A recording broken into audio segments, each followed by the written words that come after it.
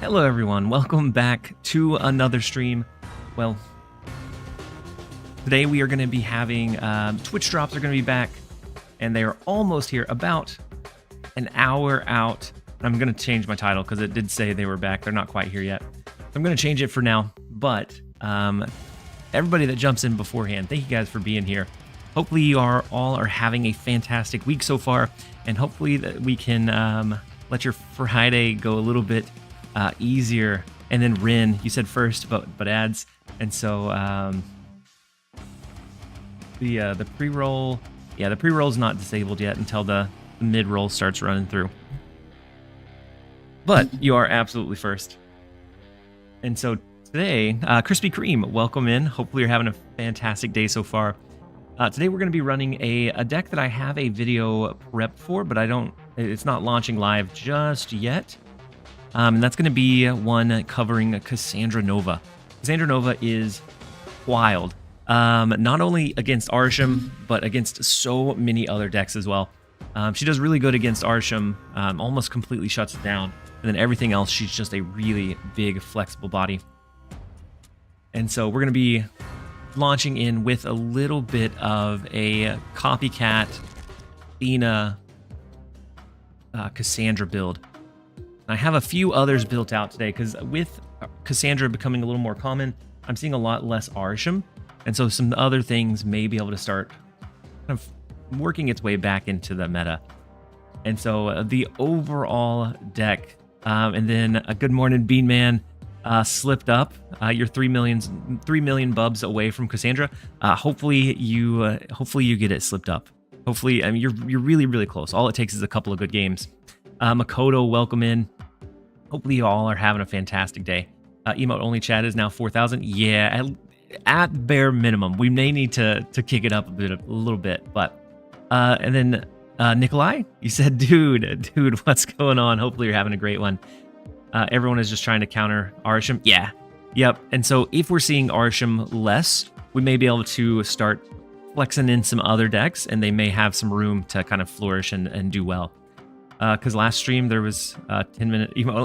I think it got up to 20 minutes. Rin at one point. It was it was a bit much. And then JC Hutch, welcome in. Hopefully you're having a great one. And so this deck itself runs very similar. It uses the Kitty Pryde Athena Angela core, which is a really good kind of low to the ground power engine where you're pushing power into multiple lanes. We have the Korg Rockslide Hawk package, which even outside of Arsham is going to generate a lot of just disruption for the opponent. Plus you get a pretty sizable Hawk as well. We have Jeff and Nocturne as those movable pieces where we can use it to ramp up Angela and then move it out later. We have Copycat, which is really starting to shine now that Arsham is being suppressed. Copycat has a lot of room to really flex how good she can actually be.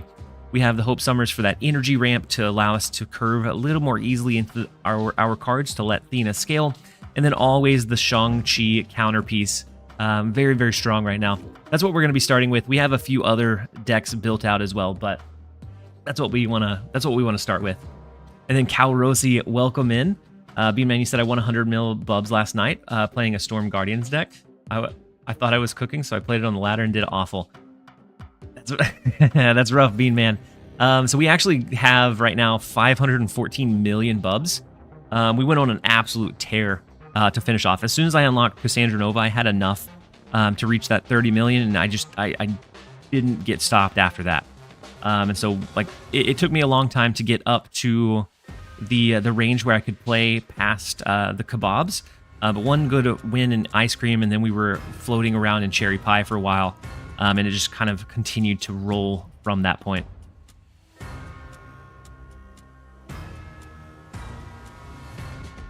What if you beast Cassandra? So Tickler, I would think more in line with doing like an Absorbing Man. That way you can do it on 3 and 4. Because if you do Beast, you would have to do it on 3, pull it back in on 4, and then play it again on 5 or something similar. Which is a really tight turnaround to get anything else down. Which is a great play on tempo. Would you try Cassandra in the Namora as Guardian deck?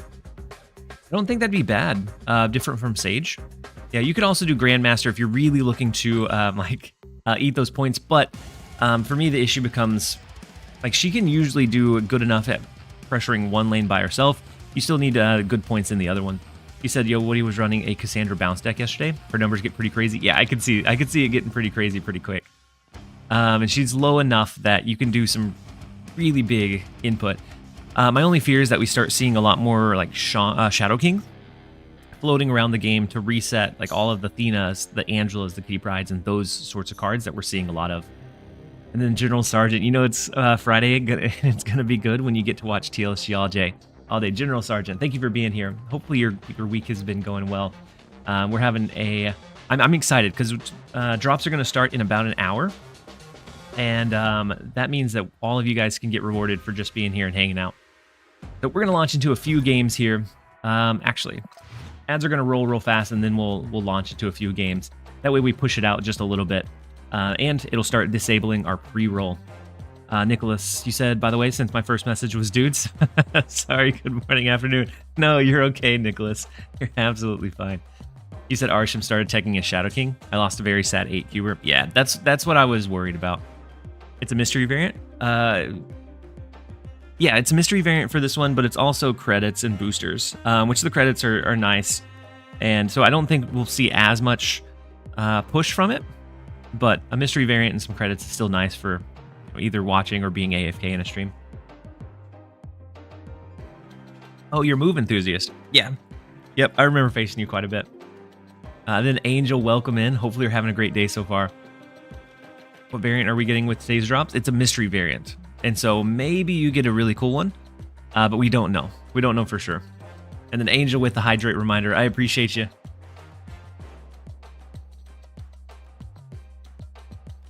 And then Nicholas for the content staying in. Yeah, we may pull a pixel, but hopefully not. Hopefully you pull something really, really nice.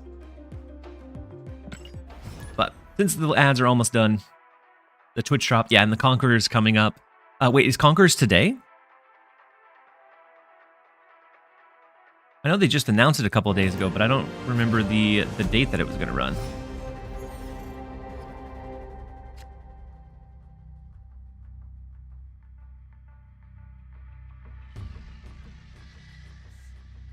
I'm looking to see where they posted it at.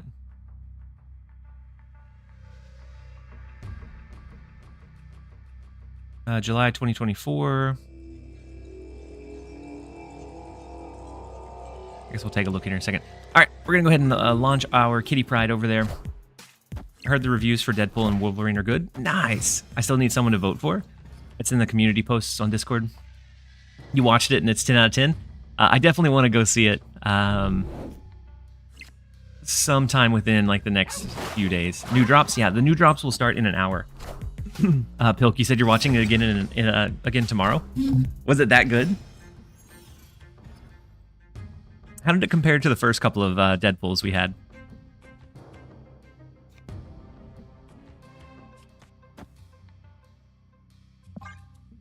Hydra King, welcome in. Hopefully you're having a great day so far.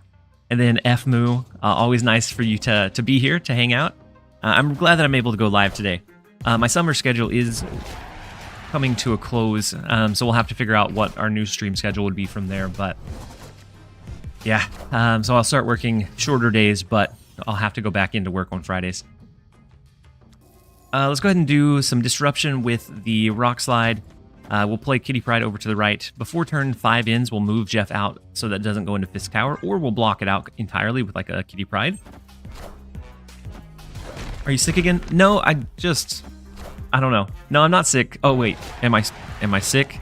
No, Fridays right now I'm working summer hours, and so I'm off longer I work longer Monday through Thursday, and then I'm off on Fridays. And so I think this week or next week will be the last week that goes, or that is possible, unfortunately. But all right, let's go Thena, Nocturne, and then we have the Jeff that will move over to the left, which is going to be fine.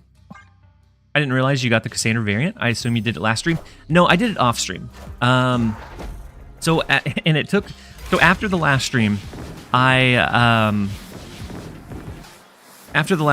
played for about 3 more hours. And not only did I get Cassandra Nova, but also the variant. Like, it snowballed so incredibly quickly whenever it happened, that I didn't mean to I didn't mean to get it, but we did nonetheless. All right, so we have the Shang-Chi. We take out the Ajax, but then that leaves Demon as the highest power card here.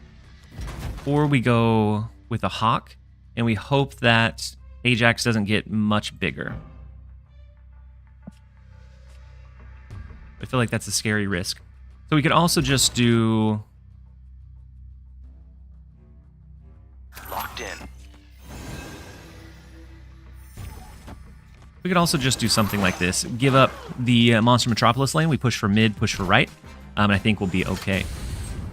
After the last Bub market upgrade, things scale way faster. Yeah, I absolutely agree. Once you hit to that 30 million, the big jump from 600 to 30 is huge. But after that point, and I only faced one bot along the way. It's just I was able to get into some bigger winning games. And it felt like I lost those like coin flips much less often. I played for over 16 hours and I'm only at 8 million.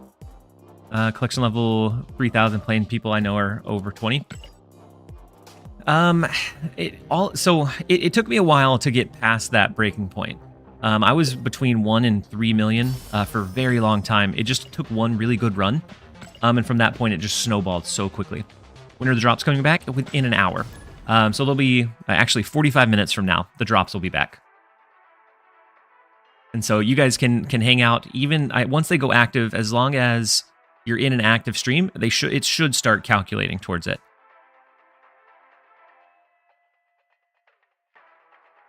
Got Cassandra last night, but definitely taking a break now before trying for the 30 million. Yeah, and so what I was gonna do was just trying for 30 million since I had a big surplus, and then I was gonna let it sit and ride until it auto-generated, but I ended up not even needing to sit and wait it out. Took me like 4 hours to get the variant with Kazoo Gilgamesh.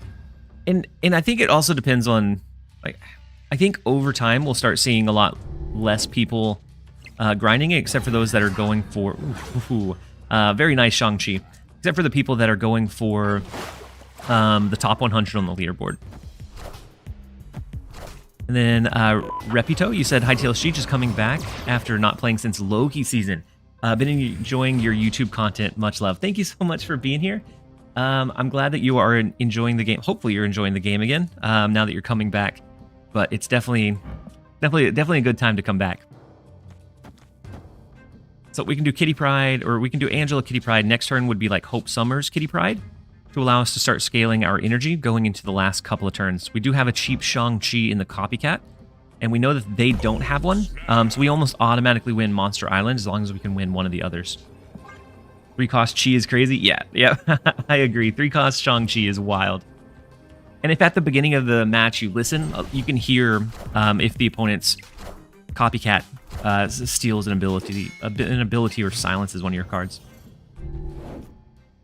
My low collection level alt only gets bot and diner, so some sort of match. Yep. There's some sort of matchmaking banding, but I don't know like what range it uses. So we can do Hope Summers Kitty Pride. We could also do the Rock Slide, but I'm not sure that we need to. I think we'll be able to scale enough in the vault, because next turn we could always do Hawk plus Kitty Pride. We have the Rock Slide, the Copycat. We have some big pieces going to that last one. Oof, the Eliath is treacherous from Valentina. So we don't have the extra energy going to the last turn, unfortunately. We have a 3-cost Cassandra Nova.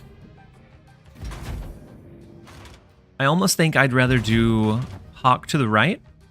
Next turn would be Copycat in the left, Rock Slide, to be able to win this lane and push Hawk back up in the right. Drops today? Yeah, the drops start in 45 minutes. This time there's not a set variant with it. Ooh, they could have gotten their Shang-Chi back out of the Loki, so nice line from them. Unfortunate that they're running the Loki deck, but maybe we can still find a way to win.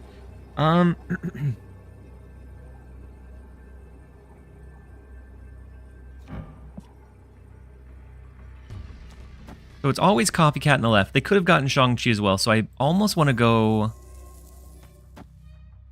Nocturne as well. And just leave everything stacked in the left lane.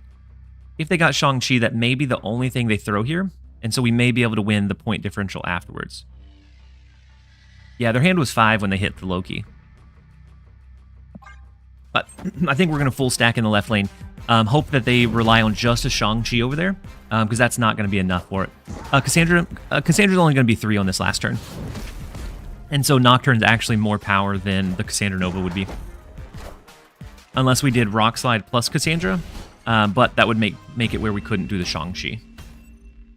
Victory. Yeah, we're getting drops in 45 minutes, they'll start. So it's going to be, I think it's credits, boosters, and a mystery variant at the end. And then Just Ichi, welcome in. Hopefully you're having a great day so far. We were excited to have some drops, and this deck feels like the new, like tier 0. This feels like the... It's not bad. From the season caches. I'll take a free variant anytime we can. The card I'll never use, but I'm hopeful that someday they'll turn him back around. The Cassandra deck definitely feels like it's the new... It's kind of an underwhelming... yeah, but it's a free one. So I can't really argue with free.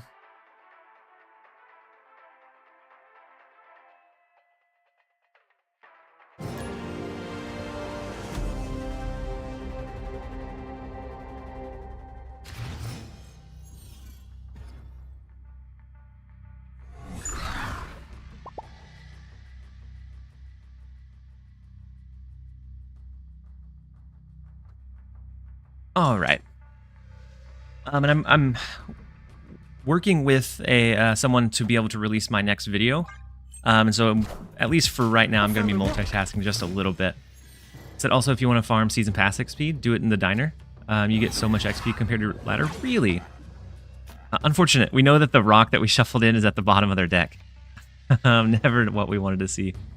We can go Angela into Jeff to the left, moving it eventually into Kunlun.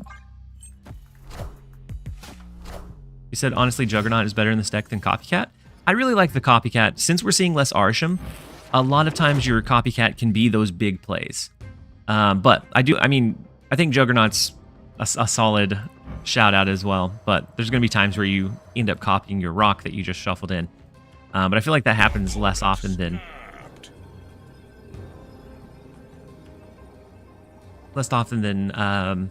especially with the Arsham meta. We get something more consistently good most of the time. So with the Nebula, it looks like probably a junk or clutter deck. So I want to use Copycat this turn so that we can next turn scale Arthena. But I think we need to opt to go for Jeff in the left so that we have that flexibility. Because I think this is a Viper, Green Goblin, White Widow. No, Thor. Okay, surprised me. So they snapped because Nebula's got that free scaling in the miniaturized lab. So let's go ahead and go Cassandra Nova. They helped us out a little bit with Thor shuffling a 1 extra card into their deck, so we'll get a little bit of extra value on Cassandra. She'll be 8. And then next turn, something like Athena Copycat, unless we get something better.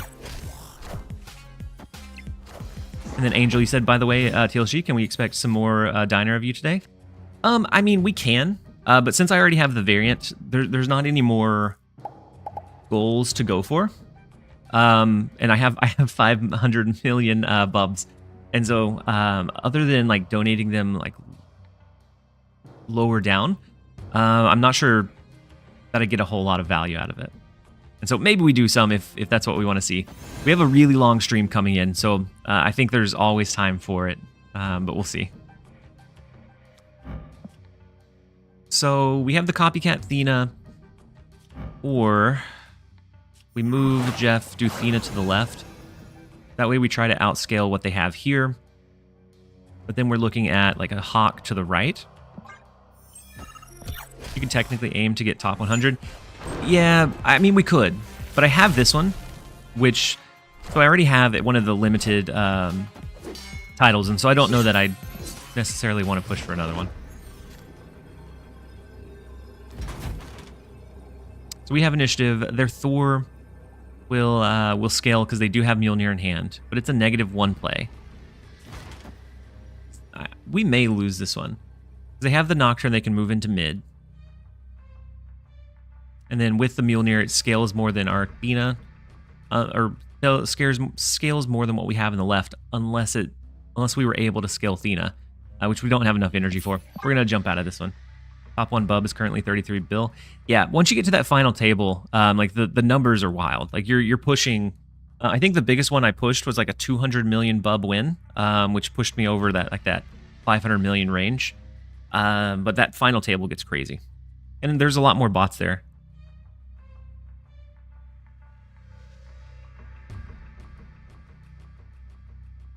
I want to grind and get the variant just to donate bubs to people. Yeah. Yep, that's what I plan to do with my extra or my excess. Do you get cards randomly from your deck, or your deck have a random order? But you get cards in an order.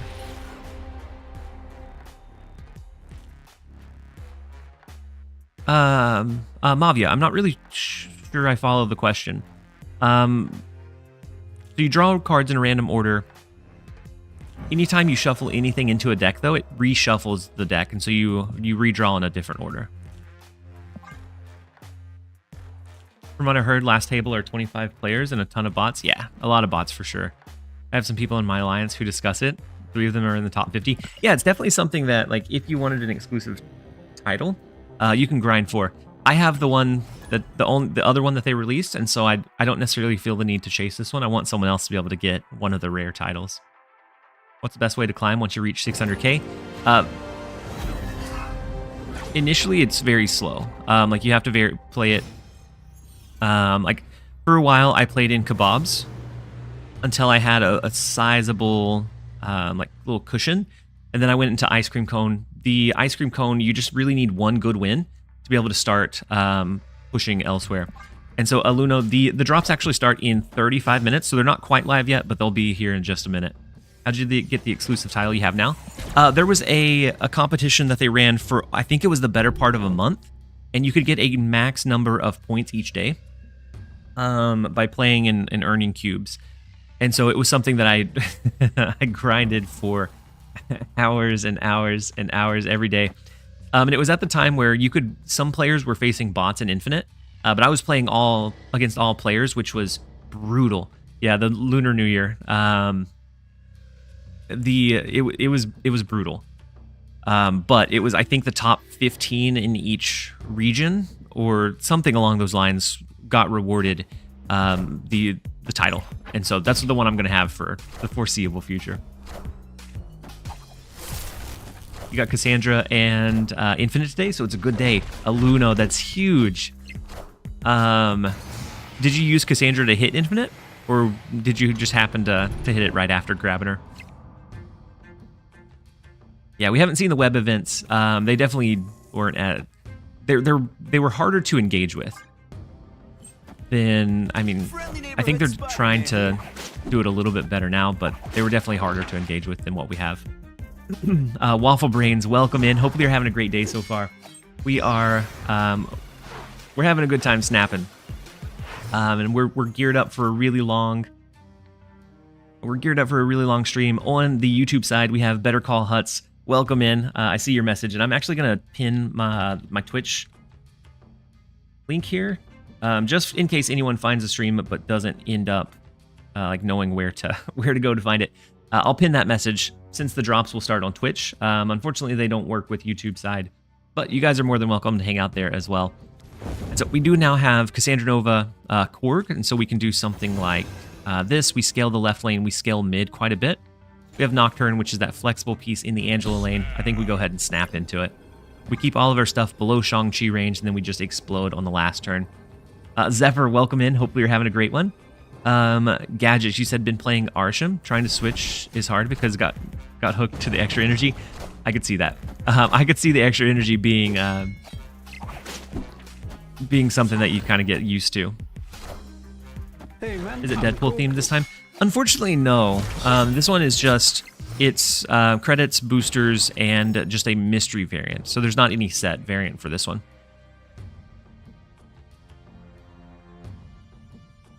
Said I was expecting the diner would be a community milestone. That would be kind of cool. Give everybody something to push for. And so we can change the right lane. Do we ever want to drop Hawk this turn? Yeah, maybe. We have the really big Hawk because they push so heavily in the right lane. I think we go ahead and play Hawk to the right. We're scaling mid, scaling left, and then they'll have to choose where to use Shang-Chi. And I think we have some significant power elsewhere. The only problem would be the left lane.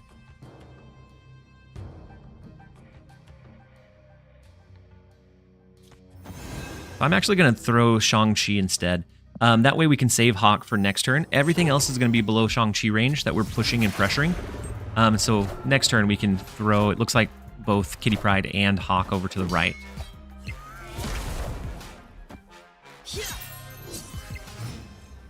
And then Chief, you said should use my tokens on Arsham or Copycat if I don't get her in the spotlight. So Arsham right now with the Cassandra Nova stuff floating around is really, really difficult. Or it's really difficult to play against or play with. Because the other decks that are around just outclass it so often. So we could do Kitty Pryde and hope that she goes into something bigger than what they have. And then do something like Hawk, Kitty Pryde. Depends on what their last turn play is, really. Hello, Destroyer. Don't you wish that upon us? It's either that or we float the Hawk in the right lane. But if Silk bounced over here, then we would lose. We have initiative, so it also depends on where they play, I guess. Let's go with this one, and we're gonna hope that he didn't summon the Destroyer on us. Wait, the leader is okay. That's not bad, actually. We'll take leader because we do have the big Hawk on the right.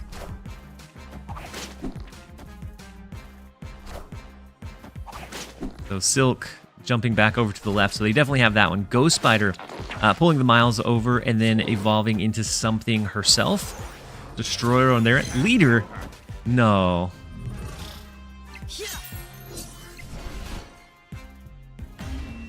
Had our deck had more cards, very many more cards, we definitely would have lost that one. The double leader transformation is kind of crazy.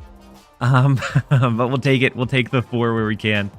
We'll jump over into the next one. It was very close. It was a lot closer than what I thought. And then Alice, the drop start in 30 minutes. So let me, hold on. I'll put it on the screen so that.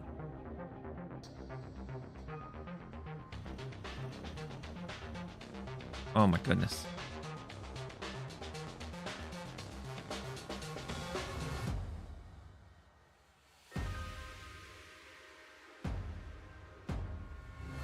Oh well.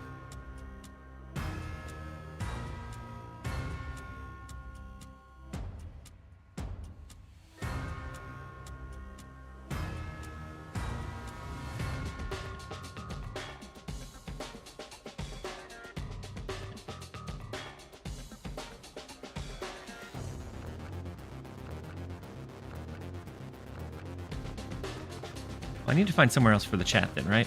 We have the drops here. We'll move the chat up.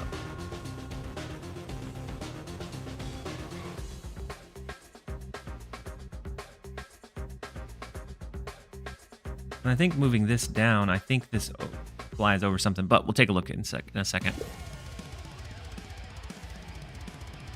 They said they have no plans on re-releasing the variant. The 500 mil variant? If so, that's kind of nice. And it definitely snowballs after you get going, and so like once you're at the 30 million range, I think it's very much attainable. It feels like a much smaller leap from 30 to the 500 versus the 600 to 15 million was a gigantic one. All right, let's see. This one's not. Okay, I think that should be better because the Marvel overlay or widget doesn't bleed into anything, so that one should be okay. Spotlight variants are $30 worth of gold. Yeah. Yep. Which is wild. All right, let's go with Angela to start off. We do have Thena and Jeff, so we have our scalable pieces so far. Cho, welcome in. Copycat replacement, Juggernaut. Juggernaut's going to do great for you. I mean, just about as good, if not better. So let's go Thena. We're going to go do Jeff to the left. And then we'll see what we draw. Drawing a Kitty Pryde would be nice to make sure that we can continue scaling Thena.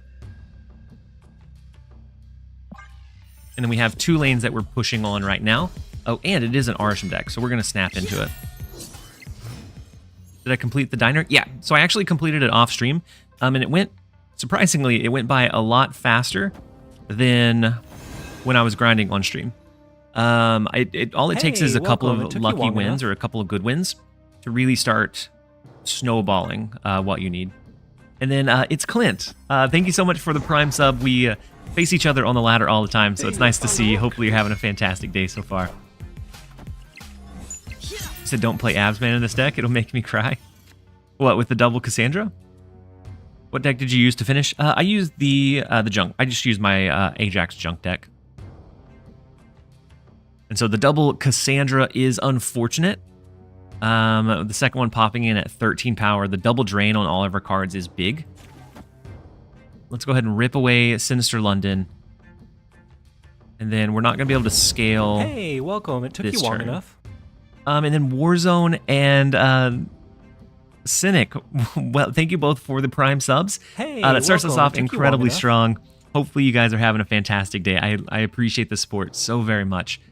Since we're going to steal the left lane with Shang-Chi, I think we're going to play Hope Summers into mid, and then next turn we'll see what we draw, but most likely we're going to hold the Shang-Chi for the last turn. And then, hey TLSG, if you don't mind, if you don't have Ajax, which deck would you recommend? So it depends. Earlier on, Arsham was doing really well until you start facing people that have Cassandra Nova. And so after that point, it gets a little bit trickier. There's a lot of Thena, Angela, Kitty Pryde stuff going around. That feels like the new kind of like meta monster. Yeah, the Kitty Pryde shells are doing really good. And if you are going against non-Arsham, you could go back to Junk would do okay, but it does fall a little bit to the Kitty Pryde stuff we're seeing. Mill decks would be fine. It opens up the decks that would be okay. Once you stop seeing Arsham. And so even like the Hammer Bro counter deck that I posted the other day, I think would do okay. It's mainly about finding something that you're really confident in and that you can read early. And so I heard a lot of people saying that they enjoyed running like a Phoenix Force deck, because you typically know before turn 3, before that double up happens, if you're going to have a good chance of winning or not. And so like a combo deck can have a unique draw or value in the game mode, because then you can retreat out for 10,000 versus staying until 100,000 and realizing you're going to lose. So we do get the Cassandra Nova, so that's going to give us a way to win in one lane. We could do Cassandra Nova, Shang-Chi, and just leave all else as is. Just in case they move the vision. We'll go ahead and boomer snap into it. Mill does well into Arsham. Mill doesn't do great into Arsham most of the time, because you don't have a consistent way to get rid of all of the resources. Yeah, I mean, it's doable. You can win some matches, but if you're in the diner, I'd almost retreat before 3 if you didn't have like a really good lineup. And then Bulba, you said, are you going to stream the Conquerors? What time does the Conquerors start? And then T Greenathy, welcome in with the hitting the gritty. Welcome in. Hopefully you're having a great one so far. And so I got distracted. 3 p.m. Oh, is it today? I think just good cards mid-range. I mean, we may take a little bit and test it out. I know that they have some pretty good players in competing with this one. I don't know if you guys saw, but I guess what roster was announced, because there's some pretty good players that I think it should be a good time for sure.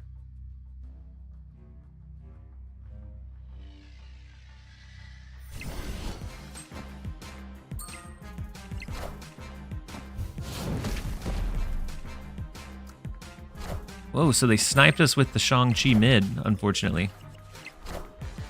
But Cassandra Nova is going to be just a little bit bigger, and we are able to outscale the left. And so even with the Shang-Chi snipe mid, we have the huge Cassandra Nova to allow us to have that 4 cubes. And that is going to take and cut away the consistency of Arsham so much. And it feels good to be on the winning side of that advantage now. Do you have any advice for Deadpool's Diner besides retreating early? Also, don't... Within certain ranges, I would stay a couple of tables back.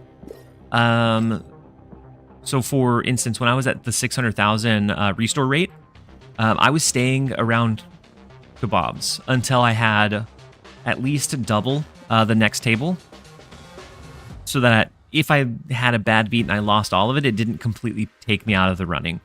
And so even if I had 500, 600,000, I, for the most part, kind of stayed in a lower tier so that if I was losing or if I went on a streak, it wasn't as tilting. So then that took away some of the anxiety of a bad loss because you'd stay in there. And then T Greenathy going crazy with the Gigantify emotes today. I appreciate them and I always love seeing them come through. Can TLSG donate bubs at maximum effort? Yeah, I do plan on donating them down, hopefully making it easier for other people to grab Cassandra. Do we know the rewards from the Twitch drop today? Yeah, so it's a mystery variant. Mystery variant should be the last one, Modox.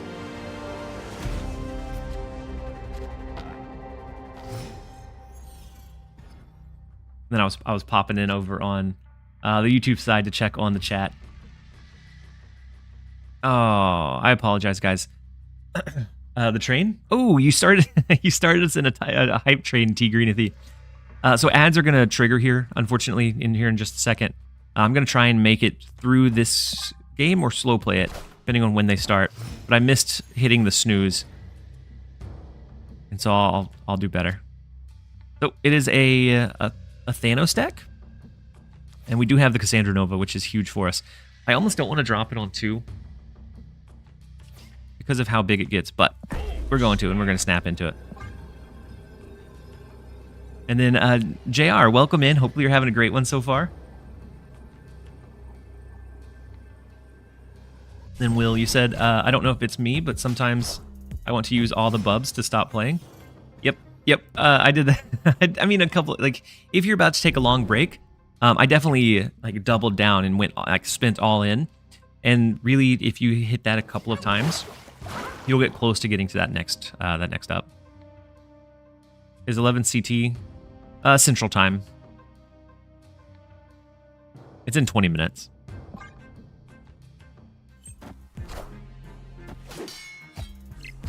Bobby Lee Swagger, welcome in. He said, hi, TLSG. What card do you think I should buy with my tokens?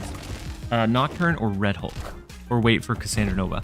Do you think you're going to grind out Cassandra Nova? We still have another, over another week. So if you think you can grind it out, it might be worthwhile to do that. Save yourself the 6,000 tokens. Nocturne is one of those really flexible cards, but she a lot of times doesn't break the deck wide open. So I think you'll use both of them a lot. I use Red Hulk a lot in junk decks, but you can also replace him with another big body. That's a tough one because I think they're both pretty solid. I do think Red Hulk is coming up in the Spotlight caches in a couple of weeks, and so I think Nocturne would be better because of that.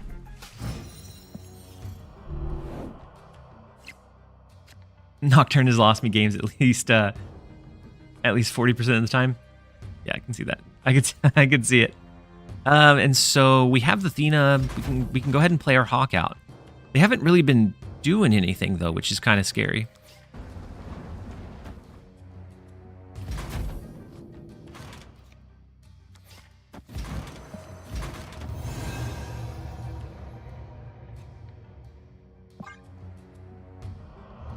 Unpopular opinion, 500 mil is easy in 2 weeks.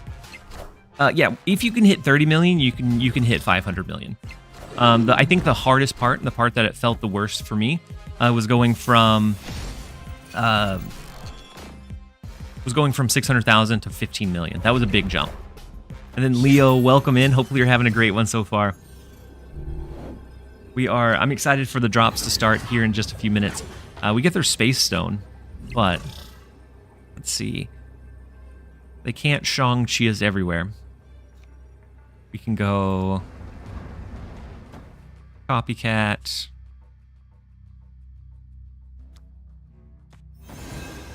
Shang-Chi, move Jeff. That way Shang-Chi stays mid. So if they just drop a Shang-Chi here, then they wouldn't have enough power to overpower the 5. We'll scale on the left, continue scaling in the right. I appreciate it, Bobby Lee Swagger. We do get the retreat from him. Cass just wrecks Scardex. Yeah, yeah. They can't get the 10 power that they need to start discounting the Scar. You think US Agent is worth the 6,000? At one point, yes. But the meta has shifted a lot into 3 and less. And so he doesn't, so like this deck, for instance, he only hits 2 of the cards. Versus before we ran like a lot of like big body, high cost stuff.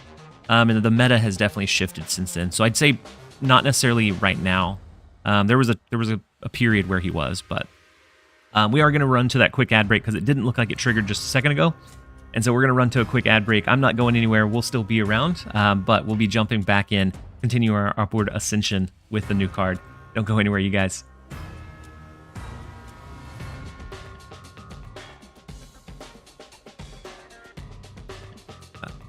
Literally the same before the Arsha meta. I'm close to the same. Like there's a few decks that don't do as well now. So like Mill, I think is still kind of on the fence, but. And then Beanman, you said, what spider people do you have? Let's find out. Let's find out what spider people we have. I did just pull a new Green Goblin this morning off of the collection track, but. So as far as spiders, we have all of these that you can choose from.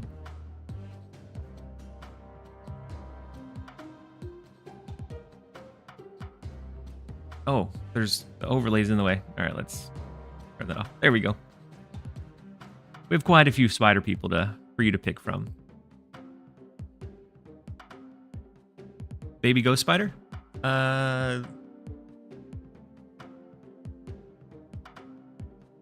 This one or this one? The one with the blue or the regular one?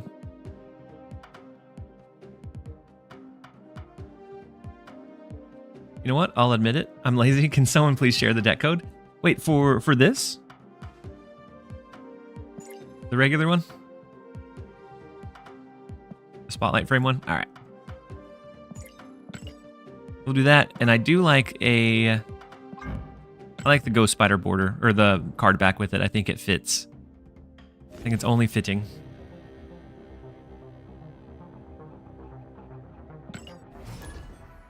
We should be back from the ad break, and so we'll jump into a game. Kenny Cooks, welcome in. Hopefully you're having a great one at work. Hopefully it goes by quickly. And then Drew, you said, I get the occasional bot. I hate being at high MMR collection levels, and I'm getting mats. Yeah. Yeah. Yeah. It was definitely a little bit more of a grind. I didn't have very many bots on my path to 500 million. But all you need is a couple of good wins at that upper range for it to really start snowballing. And then Bulba, you said after you purchased Shaw, did you use it a lot? I want to buy it with 6,000. So I actually I haven't purchased it. And I don't think I'm going to. Since he's such a limited role player, I can just wait until he's in the spotlights again. Same thing with Cole Obsidian. I didn't open the caches. I didn't open the caches this week, even though I don't have Call Obsidian. I think I'm just going to save the keys, because he's a card I'd like to have at some point, but I'm not in any rush. Instead, I just used the 6,000 tokens for Copycat this week, so I could save my keys for later. And then Gabe. So the drops start in 14 minutes. And you'll be able to check it from... Oh my goodness, the link for the inventory is wrong. I'm going to fix it now. So thank you for giving me the heads up. We have Purslane. The Nexus is interesting. We could always drop like a Nocturne and threaten to turn it off later. We could also go ahead and do like a Cassandra Nova so that it's 7 power.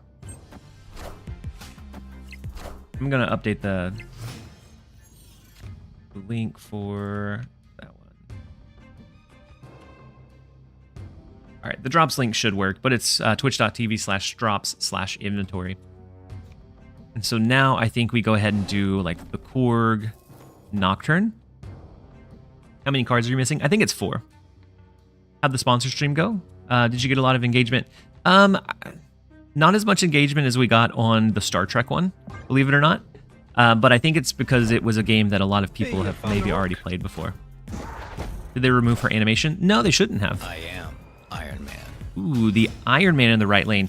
But now we're making them worry about, are we going to rip away the Nexus or not? And so it becomes a question of which one do they push for?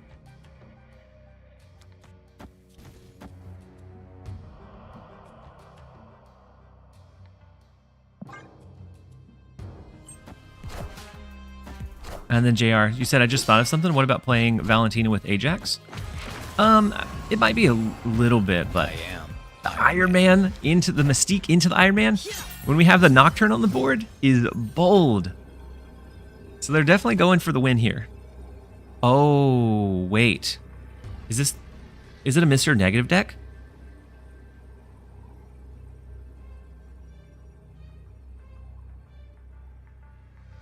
They may just drop Mr. Negative into bar with no name.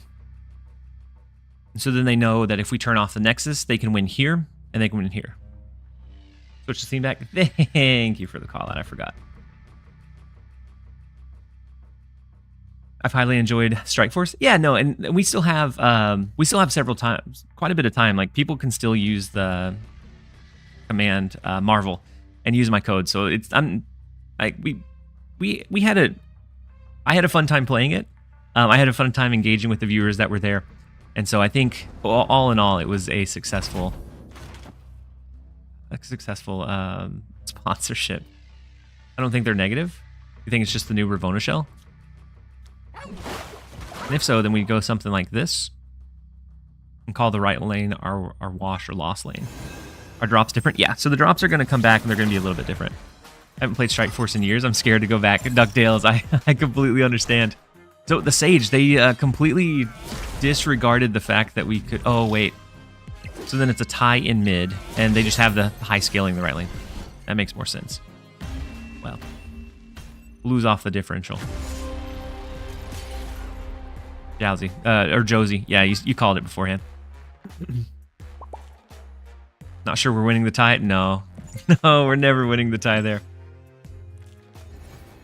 But I do like Strike Force. It's one that I played when I was taking a break from Snap, and it was really cool to be able to engage with the Marvel characters outside of Snap. So I was able to learn more about the different team synergies, which I thought was kind of a cool way to make those connections between this game where you can throw anything together versus that game where you get bonus or benefit from building teams that typically want to be built together.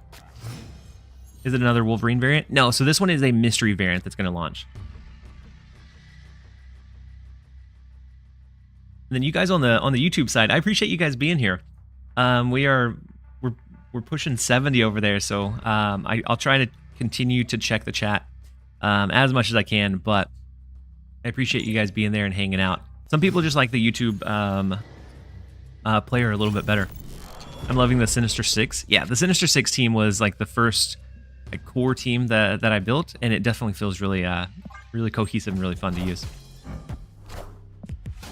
About to go clock in, but hope everyone had a good day. B Doggy Dog, welcome. No ads there? There's a handful of ads there now, Rin, because that channel is monetized. But I don't think it's as much. I don't think it gets triggered as much as something like Twitch. But B Doggy Dog, hopefully you're having a great day so far. We're glad to have you in the chat. And then we're 8 minutes away from drops launching. Any chance for a 1080p stream? Is it not in 1080? I thought it streamed in 1080.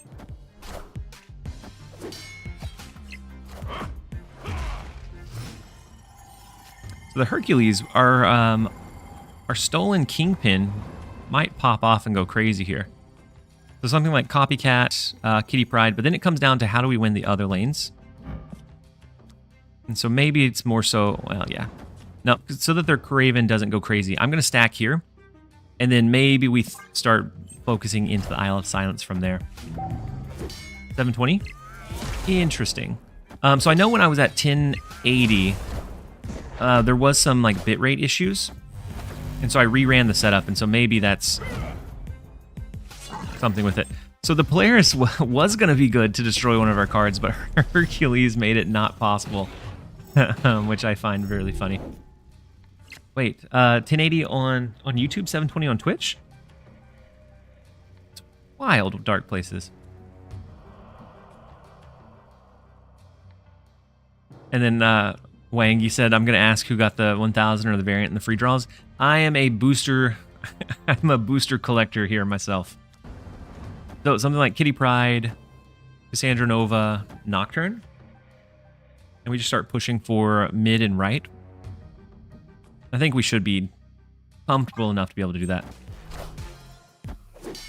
And so I'll look at the Twitch settings because it should be streaming the same to both.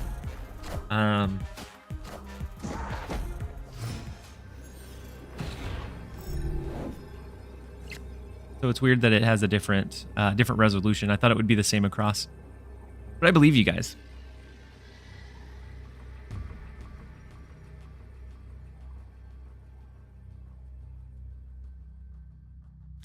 And so we have a really significant lead here. I think we just bypass playing anything into this lane so that we don't scale Angel up within Shang-Chi range. And then it would just be... highest power play would unfortunately be something like this.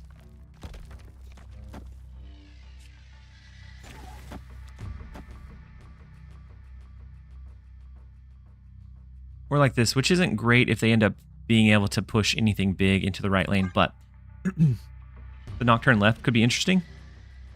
Nocturne left could be interesting because it would bounce there and then bounce. We could do it to bounce there and then bounce into mid. They do stick super heavy into the left lane, and so we're not going to have enough power to overcome that since our Cassandra was small. And we put, I think, probably a little bit too much into the middle location. Nocturne left and fill mid. Might have been the line. The downfall of playing Hawk mid-range is not drawing the big guy. Yeah, and you don't always need it. Like sometimes you're going to still be able to get a good Cassandra Nova. You're going to enable like your Angela, but without any of those other engines, sometimes you're going to be pushing for 2 instead of 3 lanes.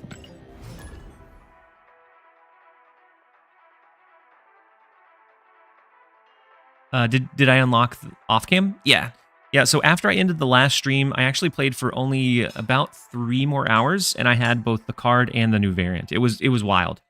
It went from losing all of the coin flips and all of the really tough matches to getting a couple of lucky flips and like winning the coin tosses more often, and then it just snowballed from there. Does anyone know when the drops go live? 4 minutes should be. Using the mill deck? No, I used the junk deck for most of it.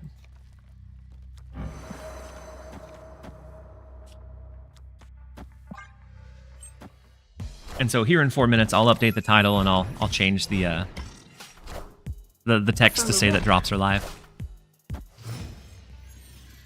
So it's an Arisham deck. So all we need is a couple of our big bodies, and we should be good to go. Of course, we have to be able to draw them. So let's go Angela, Kitty Pryde. We have no problem being able to scale Athena if we get it, but it's just a matter of drawing it. Did you try Marvel Rivals? I haven't yet. I'd like to at some point, but I haven't played it just yet. Did you play most games at the 2 mil table or 10 mil?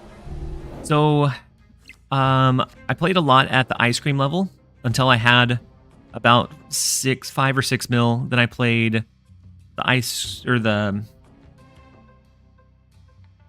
I played at the 2 mil table from there until I had almost double the 10 mil buy-in. Then I pushed 10 million from there. And once I got to 30 million, it just, everything snowballed from that point. So I think we go Rock Slide, Kitty Pryde. Captain Marvel will need to do Nocturne over there by the end of the game so that it doesn't just auto win that lane. And so that means we can't turn off Limbo, which I think is probably fine. Is it me, or has Jeff lost a lot of value since the Professor X? I would say not necessarily. I know someone else at one point said that. But for me, Jeff, the reason why he's so good is he allows the flexible movement. So, like if you get Doc-Ocked, being able to move a card out of that Doc-Ock lane can be the difference between them having an easy locked-in location and still needing to kind of worry about what you can do there. It's easier to play into like those locked-in locations, and so I don't feel like he's lost anywhere near as much value as he could have. It could have been much worse for sure. Are the new drops to come? Yeah, so 2 minutes with the new drops. So the big Shang-Chi from the Arsham deck, which is perfectly fine. The Arrow, the Shang-Chi of their own, the Leech, the Daredevil, we'll take all of those. And so we'll just need a blob here at some point. Let's go ahead and change Luke's bar so that we can push for that lane. And then it's going to be Athena. We'll go ahead and do Kitty Pryde as well. We'll start scaling in the left lane. That way we can pressure left, mid, left, right, and mid. Why Nocturne on Limbo? So, since they have Captain Marvel on the board, if we didn't Nocturne and change Luke's bar, they would auto-win that lane. And so we had to. I had to leave Limbo alone. And I played it here so that it would scale the Angela. And still no Cassandra or Hawk. Unfortunately, it's wild. We have a 66% chance to draw it next turn. Unfortunate as it is. So their vision can move around. We can do Hope Summers, Kitty Pryde, so that Angela stays below Shang-Chi range. The Athena will scale here. And we need a big finisher.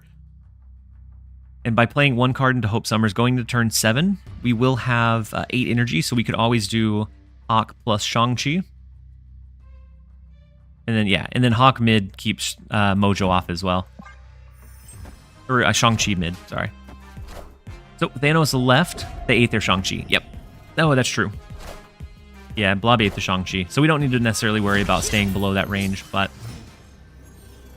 we need Hawk or Cassandra here. Cassandra, I think, probably does it for us.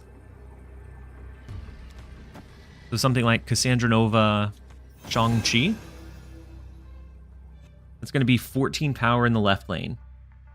Brings us up to 28. We can also do the Kitty Pryde to the right. They do have the vision, though, that they can move, which might make it a little bit harder to win. Kitty mid.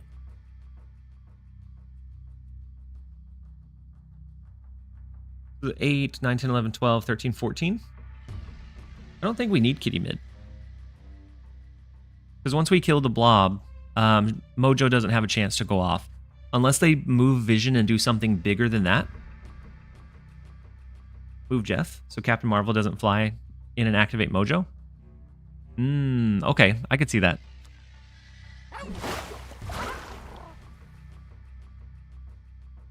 So right now that's 8, 9, 10, 11, 12, 14, 9, 11, 12, 13, 14. With the Shang-Chi, I think it'd scale over it. I think it is a good call on moving the Jeff. So the vision comes in, moves over to the right. Ronin is going to be just his base power. The Rogue comes in to the left, and she doesn't steal anything. As long as we can outwin that middle lane, then I think we're going to be perfectly fine here. Shang-Chi comes in. Swings mid. We have left locked in, and they can have the right lane. They don't have it by much, though. They don't have it by much. I do think with Jeff in mid, be an extra 5, 11.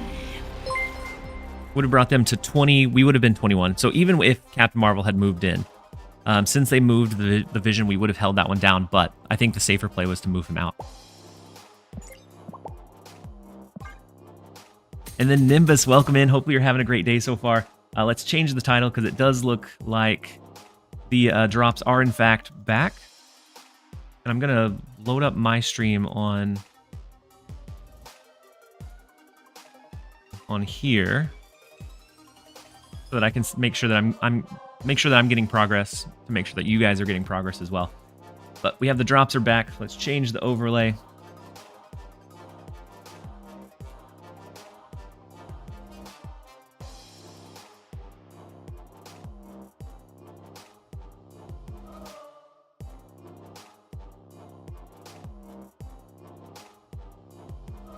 Then we should be good to go. So if any of you guys over on the YouTube side have a Twitch account, if you link your Twitch and Marvel Snap account and at least suffer through on the Twitch side for a little while, that will allow you to start getting some free drops. But if you want to hang out on YouTube, that's okay as well. And then Josie, we don't have fast drops here.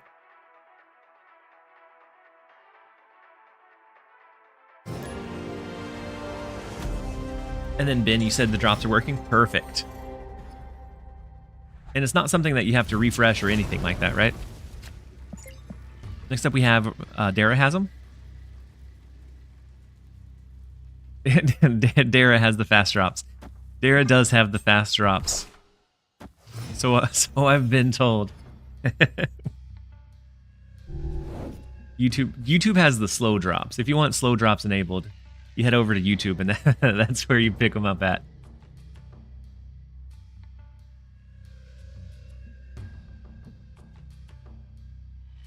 YouTube has the fastest drops. they have something for sure. The drops are live. Midnight will open the variant. Black Smoke. Midnight for your time. Ooh.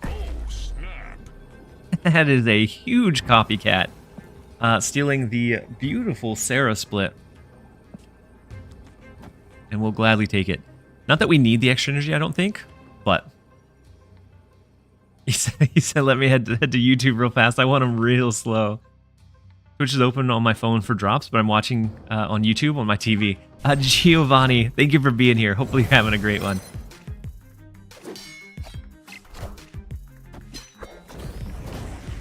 It'll be midnight when you hit the variant. For my time, it'll be 5. It'll be 5 my time whenever we hit them, but TLSG stream has time travel drops. If you watch 6 hours, you get them all. You get them all in one good lump sum. And so everything is limbo now. There's no chance that we ever turn limbo off, unfortunately. Let's go Nocturne, Athena. Rin, you said it's already midnight there? Wild.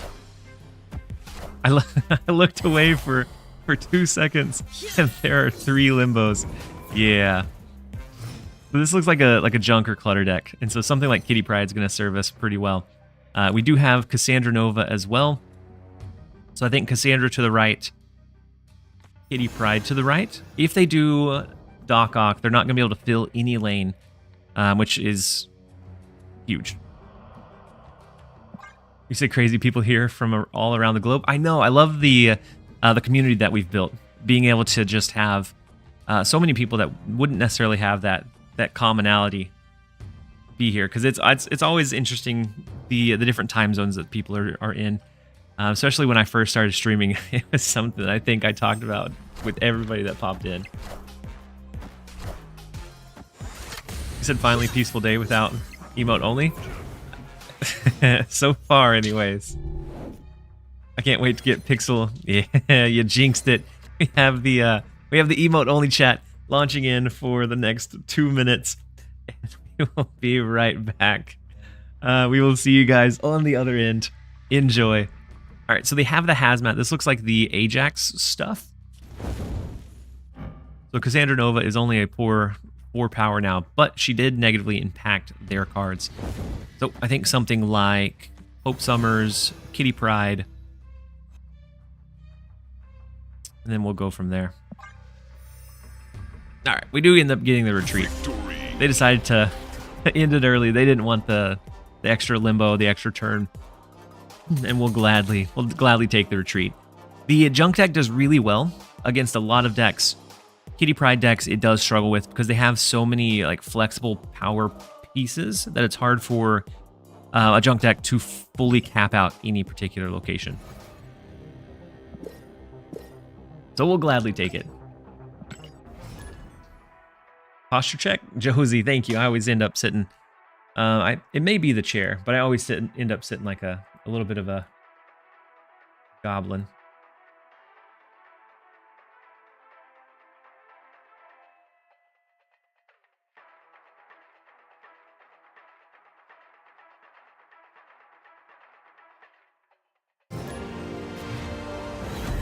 And then Pyro, you said maybe due to dual streaming? What? And maybe that's been for a while ago over on the YouTube side. But from the dual streaming, is that the? Are you talking about the quality difference? Could possibly be it. And then the Hefty Messiah calling for a snap, Black Smoke calling for a hydrate reminder. I appreciate you guys so very much. Let's take the hydration. Against good old Hammers, they have the Red Hulk in their opening hand, and so that's going to scale a bit. We have Cassandra Nova, and we have our Hawk. And so decent opening line for us. I think we go Rock Slide on 3 for the disruption. And then T Greenathy with the on-screen celebration. I appreciate it. So I think we go Rock Slide here into maybe Korg plus Cassandra Nova next turn. I like to keep her below Shang-Chi range if I'm dropping her early. And shuffling in a couple of rocks. We'll definitely do that. And ooh, I just realized we have Copycat. She stole Blink, which might be a kind of a fun thing depending on what we have in hand, but most of the time we probably won't get much use out of her. So let's go Korg, Cassandra Nova. And then sorry, I got distracted. It looks like the emote-only chat is about over. I appreciate seeing all of those flying through. We are free. You guys are free now. Korg Copycat? We could do Korg Copycat so that it rotates into something bigger. But I also want to get Cassandra Nova down so that it impacts all of their cards in hand, or in the deck.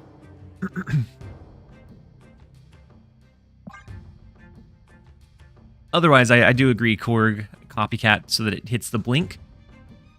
But I'm not sure if it's as beneficial as getting it down early. Free at last. You guys are free at last. And so the Jubilee pool on the left, I always enjoy facing Hammer because they have a really nice Jubilee split. I don't think I've ever seen anyone else use that variant, but that border on it is sleek. So the Daredevil Reed coming down.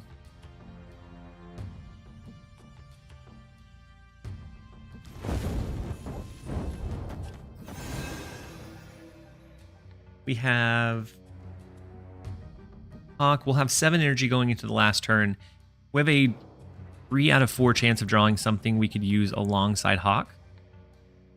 Unless they ended up putting something big down, then we could maybe Shang-Chi it. That's a nice Jubilee. Yeah, I like the Jubilee. I think it looks really cool with the border that they've chosen. And then Angel, you said I use that variant. I even have it inked with rainbow crackles. Nice. I have my gold split Jubilee with gold crackle, but I don't get to use her as much as I used to. And then Dom, you said, in your opinion, between Athena and Sage, which one is better for the current meta? I'd say Athena. Athena right now is part of the kind of core engine that I see taking over in the laps or in lieu of Arsham being dominant.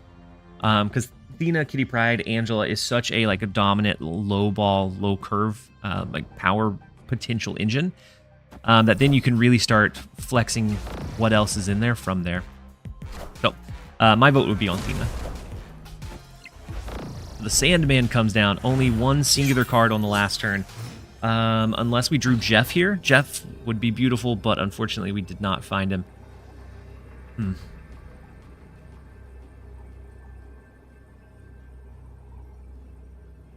So we could always Shang-Chi.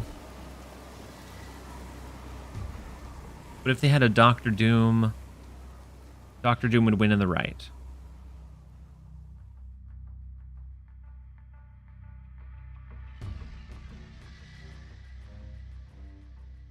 Leader, I think, would be fine, depending on if they move their Nocturne or not. Ooh, wait. Hold on. If they move Nocturne and turn off Throne Room, then Shang-Chi doesn't work. I think at any point it becomes a gamble.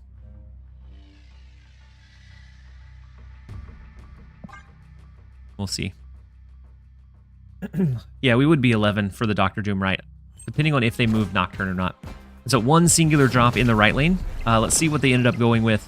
Right now, we have Hope Athena. They they win the tiebreaker for sure. Unfortunate as it is.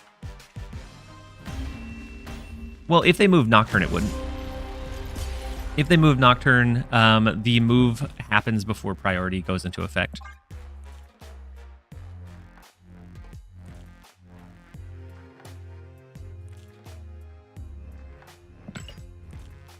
I hate Sandman with a passion. Sandman's a tough one to deal with. And then with the Hydra reminder, Hydra King, I appreciate you being here.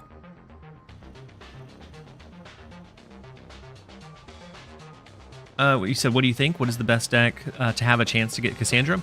There's a lot of decks that do well. Some people are running Arsham early, but as more Cassandra gets into the mix, it becomes less viable. You could also run really a combo heavy deck, so like a Phoenix Force. If you're comfortable with Phoenix Force decks that you can really see that potential combo line before turn 3, before that auto double snap happens, can save you a lot of potential losses early. And so then you can retreat more often and lose more often into when you're in a late game, you have a much bigger chance of winning those. And so only stay whenever you have like your good lines. Similar to like a Mr. Negative, but I think Mr. Negative is a little bit more fragile. Did you finish getting the Nova variant? Yeah. Yep. It took about 3 or 4 hours after I ended the last stream, and I went from the 3 million up to 500. Like it was a huge snowball effect, one after another, and it just was relentless where it happened. I missed the ad break. I apologize, guys. I found the rock. I grinded the whole event with a deck similar to yours, but with Sage instead of Nocturne, and Ravonna instead of Nova. Yep, the Kitty Pryde Athena deck is big. It's flexible enough. Yep, and then Caesar. Yeah, you're right. They lost to absolutely anything left. It was a tough one. So our copycat steals their Cosmo. I'm gonna slow play this turn because I did accidentally let an ad run here. And then Miracle Mage, thank you so much for the Prime sub. Hopefully it wasn't due to my accidental ad run here. Hey, welcome. It took you long enough. And so we know that they have the Hawk in hand. What Hawk version is best to grind the Diner? If you don't have... so I think still like Korg, Rockslide, Hawk. But instead of Cassandra, I was running Mystique. And instead of Copycat, I was running Cosmo. All right, so we've almost slow played it enough. Let's go ahead and start scaling our Athena. I'm gonna put it to the right, play Kitty Pryde to the left, and we're looking like it looks like we're going against a very similar match. That Hawk looks sick. Yeah, it does. It's a non-split too, so they stole our Angela with their Copycat, so we can expect that to come down this turn. Let's go Hope Summers, Kitty Pryde, or no, I guess it came down last turn. Whoops. Our stole Cosmo, so we could try to block a potential...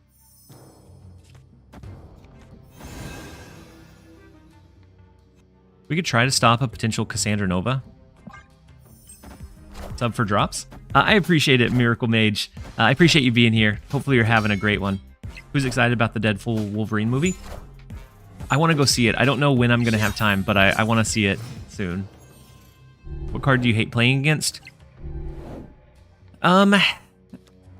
Most of the time, I don't greatly dislike playing against anything, unless it's super common and super suppressing. So towards the end, the like Professor X Cannonball stuff, it was so common and so hard to consistently beat because you just couldn't tempo out enough fast enough most of the time. That at that point, that one got pretty frustrating to play against. We can always go Hawk this turn, and then next turn we'll do the Hawk 2. Yeah, we have the two of Hawks, and then we have the Kitty Pryde as well. 2 chickens in hand. I appreciate you guys being here, hanging out. Hopefully you're all having a fantastic day. So their Cassandra Nova comes down, scales to 6. We got ours last turn. Ours would still only be 3. So their Hawk would be bigger, and we know that they have it in hand. So something like... maybe we even double up on the Hawk into something like this. Their Hawk would be 8, 9, 10, 11. I think we're gonna double up on it. Yeah, we have the Hawk Tua coming down this turn. Remember when Shuri was insane and could play in any lane? Yes, it was absolutely wild. Okay, so they hawked into the middle location. It comes down to a point differential, and we win by 1. My goodness, was incredibly close.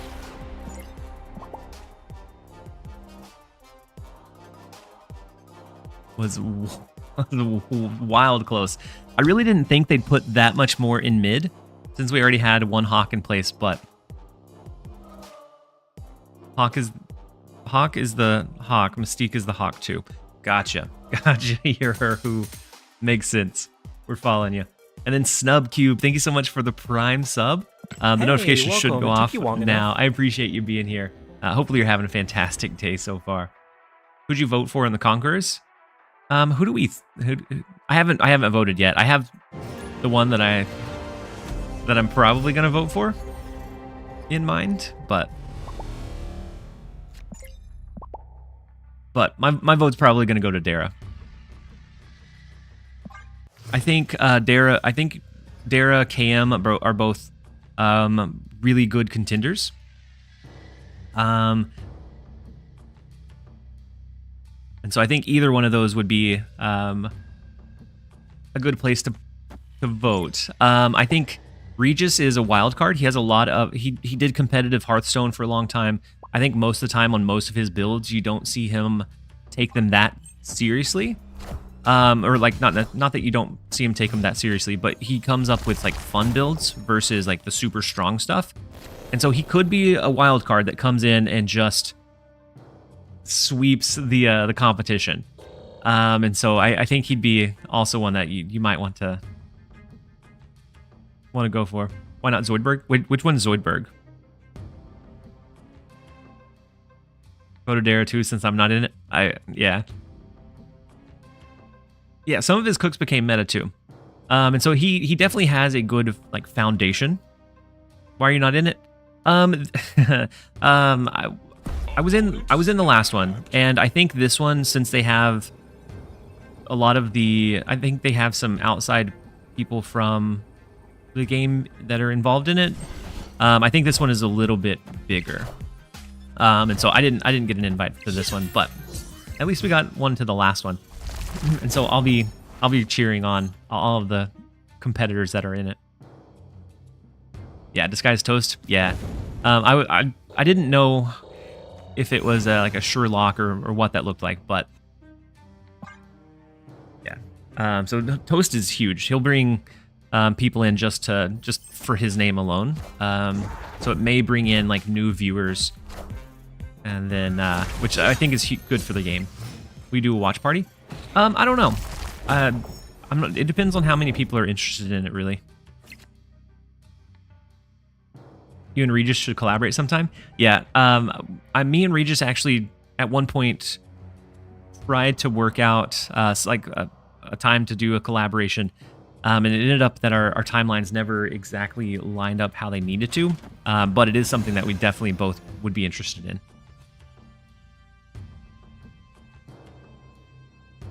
Can't wait for Regis's "I'm a genius" laugh. Yeah, yeah. If he cooks them. That's gonna be a fun watch. Can we do a poll on it? Yeah. What time does it even start? Haven't seen Toast played since Snap. Yeah, me too. So I definitely wonder how well he'll do there.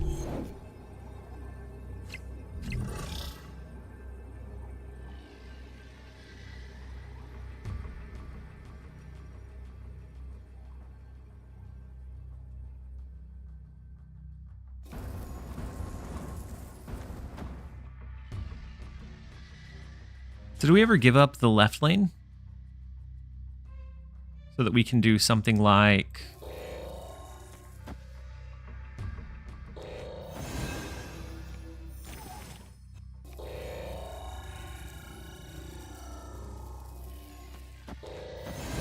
So we can do something like this. Iron Man Mystique incoming. Or a potential Juggernaut could be incoming too. With the Ravona stuff. So I think there's a good chance we lose this one, but I'm curious. I think we retreat. Yeah, I think it'd probably be a good call. Yeah, the Juggernaut guarding that left lane, the Sage in the left. Unfortunately, our Angela is not going to be enough, and we played... Had we done... No, even Nocturne over there, unless we let Thena scale, wouldn't have done it, I think. I think we had a chance to win that one with Nocturne left instead of the Angela. So I was thinking they would turn off the Danger Room so that they would have that one, but I was hoping we didn't run into the Juggernaut.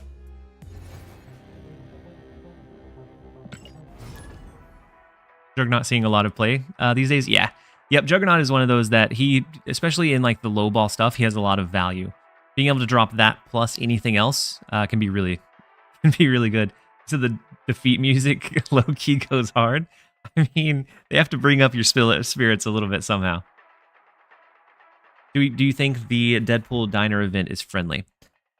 I don't like how as soon as you lose the amount of bubs to enter the table you were in, it throws like the gold purchases at you. That feels bad. Like, hey, you lost, you can spend some money and get back in. But other than that, I think it's friendly enough to be able to have a decent amount of engagement. The rewards on it are actually pretty decent. You get some gold along the way. You get a lot of borders. You get a couple of variants, and then the new card. So I think it's friendly enough, but definitely not like a completely free card. You have to actually put in some work for it. Or if you want the trade-off, then you can end up just buying it.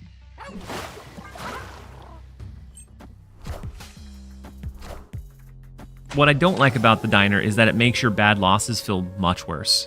So like, if you get bad beat by a card, you definitely feel it a lot more than if you lose on ladder and you can just rinse and repeat.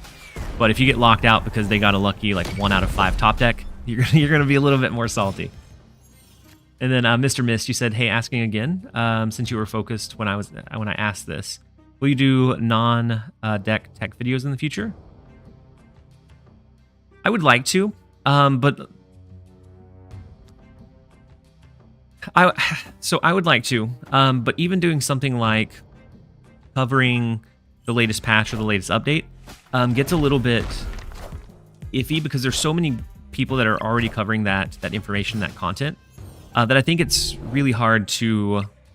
It has diminishing returns for like at least patch coverages, over-the-air coverages. Like the best decks of the week or whatever. I think there's like 3 or 4 people that really consistently do that. I would like to have something else that I could mix in, but I think it's tricky finding something that has a big enough draw that it's worth doing and putting that much extra time into.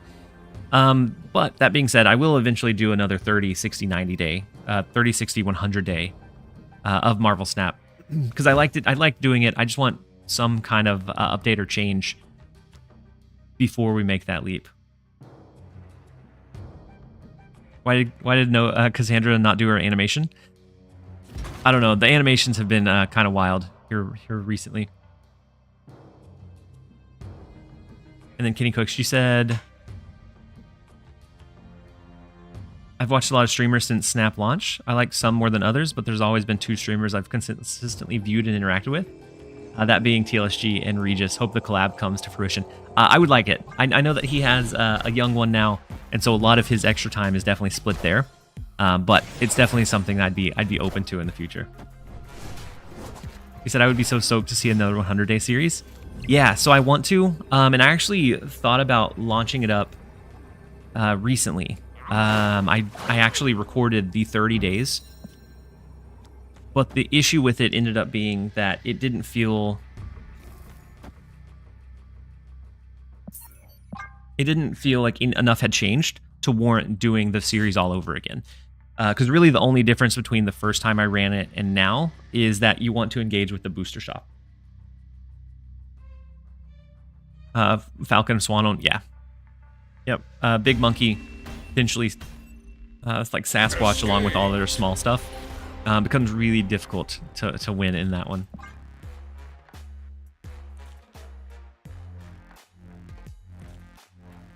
You said you think they removed the animation? I thought I saw it the first time I played her today, but since then we haven't been able to see it, unfortunately. And so let's run a couple more with this one and see how it goes.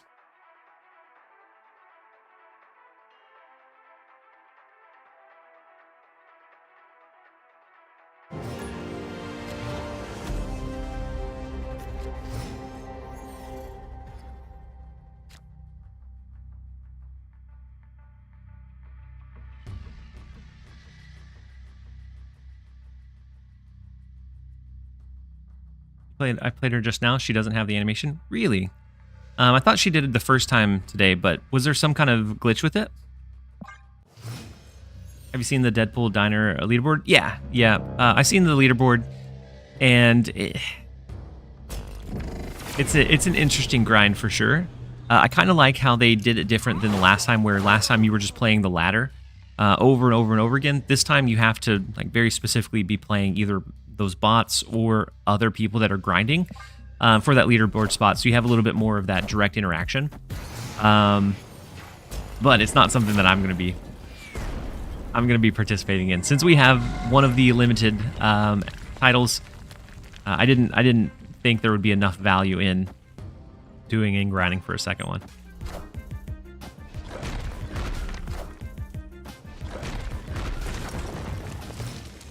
Wait, you lost a lot on the bet? Which one? Which one, Nanelle? Would you recommend Thena over White Widow? Right. I think that's a really tricky one. Because Thena right now, I think, is in a lot of the shells. You're gonna see Thena a lot.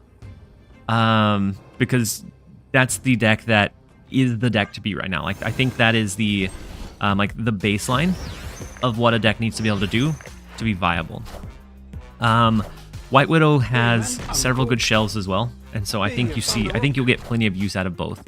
If you don't like the Angela Kitty Pryde stuff, Thena drops off a bit. And so if you like Thena Kitty or Angela Kitty Pryde style builds, then definitely I think it'd be worth it. Surprised there isn't more Shadow King? Yeah, I think Shadow King is one of those that we will see curve into it sooner rather than later.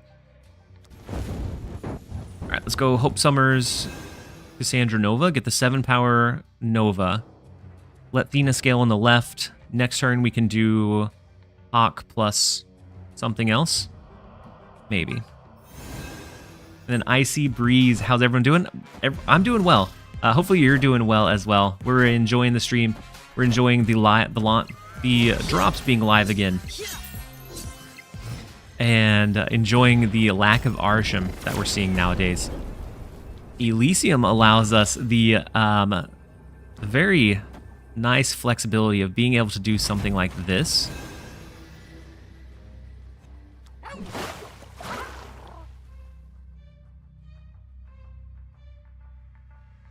Or we do something like this.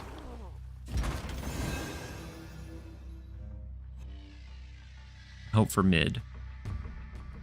Cassandra Nova smacks Arsham. Yeah, it smacks it so well that you see so much suppression from that deck.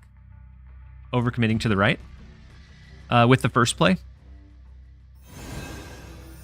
or the second one. Ooh, the Cosmo is unfortunate, but we do have Hawk coming down in mid, so we can't Shang-Chi over there. We have the Hawk. Thena scaling in the left should be enough for us to win that left lane.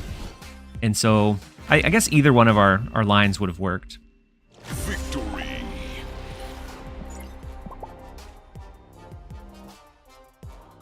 Know what, Cassandra hurts even more Thanos. I agree. And yeah, you're gonna, especially with so many similar shells, you're gonna get a lot of very close games that come down to either like how you position that last turn or a gut read. And then Boosty, welcome in. Hopefully you're having a great one so far. I'm excited that you're here. You're able to work on your drops, and I'm glad that drops are back. I'm glad that hopefully they continue doing drops more often, because I think it's a really cool way to get people involved with other content creators, and get rewarded with a little bit in-game. Is it listed as a spotlight? I don't think so. I can double check though. It's sad how bad it hurts. Thanos, yeah. Yeah, and I've only faced one Thanos, but it did hit him very, very hard. Snap. Hey, Parzival, you said I really struggle with deciding between hard committing to 2 lanes or playing all 3. How do you go about making that decision in a turn 6 drop situation? I think it really depends a lot on both your board and the opponent's board, and like what kind of deck they run. If it's something that typically for them focuses on 2 lanes, sometimes it's better to spread out. If it's one that goes wide, sometimes it's better to just really focus fire on 2 instead. But it really depends a lot on like the matchup itself. Are you interested in Path of Exile? I played it a little bit in the past, but not extensively. And then Pickled, you said you're at 4 million bubs, and I'm struggling on bub management. The hardest leap for me. Wait, 4 million bubs right now, like in hand. If so, you're really well off. I would do the 400,000 entry one for a while until I built it up to like 6 before jumping total. So with that refresh, do Kebab for a while, and then build up a good cushion. All it takes is 1 or 2 good games in that next tier, but losing in that next tier can knock you out of the running for a while. And so I usually play a level behind until I have at least double the entry fee for the next one. Does the bub leaderboard include bubs that were bought? I believe so, because it's just what you get marked as on the track, and so you could just buy your way to the top. It would be really expensive and kind of silly, but you could. Oof. We now have our Cassandra Nova. We have Hawk coming in. Let's go Cassandra Nova right. We'll play Kitty Pryde to the left. I don't necessarily need the extra energy. Some people have billions of bubs. Yeah, I have 500 million right now. Because when it starts snowballing, it snowballs so quickly. That it typically feels fine. All right, so no more Coulson, no more Shang-Chi, but we do have Cassandra Nova down, so it becomes like Hawk is fine. He's unbothered by the leech play. We could always do Angela, Hawk, or we could throw Hawk to the left. We have the Angela. We start trying to push big in mid. It'd be hard for them to do Shang-Chi and something big in the space throne next turn. Off topic, but may I ask, what are your thoughts on Silk? She's my favorite Marvel character, welcome. and I want I want to make a fun deck with her. I think she's okay. She's hard to ping pong around exactly where you need to, and so I like there's a Angela, Athena, Kitty Pryde Silk deck that does decently. She's usable, but just not broken by any means. You long enough. And then Zalab, thank you for the Prime sub, and then Palin 99999, thank you as well. Hopefully you are both having a fantastic day. I'm so glad that you're here to join us. So we could do Nocturne into Copycat. That puts us the highest power we can here. And then maybe we reinforce the right lane a bit further. And then K Parzival with the Prime sub as well. And then Packers with the Choose My Avatar. We'll hit that right after this game ends, though.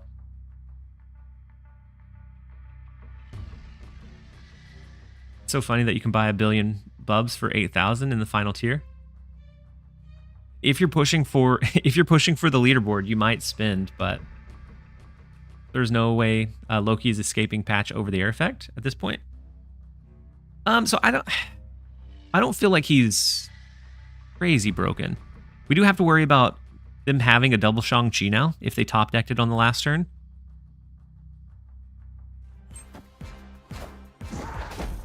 He can't Shang everywhere. maybe. So they could Shang over here, and then they might have a chance at having something bigger than what we have in the throne room.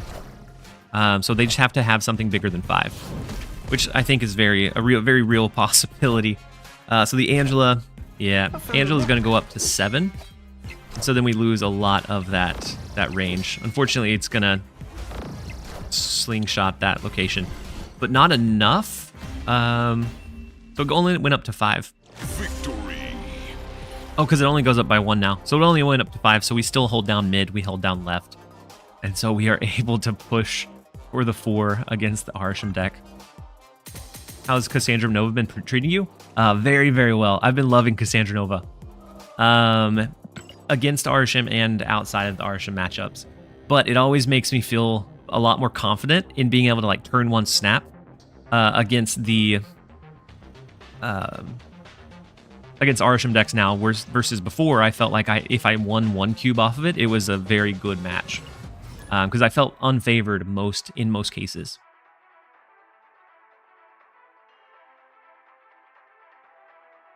Yeah, and then Cassandra Nova did have an animation before, but...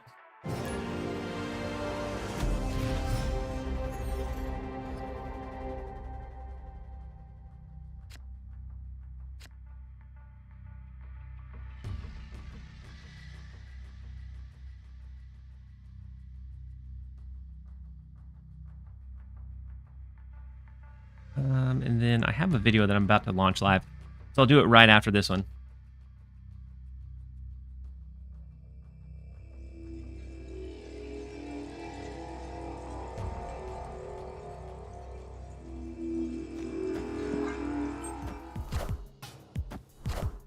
And so we'll take a quick ad break right after this, and I have a video that I'm gonna launch live right after. I was just waiting on the go ahead. So I think a better nerf would be to make Arsham put something like 18 to 24 power. And so, and I think that's definitely on the potential table.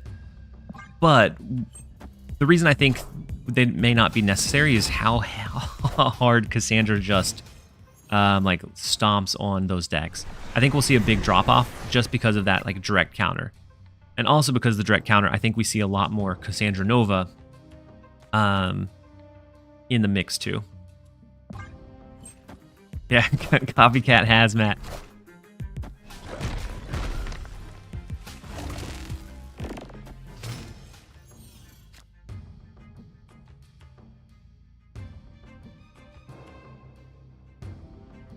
So we can rip away left. Oh wait, that's not a.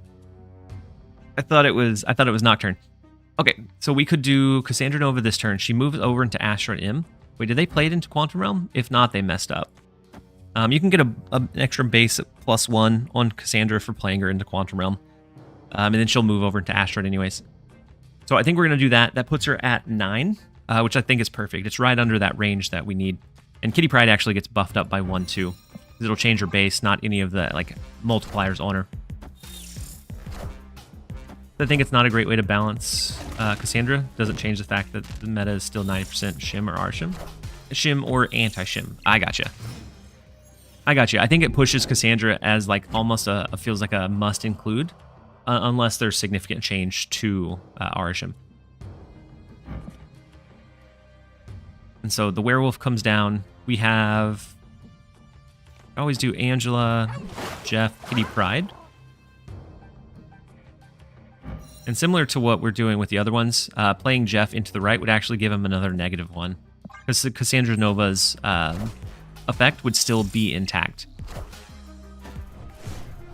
And there's a lot less Arsham because so many people are running Cassandra to counter Arsham. Yeah, not the most healthy thing. Like it and I know that they've said they want most cards to have like that lever or that direct counter, so that everything kind of keeps each other in check. But when it's something so extreme like the Arsham line, I think there could still be some tuning that might be beneficial.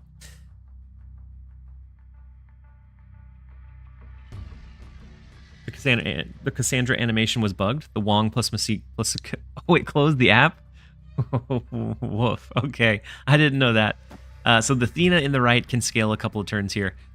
We could do Hazmat if we wanted to, but I'm afraid of them having an Ajax. And so unless we can like copycat plus Shang-Chi on the last turn to like push up their Ajax, I think might be a possibility for us. But let's go Korg here. I'm going to let Thena scale, and then we'll see what happens on the last turn. And then Drake, you said I'm stuck on Ice Cream tier, and nothing I do seems to work. Is Ice Cream tier the 400,000? If so, get a good cushion in Kebab before you jump into Ice Cream, so that you, like, all it takes in Ice Cream is 1 or 2 good double ups, and it can really snowball from there. But it's very much about being patient and picking your battles.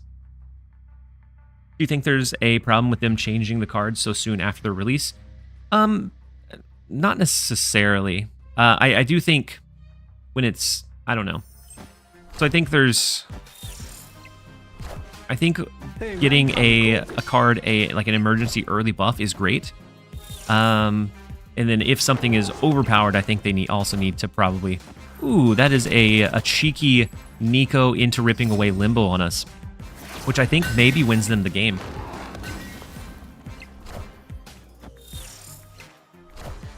Very unfortunate, but very, very unfortunate, but very well played. We lose the right lane by 1 power. Had we played Kitty Pryde as well, we may have been able to win mid, but there's never a time that you anticipate a Nico location change. Oh, Packers for life. Hold on. Said don't change your avatar. I apologize, Packers. I got distracted. So I don't think there's a problem with them changing a card so soon if the results are polarizing. As long as it doesn't like completely gut or change the card. So if it was like Arsham and people bought it because they enjoyed the playline, and then they said, nope, we're going to shuffle 48 cards into it and just killed the card. At that point, I think there may be more of an issue. But, and then Rika, you said, hey, TLSG, have an awesome stream. Thank you so much. Hopefully you are able to be here and hang out for a little bit, but hopefully, I think we'll have a really good stream. So I don't think I have Pixel Atuma. I have a lot of pixels, but not Pixel Atuma. Turn off Twitch chat. And I'll let you look at those for just a second. I do have to push over and launch one of the videos live real fast. I was just waiting on the go ahead for it first. So I'm gonna do that while you peruse. And I just have to plug in one quick thing into each, and then we're good.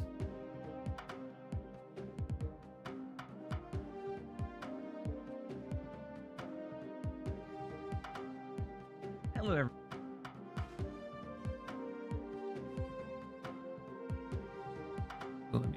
Okay.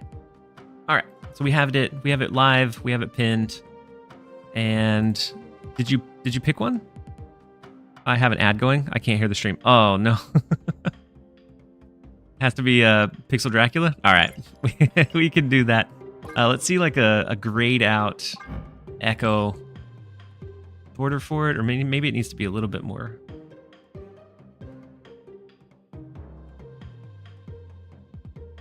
Yeah, we'll do the echo border for it. Of course, I'll stay. Your content is top notch. Thank you so much for being here, by the way. Who do you need to go ahead from? I needed to go ahead from today's video sponsor.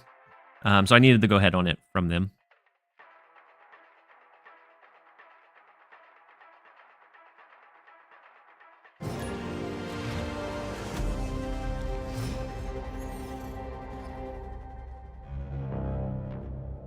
So I can get you guys the link if anyone wants to check it out. If not, it will be there whenever the stream ends in several hours from now. I'll put the link there. That's the newest video. It's a video. It's covering the deck that I'm running right now. And so I feel like it is one of the new like dominant threats in the game. How'd you originally find out about Snap? I found out about Snap from Zeddy from Hearthstone. I was playing Hearthstone at the time, not creating content or doing anything, but just playing it passively. And he came out with a video that said something like, "Is this the new Hearthstone killer?" And I was like, I have to know. And so then at that point, I found out about the beta, signed up, got into it by some means, and then the rest is history. Did you ever try the Hammer Bros Namora deck in Deadpool's Diner? I don't think I did it very much. And then Beanman, you said you have some good numbers in here for a weekday? Yeah, so it's the drops. The drops do crazy thing for numbers. Just subbed on YouTube. Thank you so much, Packers. I appreciate the support over there. Cassandra time? Yeah, Cassandra time. That's why we're going to snap into it. Because it is such an early game, Cassandra. And if World Forge doesn't hit TVA, then we get a lot of value there too. Hey, I found a rook. Ooh, so Copycat stole the Korg. World Forge, we have to, I mean, depending on if it hits TVA. Hey, Okay, so TVA is now took you gone. long enough. Count Alex, thank you so much for the Prime sub and the support. Hopefully you're having a fantastic day so far. Oh no, the rickety bridge is unfortunate. Is unfortunate. Wait, hold on. I think we can save him. This is like the bad relationship you had in high school. I think we can save Cassandra.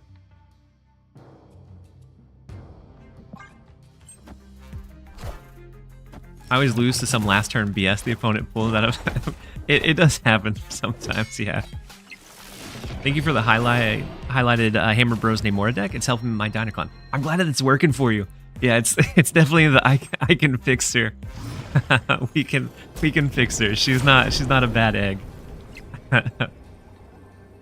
Is Copycat good? I like Copycat a lot more now that Arsham is kind of suppressed or managed. But it's very much like it's not a. Some games it's going to be great. Others it's going to end up like copying a rock, and so then it's then it ends up being a dud, at least for that round. Do you dare say who you voted for in the event? So I actually haven't voted. I didn't go in and log in, which I need to. It's credits. I need to log in and do it.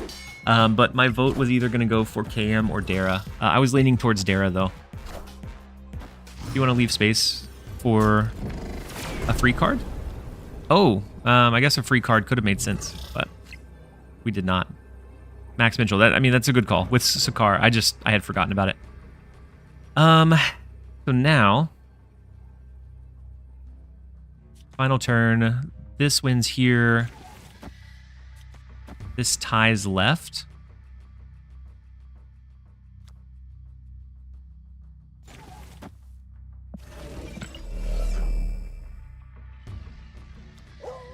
This potentially wins left. This is a lot of power left. Oh wait. This is Cosmo. Whew. Let's not do that over there. My goodness. you guys all got my back. I got the best of the boys hidden behind the Copycat. Oh man. So 6, even if we did something big here.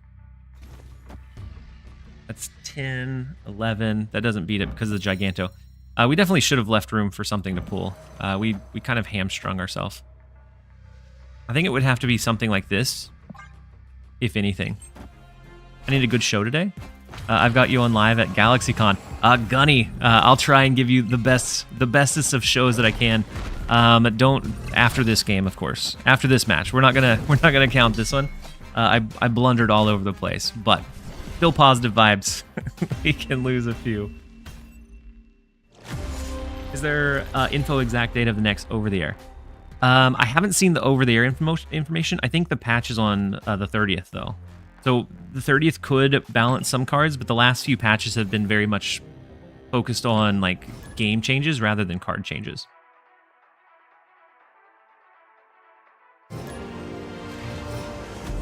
Said stealing a null against a destruction deck was the best feeling. Yeah. I think 1, you get a lot of information about the opponent's deck as soon as you draw that card, and then 2, sometimes you're going to have just an outrageous value of a card, and so I think she's really good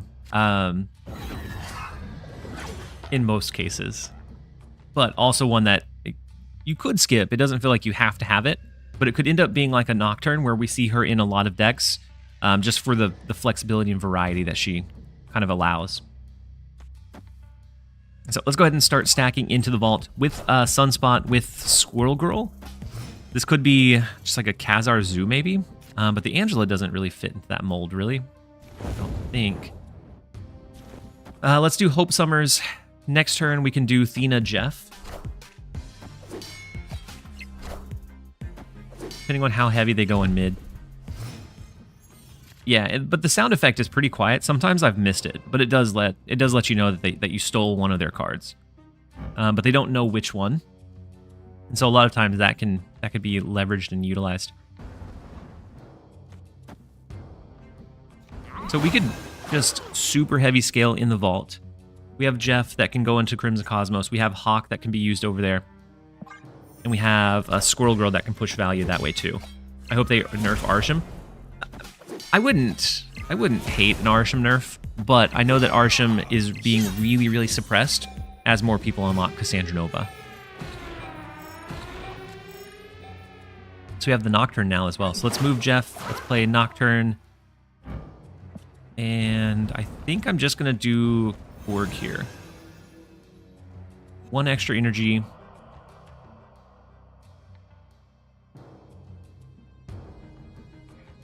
We'll only have 1 extra energy going into that last turn, though. So the chance of playing 2 cards is very, very slim. It'd be limited to just drawing Kitty Pryde. So maybe this turn, instead of that, we go with Hawk. That would save lane. That would save some space for like Cassandra Nova if we pull it. Rock Slide to bump up the Hawk further. I think we'll do this.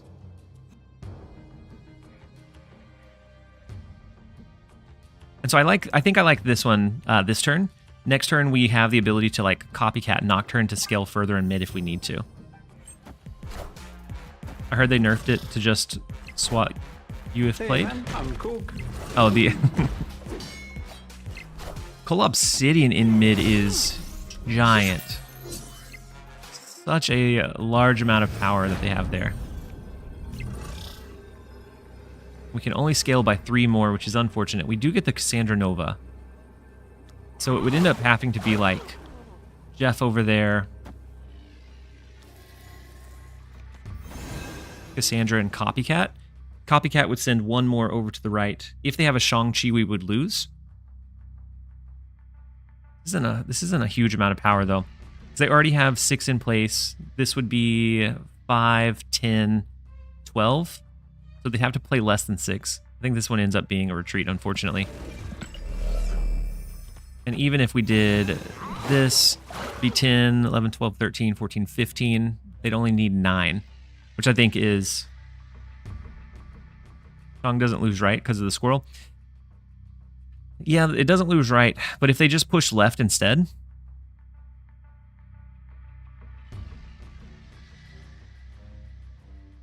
And they're pretty low-ball stuff, so they could do like a Scar plus something else. Oh, we're going to skip this one, unfortunately. Escaped. Waffle, you said instant retreating against Arsham has actually made the diner a lot more calm. Yeah, now that Arsham's not like 80 to 90% of it, I think that could end up being a strategy if you don't have Cassandra yet. He said bring back X. And then someone else said, no, you should die forever. Professor X has always been a problem. And he went through like waves, but whenever he was a problem, he was a big problem. So next up we have El Jefe. I think he's fine now, but it is hard to guarantee that you have the value you need out of him. Let's go with Kitty Pryde first. Honestly, revert Hela. I think Hela might be one that could be okay with a revert. I really enjoy a deck until it's so popular that it's like almost suppressing. Hey, I never hated welcome. Hela. It took you long enough. A Dink Liu. Thank you so much for the Prime sub and support. That brings us to 10 for the day. I appreciate you guys being here to hang out, collect a few of your Twitch drops along the way, and just enjoy the positive vibes. I didn't even play a lot of Professor X. I just really liked that era of the meta.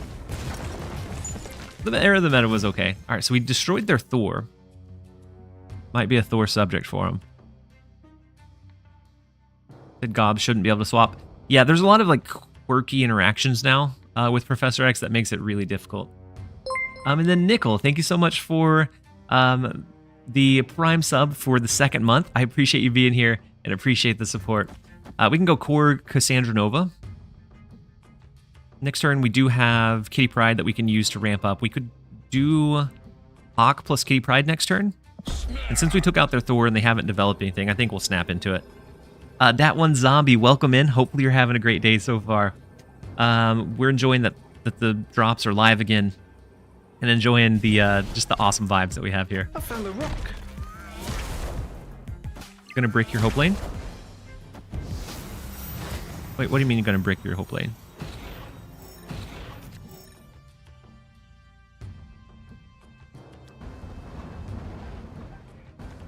Like from being able to play anything extra over there? Ooh. Wong stuff is always kind of scary. 2 games in a row, copycat copies copycat. Yeah, it's unfortunate when it copies copycat for sure. Ooh. The White Tiger, so 816, 24 power in the right is what we'd have to beat. And 816, no, 816, 32 in the right. I think we lose to just the Wong White Tiger, which is awful. New drops? Yeah, we have new drops today. They started about an hour ago. And so it's another 6 hours set of drops. The final one is just a mystery variant. But it's still free credits, free boosters, and free mystery variant for hanging out in the stream. I have to excuse myself from the stream for now. I need to get some medications for my health. Angel, hopefully everything is going all right, and then hopefully we'll see you back here in just a minute. Yeah, not even a premium mystery variant, unfortunately. It's just a regular mystery one, but at least it's something. My best copycat was Iron, a 310. Yeah. Also, when it copies Red Hulk is great. I had one hit Sarah earlier, so huge discounts. All kinds of good stuff. And then Nanelle, you said I just re-downloaded the game. I was playing at stake, and I still lost the bubs because RNG. Yeah, it's one that it definitely is a slow burn. Try not to if you try to grind it out too fast, that's when you're gonna start feeling like you need to pay into it. But hitting those like milestones for that regeneration is the biggest early part of like a successful event. I hate Tribunal decks. I have Drake. I have one built out that I think we're gonna use a little bit later today.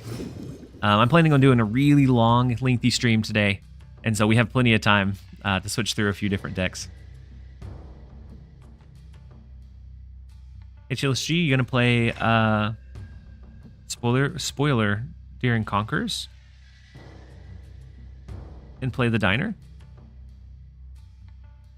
Oh, am I gonna dual stream it? Am I gonna do a watch party? We might check it out for a little bit. I'd like to participate in another one. This one, we have a lot of good creators in the community, and so this one I didn't get an invite for, but I think it's okay. As long as they try to mix up and have a good variety, then I'm okay. I'm okay missing out on some here and there, but I am going to be rooting for a few of the competitors. We have some really good heavy hitters in there, and so it's going to be a good show for sure. Hey, welcome. It took you long enough. We can do Nocturne, Kitty Pryde. Yeah, let's go ahead and do Nocturne. We'll do Kitty Pryde. We have the Hawk to further support the back to building location. And I think we're running against, another mirror. And then J-Bus and Claire, thank you for the Prime sub. And Tyrell MS, Hey, Marvel Snap, welcome. thank you It for took the you long Prime enough. sub as well. You guys and your support is the biggest piece of me being able to continue to push and do content. So I appreciate you guys so very much. Let's do the Copycat and Jeff. So we're going to do a double Jeff this turn. Next turn could always be Hawk plus Kitty Pride. Did I say Hawk Tua?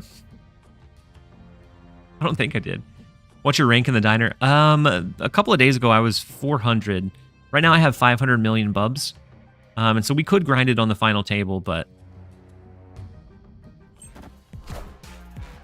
G-Bus? Love the content. Glad to see you streaming more. That piece I'm also kind of working through, because this week or next week is technically my last Friday where I'm working extended hours. Where I'm working extended hours during the work week into having off on Fridays. And so I have to figure out a way to still be able to do some more streams. How much money do I need to spend to get rank 1? Depends how much you supplement it with grinding. But it could be a really excessive amount for sure.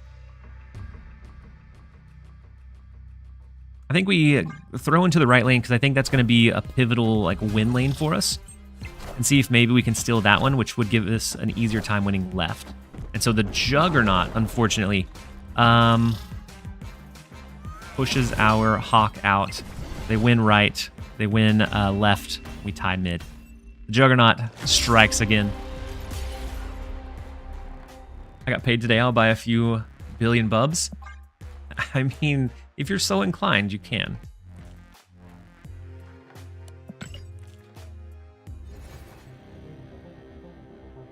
Thoughts on the current meta? The current meta right now feels like either Arsham or Athena anti-Arsham, which doesn't feel great. I would like to see some other stuff floating around.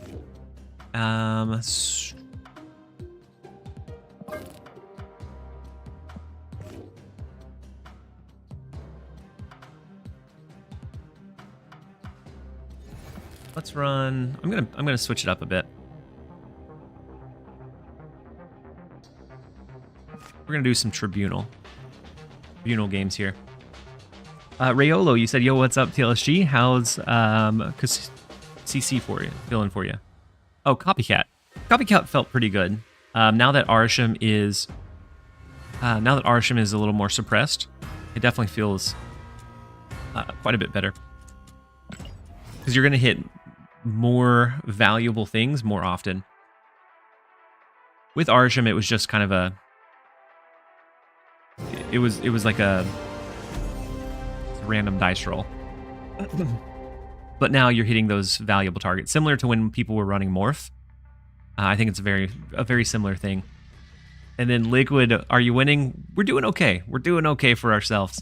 I think the biggest headline is that we're having a really good stream. Hey, a lot of positive vibes enough. going around. We do have Cassandra Nova, so we don't have to sweat that for the next couple of weeks. And so we're having a good time just enjoying the drops that are now enabled again. Then Faster, or Fastrate, thank you so much for the Prime sub and the support. Hopefully you're having a fantastic day so far. So we are going to switch over into a little bit of Living Tribunal, see what we can get going. Because we're seeing a lot of Athena, Kitty Pride, a lot of Bounce, Athena, Kitty Pride. It's a very little like Rogue, very little Enchantress. So I think within that there's some room for some opportunity. So we could do Wave into an early Onslaught, into Mystique. I think we may want to do. So Onslaught on 4, Mystique on 5. We're just looking for. I guess we would still need Living Tribunal, right? Because we could do Blue Marvel into that right lane, and then push something somewhere else.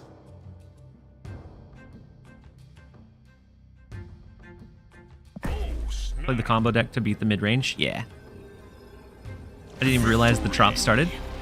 Yep. The drop started, and so they're running for you guys, just being here, hanging out. It's not as big of a. It's not like an exclusive new variant. It's a mystery variant and some credits and some boosters, but free is always great. And then Rin, you're headed off. Hopefully we catch you again. Maybe we'll still be live whenever you wake up. We'll see. Have a good night. Hope you get some good sleep in.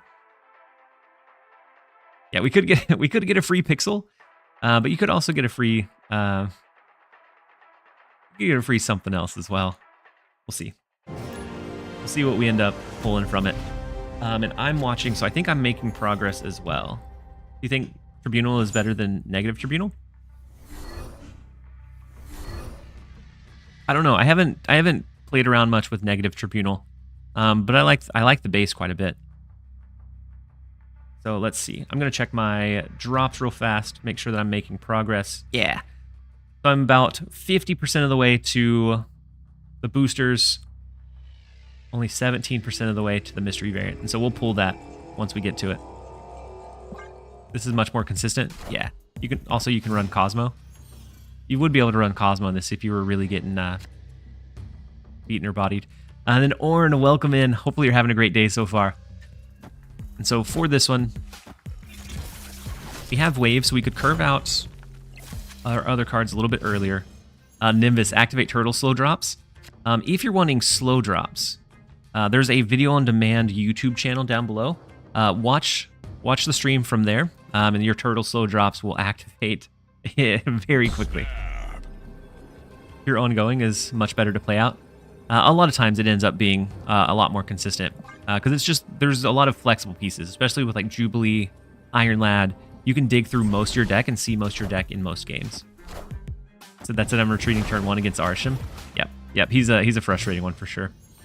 Sometimes 3/5 Blue Marvel, 1/3, 1/4 Jubilee. Yeah. There's some good outs in the negative version, but I don't have as much experience with that one versus like a regular Tribunal. What a game! Yeah, if you want turtle slow drops, just watch over on YouTube is what I was getting at. All right, so for turn 5, we do have Sarah, we have Iron Man, we have Blue Marvel. The bad thing with this, with the Iron Man,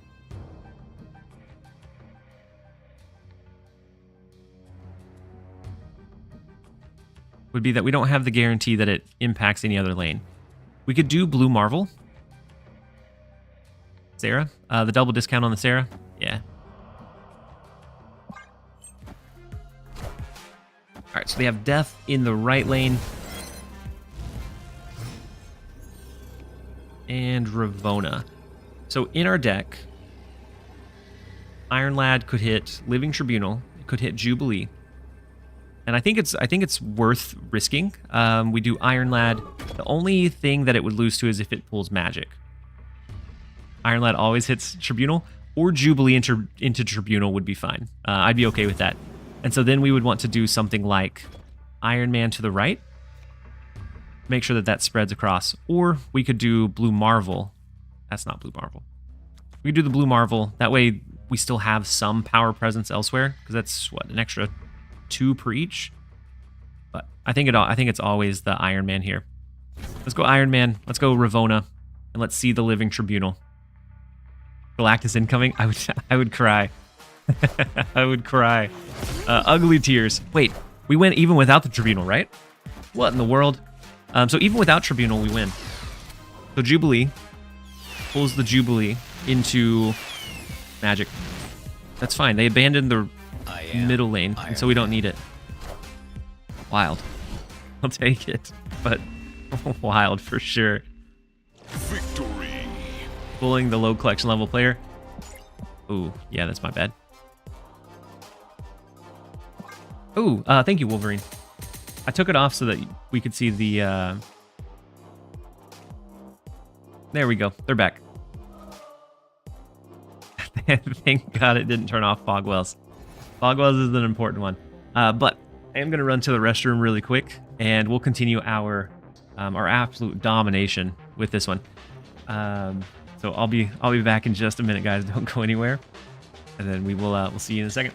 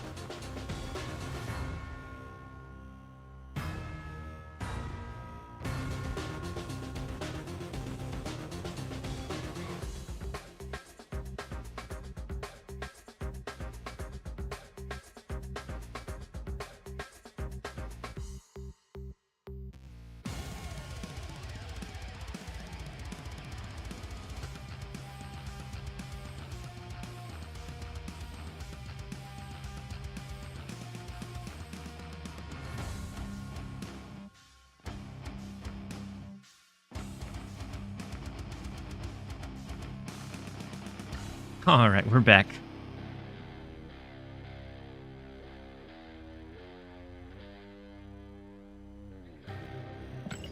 We'll jump back in, you guys. I'm going to start recording some of these just in case we end up wanting to do a highlight. I think, especially with the meta shift, I think like combo decks might be better because we're going to see a lot of mid-range with like Athena, Kitty Pryde, Angela, and I think combo decks have a good shot at being able to overpower those.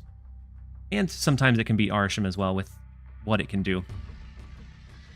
So next up we have Gallic. The first location is Aunt May's. They are running Kitty Pryde, and so we're going to see if we can abuse the Kitty Pryde gamers. Kenny, you said, "Heyo, I'm one of those 2 people who hit level 30." Kenny Cooks, and I'm actually, I'm talking to the person now, the person from the sponsorship, because at one point it had it up to like 20 on that first tier, and then it dropped down to 9. So I'm thinking they marked a lot as fraudulent, which is kind of sad. But I'm still working through it. We still have plenty of time to reach 30. I'm working through it on my phone, and I think I should hit 30 by today or tomorrow for it. You said, yep, it's confirmed. Tribunal decks never work for me. Tribunal decks are typically, I don't know. I have decent luck with Tribunal decks. So we could double up on the Ravona, which would make Iron Man 3, but I'm not sure, and then Sarah could make him 2. We'd have the cheap Jubilee, but I think we just wait here. So I'm actually going to drop Hit Monkey. Tribunal is not great in Diner. How come it's not great on Diner? Because it's you don't know you're into line until you're there? Is that it?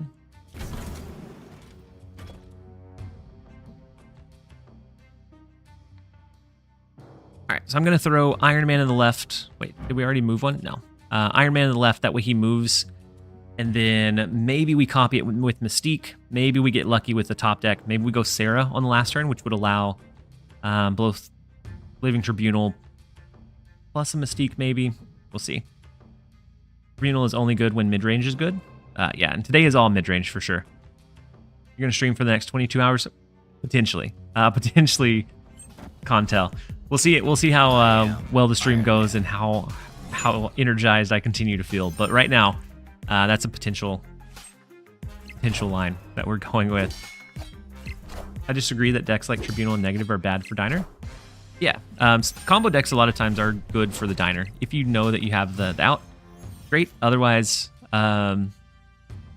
sometimes you can back out and it's a little bit easier to do the back out. So we have some really good hits here. So Mystique's going to copy the Iron Man. Jubilee could pull Iron Lad, which would be great. The Magic would extend the game. Tribunal would be perfect. And so I'm going to snap into it because we have several potential lines for good hits. And then it does, sounds like somebody just reached level 7. I appreciate you for being in the Marvel line and trying out Marvel Strike Force with my code. And so I appreciate you. And so Mystique into Wave. Wave is probably the worst outcome there, unfortunately. But we do have at least an Iron Man over there. So maybe if we play Blue Marvel, we can elevate both. But we'll see. We could also dig now for the Iron Lad to try to hit Tribunal. But there's a chance that they go really big in all of the other lanes. Blue Marvel only adds 6 to the right. So they have a big monkey. Did they pull it back in? How big was their monkey? And I think the thing to think about is, does Living Tribunal win against their Flood? They go left and right. And so with this, it'd be 12 extra power in mid. So we'd be 34 and 12. So 46 divided by 3 is only... no, that's not great. It's not a huge amount of power. And then Josie, I saw the highlighted message. So you said, do you know how Super Scroll works against Tribunal decks? I think it does not copy your opponent's Onslaught. I never hit the same numbers. So it copies the Onslaught, but it gets really strange with like the double up. Yeah, they're gonna focus heavy. Plus we we didn't hit it. We hit the 1 out of 2. We haven't been able to even dig for Tribunal since we started. Had we hit it though, 36 and 12, so the 48 divided by 3, I think we would have won the left lane. Maybe. 16, yeah. Had we hit Tribunal, we would have won the left lane with the power output, and mid would have been fine. My goodness. Another magic, yeah. And so that one, it was a 50-50. Like we always stay there, even if you end up losing it.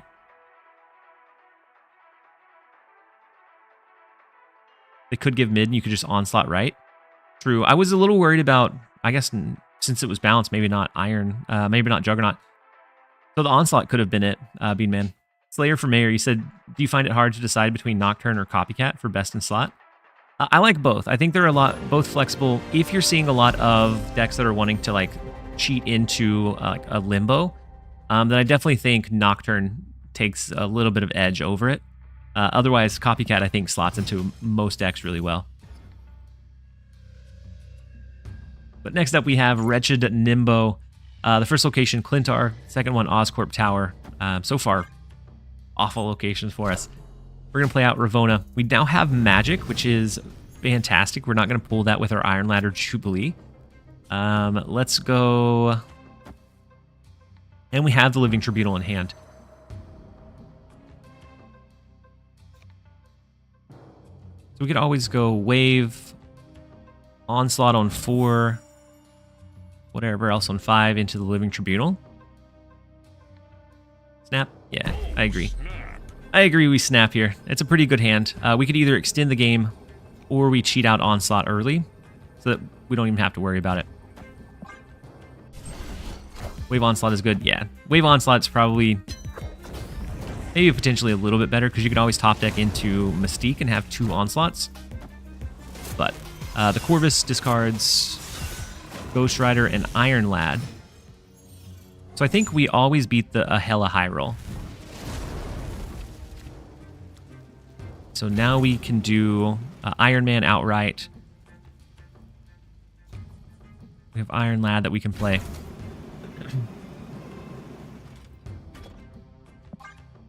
Hella deck, what a rare find. I know. Thassos works well in which deck?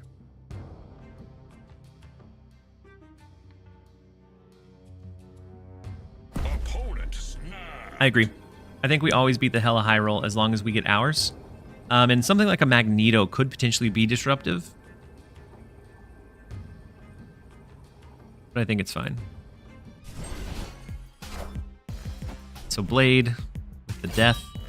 Yeah, the Snapback I think is okay though, because I think this is just a typical hella deck. They do have their entire hand discarded. Iron Man. But I think it's fine. I think we're all right.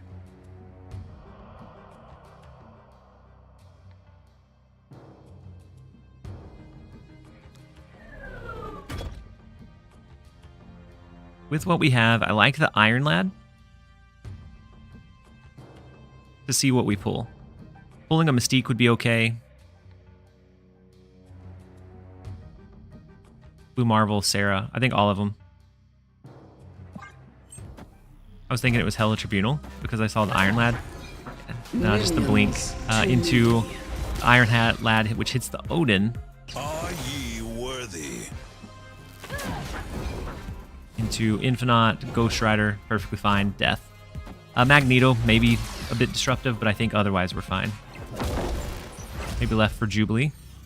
We could have done left for Jubilee.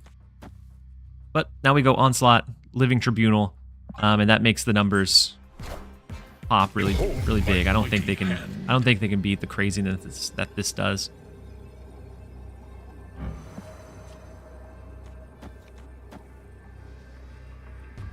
What a top deck. what a beautiful top deck. We don't even have to do Living Tribunal over there. We can do Mystique to copy the Onslaught, and it's going to be huge numbers. Hopefully they let us see it play out, because it's going to be nasty. And then Teffy, you said never seen TLSG play Tribunal? I got the good game shake hand, yeah. We hit the absolute absurd roll. And the good thing about combo decks is if they are uninteractive and they can't stop us, then it's really hard to kind of back down from what Living Tribunal can put out. We'll take the 4. Let's jump over into the next one. Cosmo in this deck? You probably could do Cosmo. But with how few Arshams we're seeing now, I'm not sure that it would necessarily benefit us all that much. 24 hours? Potentially. That's what I'm pushing for, at least. And then the posture check. Brexican, thank you for the reminder and the call out. Even with Hela being nerfed, it's still so satisfying seeing them lose. And it wasn't one that I thought ever like broke the game, but it was frustrating. Biscuits. We're gonna try. We could hit a wall. Who knows? We're getting older. Overnighters are a little bit harder nowadays. And then F Cortez, nice to see you live. What are your thoughts on Copycat? I like Copycat. I think she's a solid card.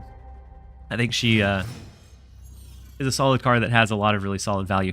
So we only played what, one Thena deck since we switched to Living Tribunal? I think whenever Arsham is big, Copycat is very inconsistent. But outside of that, when Arsham is managed or suppressed, I think Copycat is pretty good in most cases.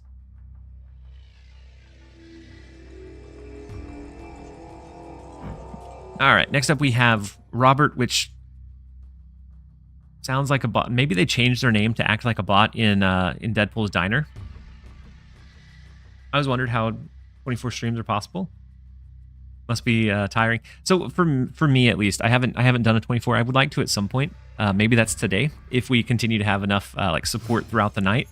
I like last time that drops launched, we were pushing like, I think the max was 2,000 viewers, which is crazy numbers for what my stream typically does.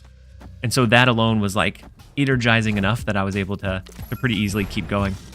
And so we'll see if it's something very similar. Sandman Hela was the bane of my existence. Sandman Hela, there was actually a kind of a quirky Sandman Hela leader build at one point. That was wild. Back when leader would copy everything that was played, and it was just almost so frustrating to play against. Arsham runs scroll and rogue, yeah. Yep, the scroll and rogue, or they can just have it generated by Agent Coulson. That works as well. But yeah, I don't think bots can play Arsham. And then Searchman, you said, hey TLSG, glad to finally catch you live. Do you think Cassandra will affect Arsham's meta relevance? I think it will a lot. Even the games that I've played, anytime I'm running a Cassandra deck against Arsham, it now feels like I'm favored versus being like unknown. This is an auto-generated scroll. Yeah, it's an auto-generated scroll too, which is super unfortunate. I definitely had bots playing Arsham. It feels like you shouldn't, but I'm not saying you're entirely wrong. Like it could be a real possibility. So they're getting a lot of value out of that singular scroll that was generated. I think this becomes a very quick retreat, unfortunately.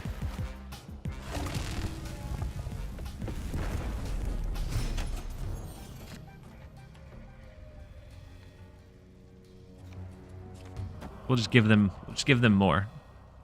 Yeah, we're gonna rinse and repeat. Good old Robert with the super scroll counter. I recently been trying to make a Ravonna Surfer deck, where you use Ravonna instead of Sarah. And yeah, and it could be that maybe it's just a couple of cards off of that come out that make it viable or possible. Or maybe some balance changes come out that push a few cards in different directions.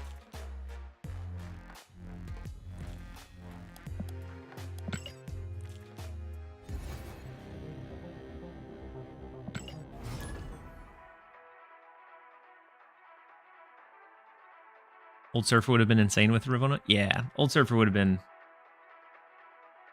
I think would have been wild with it.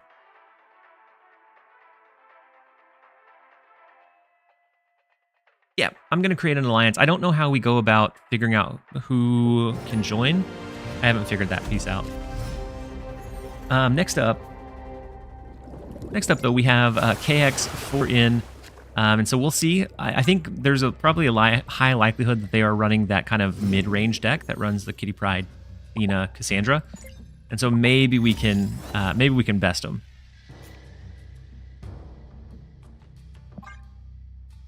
What kind of schooling do you need for data analytics? Most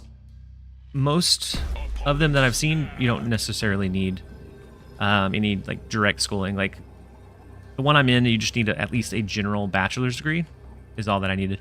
Then player 0 coming in with the early timeout. We'll give you some time to think about what you've done, my friend. So the Korg, the Hood, and the Rocket all coming down. So it looks like a bounce deck. The rocks definitely pose a potential threat, but we'll see.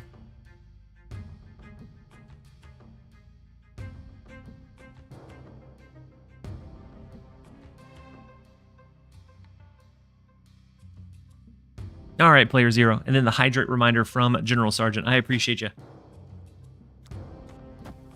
Let's go ahead and do, I think, wave into an onslaught. And that opens up our possibilities for the remainder of the game. We do have Iron Lad if we need to dig for a Tribunal. We can always do Onslaught into Mystique. Maybe, but we'll see. We'll see what we need to go with. Clean Your Lobster. Hey, TLSG, have you ever noticed bots that run the clock for 2 turns then retreat? I think I haven't noticed any bots that do that. They could. I haven't noticed it myself, though. So they have the Nova in the right lane. We have Onslaught that's going to come down here. Ever thought about adding more channel point redemptions? Yep, I have. I don't know exactly what I want to add, but I would like to continue to grow that list. So they have the Korg that can come back down, the Hood to generate another demon, and then Rocket that will be facing up against us. So I think here we want to go magic. We need to make sure we have Iron Man, potentially Iron Man and Mystique, and we need the Living Tribunal to make this line viable or possible. So I think we have to go magic here. And the good thing is that allows us to do Ravonna as well. The black mat on that variant, it is pretty clean. I hadn't even noticed it.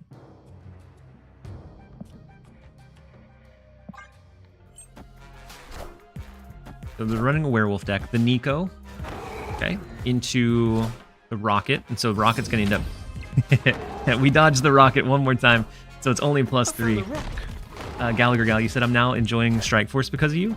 Their PR was smart. Yeah, I really enjoyed the game. Like, it's very much, you can end up spending a lot of money in it. But if you kind of go into it knowing what you want to, like, if you want to be free to play and that you're not going to, like, be bleeding edge competitive, then I think it was definitely a fun one for me. So I think we have to go Sarah here. Or Iron Lad. Iron Lad would kind of scare me if we don't hit Tribunal, or even if we do. The Jubilee could be good because we could take that off of the top of our deck.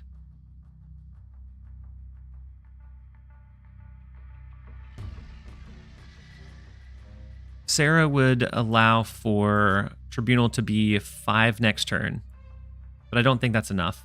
There's a rock in the deck? Yeah. Sarah on Onslaught? Ooh, true. Tribunal would be 4. Yeah, I think Sarah on Onslaught's our call. I think it's a bit safer. We also have 2 rocks in the deck, not just 1. So the Falcon pulls in. The Werewolf continues to scale dramatically. Rock Slide. We have 4 rocks in the deck now. Super, super, super scary. The 1 out of 8. There's our rock.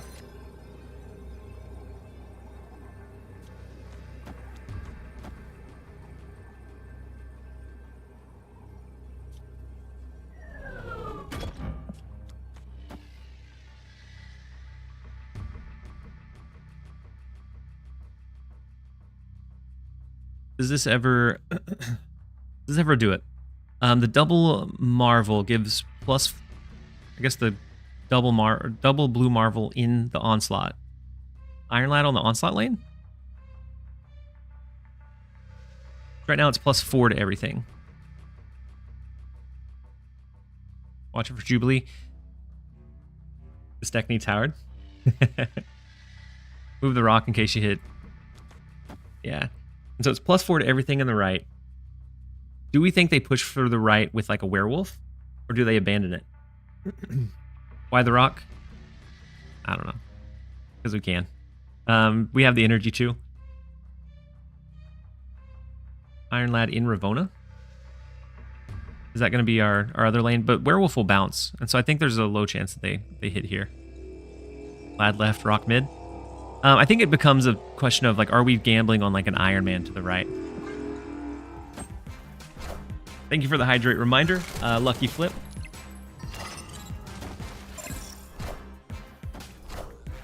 Hey, I found a rook. So Nico. So werewolf is going to jump back into mid. I don't know that we beat the right lane. It gets really iffy really quick. No, not quite.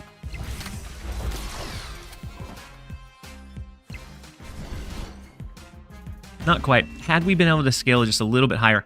And so back to whoever said the Iron Lad in the Baxter building lane. Had we taken Mystique out, I think we could have won. It would have been an extra loss of a handful here. Yeah, there may not have been a winning line.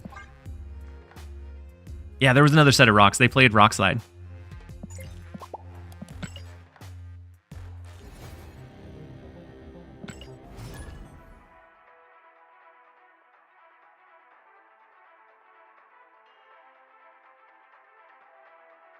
The scroll not pick up Jean Grey's ability? Yeah, it should, but if it's in a different lane, then it should be split between the two. Simply not enough? Yeah, Eisen. And then Optic with the hydrate reminder. I appreciate you guys. Yeah, the right lane scaled just a little bit too much without having those bigger heavy hitters. So on turn 1, we can go Ravona. We have Onslaught in hand. We'll see from there. Another mid-range deck. Let's see. We do get magic to extend the game. A Teelan. Do we want a Teelan to shuffle our cards or not? We have the Onslaught, which is nice. At elevating. I almost want to let it shuffle our cards. No. It'll be one less card in hand, so we have less chance of drawing each individual piece. We're going to change the right lane. And then Johnny Be Good, how are you? I'm doing well. We're enjoying the kind of a little bit different meta versus the complete Arisham madness madfest. And so, don't know if you're there, TLSG enjoyer, but enjoy the 56 million bubs. Ooh, that was a big bub loss, Chocobo. And so they snapped on us when they saw Limbo because of the Nocturne. I think we have to retreat out of this one. With the combo deck, we do have the Tribunal line. We have the Onslaught line. But they can turn off Limbo. I don't see anything great. No, without Wave, without Jubilee, without Iron Lad, we can't dig for those bigger hits. We're going to jump out. Escaped. I'm guilty of being an Arsham Loki Leech enjoyer. And I mean that overall, that's fine. I think if there's a handful of people playing a deck, like it's not awful. I think where it becomes awful is whenever it is the most common deck in the game. And they have so much flexibility to just like kind of tech their card differently to find those avenues or those outs. And so I think that's where it becomes like a frustrating point. The posture check from Calrosi. Thank you for the reminder. How's the win ratio looking for this deck? It started off really good. We had 2 big wins, but now I think we had a few losses, and so we're still we're sitting back down around 50, but we're only about 7 games in. 6 games in. Devs are the one that needs to fix it. Did you get Nova? Yeah, I have Nova and the I have Nova and I have the variant. So no more wave, unfortunately. We still have Magic, which is nice. Magic, we have the Sarah line, Iron Man, Living Tribunal. We don't know what else they're going with. So if they're going Mill because of the Spider Ham, then I think that's probably fine for us. What's the rewards for the drops? You have boosters, credits, and a mystery variant.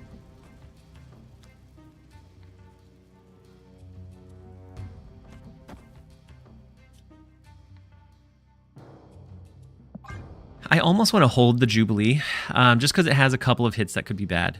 The Mystique would be not great, but I guess everything else is fine. You swap decks? Yeah, I swapped decks to Living Tribunal. Ravona's fine too. Lockjaw rotation is interesting.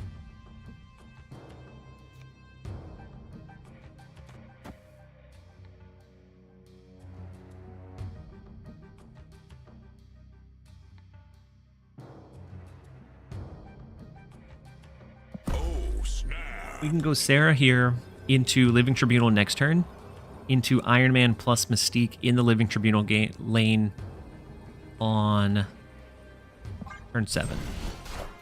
So I think we'll snap into it.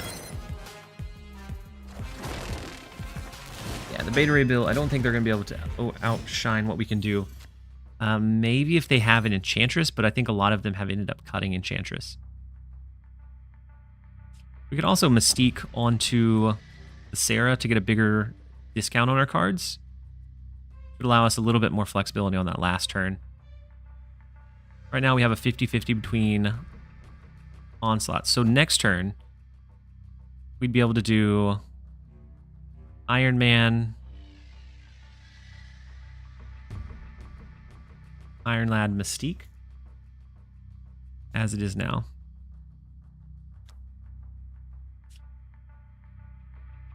Mystique, then Onslaught. What, next turn? Oh, we don't have Onslaught. Mystique, then Living Tribunal. Then we can just flood next turn.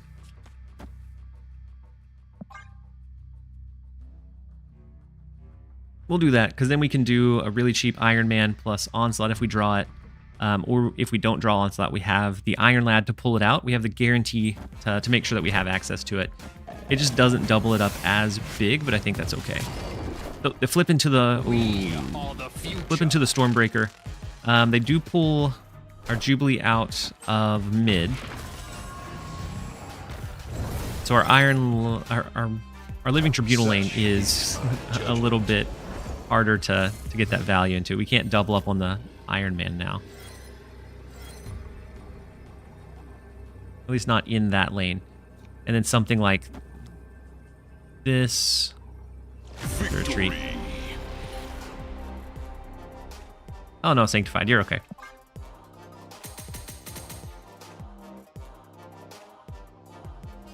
Yeah, he has arrived. Onslaught has arrived. With the combo deck, a lot of times it's slow, and then it just, if you hit your combo, a lot of times if they don't have those means to answer it, that's all they can do. We're gonna run to a really quick break, and then we will be right back, so that doesn't start in the middle of any of your games. I'm gonna stay here, but we're gonna at least queue up into a break real fast. You guys don't go anywhere.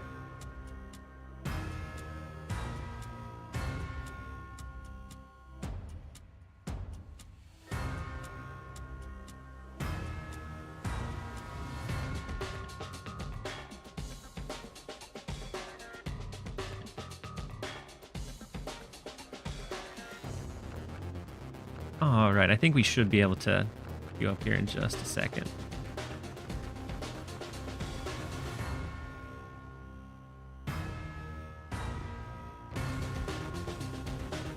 No pressure, but a heads up. I sent you a DM on Discord. Oh, okay. Maybe I didn't get a notification for it, so I'll double check it after this one.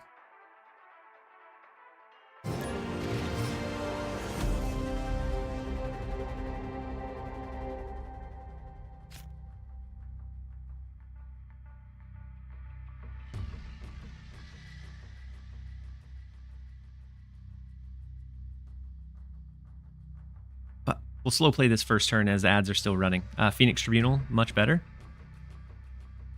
I didn't really care for Phoenix Tribunal, I don't think, Seed. It felt more fragile. I think it was fun, but it felt more fragile to me. Maybe I didn't play the most updated version. I don't know.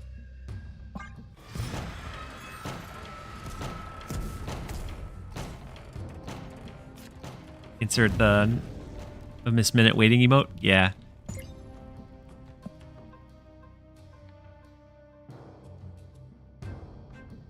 I've liked Wave in this deck also. It lets you wave Onslaught Sarah lines. Yeah. Yep, I like it. I think it adds some flexibility that is definitely very much needed. Let's magic the right lane.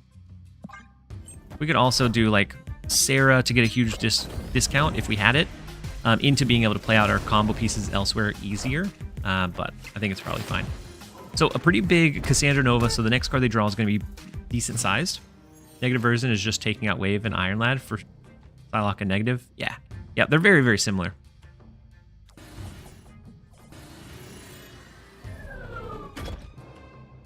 So the only bad hit for us here would be Mystique, but I do think we still go ahead and send it. We have the... I guess we maybe should have done Jubilee first. But that would mean we couldn't play into Krakoa. Alright, so Iron Lad copies Ravona, and then we power up the Ravona. So we're going to get a second one down with a 6-power Ravona.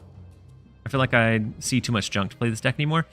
Junk with all of the Kitty Pride stuff will start kind of teetering off and dropping off. For a few days, I saw nothing but junk.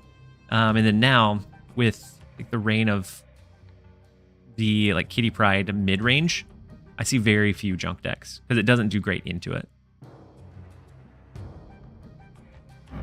We could get 3 Ravonas if we played Super Scroll next turn. I kind of want to do something like Ravona Jubilee and see what we pull into. Are you interested in trying Shadowverse 2? I am. It sounds I didn't play Shadowverse 1, but that wouldn't mean that I wouldn't be interested in it. I think it could be one that could be definitely fun. The Iron Man on the left is huge for us because that gives us value in our Super Scroll that they otherwise may not see.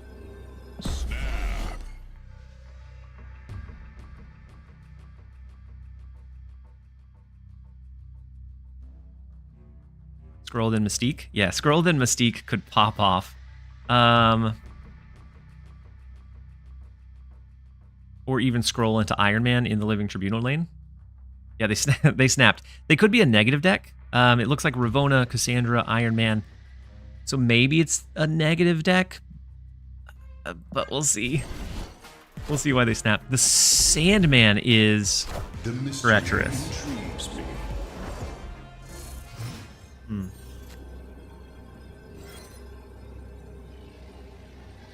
We can't do the full send. We can do scroll? Yeah, clutch Sandman. The scroll at least gives us... No. Is Onslaught better? Why? So right now, Scroll's going to copy the Iron Man. I'm not sure where we would play. Okay, okay. Okay, it's turn 7. Yeah, it's the last turn. Scroll left doubles more power. Scroll... Ooh, that's true. More raw power. 9, 10, 11... It doubles the same, right? 6 plus 5 is 11. 9 plus 2 is 11. It should be the same either way. I don't think it matters which direction we go. Girl wins, I think. I thought I saw 6. Gotcha. We're going to send it, see what happens. So the Dr. Doom adds some good power across the board. We'll see if we're able to touch in mid and right. Or one off. So the Cassandra Nova value potentially being that difference maker. So Cassandra just randomly thrown in a Sandman deck? Unfortunate, but... yeah, the Sandman coming in clutch again. I want to start running Shadow King again. What's a good deck for him at the moment? So I ran one, or I featured one a couple of days ago. That is it's a Copycat counter deck. You could take out Copycat for Nocturne and do just fine. That allows you to make sure like a Shang-Chi, Killmonger, Shadow King goes off after the end of the game. I like the Ghost in it for that reason. You could also go with the good old-fashioned, a little bit of good old-fashioned Millen, which I feel like we switched to for a bit. I'm feeling a little bit of Millen.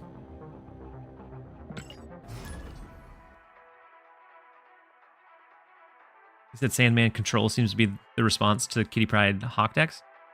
Possibly. Wait, Orn. Wait, who are you calling a noob, Orn?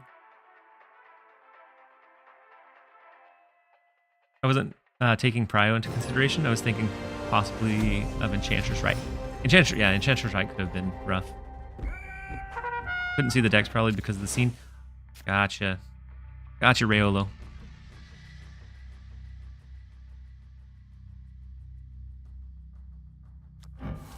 But Shadow King does good in mill decks, regardless of the time. I like your Hammer Bro counter list with Ghost and Invisible Woman. Yeah, Slayer from Air. That's the one I was talking about. Oh, you said, oh snap, the mill list you patented. We'll see. We'll see if it's coming back. With Arsham dropping off, I think it should be one that becomes viable again. We have Rogue in there for all of the Hawks that are floating around. Same thing with Iron Man. A lot of those are around that you might pull with like a Doc Ock. And then the rest is like your typical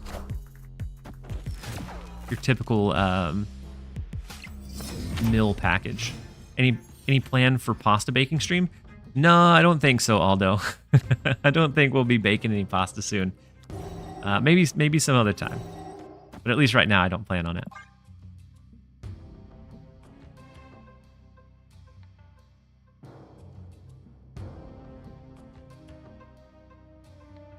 Sandman can also stomp on Arsham. Yeah, Sandman, I think, is a little bit slower most of the time against Arsham, because Arsham can develop a little bit bigger, faster. All right, so the Beast, this is a cooking stream. I mean, we're cooking some mill. Snap.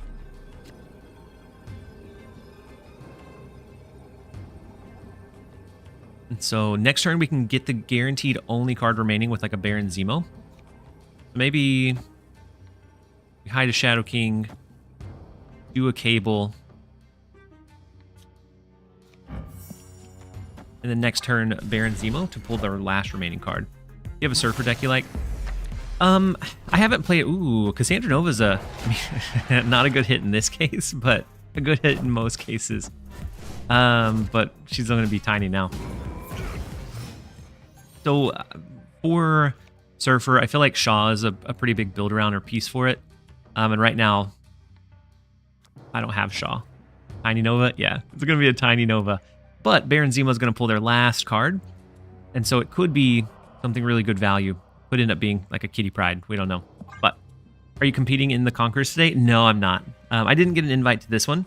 But there's a lot of people that weren't in the last one that are competing in this one. So I think it's a good balance out as long as they kind of rotate around. But no, I didn't grab an invite for this one. Oh, the Werewolf comes in. The Ajax comes down, and we're gonna steal it away. Or that doesn't work though, does it? I want to steal it away. But I think we lose the left lane if we do. Because I think maybe it's like a hazmat mid.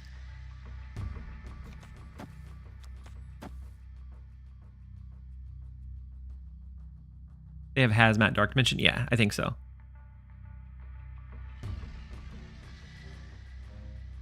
They wouldn't play him if they couldn't add negatives. I agree.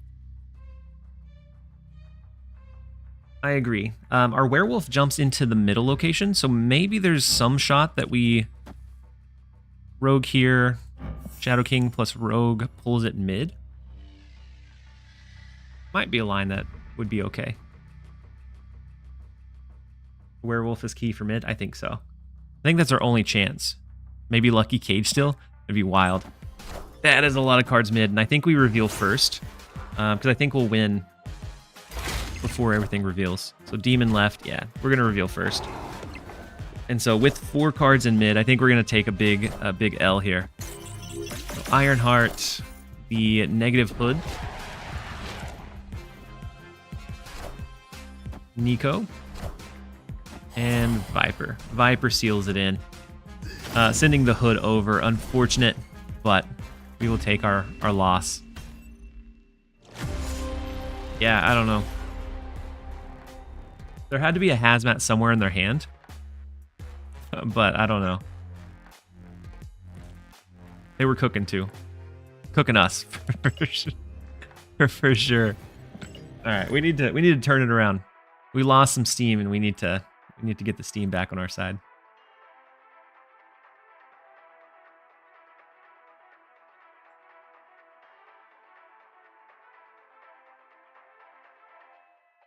I'm gonna sneak mid for them. Could have been cheeky.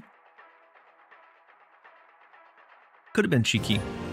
But since we stole the Ajax, I don't think it would have worked, right? What a chef. What an absolute chef, for sure. The master chef. Next up, we have Goshu. The first location is Wakanda. We have our Yondu, but a lot of times I like to save it for a little bit. That way we have a better chance of hitting a high value target versus just burning out their lower cards. But with all of the Angela, Athena, Kitty Pryde stuff, sometimes Yondu's going to hit a big target that you might need. Beanman, I got alert for a bit. Okay, Beanman, okay, I appreciate you being here. So sad I missed Red Hulk. Thoughts on replacement in this deck? Just another big body for sure. But he is coming into the spotlights in a couple weeks, so I think you have a chance to pull him back. I missed the basket TLSG. So right now it's filled with my daughter's toys. So it's moved on to bigger and better things. So we can do magic. They're running, I think, like a Wong Namora build. We have Rogue for it. So we're gonna continue to play kind of aggressively. Because a lot of times with mill decks, junk decks, you'll get 2-cube retreats versus full-in stays.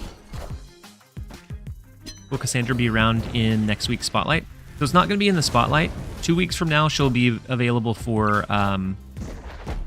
tokens, but she's not going to be in... What got you to 500 million so fast? I ran junk deck, and it just took it really starts compounding together very, very quickly. And so it was like as soon as I hit the 30 million mark, after that it just snowballed very fast.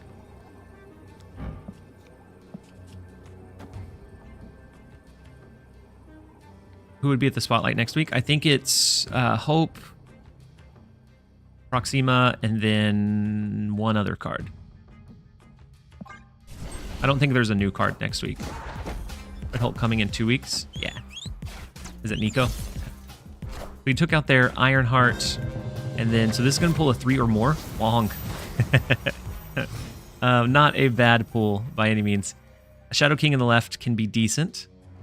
We can even set up like a cheeky double Shadow King. And they can turn off Limbo if they choose to.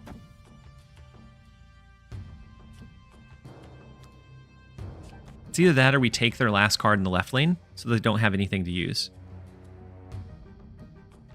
By the way, how would you rate those 3 cards worth spending keys? Proxima only if you enjoy like discard. I think she's an okay card. Hope Summers I like, but I don't use her a whole lot. I think in like the Athena, Kitty Pryde stuff, she allows you to cheat some energy. But Nico is everywhere. So I think they're definitely worth picking up if you have the extra keys. Because you'll find Hope and Nico, you'll find a lot of use for them quite often.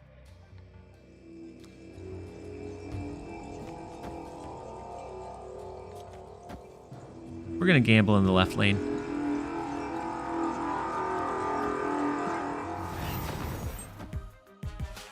Looks like it may have been a bad decision. They go ahead and turn off the right lane. They played their white tiger. You'll pull big card. It's a big card, but maybe not big enough. So they have Jeff in hand and one other card, but it's the final turn. As long as they have something more than 5, then they win this lane.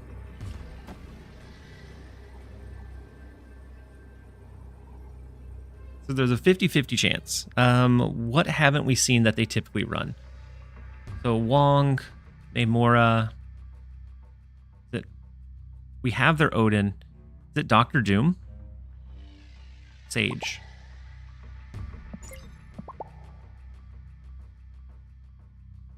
Sage or Doctor Doom? Vision? I don't think this deck typically runs Vision. Can they still move Nocturne? No. Nocturne's locked in place now. Yeah. We know that they have the Jeff. That's what our Spider Ham hit. Ironheart was milled by something. We destroyed Ironheart with our Yondu. So Ironheart, Jeff, I think the Sage is probably the call out. Man, we we launched into this and just had some really bad early games. I need to start retreating a little bit more tactically. I got a little bit spoiled by just good value builds that I didn't have to worry about it so much. But we started off 2 losses for -4 both times. We'll kind of rein it back in a little bit. Stop being so wild.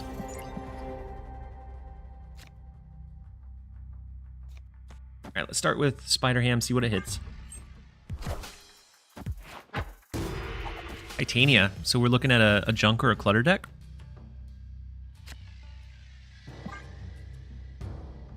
Baron Zemo might be okay for us. Gladiator could be a little scary if we end up pulling into, like, I don't know, Doc Ock or like a Debris. Even if it clears it, it might be a bit scary. But we're going to do it anyways. Let's do Gladiator over to the right. Let's see what we hit. A Magic into the left lane. We have Absorbing Man to copy the Gladiator next turn. To try and get rid of as many of their resources as we can. Out of all the cards that I thought it could be, the Hood was not one that I was anticipating.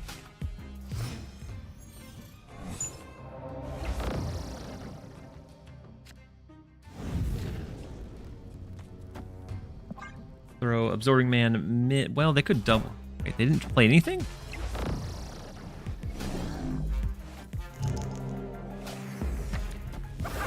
Okay, so Green Goblin's gone. At least one of their mill pieces or their clog pieces are gone. We can Baron Zemo to get one of their last remaining cards. But since they haven't been playing, I'm thinking they have their big stuff in hand. We might see a Doc Ock to the right this turn. Agent. Not what I would have expected. But the magic comes in, extends, takes away the double power from the throne room. And then our Red Hulk should be able to scale over there. Then a Doc Ock of their own is good to see. Opponent snapped.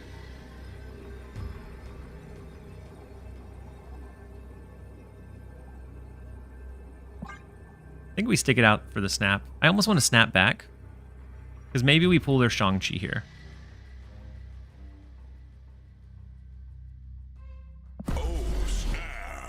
So much for playing it safe. We're going to snap back. We're going to drain them of several of the resources in the throne room.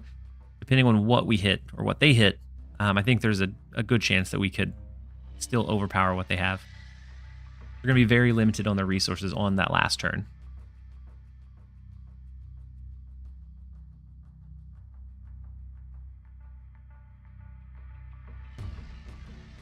Just lost 800k to Phoenix deck. Was too stupid to run. Ah, Drake. That's tough. So they do split to the left, to the right. They're only going to have 2 cards left in hand on that last turn. Gonna be really bad if it pulls a debris. Yeah, speaking of debris. Debris and a viper at that. And then the pig. So Ajax to the left. The demon to the right.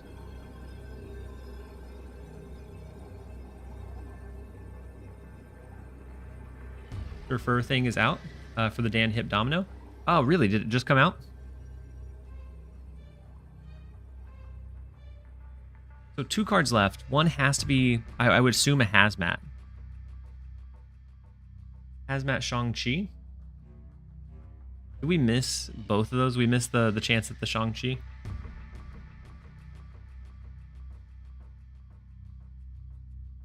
They have 2 in hand. You know it's Titania? No, Yondu destroyed Titania. So Titania is gone. Oh, wait. No, it was Pig. Yeah, so the Pig hit the Titania. So I think it's Shang-Chi Hazmat.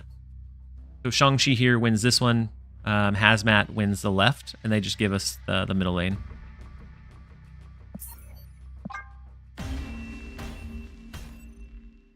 Escaped. Well, we're off to a bad start with Mill.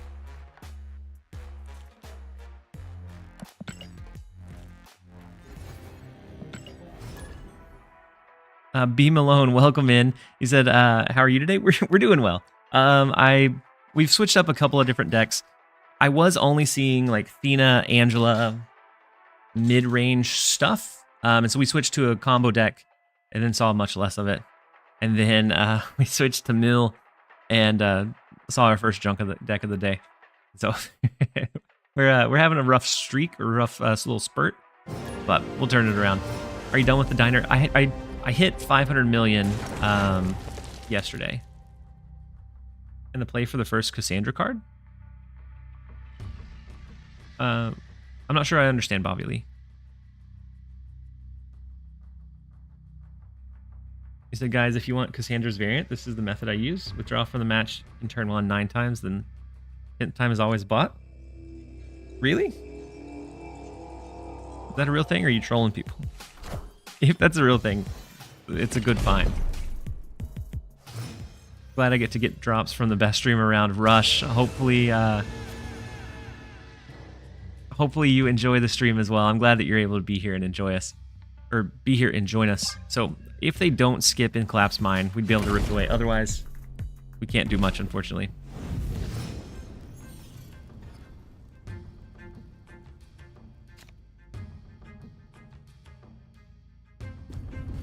All right, so we have magic to extend the game. Sunspot gets really big here. What are the drop rewards today? The drop rewards today are... The drops today are boosters, credits, and then a mystery variant. So it's not a pinpointed one, and so it's not as necessarily as good as like the Wolverine, which was exclusive to the drops, but it's still a little bit of rewards at the very least. So let's go Spider Ham. Let's go Gladiator to the left, and then we'll see from there. It's probably Doc Ock after that. Black Swan with Dracula. What is my friend cooking? And unfortunately, we can't destroy the armor because it's armor. Rush, thank you so much for the Prime resub for the 2nd month. I appreciate having you here. Hopefully you're having a great one so far. So let's Doc Ock into the right lane. Have you tried Arisham Thanos? I actually enjoy playing it. It always have a 6 cost play early. Have you played it since Destroyer? What is Rod Enjoyer cooking?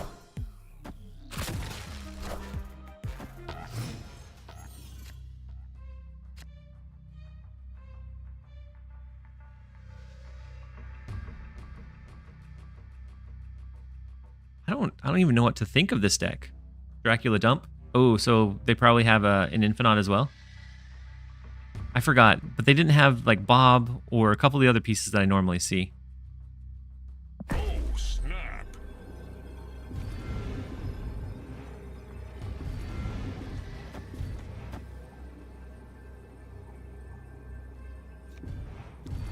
So we can destroy their last 2 cards with Yondu Absorbing Man.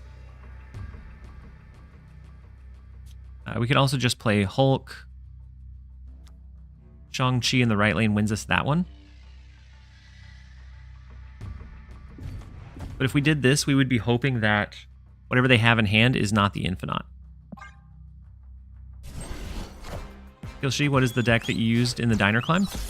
I used a mixture. I used like a counter deck that ran the Ghost Shang-Chi. There's the Infinite. Beautiful. Victory. Hulk mid, then Shang right. Yeah, but then they would have the option to play the Infinite outright, right? I guess Hulk was probably the safer play. And then Aseon, thank you so much for the 2 months at tier 1. That this is a box and there's definitely some text in it. The more you know. Definitely was a box. But I appreciate the tier 1 that puts us closer to that partner plus tier, that first tier, which would be fantastic to be able to hit. That gives us a bigger split of any sub revenue, unless that goes over to Twitch. But I appreciate you being here and appreciate the support. And then Aster, you said, hello TLSG from the worst player ever. I hope you're well, sir. I doubt you're the worst player ever, but we are doing well so far. Was watching your Cassandra deck in YouTube. Yeah, Moro. And so that one I think does really well. That's probably like the litmus, or like the baseline for what a deck has to be able to do to be viable. When I was running it, I was running into nothing but the mirrors.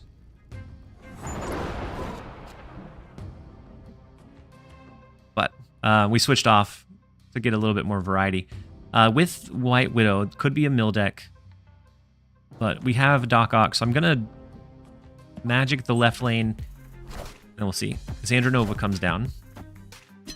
1-3, which is good for them, but what do you mean, the litmus? So a litmus test is like, it's like a baseline. So it's like that deck puts out a very consistent amount of power, and it's really tough to consistently beat. And so if you're building a deck, you need to be able to beat that one. So that one's kind of like your baseline deck that you should have in mind when building something else. So we can get 2 of their lowest cost drops, or we can do Gladiator into Yondu. Next turn, we have the Doc Ock lean in on. If someone wants to try the retreat method, do it first in the lower leagues. Yes. Yeah, I would definitely suggest the lower leagues just to make sure that it works.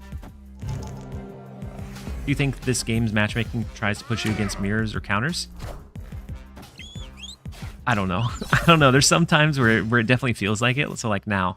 But it could just be like other shifts or changes. So what did we end up destroying? The Werewolf and the Nico. Both fantastic. Doc Ock to the left is, I think, okay. It drains them of some of their resources.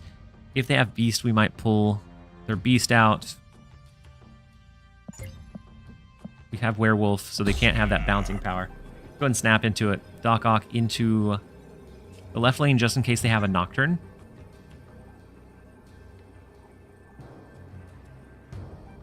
I feel like the current meta completely busts that conspiracy theory. There's nothing but Arsham or Arsham counters. But I feel like that's most of what has to be played, Lanum. And so like I think you see that everywhere. So the Hood, kind of hoping we see Beast pull those back up for now. Beautiful. So that gives us more space to lock them into that left lane. And then Cod, thank you so much for the Prime sub that pushes us up to 14 for the day. I appreciate the support and having you here. Into the Viper is unfortunate. Into Shang-Chi. The Hazmat was a great pull. Made our Doc Ock dodge the Shang-Chi. Now we can kind of freely play Red Hulk out. Opponent snap. Wait.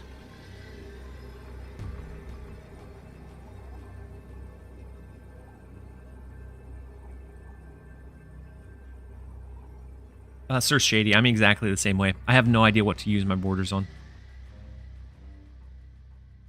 What's the snap back for? Do they have more clutter? I can't see them having like a green goblin. Throw Prio for Ajax. Maybe, but if we're pushing for all 3 lanes, then Ajax alone wouldn't win it. Soapy Toes, thank you so much for the tier 1 as well. That notification should go off here in just a second. Baron gets Ajax. They don't have anything left in their It took you long enough. in their deck. But Soapy Toes, I appreciate the support and appreciate you being here. And so Falcon pulling those 1 costs back in. Still very confused by the snapback, I guess. This lane is big.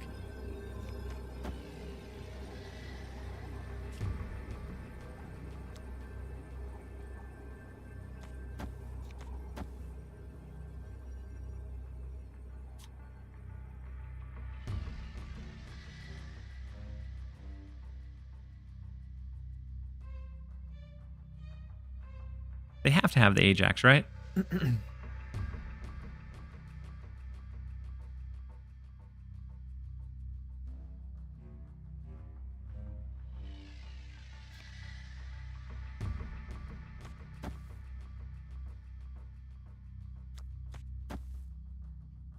Shadow King left, I think, is kind of cool too. And then that would mean we'd go like Cable mid, so that we take away the -5. But if their Ajax is bigger, then it may not win it. Let's roll the dice. See what we hit. I think it's definitely a coin flip situation of which direction do we play it. The deck's biggest issue is it's too consistent. Yeah, it definitely feels too consistent outside of having like Cassandra just like absolutely jump on it. So nothing in the right lane. We could have just played, oh no, the Shadow King over there would have done it. With the double drop, I'm worried about the left. Ajax is big. Yeah.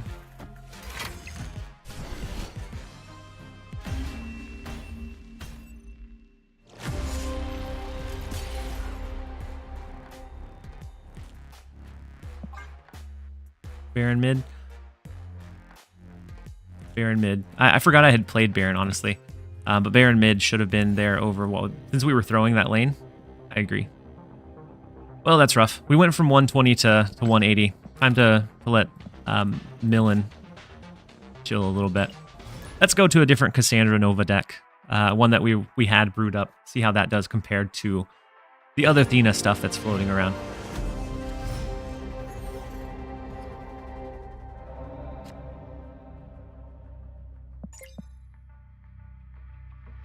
All right, next up we have Jimmy Dinkins. Let's see if we can turn our luck around. We've been in the dumps for a few games. I think I'm afraid to look at what we did with the mill deck there, because they were all big games. And we played 5 games with it. We won 1 and lost an average of 3.6 cubes per game. What a run! Probably one of the worst runs I've had in a long time. Viper's buff was great. Yeah, Viper is super flexible, and even outside of like full junk, is really solid now. Whereas before she felt clunky, now she feels very consistent to be able to use. So let's go Nocturne. Next turn we can. I guess we don't have to cap this one out anymore. Cassandra Nova comes down. That should be fine. We're giving Ajax a bonus. We get Cassandra just a touch after. So maybe we want to pressure Cassandra in the same lane. We have Jeff and Nocturne that can move out. No reason to continue scaling mid since we don't have Angela or Athena, either of our levers here. Angel, you said I made it back and got myself the Domino variant? Wait, how'd you get the... Wait, which Domino variant? The Refer a Friend one? I thought they had to hit certain marks to be able to do it. Or did they change it up a little bit?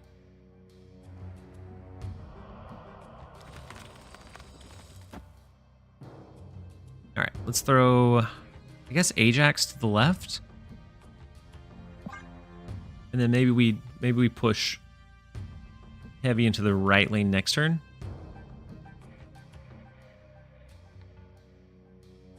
They just have to be the tutorial or... Oh, and buy the premium pass. Gotcha. For some reason, I thought it was a little bit more intensive on their end. So Nico, the hood gets destroyed. So a lot of demon stuff floating around. Let's see what else they dropped here. Rocket, the big rocket. The Falcon to pull them back in again to be able to play it once more. And then the Viper is not going to have space to play here. So HX, unless they have Shang-Chi, always wins there. Can we ever win mid? They have Demon.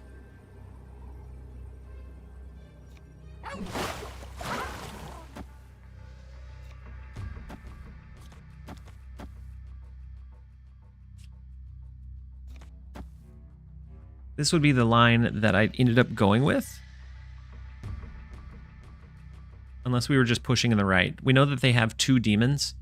So I think either way we go, it becomes really tough to win.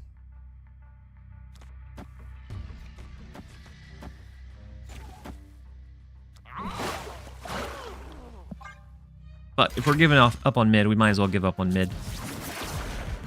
A Shang-Chi to the left would be enough for them to be able to swing that one.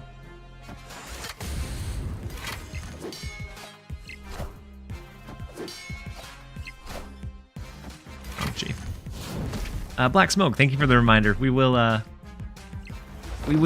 hydrate. I appreciate you.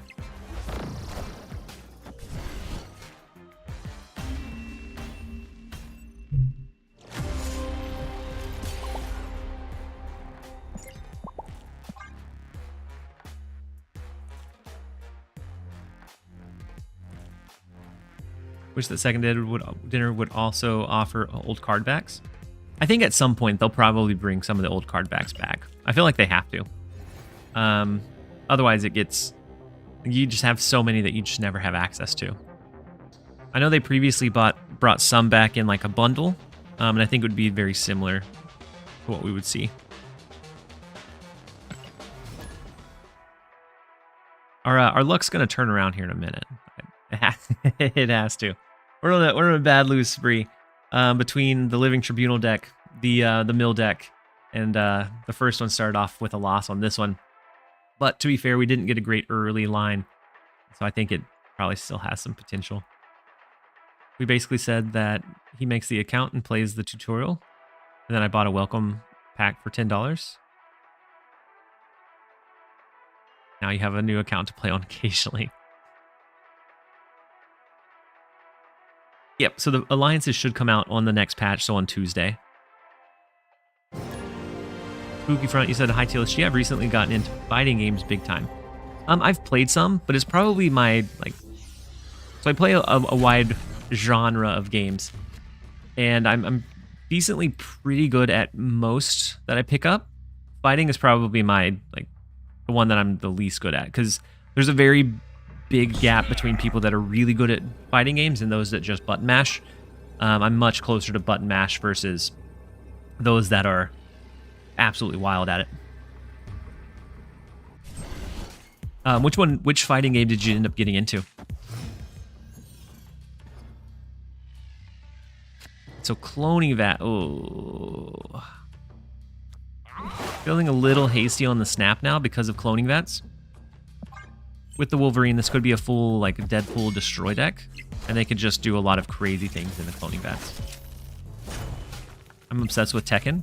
I play Super Smash Bros. Competitively, and I used to enter Dragon Ball FZ tournaments a lot. I had one friend that I played in the Dragon Ball game, and I got absolutely hooked. And so that was about the end of it. It was no contest. Have I gotten a chance to see Deadpool 3 yet? Not yet. I want to, but I haven't seen it yet. So we take out the threat of Wolverine. We could take out the threat of cloning vats.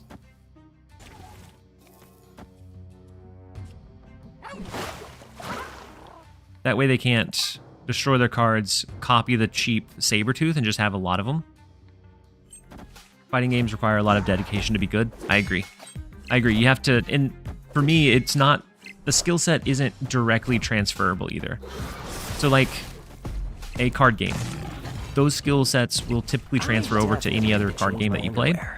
Versus a fighting game, like the combos are all vastly different, and so like to a degree, it doesn't directly convert the same. So we can do Nocturne. We throw Ajax over to the right. And we have some plays on the next turn. I said I play melee competitively, not so much anymore. Yeah, in melee, like I always buy them. I always enjoy playing them periodically, but definitely not like a high-end competitor in them.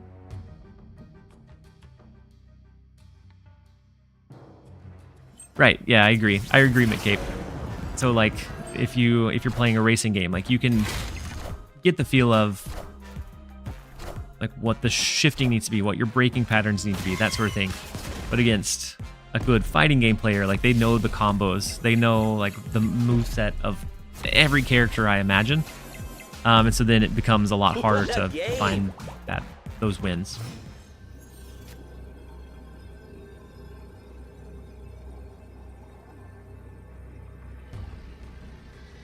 So depending on what they drop, they could beat us with...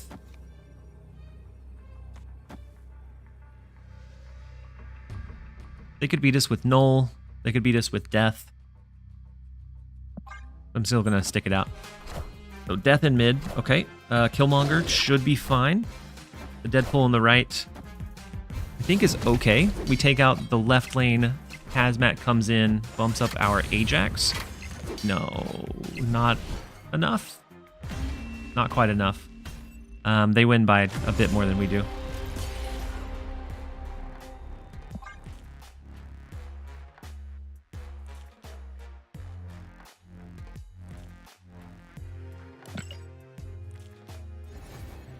You have to understand frame data? Yeah. And know what moves can punish? Yeah.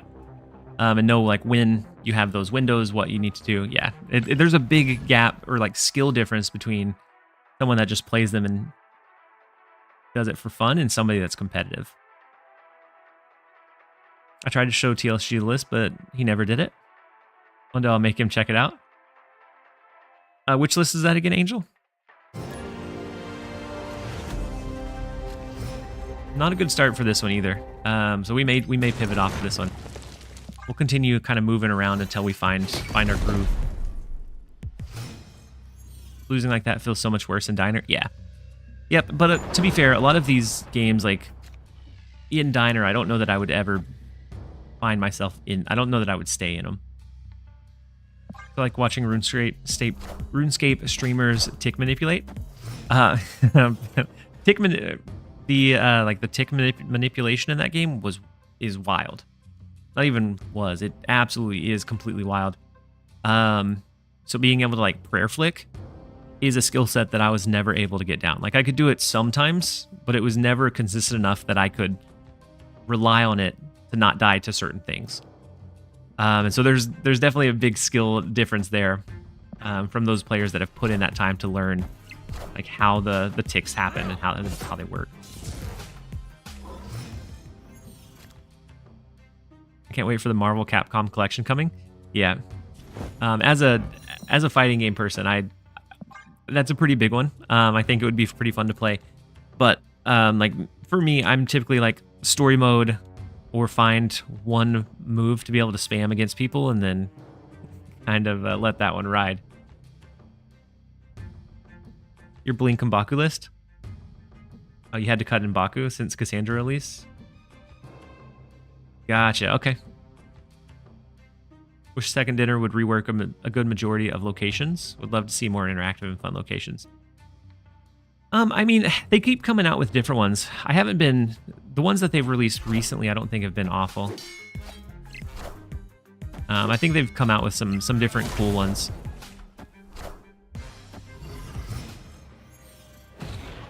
So the Luke Cage comes in, so we won't be able to like Shadow King the Dakin, and our Ajax doesn't get anywhere near as big, unless we Red Guardian it.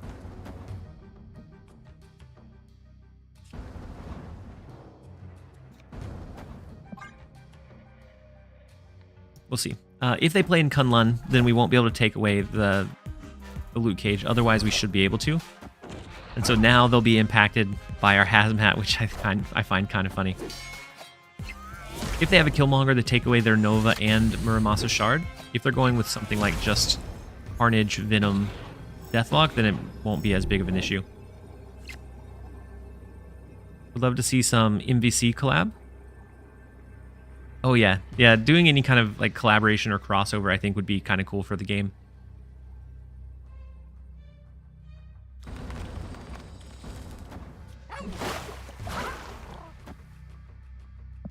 There is a chance that they have Killmonger and take out our Kitty Pryde on the right. Which also scales down how big our Ajax gets. So it might even be Def here, but I'm assuming they have like a stature. Which is why I was thinking I needed to go heavier into mid. I'll stick with the original line. How many Arishims in 1000 rank? As people start unlocking Cassandra Nova, Arisham like falls and folds super heavy to it. So I would expect that to kind of like curve off and drop off. So like in the top couple hundred, I see it almost never anymore. 3.5 hours more for a pixel variant? You'll have to let me know what you get. So stature, the calling wing, and so going heavy mid I think was the call. Depending on where X23 bounces.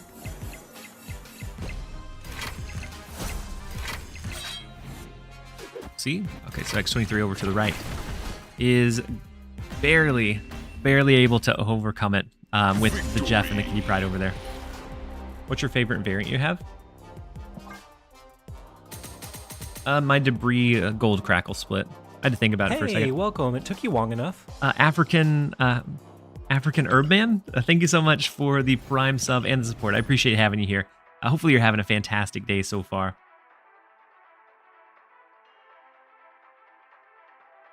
Shows the debris.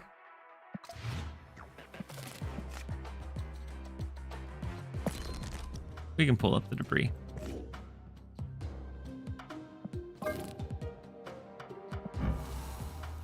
Sure nothing's in the way of it. Yeah.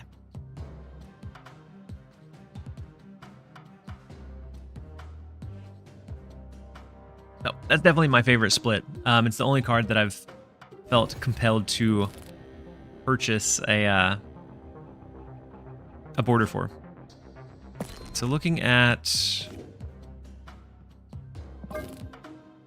this,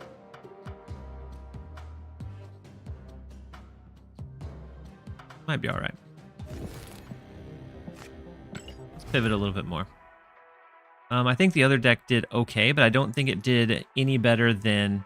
I think it did worse than the Hawk version that we were running.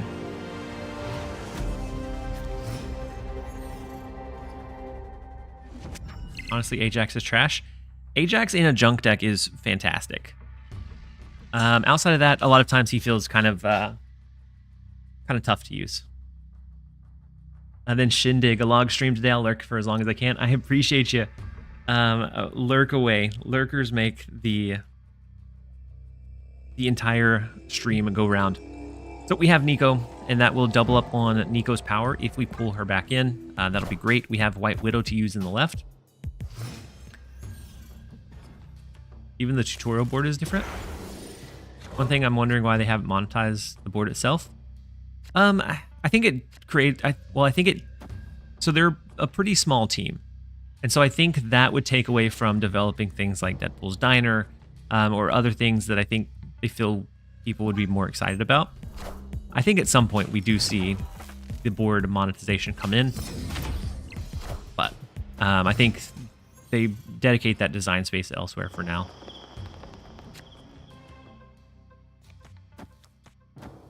All right, let's go ahead and go Hood into Beast. We do have Black Bolt for 5. Oh, snap.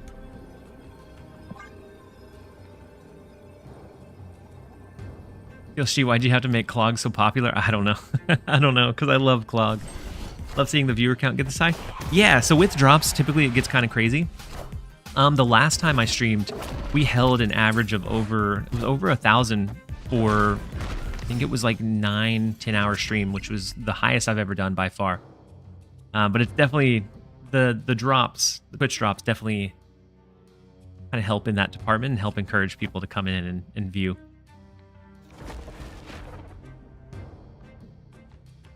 So we can do the hood, we can do Nico, or just do a demon. We hold the Nico for now. Maybe we hold the demon. Or we just play them both out.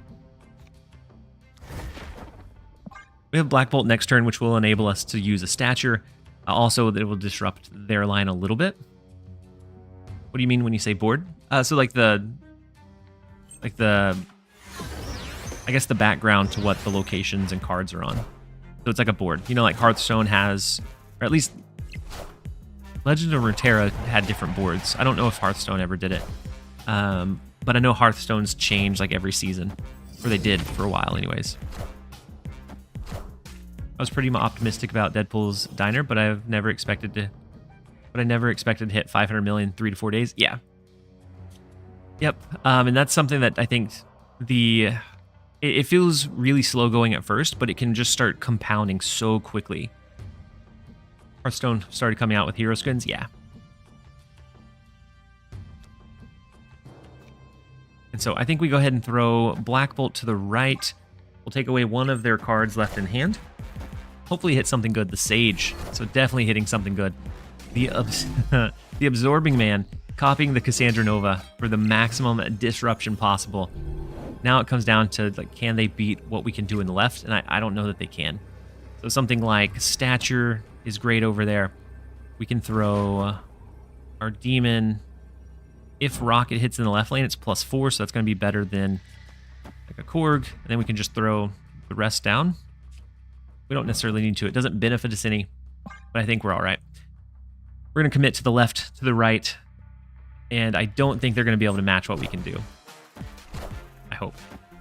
So our Demon, our Rocket, they do throw one into left and one into mid. I found a rock. But 11 power is Iron Man. 11 power is a lot for a 3-cost card, and they got a Mystique which copies 9 extra power. They should still be too short. We're able to steal the left lane away. We have the right lane heavily locked in. We'll grab the 4 cubes. When we've been struggling, the 4 cubes here feels great, and so maybe that's the turnaround or the tick that we needed to turn our luck around. Why you're not in the Deadpool event? Me? I already got the max end of it. Cedar?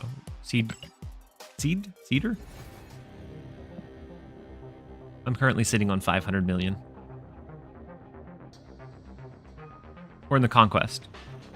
You said if you had been in the Conquest Deadpool Domino event, I would have voted for you. I appreciate it, Machiavellian.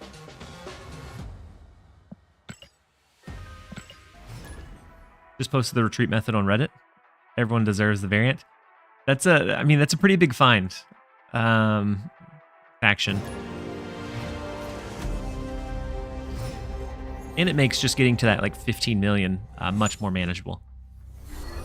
Who'd you vote for? I didn't end up voting. I don't know if I still can, but I was thinking either KM Best or Dara is where I was gonna place my money. So we lost our Shang-Chi. It is an Arisham deck, the rare Arisham deck these days. And they lost their US agent, which is fine. Let's go ahead and skip here. I'm still stuck in Deadpool's Diner. I didn't play a lot initially, so not free. Yeah. Yep, the later it goes, I think the harder it becomes, because you're getting less and less bots. And then Machiavellian.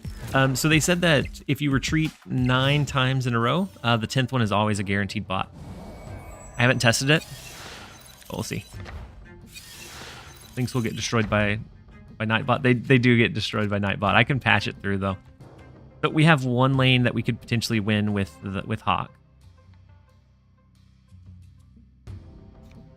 Go Rocket Stature.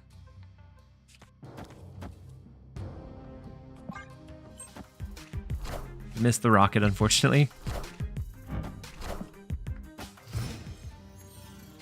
may test that later. Yeah. Yeah, you may give it a shot. I haven't done it, so I can't speak to its efficiency, but worth a shot nonetheless. All right, let's go with our Black Widow. They won't be able to draw. I haven't seen Werewolf the couple of games we ran with this.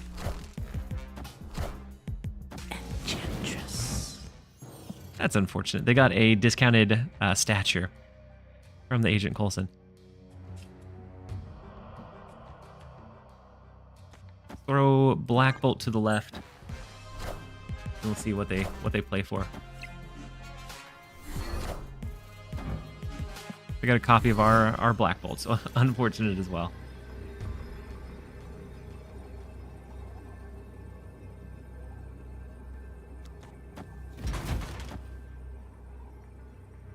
I think we lose this one because they do have the potential to put out some high power resources. So like Blob would beat us here.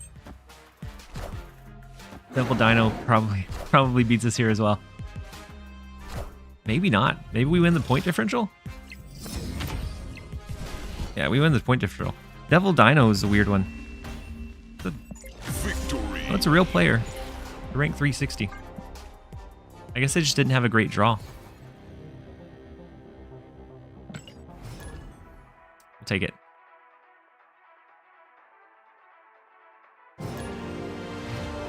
With the luck that we were having, we'll definitely take it. And so next up we have, I think this is Yo Woody. I think he's the only one I've seen use that avatar, primarily use it, and he's ranked number 5. So he got 4 or 8 cubes off of us earlier. Let's see if we can turn that luck around and get those right back. Said second dinner, ask you to design or pick a new variant for Snap. Which character do you choose for the variant? I'd pick a character that doesn't have very many. Or doesn't have very many good ones. And so right now I don't know which one that would be. I would more so ask them to make Uatu relevant so they could sell the variants for it. 'Cause they have some kind of funny ones for him. Just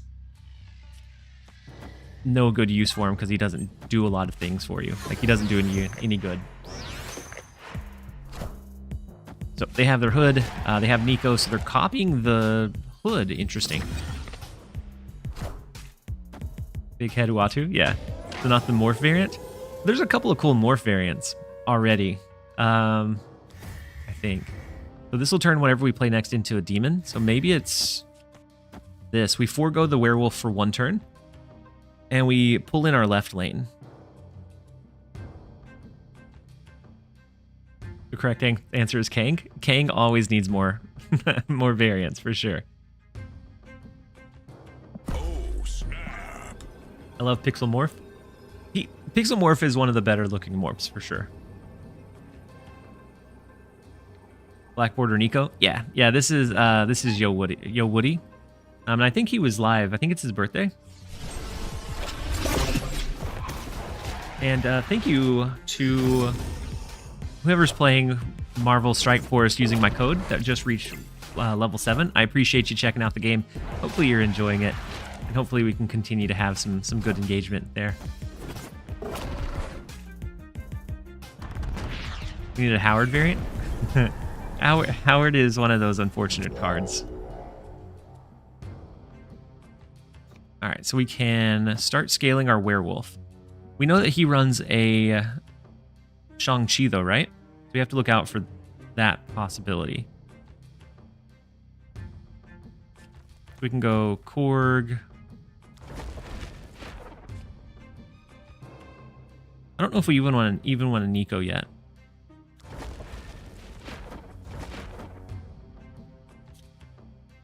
You can always Nico on the last turn.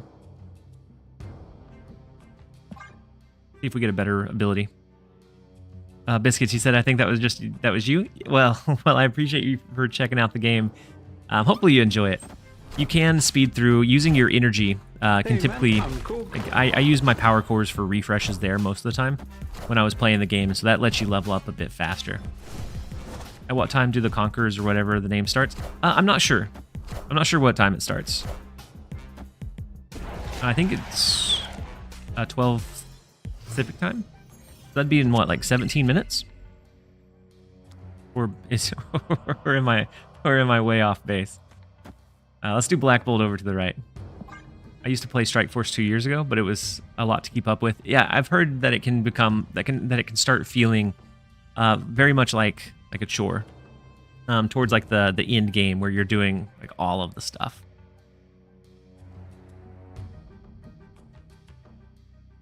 But I played it for about a month, just free to play, and I enjoyed all of the events, all of the things that you were able to do with it. So I thought it was really cool, at least to be able to experience like your different teams in a new way. So like the Marvel characters that you already play with. All right, so what we're looking at is where do they drop Ajax at?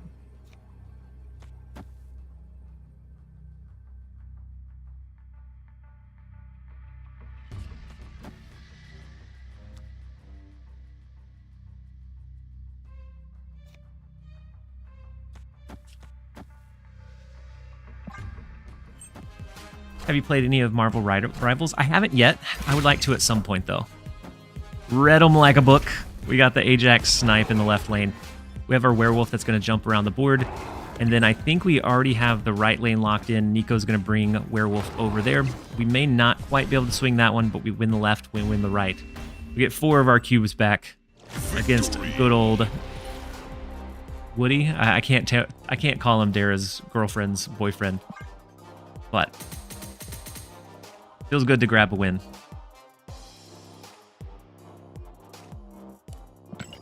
It was a cool Ajax variant. It didn't last very long, though.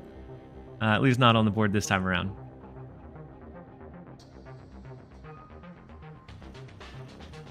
But it does look like it is almost time for a restroom break. Or, I guess, an ad break.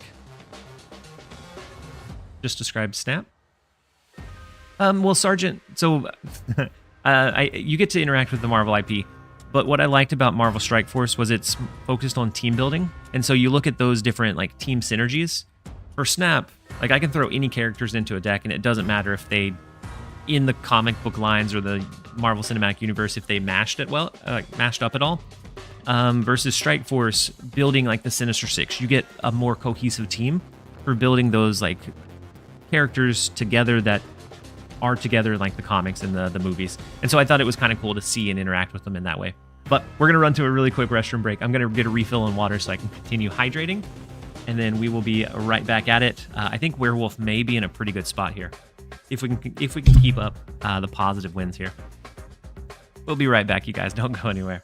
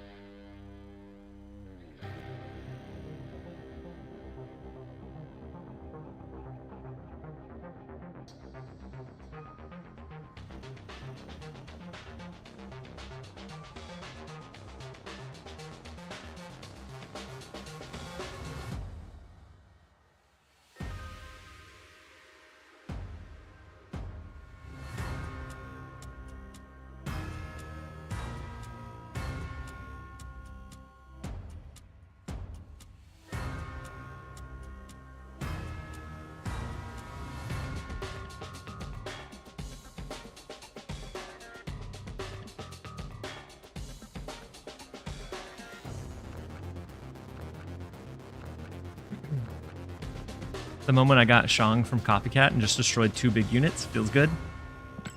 It does feel good whenever you get those to flip your way, for sure.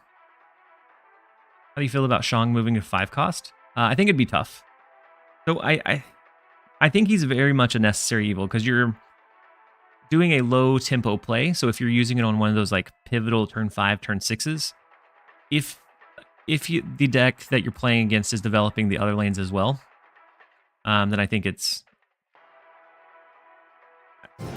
I've never had a big issue with Shang-Chi. You have a couple ways around it with like Cosmo, with Eliath, or which kind of playing your cards to be that mid-range value. So I haven't had a big issue with him. He said that Marvel Strike Force looked very much like Avengers game that used to be on Facebook with more. It might be. I'm not familiar with the Avengers game. But next up we have Cabal. The first location is Muir Island. We can get our hood, and then Cursory Comb. If you're in the stream, you just hit like ranks or level 7. I appreciate you checking out the game and supporting the channel by hitting those milestones. Each one that you hit is essentially, as far as the support it gives the channel, is at least as if you gifted 1 sub, if not more, for the higher tiers. And so definitely very much appreciate the support.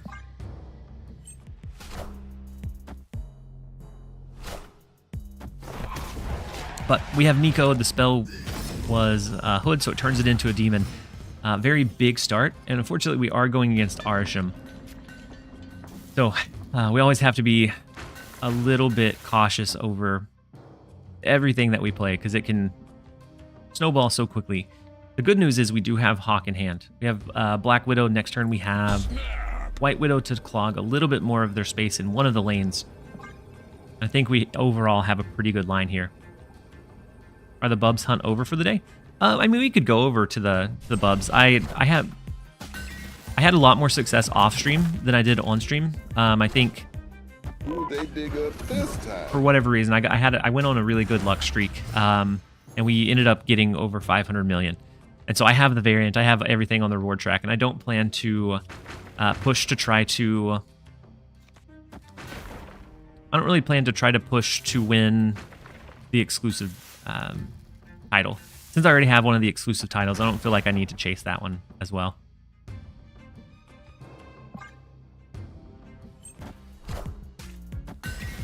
I've just been donating Bubs ever since I completed it. Yeah.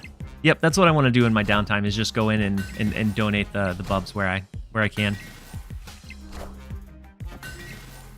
He makes up 50%. Yeah, but most of the time his win rate for a while was well under 50%. And so, like, statistically, he's never been crazy. You just have to play around him, and I think he's an easy enough card to try to build around or play around. So we can either do Black Bolt, maybe Black Bolt into mid. We could do Beast, but at this point it feels like it's a little bit too late to drop Beast, unless we want to just pivot away from Weir Island altogether. Maybe that'd be the play. We can pull everything up from Weir Island. We have Hawk that can win whatever lane we put him in by himself. Is Copycat a must-have?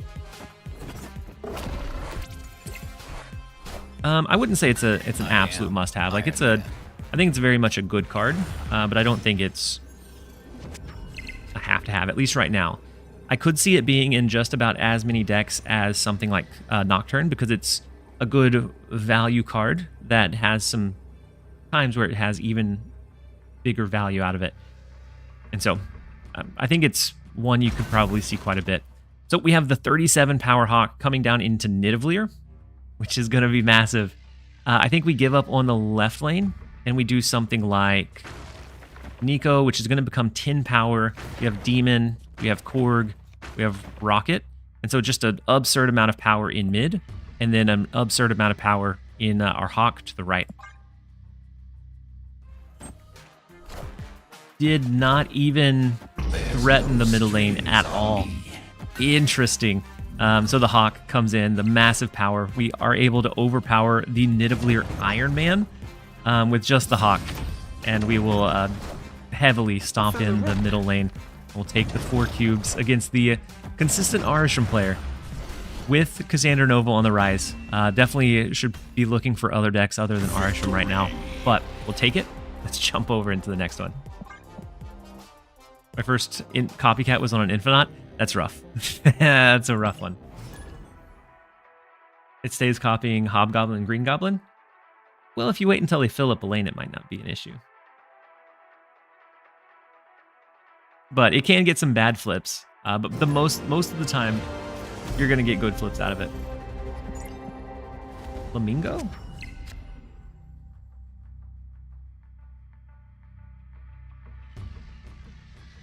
Do we think people were trying to pretend like they were bots in Deadpool's diner. 'Cause I'm seeing a lot more people with like base avatars, base names.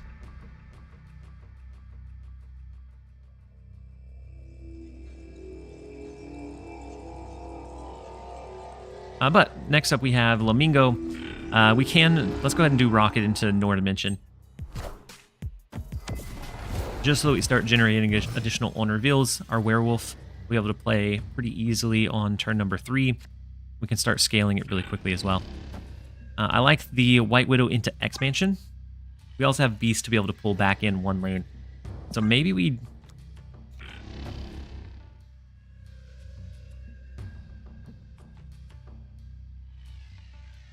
Maybe we White Widow into Nor Dimension. Once we do Beast to pull it back in, we can play it into Expansion after that. I've certainly seen more people pretending to be bots in Diner. Yeah, I could see it as a potential strategy. It's not one that I would necessarily go for, but I could definitely see people trying it. I've had a lot of copycatted Hawk situations, but no way to generate rocks. But I mean, even at that point, you know that they don't have the Hawk that they were building around. So I think even then it's beneficial. I enjoy your deck building. They're very interesting, but you always seem to use White Widow, and I don't have her. White Widow in this one is a lot of times just that congestion piece, because it makes it really hard for them to find the ideal ways to build out the rest of their deck. You could probably do another value too, so Jeff is always an okay replacement. It's not as good, because it's not an owner reveal that moves your werewolf around, but it's not an awful one either.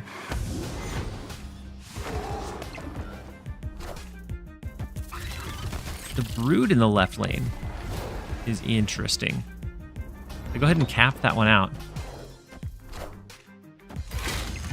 Ajax is not bad from X-Mansion versus their X-23.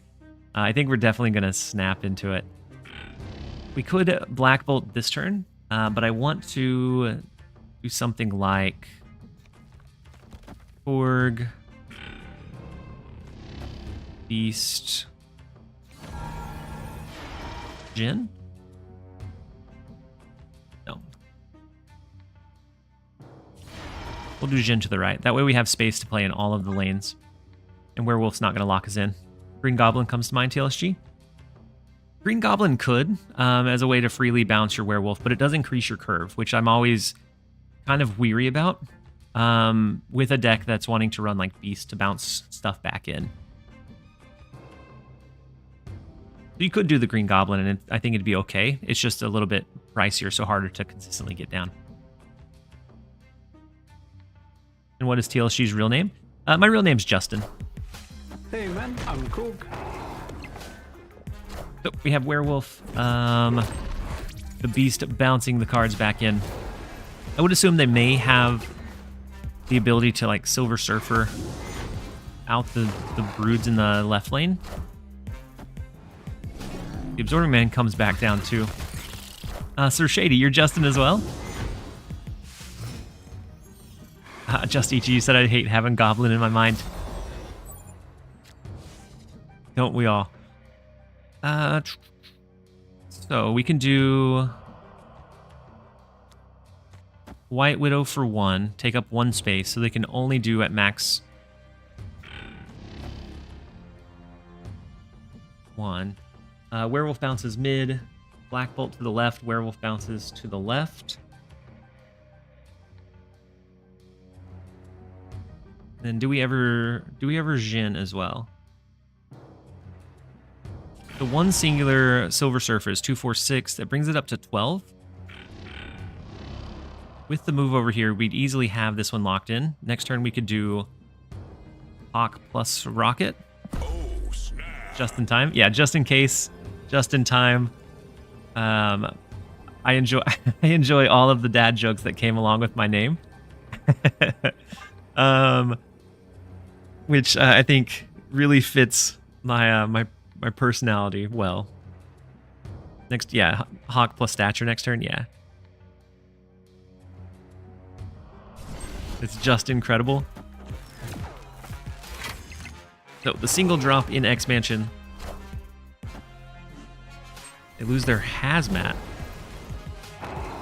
which I doubt they would play because we have the Ajax, but you never know. Silver Surfer comes down, but they don't have Absorbing Man, so they can't do it again. So I think it's 18 extra power to the right.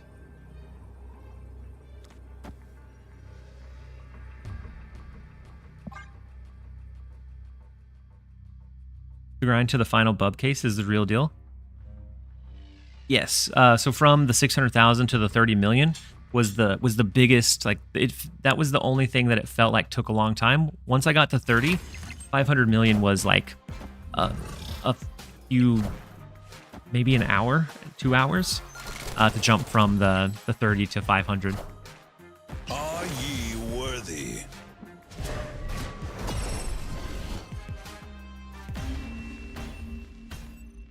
Odin was crazy. You said they could Odin, but they still won't win. You called it right, Drake. Still not quite enough. We'll gladly take it. I'm gonna get Cassandra for sure, and I will try to get the 500 million. Yeah, the 500 million. I was like, it was okay if I didn't, but once I was able to play into like Fairy Pie. It snowballs so fast. And then I didn't even have to wait for refreshes in 30 million because I was just able to push past it. Some would call it injustice.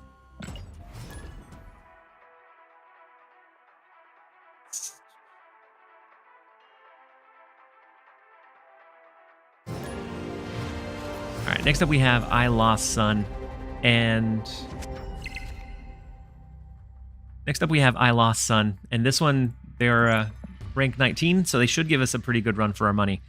Right now, we're 5-0 with the list, which is great. The list is absolutely popping off, which is very much needed because we had a couple of bad runs, and so I'm glad we were able to find one that works. So Lake Ellis will be pretty good for this deck.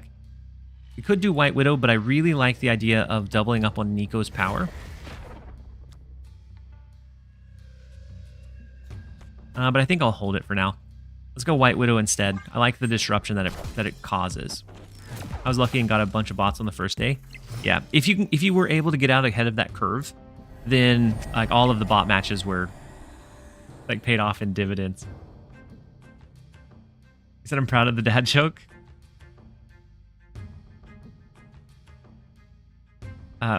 Because injustice or injust ice, which translates to Justin Ice. I didn't realize it. It sounded good off the jump though. I liked it. I like dad jokes around here. Unsure if you heard this one. You can always count on a scarecrow to do a great job. They're outstanding in their field. I like that one too.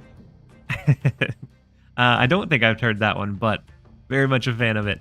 All right, let's go Nico into Beast in the left. We can... Actually, yeah.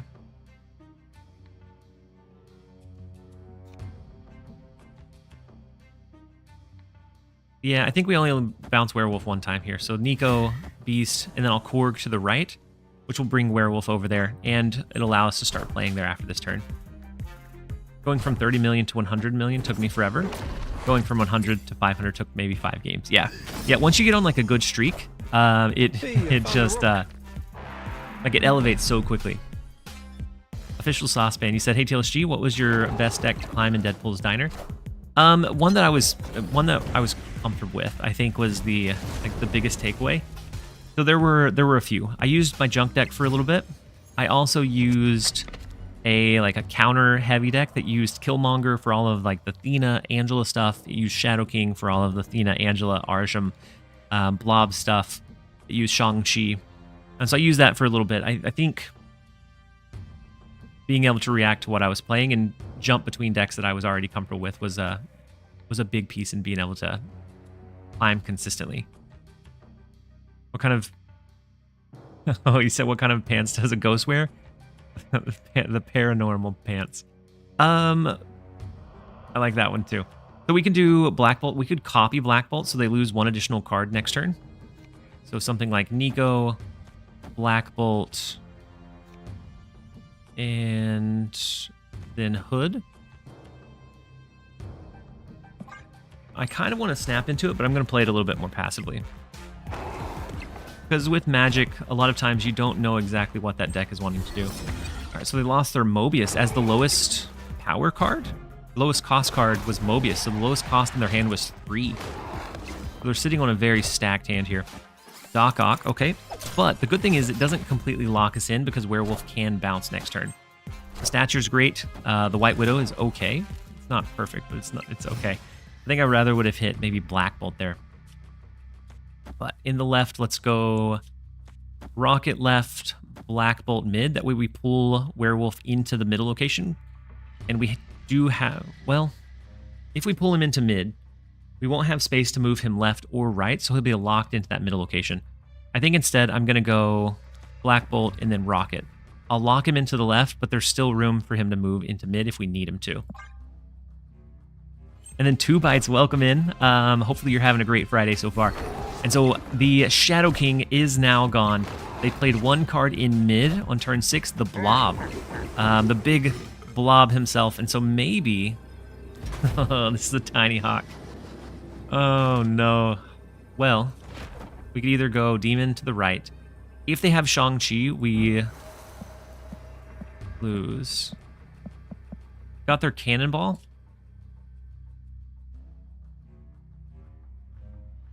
So this... and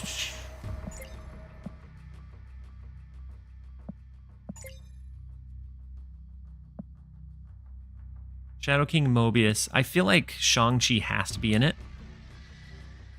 Opponent snapped. But with us having initiative, do they expect us to go mid with the Shadow Shang-Chi? Or could we go maybe something like this? Hope for the best. I think we're going to send it. I think they Shang-Chi. But the good thing about Werewolf is now it's a 50-50 of do we move it into mid or do we leave it in the lake? If we leave it in the lake, we already have quite a bit of power here that they'll have to overcome. No retreat. They only have 3 cards in hand. They ate a lot of theirs. They ate the Cannonball. Shadow King is gone, so they can't just offset it. Kind of want to stay.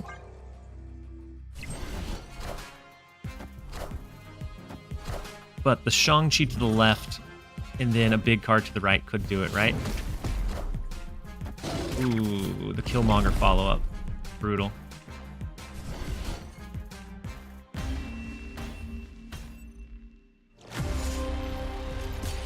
The Killmonger, looking at the deck, the Killmonger was the piece I was missing. It's a very heavy counter deck, which has done well in the past before, but kind of drops off depending on what the meta looks like. We should have done it. Reset? Ooh, it is the reset, isn't it? We can take a look at the shop. We got the dog pool. 3,000 gold, $25.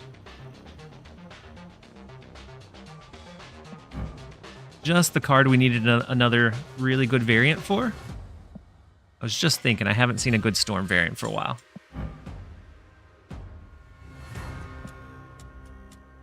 Dog pool, yeah, I like I like the card.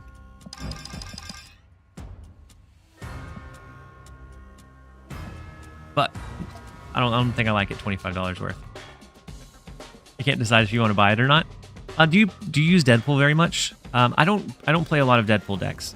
Is it a Pandark takeover? I don't play Deadpool very much, and so Dogpool and Marvel Snap must buy.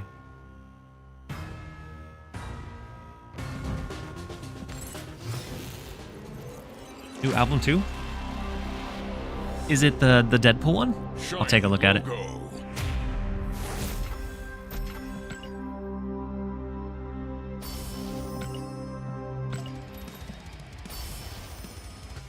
Gotta pair that with Dog Rules title. I think that's a good pairing.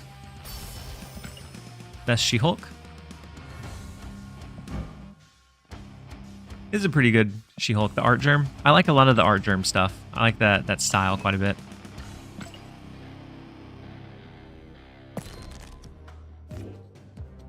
Ooh.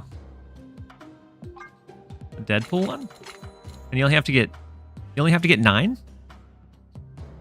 Nice.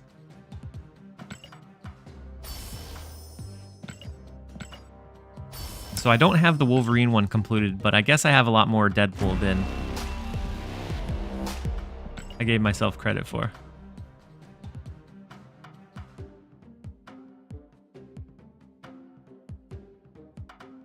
We just need to pull one more Deadpool.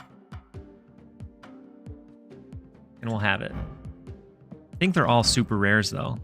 Yeah. Yeah, unfortunately, they're all super rares.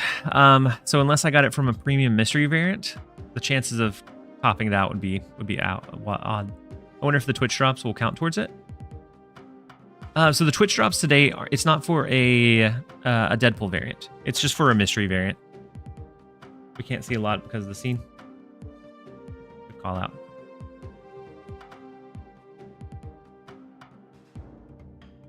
There's a login bonus.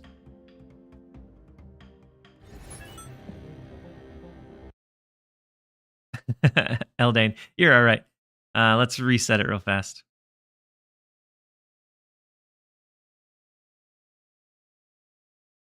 We'll see what it looks like.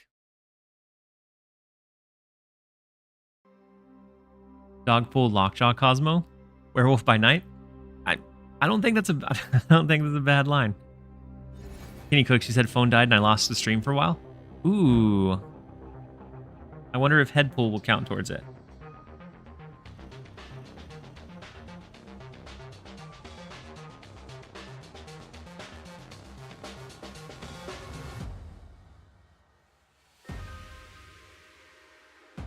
Just lost 1 million bubs. The opponent kept snapping. That is unfortunate. Nightshade. It is kind of sick. Deadpool's going to be one that's going to be hard to choose which variant you want to use for him.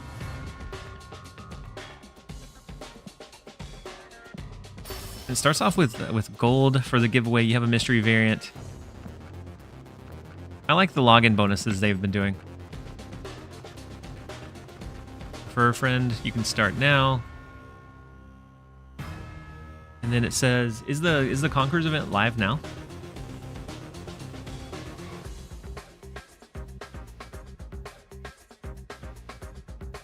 Conquerors event is live. We have a lot of people pushing. We have Disguised Toast streaming Marvel Snap, which is great to see.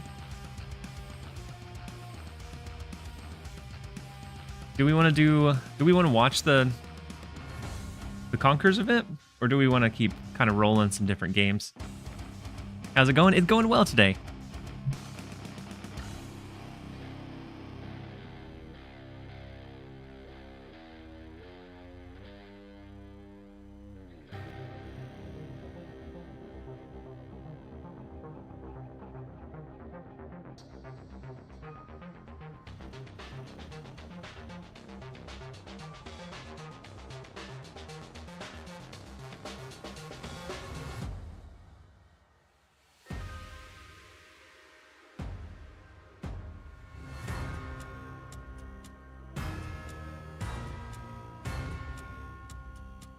All right, I set up a poll. We'll let the poll run for looks like 5 minutes, and so put in your votes whether you want to keep snapping or if you want to watch the Conquerors event, and we can kind of adjust from there. You want to watch Toast? I don't blame you.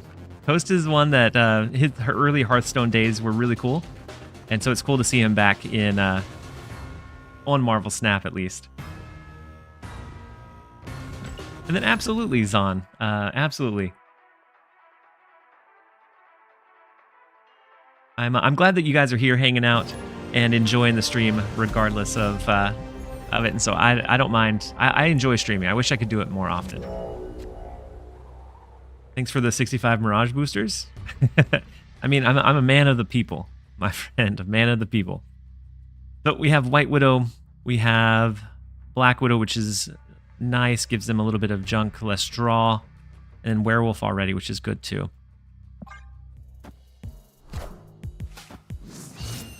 You said, when does it start? I need Dex to come through. I think it's starting now. Hit it full time. That would be the goal. That'd be the dream. We'll see if we can ever make it a reality. So we can White Widow into Jotunheim. A lot of times, even though we're both degrading at the same rate, a lot of times it's okay because it's harder for them to cap out the Jotunheim location. And so a lot of times you'll get a better bang for your buck there. Let's go ahead and play the Black Widow. No Deadpool Diner. I maxed out the rewards. I'm already past 500. So they do have Cassandra Nova. They hit all of our cards, unfortunately. I think we'll do Werewolf this turn to get it down so we can start that bouncing spree. Yeah, no, yeah. So I played it for about 3 more hours off stream, and I was able to go from 4 million total up to 500. Like, it just snowballed so quickly after I hit past a certain breaking point. So we could do Nico, Org, Beast, and then Rocket in mid. That way we pull everything from the left lane, we push to the right. But they're running a Devil Dino deck using Cassandra is interesting. Hey, I found a rook. We're going to replace Jeff within your Cassandra Hawk deck. The one I was running earlier. Mainly just another, like, 2 value card. Ideally, it would be one that could be maneuverable, but I think we've, at this point, I think we've extended all of the ones that could be maneuverable. And so we lose the right lane with the Devil Dino. I don't think there's any way we can win that one. We could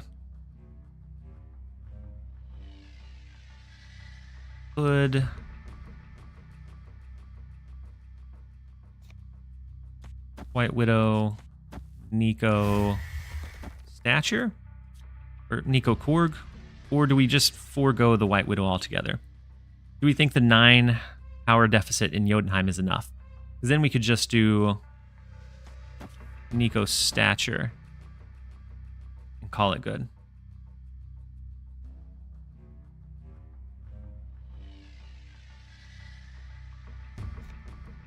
And if we do that, we might as well Korg to the left to pull Werewolf from here to here and then back into mid. So I think is what we're going to do. So the Snowguard Hawk is fine. The Juggernaut is not fine. Oh no. Not hitting us with the Juggernaut. That is a rough one.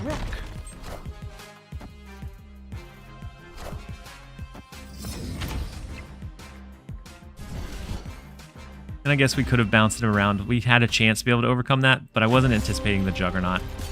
I'll be completely honest. I did not anticipate the Juggernaut at all.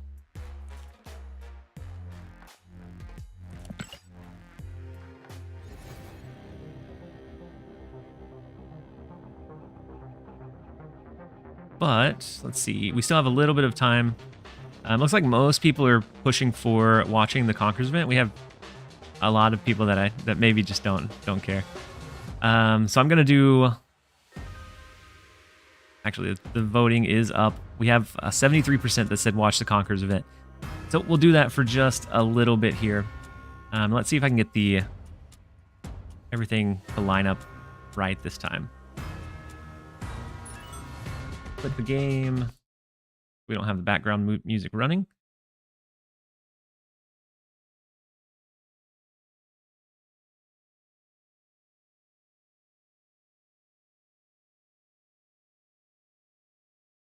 You're winning, of course. If you're absolutely ahead, then it's the best. It just keeps snapping for you. You snap as well, and all of a sudden you're walking away with millions above. It's perfect, right? I do like Cam's play here. He wanted to fill White Hot Room. Wait, maybe I didn't even though he didn't maximize the bounces of the doing. Werewolf by night, he's able to set up a situation here where now he's got all these free plays on this next turn where Werewolf could then utilize the space available to get nice and chunky. Now, I do want to remind people it is a 2-hour event. So right now, we've got a lot of matchups just building up the bubs, building up some currency. And we're going to see some massive All right, how's the sound matchups for you guys? the more the event goes on, right? And why that's awesome is it's about current bubs, not lifetime. Current. And so we're going to see these creators hopefully go head-to-head and put 50 million bubs on the line. We're going to have to see once we get towards that, as these guys are starting and girls are starting to build up their. We need to adjust it a bit. Adjust it what a bit? completely changes the way this all of our tournament's stuff. played. Because like before, like if it's just like the cumulative bubs, then you can go like really hard, buy back in, go really hard, buy back, whatever it is, right? But because it's your current bubs, as you get higher, Sounds good to me. Nothing wrong. It's Perfect. so much riskier. The stakes get so much higher, so especially my voice when compared to there's theirs is variance okay? on the line. And so at the end of the day, I do like this this tournament setup here because it creates a lot of pressure and tension, especially in this high stakes mode. And so I didn't even read the about Werewolf rules. Night, you're seeing it here, is essentially you have to know what you're doing with the deck. Even though it's a good card, you have to know where to play, where the wolf is going to bounce to, and it's a tricky deck to play. All combined with what Game just said best, I have no clue. As he gets, wow, this is crazy. I mean, he gets pinned, but with the new Professor X that we've seen via OTA's balance patches, we can have that werewolf bounce out of Pro X, and we have that space. But Alex, as you know, chat wouldn't be needed. Tough for him to get back into Holla. Yeah, it's going to be difficult because we can pull it up a little bit bigger. Have a way to get in there, and so like the thing about bounce, especially with werewolf, he needs that's the what space, it sounds like. Right? He needs the space. So this is a very difficult situation here. It's You're notable for? that in the Mount I'm cheering for everybody right? in here. The opponent's going to be able to kind of negate. I think that Dara is the one that I also voted for, Angela. or I would have voted for. However, I don't think Cam has a I didn't actually lock into it that in. left location, and with werewolf, he's not going to Dara was bounce enough. Probably the one that I would have really voted for had I been value. voted. And Nina coming he in with could 40 million here is Hazmat pretty Beast big. And then Hazmat again and drop that to a -1 on the left. That's probably his only play.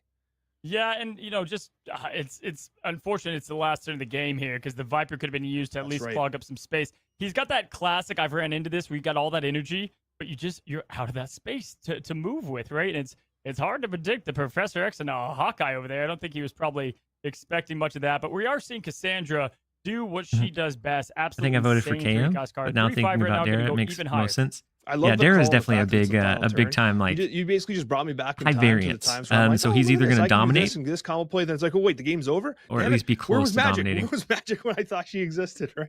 Right. But, I can't tell you enough how many times you get so caught up in one play you forget where you're at, and they can't retreat because I'm out for Vesuvius. Yeah, no kidding. And I mean, Cassandra's going to be pretty chunky here, and Cassandra in a bounce deck would absolutely crush so many lists. Oh man, we'll have to see what happens in a bounce-based list against Arishem. She could easily get to like 30, 40 power. Keep an eye on the left side of the screen here. We see Dara right now in first with 44 million bubs. Yeah, and I saw the refer for variant come out. And here's that final play line. Can he score himself the victory? Yes. Yes, he can. So we got Dexter, we have Chris. It's interesting to be able to see this live leaderboard update here in Disguise in fourth. That's right. And Regis is close behind as well. I mean, it was pretty crazy to see Cam close out that victory just by 1 point on a So where did they play. start out? Doesn't get much tighter than that. As it takes us over. Were they able to start with whatever they had Pani before? Here is playing against Khalil, and we'll have to see. This is a very early Dark Hawk, but of course. What are we watching? This is the Conqueror's Deadpool Domination event. Mockingbird, Shang-Chi, and so I thought it was more of a tournament line. Games, I see they started with 12 mil. We got some bot play. We're building up some bubs to build up into a more climatic end of event here. Sakar coming down with that early Darkhawk, man, is always feeling pretty good. At this point, are you doing this Stark Tower play, just building up for the +2 power? Yeah, I think so. I totally agree with this Fastos play, but I would say that Darkhawk coming out from Sakar, it represents such a risk because I think that even an Arishem player, I thought it was a tournament. Against Darkhawk. Everyone's adding in Deadpool's Diner. It feels more like this is a meta where it's a bot fest all over the place. I mean, look at Pawnee's deck; it has a rogue in it, right? So I feel like which is a little bit less so exciting, I think, in these situations. However, hey, it's a free play on turn one, and you don't have to pay the 5 energy. Now you can just kind of prop it up with the Korg and everything else. I love this detailed analysis of a bot match. Yeah, we just saw Nina is new, jump up to first place, 60 million bubs, followed by Dara, Toast, Jeff, KM, Regis, and Atrix. So pretty tight, but last time it was Nina who wins the most Infinity Conquest, if you remember. Yeah, she's yeah. This one seems very, very similar. Yeah, so that's the thing about this game mode, right? Deadpool's Diner, it's all about mitigating and taking advantage of risk. So, like with Nina, that's one massive win. But here's the thing: if Jeff I rescind just my jumped vote. to #1 for that Watch exact this. same reason, if you just gamble on your bubs and you cleanly Let's. win, and then I'll you run can go another up, but poll. here's We're the gonna go thing, to a quick if you ad break. I'm miss or gonna you whiff on that refill my turn 6 or water. 7, you find But yourself we'll run another quick crashing ad back break. down. And so this is going to be like a fight to the wire. I'm interested because I thought we would see this. I thought we'd see a lot of Darkhawk. I thought we'd see a lot of Iron Man. I am surprised by the amount of Ajax we're seeing. To be honest, We'll I'm run a bit another one for shocked. We've 5 seen minutes a couple here. decks now with Ajax in there. A couple bounce Go ahead builds and as well. post your You votes. We're gonna typically run see to a the quick ad bounce break, come and out I'll be more in back, you tournaments guys. and more in competitive kind of style of play that we've seen in the past. Because it's that big brain deck, right, Alex? And we take that big brain to the big brain himself. Disguised Toast here playing Chorizo Joe. Yeah, and it's so funny to see, like, he's got a big smile on his face. He's having an absolute blast here. And that's a Cassandra Nova coming down here. Absolutely soul-crushing at 19 power. And this is actually Disguised Toast versus KM Best. For those that don't know, Chorizo Joe is KM Best. We have creator versus creator. Can a man who's been playing since the beta defeat a man that is back playing for the first time, I would guess, in a little bit? And look at this absolute hand for Toast here. He's got Mockingbird, Blob, Black Bolt, and Thing. Very interesting play lines all together. And this is a crazy matchup here. And this is what makes Cassandra Nova so punishing. Blob can, mitigate the effect of Darkhawk, but it's not going to do anything that Cassandra Nova. Cassandra's Nova's damage has already been done. And Blob's going to eat more cards now. It's going to get less power, and it's not going to impact Cassandra Nova at all. And here's the bounce from Werewolf, and we got a little more All space. right, we're back, you guys. Love the Black Bolt. Love the Black Bolt with KM's deck because that hazmat play right there. Yeah, right there. That was huge. Oh my goodness, this time right? So now we're on it's turn 9-1 snap 6 instead. Or 5, I believe. And this is where I would probably go with the safe Blob play. Mockingbird's down to 2 after that. And then most likely, I think Blob was from there. Ajax in hand with Hood, but hazmat is gone. This like some Toast sort of has RNG, every yeah. chance here to secure a W.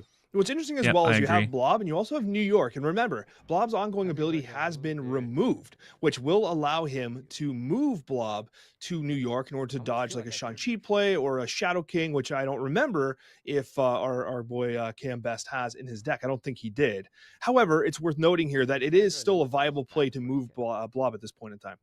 I think this is a no-brainer Wait, Blob play. You Toast don't know going what your against? opponent has, so you might want to not give them priority. He's retreating. Damn. He's being safe, and I think that he had himself a phenomenal chance to win this. Sometimes looking at how many cards are left in your opponent's hand is vital because you can see that Werewolf by Night wouldn't have that much Joe's came. Gotcha. power to get gained with only a couple cards. It can be very difficult to make that read, though. Like he hit the hazmat with his Black Bolt. He might not have realized how impactful that was in that given game circumstance. All right, we have Snap is a very couple much more a minutes. game of what you're learning about your Yeah, mistakes. I really right? like the And more big you play, the creators more that you are learn those involved. I mistakes and don't wish make them again. I know that's how we could I see became, Toast in like a from tournament bad to, scenario, pretty but bad player I agree. Myself, hopeful pizza. I'm gonna go I get a believe refill it's on my water because I never did Fan earlier, here, and Fan and then that a should be new enough time player for the to poll. We snap. can jump back into Yeah, She some snap. submitted it herself. Yeah, so very, very new to Marvel Snap, which is great. I love to see new players entering the game, and you know what? They bring different types of decks. They have unique, different strategies, right? They're not jaded by the meta. They get to come in here with fresh ideas, and it's always fun to watch. I'm listening in here because I love hearing the commentary of like, what does this location do? It brings me back to the early days. And then you're like, and by the way, Weird World, Dream Dimension, Vibranium Mines, another brutal location set for a new player.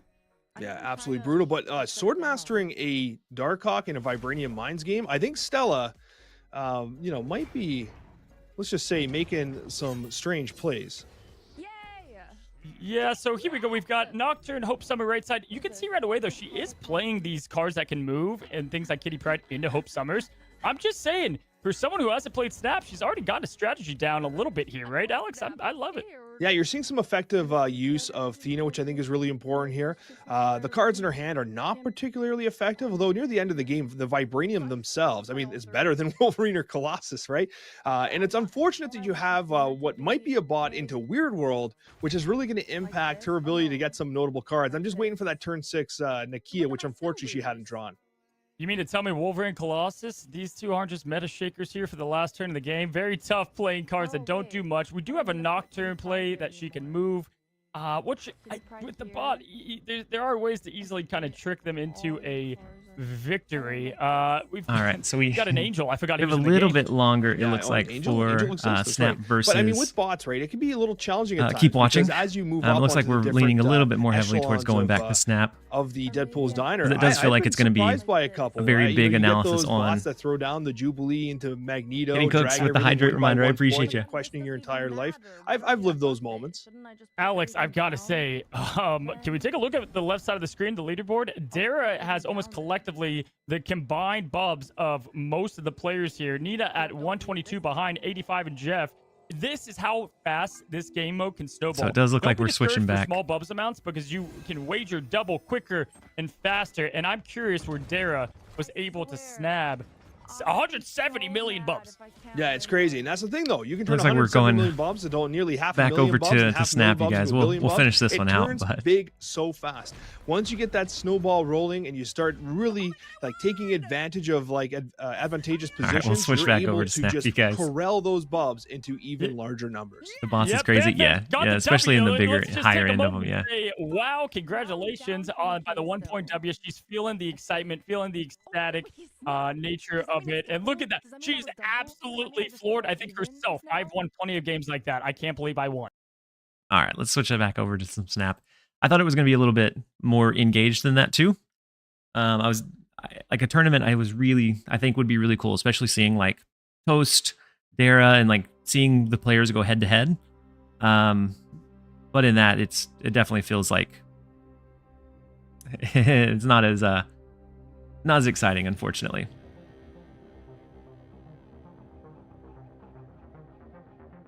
All right, and so let's continue our roll with the wolf deck. Let me see my stats, make sure that we're not just going copium on it. Right now it's showing 5 and 2 for a 71% win rate with the deck so far. So I think we keep rolling with the wolf hawk.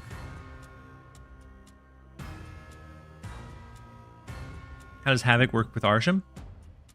No. So Havoc. So let's say you use Havoc on turn 1.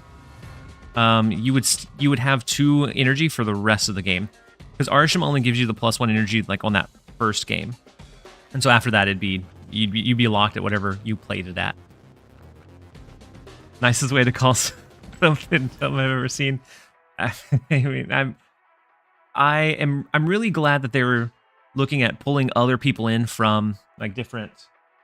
We got the doggo. I'll move out of the way for the doggo. I'm really glad they're pulling in creators from other like communities. I think that's really big on like bringing new players in and getting that extra exposure that you would need for like a long-term healthy game. But Deadpool's Diner doesn't feel like the best showcase necessarily. But next up we have Rodominator. The first location is Dark Dimension. We're going to hold our Rocket Raccoon right now because I don't think they're going to play a card. And then Ishtaruku, welcome in. Hopefully you're having a great day so far. So far we have been enjoying our day, and our stream has been going decently well so far. They should have done an outsider/coach event. That could be kind of cool. Kind of teaching them, and then like you get a couple of either you teach them real time, or you get a couple of like hours ahead of time to do like coaching sessions, which could create for some like great like B-roll content to roll during downtime during the tournament, and then those that were coached would be able to kind of run on their own. I could see that. I'd kind of like it. So we could either rush to fill up this right lane and try something like Nico, Demon, but I think we're going to do this instead. I'm going to Nico in mid, pull the rocket back in, pull the hood back in. We can fill up the right lane next turn if we wanted to. A real tournament would have been exciting. Yeah, with card restrictions and such, I agree. Something where it's easy to follow for somebody that's new, but also engaging for somebody that's already in the game. So we have the Athena in mid that scales with the Asgard, but we don't have to worry about losing Asgard because of the Black Widow here, which is nice.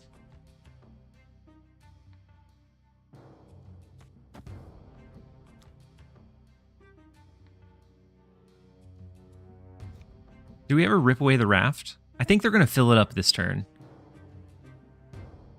And so our only other way to compete for it would be filling it up ourselves. But they can move their power out later, and so I'm not sure that that's the best idea or line for us.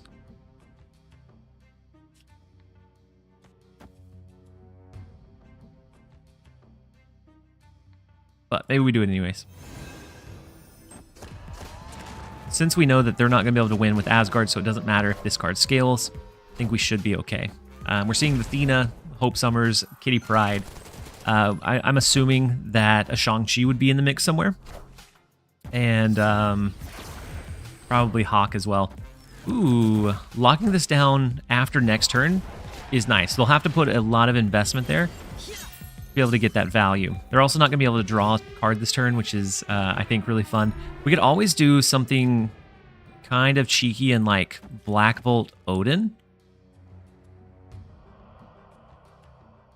where they lose 2 of their remaining cards.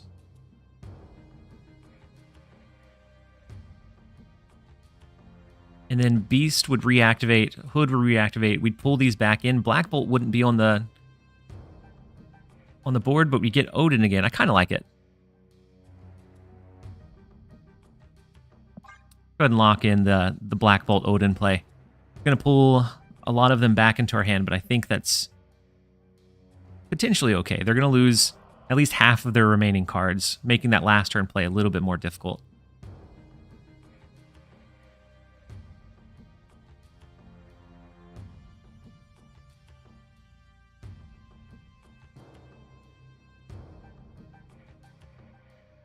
Just being an Arsham Loki player with a Doc Ock on 3. Oof. Doc Ock on 3 is so I almost would rather it be a little bit later than early. So like anytime I get I think it's Project Pegasus, where you get the extra energy, I almost never want to drop Doc Ock on 1. Because the odds of capping out a lane are so low. And so no more Doctor Doom for them. What else can we pick up from their end? Nothing. Okay, never mind. That's not the order that I thought that was going to go in. I thought it would re-trigger Black Bolt before Beast pulled everything back in, but I guess not. Rough stuff. All right, so we are winning the right lane, at the very least. They lost their Doc Ock, so they can't spread that power across. The Jeff Nightcrawler, we win here. It's just a matter of winning in Dark Dimension. So it becomes Black Bolt, Odin, Stature, Demon, which is I think is a respectable amount of power. Has Jeff moved? No. Jeff and Nightcrawler both have not moved yet. We're gonna lock this in. Depending on how big they go, like Cassandra Nova, Hawk, Juggernaut wouldn't be great for them. We do end up forcing the retreat with the big last turn play. I think even without Black Bolt triggering, they didn't have enough power to stack in this left lane. And so we'll take the 1 cube, jump over into the next. Nightshade, you said last night I was so unlucky. I got 3 fights where I drew into Agatha as Arsham. That sounds like you got taxed for playing Arsham. It is unfortunate whenever you draw it in several times in a row, though.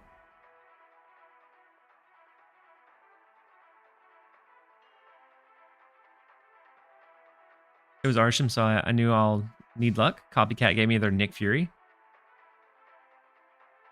And you outstatted the clog lane. Huge.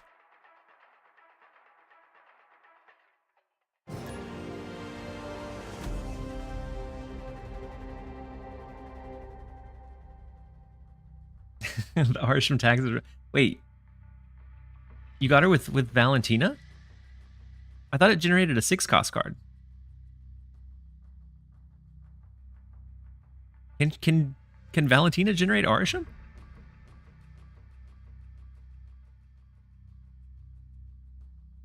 If so, I don't think it should.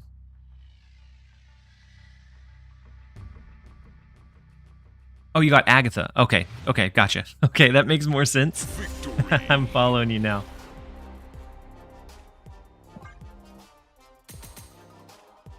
$411, yeah. Yeah, it ends up being a decent stat line, though. And so I'm never, depending on when it happens, I'm never super mad of the Agatha Valentina. At least it can play it out early.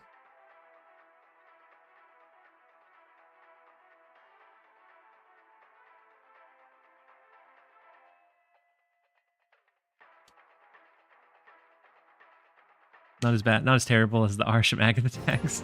Yeah, not as bad, but it's still definitely pretty bad.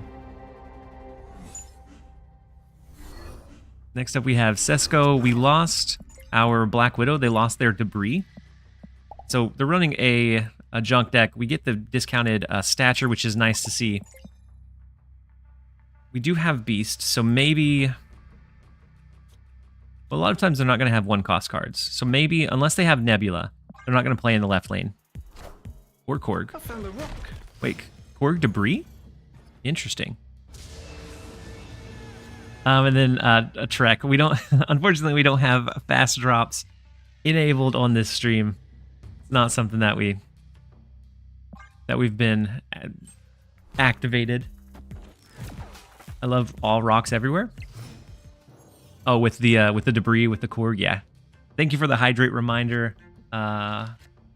Let's go Rocket into Beast.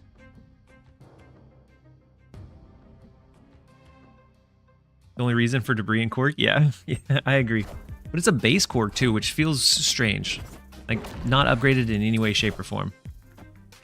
Baron Zemo pulls our Hood or Korg? No, it pulls... What?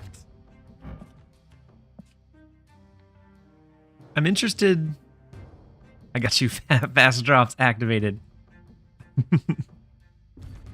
So fast drops... Trek, I noticed it was your first time chat. If you're still here, fast drops aren't actually a thing. It's just a bot command that says fast drops activated.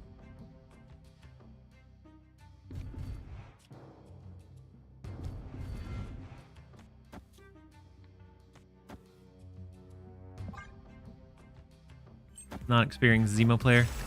Grandmaster pushing Baron Zemo into mid, but it doesn't have the means to pull again.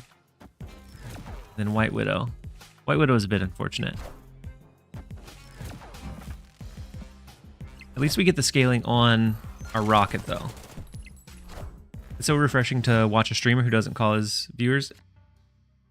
Oh, yeah, yeah. No, like... I think... No. Definitely a much more... I'm very appreciative of all the viewers. I wouldn't... Like, there's been times where I'm sure I had silly questions that maybe I could have found the answer to, but sometimes you just want to interact and talk with your viewers or talk with the content creator. And I've been in streams before where I felt almost... Afraid's probably the wrong term for it, but I felt almost worried or afraid to like, say or mention anything because I didn't want to be like have it picked apart by either the mods or the creator. And so I definitely try to make sure that we don't do anything like that here.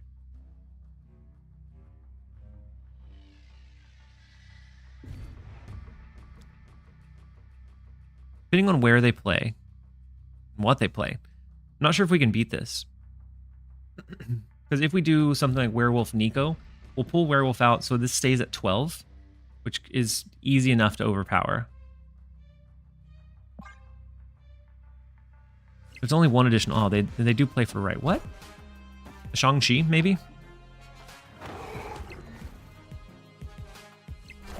Yeah, Shang-Chi makes sense. So if we had played our Hawk over to the left, we may have been able to have a chance against it, but unfortunately, we played it in the greedy line. We went for the double power and Onslaught Citadel, and they were able to steal it back with the Shang-Chi.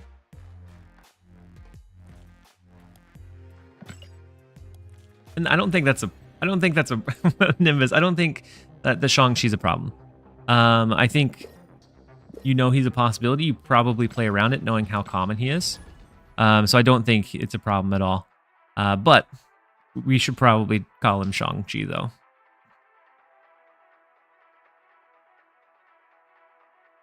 Because we have a very diverse group of viewers, and like all of them are valuable and equally as important as another. So we try to keep stuff like that out of it.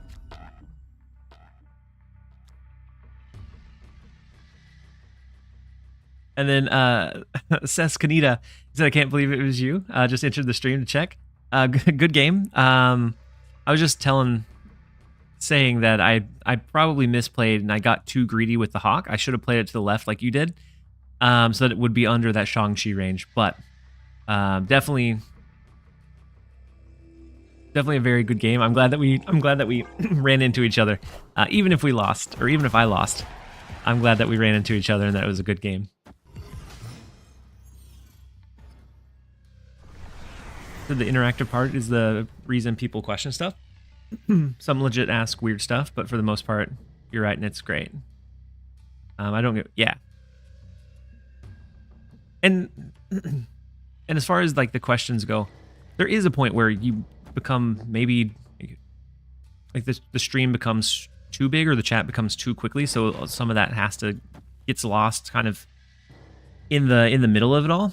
But I think otherwise, I really enjoy being able to do the streams because I can interact with you guys.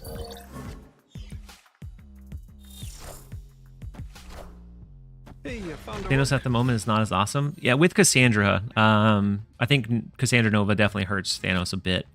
He's playable, but I don't think he's as good as he was before or will be in the future.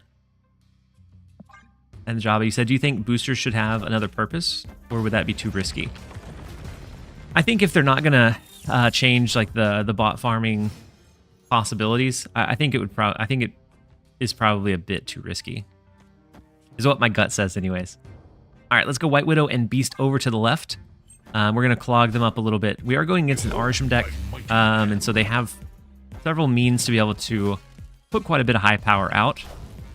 I'm hoping that we can clutter them up enough. Is that Cassandra Nova deck your favorite right now? I think it's one of the strongest.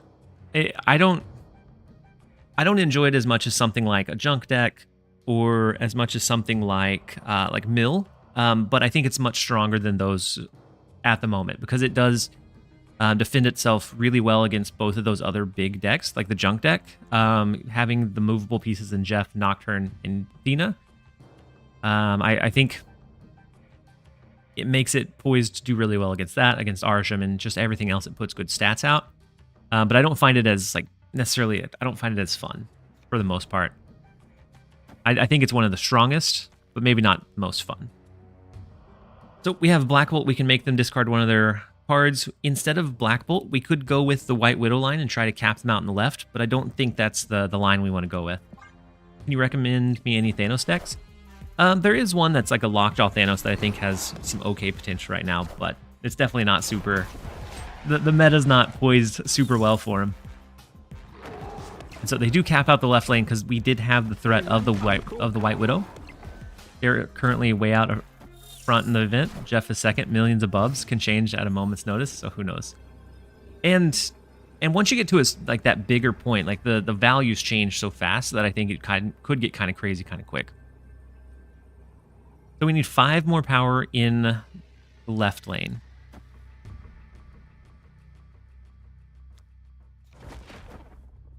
We could do Demon,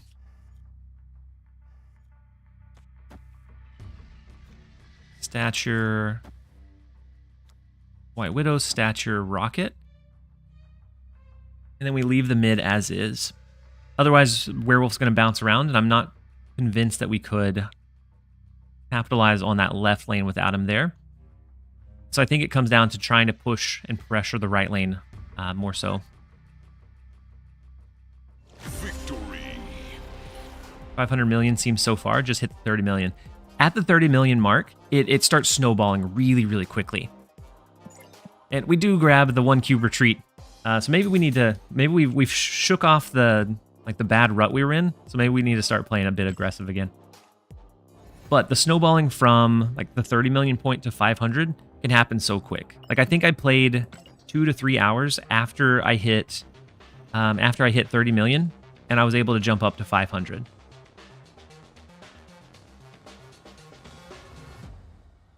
And so it's definitely like it starts scaling really fast. I think you'll be there before you realize it.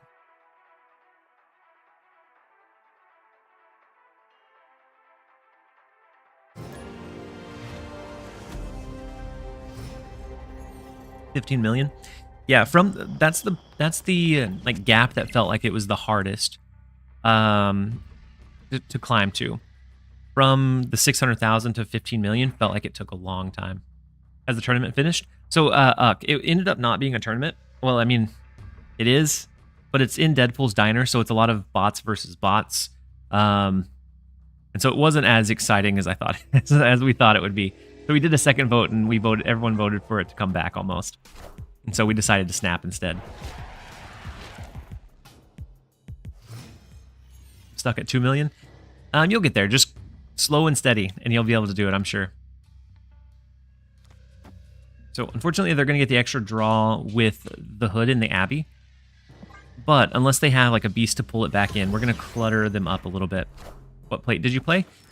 It depended on the range. From 15 million, or from the 600,000 up to the 15 million. A lot of the times was spent at Kebab. And then, oh, my bad. It's not bot versus bot. It's a lot of bot matches. Instead of person versus person, not bot versus bot. They're not bots. I played it a lot at Kebab, which is like the 80,000 entry. Not until I had at least more than double the ice cream, which was 400,000, did I make that jump. I got.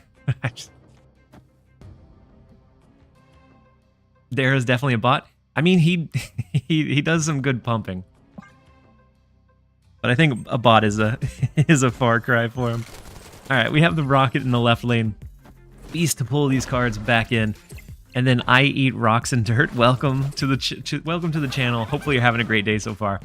The Green Goblin does get sent our way, but at least it doesn't cap us out yet. We have the Widow's Kiss, which we could use at some point if we wanted to. I'm not sure that we need to. Let's go Black Widow. We could try for like a cheeky cap out in the left lane. And then if it doesn't work, we can pivot. Yeah, I think we do that. And then we have Rocket. Do we use it this turn or hold it? I think I'm going to hold the Rocket for now. People say once you hit 30 million, you're going to do fine. Yeah. Yeah, I think it once you hit 30, it really starts snowballing from there. So the Nico into the Viper. Oh, unfortunate. Quack got us. And then the Nico to make sure that they didn't cap themselves out if it didn't go off. Big.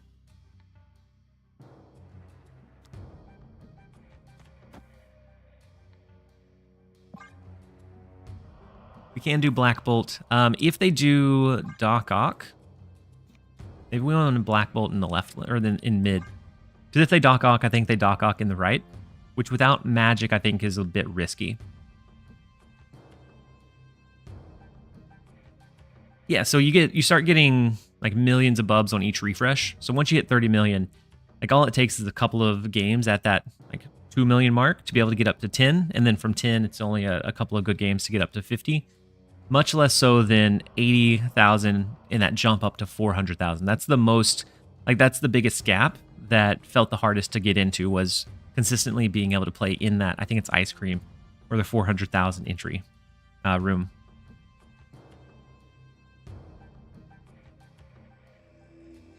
Posture check from Hydra King. Thank you for the reminder. Opponent snapped.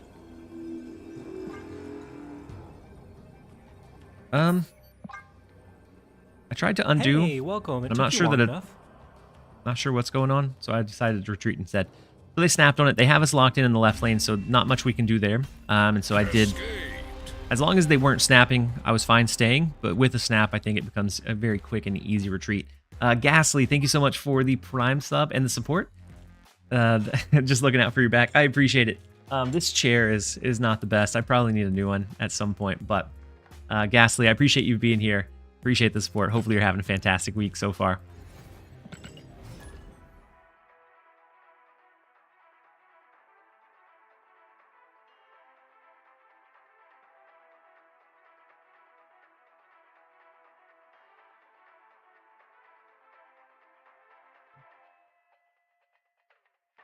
Have fun and a great weekend. Thanks for helping get your Snap rewards today. Oh, have you already pulled them all? Or are you just headed out for the day? Either way, Hydra King, I appreciate you being here. Next up, we have Fanta. And I think I make this joke every time I play against them. We definitely want to take their cubes. The first location is the Bifrost. We have Beast in our opening hand, so we can play Hood a little bit easier, or without worrying too much. Doubling up in Sinister London is kind of nice, and then we can always pull one back in with the Beast. Double White Widow, double Black Widow into Beast, do it again, I think is treacherous. Play some Negative Surfer. I haven't played Negative Surfer in a very long time. Taking notes. So we have the Bast comes down, and I'm thinking this might not be the Bast matchup for him.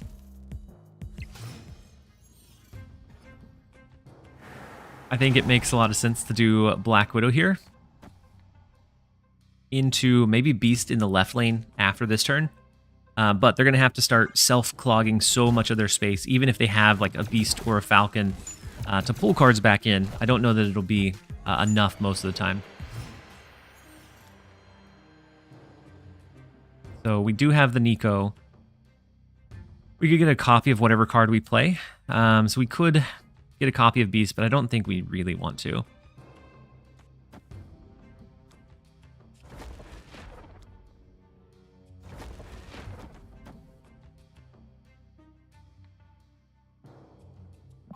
If we Beast in the left, that's going to make sure that we're not capped out in the Isle of Silence going into turn 5. Which they have the really big scaling of Bishop, but as long as that pushes over into the right lane, that's going to be the biggest piece of their power. You said just juiced 73,000 max out of Bubble Tea against Destroy with a sweet Loki hit for null. Oh, poor guy. You were right. Very, very unfortunate. And then Doctor. We don't... So fast drops aren't actually a thing that happens. So we don't have them on this channel. Neither does anyone else. They do have Falcon. They pull in all of their cards. So the Rocket and the Bast. And they're still capped out in the right lane for now. But they have the double scaling of Bishop, so I'm not sure that that's a huge worry. And they held on to...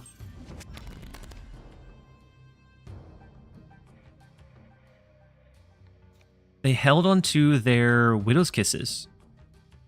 So we can do White Widow into... Or a double White Widow into Nico, Hood to the right. That makes sure that we are... still open in the Isle of Silence. We can make sure that the Widow's Bite or Widow's Kiss goes mid and left. And then we still free this one up and we get the additional card draw.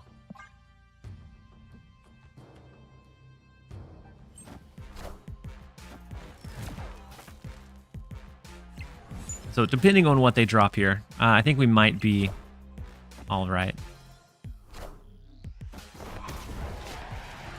We won't be able to hit Shang-Chi in the right lane, so I'm not sure we ever win the Isle of Silence. The rocket comes down. It does hit again into another rocket, which hits again. Craziness. Huge rocket in the left lane. They do have initiative, though. And so they win left, they win right. We just have to win one additional location. I think something like Shang-Chi to the right is probably... pretty likely to be okay. And then the double demon up. It's either that or the Shang-Chi in the left. But I think this is going to be our play. No, they would have to play 3 cards. They're never going to play 3 cards. So it has to be something like Shang-Chi in the left. Demon.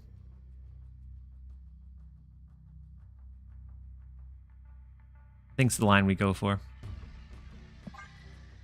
Let's lock it in and see what happens. Okay, the Hit Monkey, it will scale twice in that left lane. So it ends up being pretty big. The Widow's Kiss over there may be big as well. So the Sage coming down. We have the 12 extra power from our demons in mid, so that puts us over what they have in the middle location. And then in the left lane, we'll be able to outscale them by 1 thanks to the Widow's Kiss over there. Very tight, very close game, but we are able to hold down the 4, and we will take it. Let's jump over into the next one.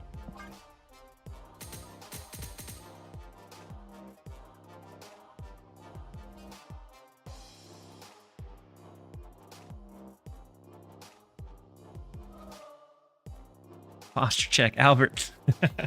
I started slumping lower and lower and lower. Definitely a nail biter. It was a very close one. The double hit monkey was big, almost too big. Ooh, does look like it's time for a really quick ad break. I'm not going anywhere this time, but we're gonna run the quick minute and a half, and we'll be right back. You guys don't go anywhere.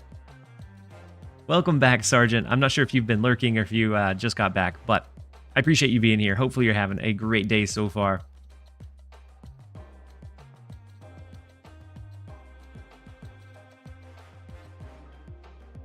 So I'm going to try Zemo and Copycat.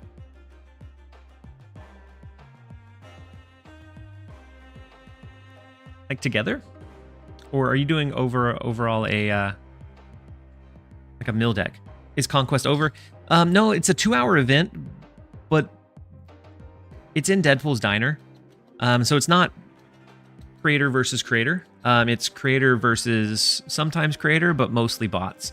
And so it didn't feel super engaging. Oh, need both for the weekend missions? Gotcha. So Baron Zemo, Copycat, and then less than 10. I'm sure that there's a mill deck out there that you could use that use both. Dump both on an Arsham deck and be done with it really fast. Yeah, you could you could do that too. It's only 4 wins for each, and so you could be done with it pretty quick. Really poor event, yeah.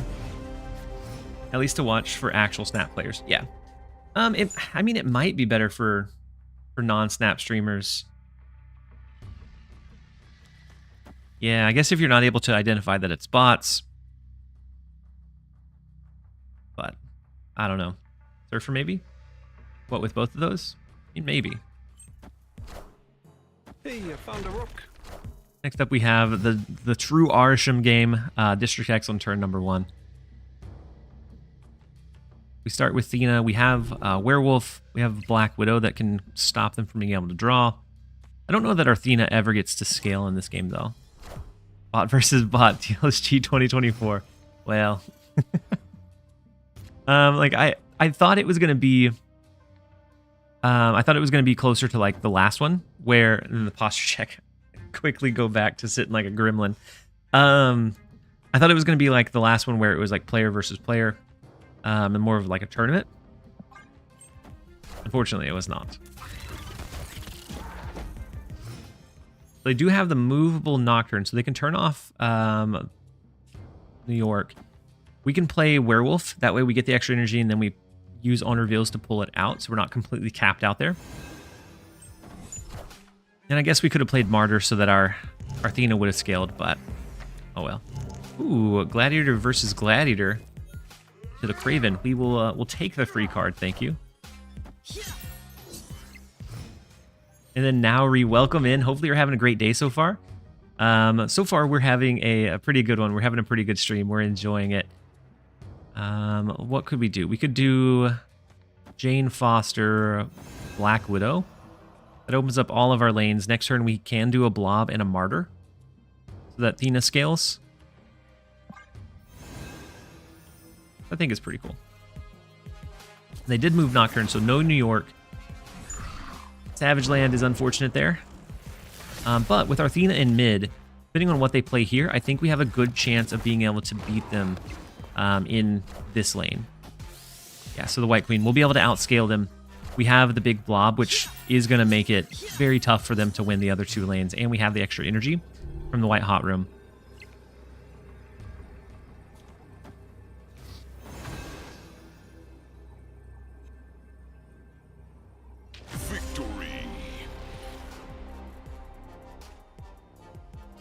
Yeah, Black Smoke. I would have liked to see like Toast go up like head to head against like Dara and Jeff and just all of those streamers, especially with like Cozy who's shoutcasting it. I think it would have been a fun one to see. I understand why they're featuring the Deadpool's Diner. So they did something similar with Conquest. So Conquest was the new game mode, the one that what they wanted to generate, that buzz around. So they did the Conquest or the Conquerors event around that. Deadpool Diner just released, so they want to create buzz around that as well and that exposure. So I get why they featured it in that mode. But whenever you have any kind of like bots or RNG element, it makes it a little bit harder to consistently, I guess, do well or make sure that it's going to be like that entertaining line.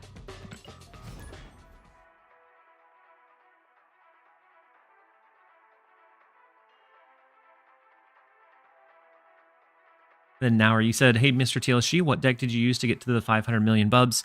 Primarily, it was like an Ajax junk, but I did pivot off of it into more counter-style stuff whenever Athena Kitty Pryde was dominating me. So I ran a little bit of Athena Kitty Pryde as well before having Cassandra Nova. And then after I got to 15, I switched over to the Cassandra Nova deck that I featured. And I was able to just explode from 15 up to 500 million really quick. So we have Jimmy Dinkins. Once again, they swindled us out of our cubes earlier. Let's see if we can return the favor. That I used to watch Toast years ago in his Hearthstone before his big boom. Seeing him in Snap is awesome. Yeah. Yep. Like I watched him back whenever he still had the mask on before he got really, really big. And so it was really cool that he's participating, that he's involved. But I wish it was on something that we could generate a lot of buzz around. And then Ice, thank you so much for the Prime sub. I appreciate the support. Appreciate you being here. That bumps us up to 18 for the day. Are you going to play the Nova deck? Yeah, we'll probably switch back to it. I played it a little bit earlier today. And then it was that was all that I was facing was other similar built decks. And so it was very much a mirror match. I switched off of it into like more mid-range stuff. And then all of a sudden we stopped seeing it anywhere near as often. Now we're seeing a lot of werewolf stuff. So the Hood, Rocket, Beast can all be played in mid, and our Werewolf will bounce over after the fact. Next turn, we could do our Black Bolt to make them discard something. We have Stature, and then we can kind of see from there. Which creator did you vote for? I didn't vote for any, but I was going to vote for Dara. Then I realized I wasn't logged in, and so I said, I'll do it later, and then forgot. And so I didn't vote for any. I had Dara as the one that I was gonna vote for. The Rocket Raccoon in the left, the Viper sending over the Widow's Kiss in mid is unfortunate. Seeing a lot of the Werewolf Viper stuff, which I find very interesting. I'm seeing a local comedian show tonight. Do you have a favorite comedian? I don't have a favorite comedian necessarily. I think there's several that I enjoy some of their stuff, but definitely comes in waves. So we can throw Hood into Cancun.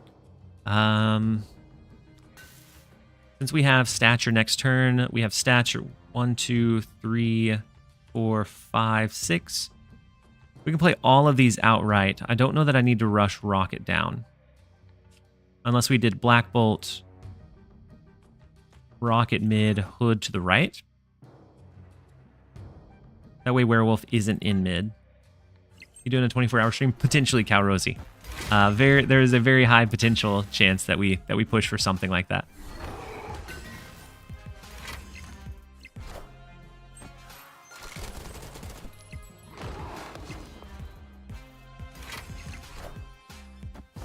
Wait, can we still vote?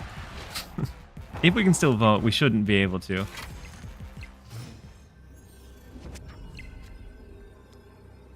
And then Regis is back on and streaming, which is great to see. I love it. I like Kevin Hart personally.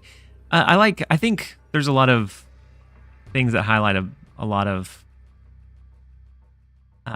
comedians, but it's not always like I don't know.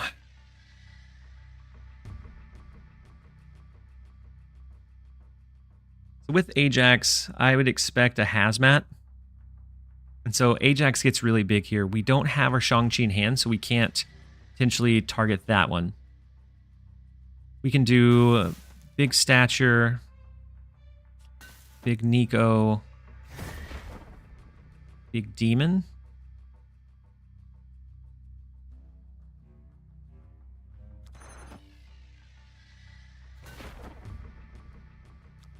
We don't want to throw the White Widow. White Widow would make White Widow would make Werewolf come back. And so maybe it's White Widow first. It bounces over there. Nico to pull it back. And we can do this. I think there's a good chance that we lose to a Hazmat play in mid, making Ajax just unbearable. Whoa, the Shang-Chi into Cancun I was not expecting, which is super unfortunate. And then the Hazmat line, making the Ajax gigantic. So we do have our stature. We have our White Widow on the right, which doesn't do much for us. Oh, but it does buff up their Ajax by 2, which is unfortunate. Shouldn't have dropped it.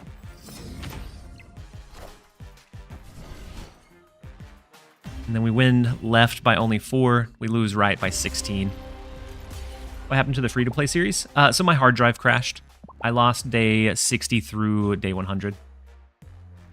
Thank you for the 200 credits. I would have watched you today, even if no drops. I appreciate it, Kenny Cooks.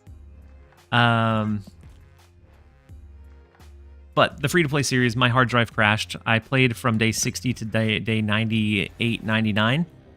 And then it just was all gone. And that was right before I ended up taking my break, and that was one of the like tipping things, because like I was doing daily videos almost, and that was already taking up a lot of time, and then trying to do all of these other like side projects I wanted to do.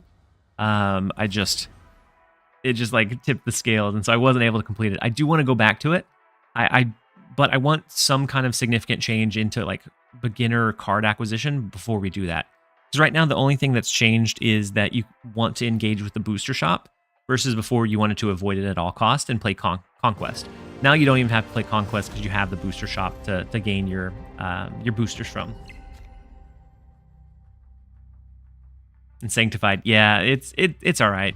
It happens. It was my fault. I was upgrading my power supply, and I thought that the cords were universal. I thought since it had the same connections and the same ends, it would be fine. Turns out that is not the case. So if you ever upgrade your power supply, make sure that you use the new cords from the new box, or else you may be in a very similar situation. So next up we have Gallic. The first location, Necrotia. I went ahead and played Korg over there.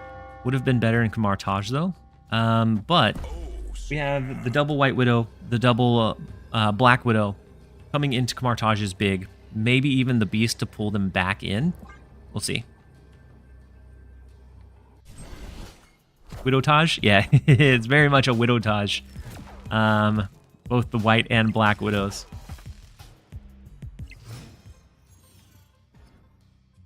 And so the Angela comes down, super unfortunate for him. Cloning Vats is also a little unfortunate because we're going to send them 2 pieces of junk. They're going to have to decide, do they stack it in Necrotia now? Do they lock themselves out of Kamartaj, or they never played in Cloning Vats? And so it's a really tough decision for them. And so we fill up most... Ooh, the Cassandra Nova is big, though. Which hurts all of our remaining cards dramatically.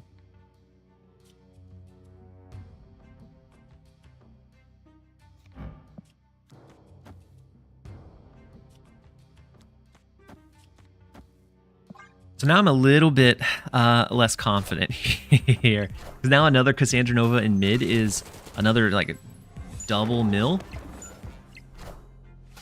Ooh, so they opted to hold the plays from the Black Widow. Hey, welcome. It took you long enough. Joe True, thank you so much for the Prime sub and the support. Hopefully you're having a fantastic day so far.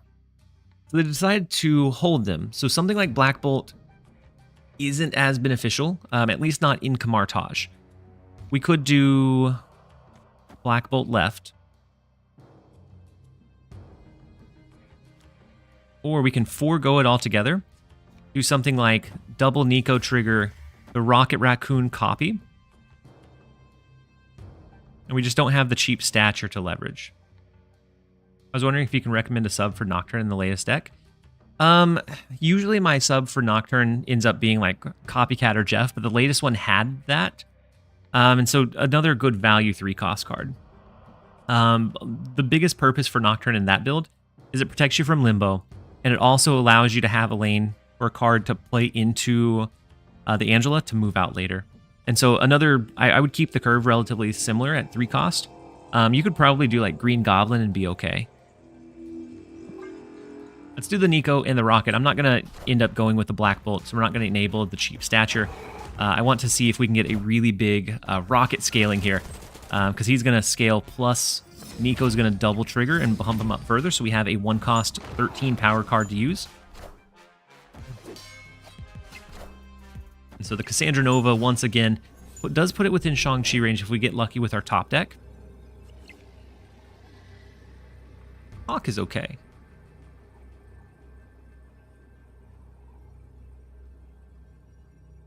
Us having initiative is kind of scary.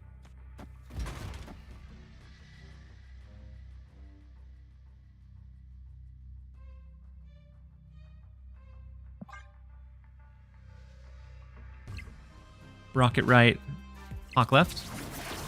Maybe. Rocket mid triggers 2 more times, so I think they're going to do Cassandra Nova. So I think this outscales the Cassandra Nova mid. Rocket right would have died to the Shang-Chi too.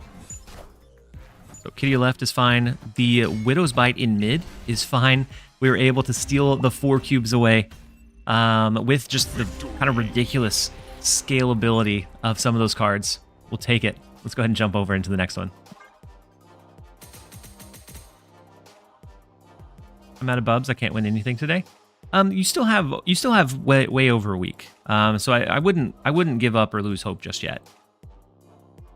What I typically do is I played a couple of floors below what I had the bubs for, to make sure that if I lost, it'd be okay. But definitely if you're kind of in if you're struggling a bit, or if you feel like you're a little tilted, definitely take a break, because that game mode is not one you want to be tilted on.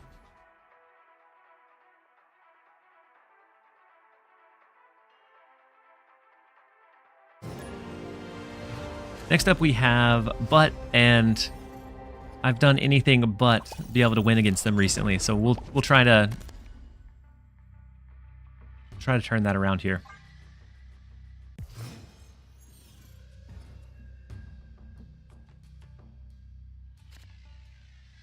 And so with Wakanda MC, we have the extra power. I skipped on 1 with the Rocket because I didn't think they would play a card, but I'm still not certain that they will. On 3, we're skipping through most of the game. We do have Black Bolt, which helps enable our stature, which is good to see. I think we go Black Widow. Well, I guess with Dream Dimension, we may not have the Black Bolt to play. I think we go Black Widow here, and then we'll see.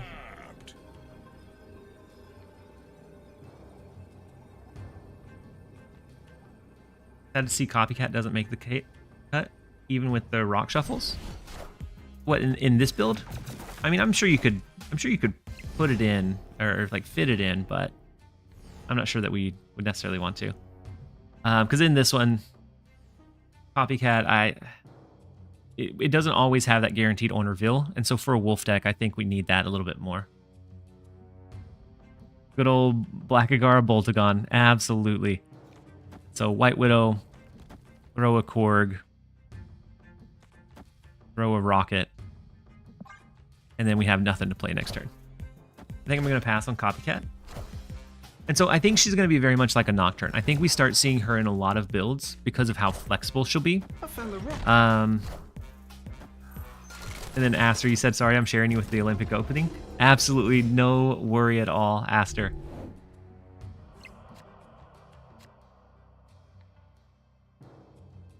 So all we can do is a Nico here.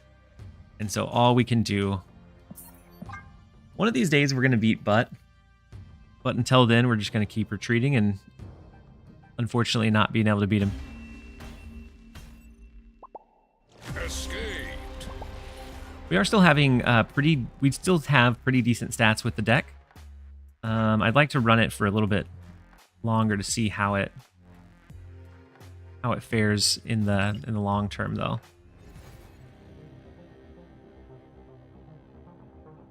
I'm seeing if Untapped has the updated ones yet.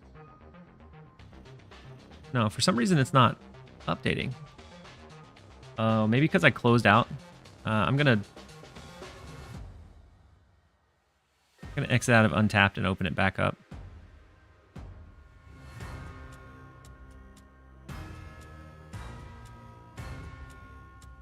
Because it's not tracking the stats on the wolf deck anymore.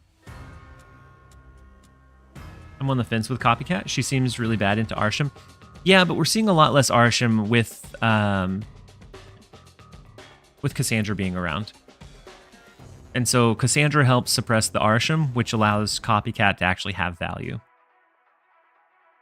She'll be awesome starting Tuesday about 2:15, potentially.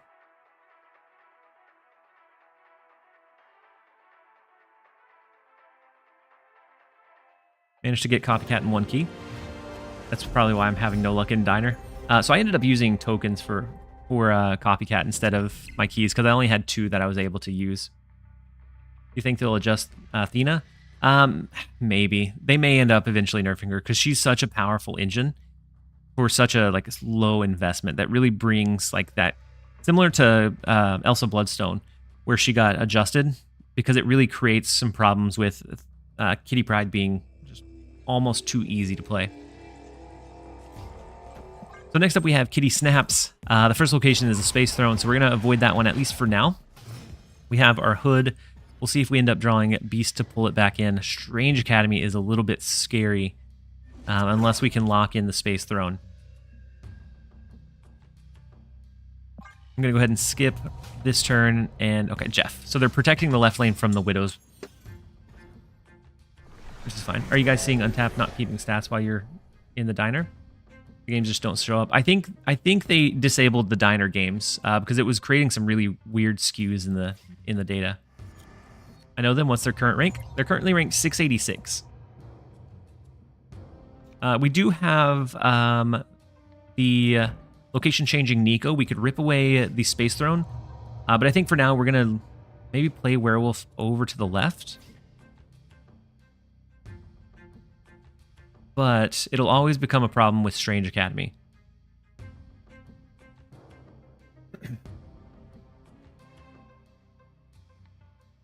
Marvel Snap Tracker shows I just lost 2 million cubes. Oof. I almost feel like we should probably change the Space Throne, but against my better judgment, I'm going to go ahead and play the Wolf into the left.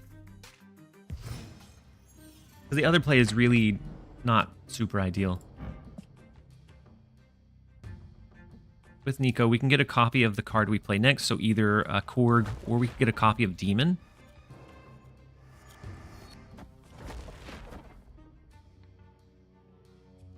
Next turn, we could Black Bolt or Hawk, but we're at risk in the Space Throne.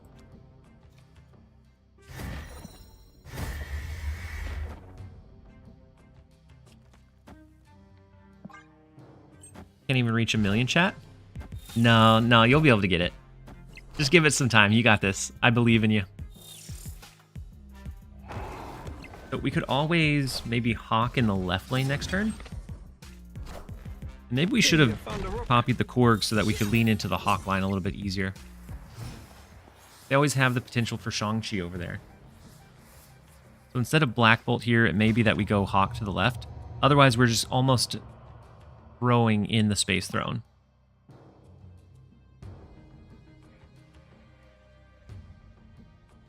Not even at 50k yet. Yeah, I think we still have a lot of time left in the Diner. So I think definitely don't stress about it.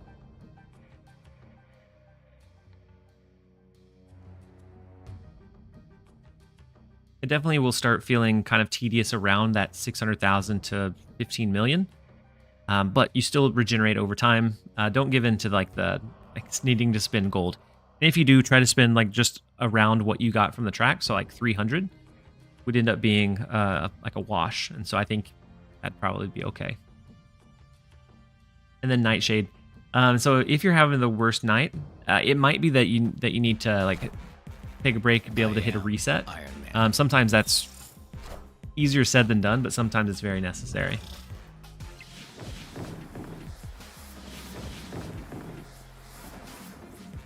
So if they have Shang-Chi, we lose in the left.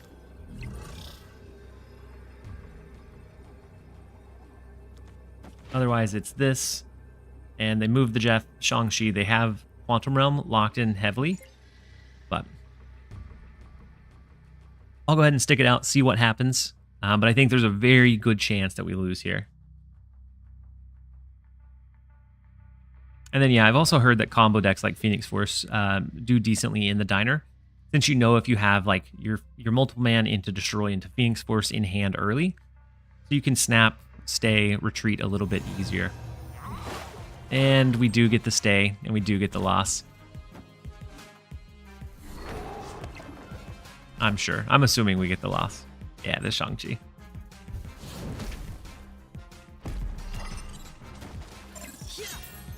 Really nice to see people do donations. Yeah.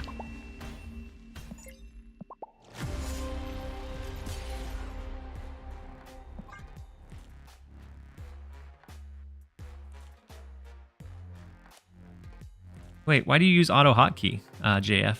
Isn't auto hotkey for like macros?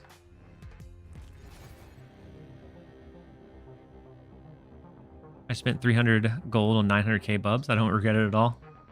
Yeah, since you pull at least 300 gold in the shop, like the 100 here and the 200 here, like it evens out, and you're still not spending anything other than what you had or what you started with. So I'm not. Like, I think spending up to 300 is probably perfectly fine. It does look like it is. I use it to auto mute, and it enables the quick match in glitch, so I can squeeze more games in. Gotcha, JF. I typically don't grind that hard, but maybe I need to. Let's run a little bit more of the this deck for a bit. But I feel like maybe we've been stalemating a little bit with or actually, I kind of want to run my counter deck instead. Let's run counter for a bit. I think that'll be fine. We're going to run counter. I'm going to take a quick second to go run a quick set of ads, and then we will be right back because it looks like they're going to start sometime in the middle of the next game. So we'll run them real quick so they don't hit you in the middle of the game, and then we'll be right back, you guys. I'm also going to heat up some food. I'm getting kind of hungry.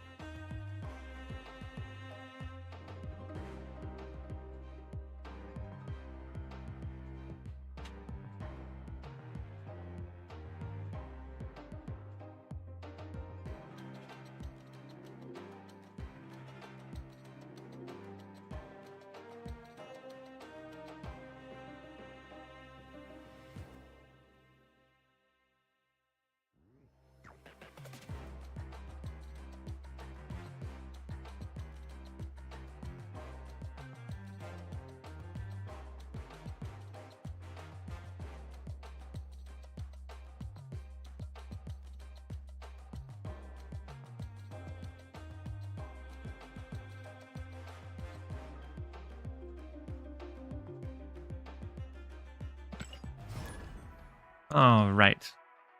We're back.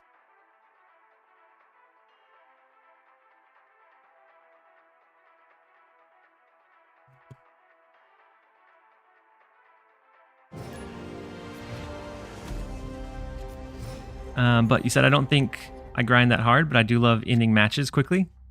I know it's frustrating when I don't have it. Gotcha. I can sometimes do that by hand, but I could see like an auto hotkey maybe being useful for it. All right, but first up we have O Chunks, or I guess next up we have O Chunks. We do start with Invisible Woman. The Nexus, interesting. That makes it a little bit difficult for them to know like what we're playing and where. We could also do Ghost so that we can enable like our Beta Ray Bill, the hammers and all of that, and not have to worry about having initiative or not. I think since we do have Beta Ray in hand, we'll go Invisible Woman over to the left. And then with the throne room in the right, I think it's still fine. I kind of want to push Ghost into mid, just in case they don't have any kind of way to change the Nexus. I want to put a lot of our power there pretty early.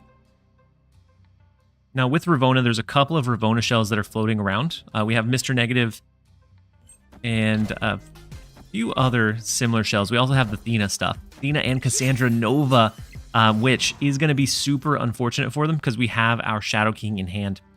And so let's go ahead and play Beta Ray Bill. After that, maybe it's the Hawk line into the Shadow King. I guess whatever we play in the Venger's Compound won't be played into the Nexus. So whatever we play on turn 5, we'll have to play outside of it. Is it worth grinding Conquest for the Colossus variant? If you're a Colossus believer, then absolutely. Otherwise, I'm going to get it just because I always pull all of them. But definitely up to you. So the Angela and the Sage in the left lane, I'm thinking maybe they have a way to rip away the Nexus. And we actually can't use Jane Foster at all, now that I look at it. Unfortunate. And we pull Jane Foster. We just can't utilize her because of our poor Invisible Woman placement. So instead, I'm going to use... I guess we have one more turn. It'll go down to 9. So the Hawk's better than Jane Foster here. We'll do that and see. They have a Gwyn pool. Okay.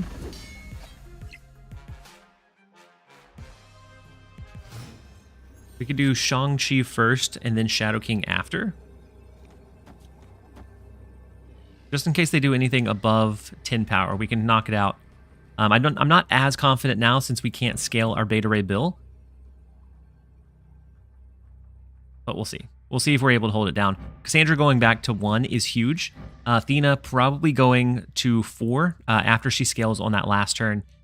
And at least we have a decent amount of value in the Ghost and Beta Ray. So the Iron Man is scary. And then the Korg. So we're going to take that down a touch, but with the scaling, it goes back to 14. But that's not more than what we have. They're very, very close with the Athena scale, but the Shadow King has value in spades right now in this current like scale your power meta that I think we're going to start seeing a lot more of him teched into a lot more decks. We'll take the 4. Let's jump over into the next one. Is it agreed I need 300,000 bubs to get Cassandra and had to retreat 10 matches in order to win and get her? Could you imagine if we were in the Conquerors event and we used the retreat method? How like how poor that would look on the game mode and the whole event altogether. I don't know that it would ever be faster than just like being able to win those matches outright. But it'd be a funny approach to it.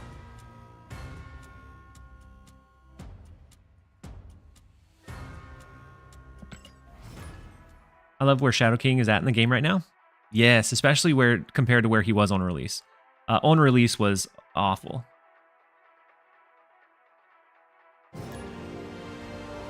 Did we just have a lag spike? Are we still here, you guys? Looks like we're good now, but it looks like it lagged out for just a second. Thank you.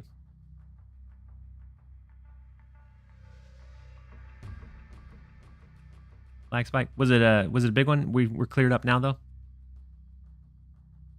Next up we have Symbio Bro. I mean, don't hate the player, hate the game, right? Like I don't know. The only thing that would keep me from doing it would be I don't know if it scales faster than just being able to win them. So you can hear the copycat steal one of your cards. Yeah, yep, you can. If you listen at the start, you can hear it steal one of your cards. So we grabbed their Killmonger, which is interesting. I haven't seen, I guess I only saw one Killmonger today so far. So we can do Invisible Woman to make sure that we can hide our higher powered stuff into Crown City. And I think Symbio Bro, are they the one that got me with the counter deck earlier? No, it looks like Silver Surfer. What Galactus avatars do you have? I'm not for sure. I'll have to take a look. And so with Pet Mansion, let's go ahead and throw our Ghost over there. So even the cards we play outside of Crown City will reveal last. You hear it on PC only or mobile too? I'm not sure. Most of the time on mobile, I play with sound off, so I'm not for sure.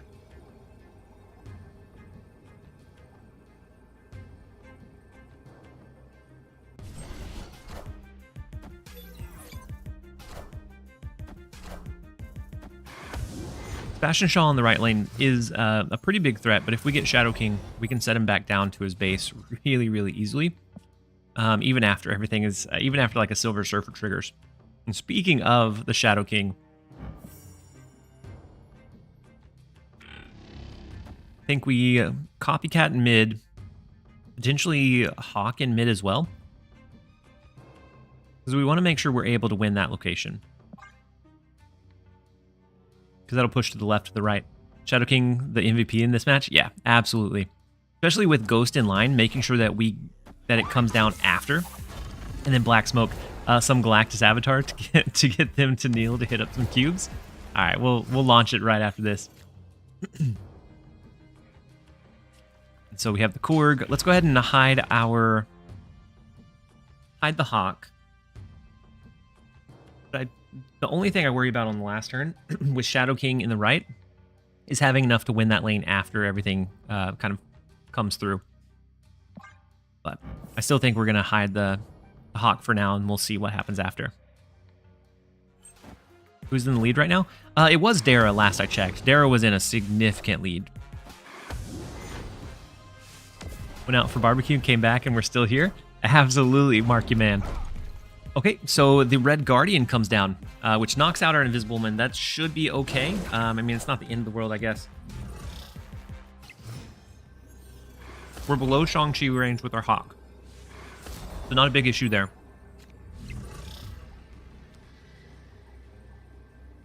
Depending on what they play. How heavy do we think we need to push in the right? You said Dara? If I could have 10th of his 1.6 billion cubes? He has 1.6 right now? Wild. I knew vote. I should have locked in my vote. I wish I had. But that's who I was going to vote for. I just didn't log in and be able to do it. So Shadow King to the right sets us back down to 4. So it's 4, 5, 6. I'm not sure if we need to push mid though or not. Is my big concern here. Because if we need to push more in mid, then we do something like Beta Ray. In case they just try to overtake the Crown City. But if they give this one up, then something like Beta Ray to the right, I think is better.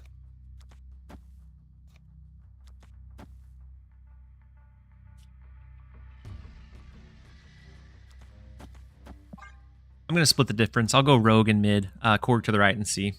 I voted for Regis, my second favorite content creator. JF. I think Regis was one that could have been that wild card because he always most of the time just does like the fun builds, but he has a competitive card game background, which I think could have been really good.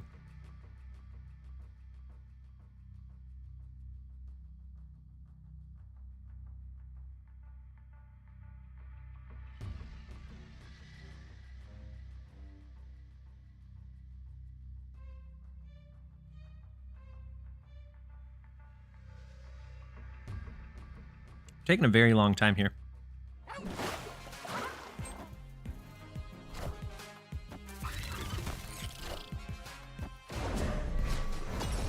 So they definitely stacked more in mid. Unfortunate. And the Silver Surfer plus Absorbing Man. Wild. Huge big last turn with all of the extra energy from the Jin. They were able to do a lot and get a lot of reach. I found a rock. If I was voting on talent, there's probably my go-to. Yeah, I could see that. Voting for your favorite, like your favorite versus talent or skill.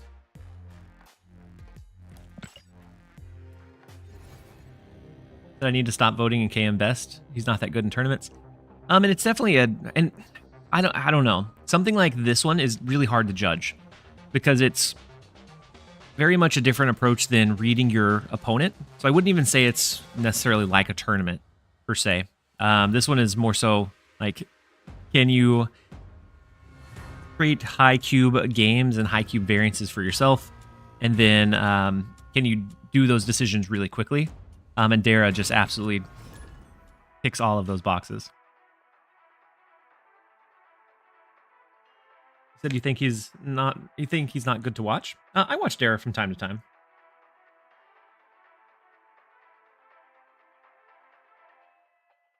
What's the tournament about?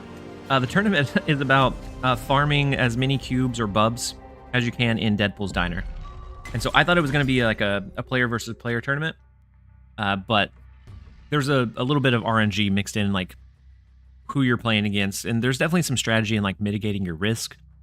But I don't think it's as, I guess, engaging. At least not for somebody that's big into like the snap scene.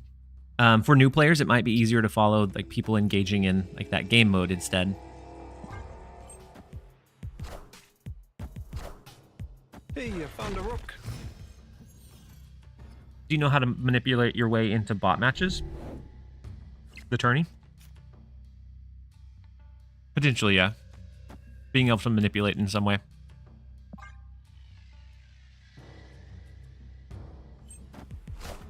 Best vibes in Snap, TLSG, Regis, and Captain Kirk. I like all of those on that list. I'm a little bit partial to myself, but Regis and Captain Kirk are both really great. Is there a way to know who's winning? I mean, I can keep a tab open and have it on in the back line. But let's see. Right now the scoreboard's not up, but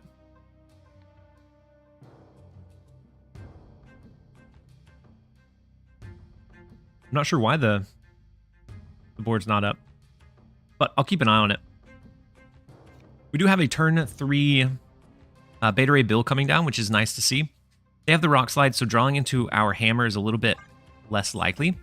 At least the rocks that we draw into in Panopticon will get buffed up just a little bit. Before next game, we need the Galactus Avatar, Black Smoke. Thank you for the reminder. So the Cassandra Nova, let's go something like Invisible Woman.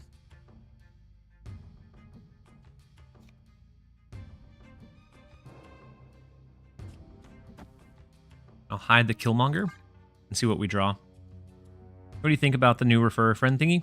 I think with a refer a friend thing, you definitely want to have some kind of bounds on it, but I think it's a cool idea. Hydrate. I appreciate the reminder. We will we'll get the hydration going.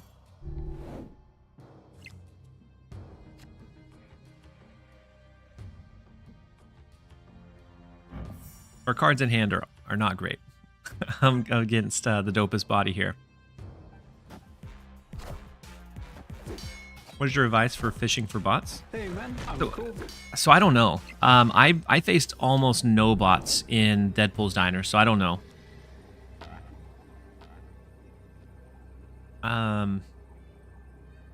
I wish I knew what they were doing, but I don't know for sure. 8, 19, 11. 3 more would beat what's there now, but not much else.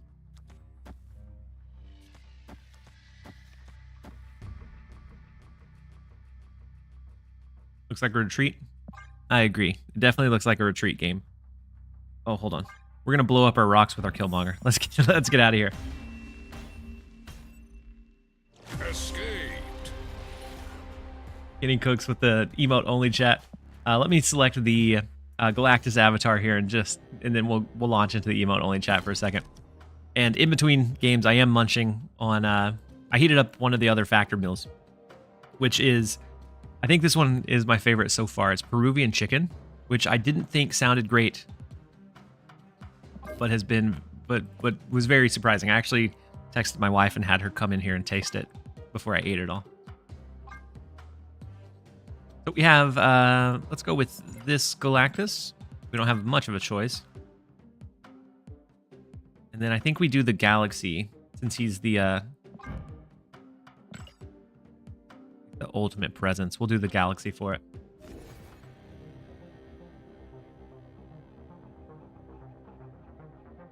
And then as we're launching into the next game mode, we're going to launch into the emote only chat for 2 minutes, you guys.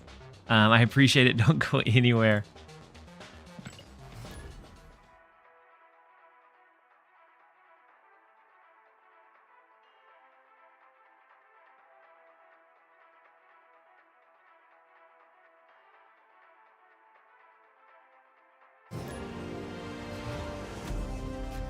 So it looks like they took away the bub leaderboard on here. So I'm not sure if maybe someone being way out ahead made it less fun to watch. But there's 20 minutes left in the competition. And so TVA ends this one early. This one's going to probably be, and then JF, you said back on the topic, my list of favorite streamers are the guys with good vibes. Even some of the more popular creators throughout the Get Wrecked. Yeah. Like, I'm very, very much the same. Like, bad rolls, bad beats are going to happen. But at the end of the day, like, I'm there because I enjoy the game. And I want to be able to enjoy the content too. So I completely understand. Kenny Cooks launches us into the emote only chat. We haven't had a bad run like we did last time, so everything has been good so far on it. I think this is probably going to be a retreat from Mushroom Kingdoms, or against Mushroom Kingdoms, but we'll see. Face the might of Asgard. Mjolnir. Time's up.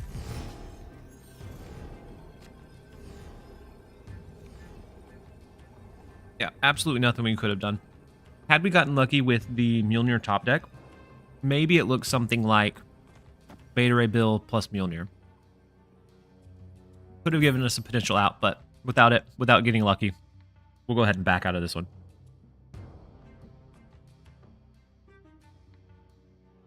And if you guys want to see the meal that we have today, the Peruvian chicken,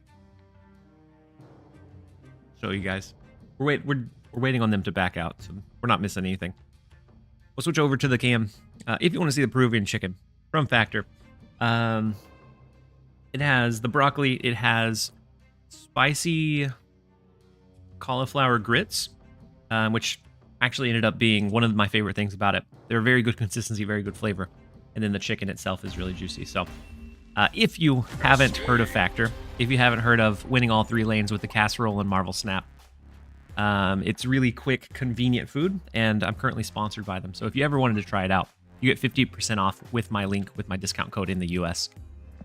And if not, I'm gonna continue to enjoy them on stream because it's something that I can quickly heat up, jump into a game, and then pick it up on my next ad break. So has that been? I think we've been close to 2 minutes now.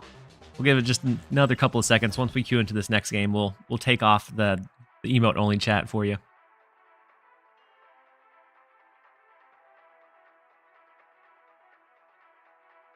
Longer queue than I thought it would be. There we go. You guys are free from the emote only chat. Next up, we have Leroy TMD, and we drew Nico with the copycat, or we stole Nico's ability. And the interesting thing about copycat stealing Nico is that it doesn't, at least the last time I had it, it doesn't change the spell from turn to turn. So right now it's going to stay after you play your next card, double this card's power. When we go into the next turn, it should be just the same. Free to breathe. You guys are free to breathe.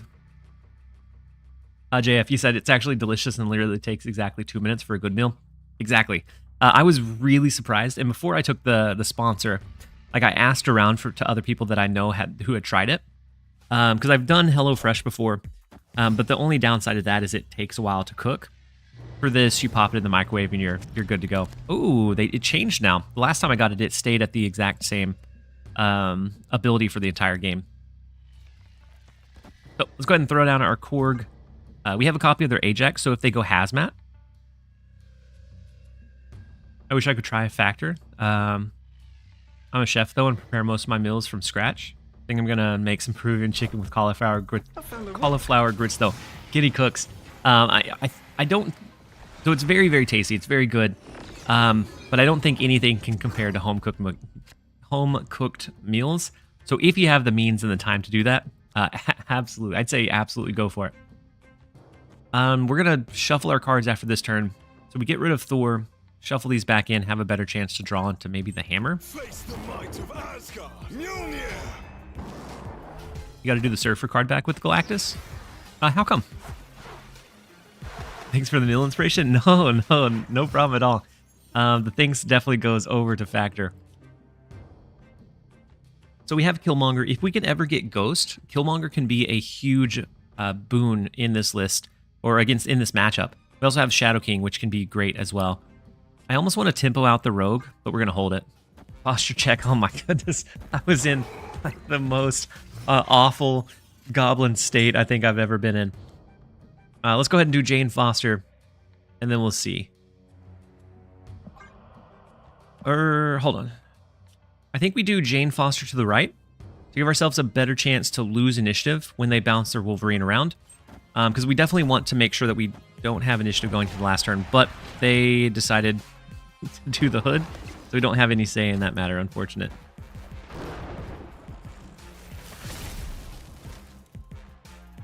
Oh no, with Werewolf there, we do. I think they thought Werewolf would bounce with the Nico even though she was silenced, but she didn't. And so now something like...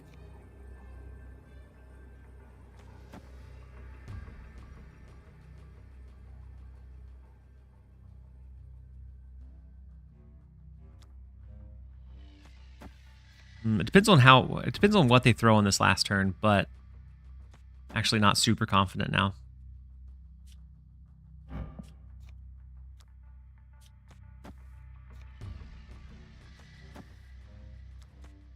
I think something like this, we do end up getting the 1 cube retreat. And then Ducks Deluxe, you said bots killing me. TVA location, they had Spider-Man, Miles Morales, Nightcrawler, and Kingpin. Yeah, definitely some unfair bots out there.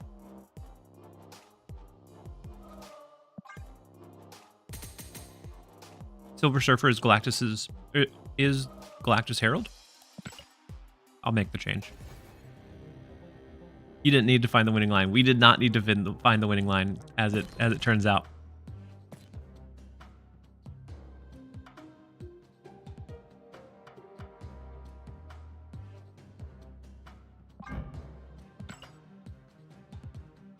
I can't remember the last time I used the Silver Surfer one. I didn't even know where it was at.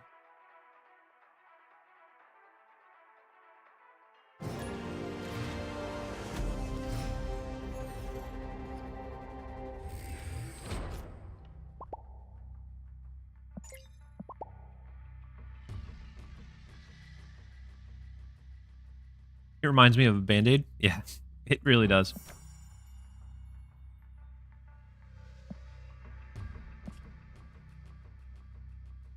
I just wish there was a random card back. I think that would be cool. Random card back and random avatar. I think would be really nice. Next up we have Butt, and we have not been able to beat Butt in I think like 6 matches. So we really want some what's the command to see your decks? Exclamation point decks. From Untapped, you can see the different ones I've been running recently and their stats on it. And then you can also see on YouTube the playlist of like my most recent spotlighted decks. And so against them, we haven't been able to beat Butt in a very long time. So maybe we can turn our luck around. We have Ghost. We have the Beta Ray build. Hope Summers, Athena, all that scaling power in the left is scary. I like a random variant option. Yeah, me too. Something to just select one at random I think would be really cool. Time for payback? I don't know. Butt's a solid player. We would need, with the vault locking down, we would need like Invisible Woman into the Shadow King in that left lane. But that would make it where our Beta Ray could not go higher than 6. Because we wouldn't have a chance to hide our Stormbreaker behind Invisible Woman.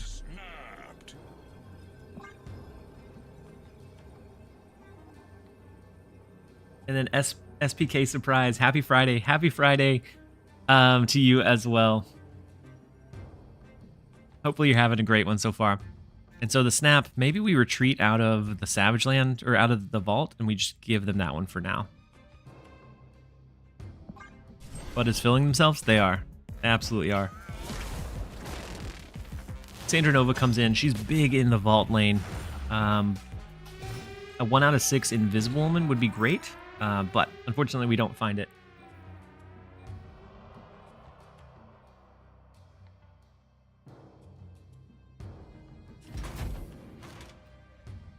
So we're always above Shang-Chi range with this, which I think is the problem with playing it out.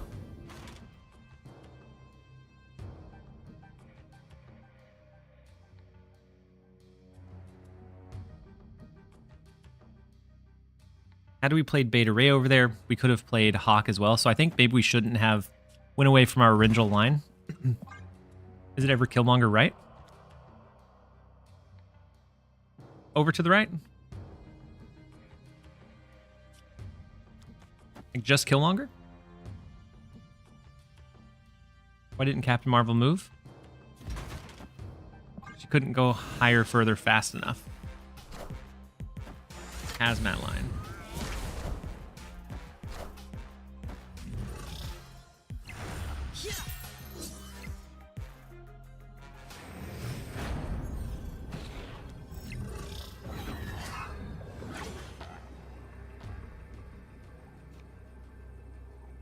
Not a great one. The vault is a little bit too tricky.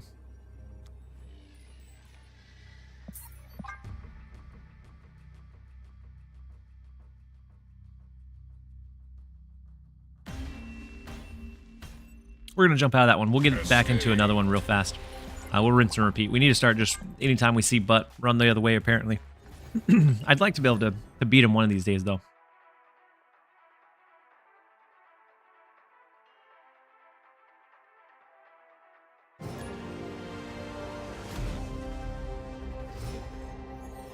Next up, we have no use for a name.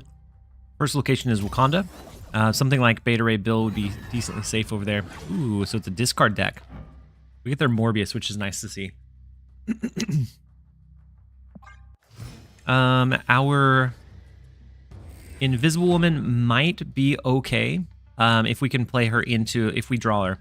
We could play it into like a Dracula lane so that we could have a Shadow King go off after their card revealed or after it pulled in.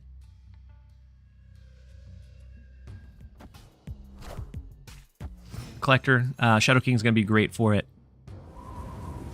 And then in the vault, we definitely want some early pressure. Something like Ghost. We do have Killmonger in hand, but we'll see if that's the line that we may need to go with.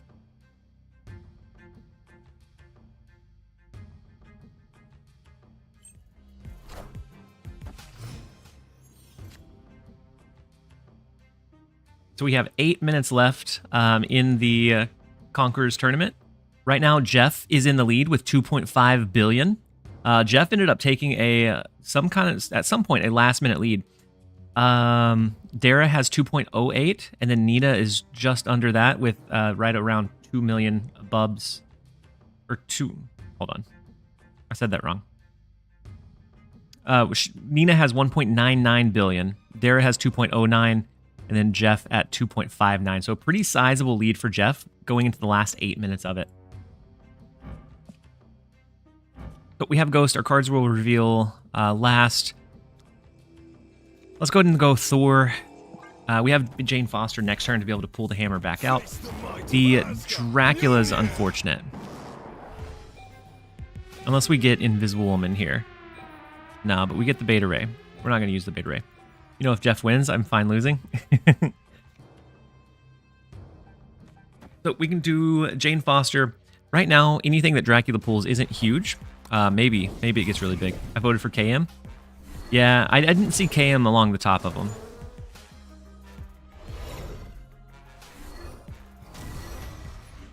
Proxima jumps out. Apocalypse gets discarded once. So from 8 to 12. And then from 12 to 16. Posture check, silly nilly. I always feel how awful it is as soon as that comes through.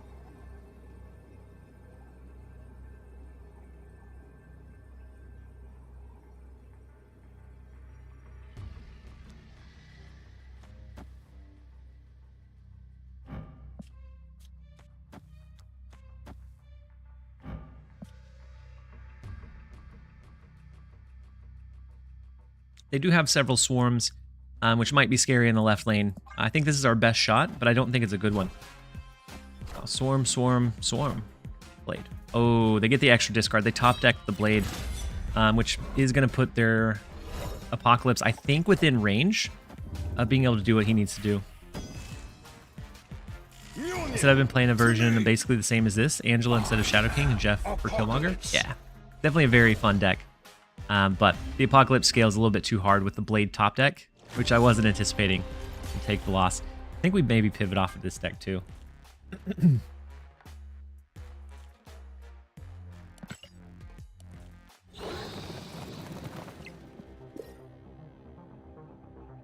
Cersei created a Venom, which ate the Void. I won 75k. Huge. Hey TLSG, how you doing? I'm doing good. We're having a good stream so far. Had a lot of very positive vibes. Yeah, Jeff is significantly in the lead. We are going to run to a really quick ad break, then we'll be right back, you guys. Don't go anywhere. I'm going to switch back over to what I consider to be one of the better decks in the game right now. So we will be right back, and the conquest is almost over. I think it's probably getting pretty close to being a surefire thing at this point.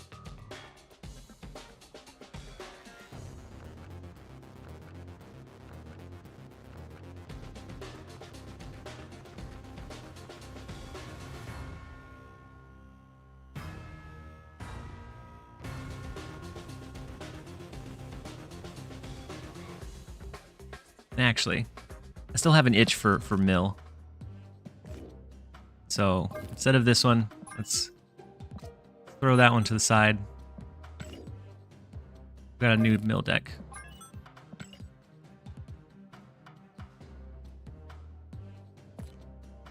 And we'll keep the avatar since that was a channel point redemption as we move into our next one as we return from the ad break.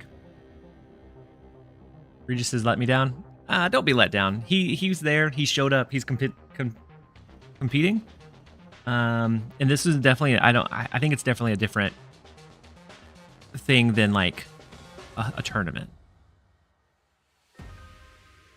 And then Oogie, you said thanks for the White Widow boosters. No problem. My pleasure.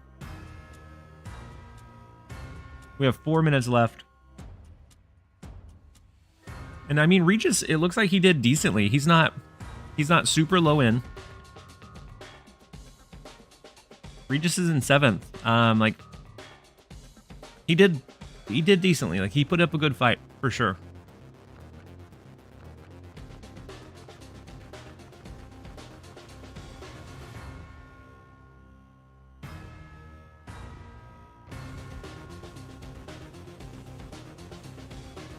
Have a good rest of the stream. I got a movie to go to. Ooh, Kenny. Enjoy the movie, and we'll catch you around next time, hopefully. Let's launch into a couple of games here.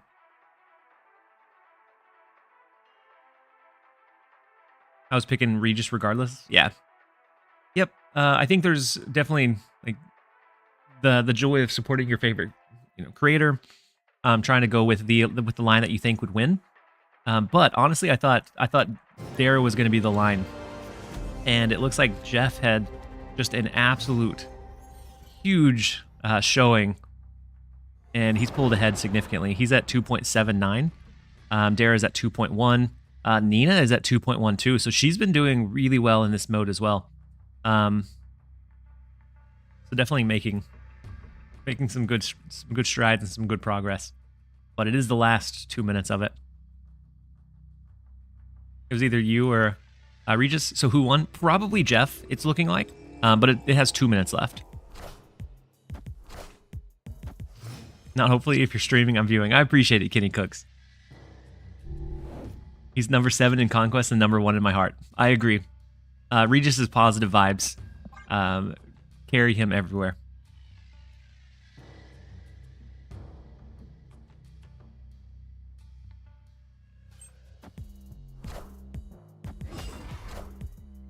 The last minute and a half, and I don't think there's going to be a huge change here. Oof. The shocker in the left lane is unfortunate for him. That's going to give us a pity win over there. If they stay, they're kind of crazy. Wait, they stay?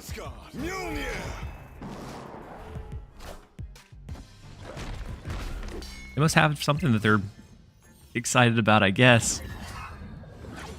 Oh my goodness. We stole their Beta Ray bill. And then the hydrate reminder. Thank you so much, Opti.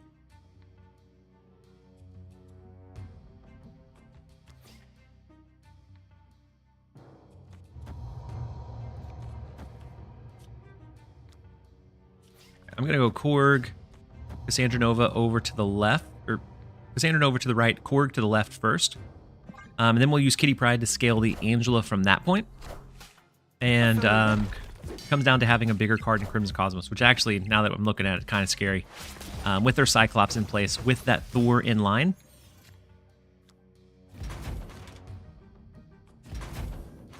Maybe it's not as scary as I thought.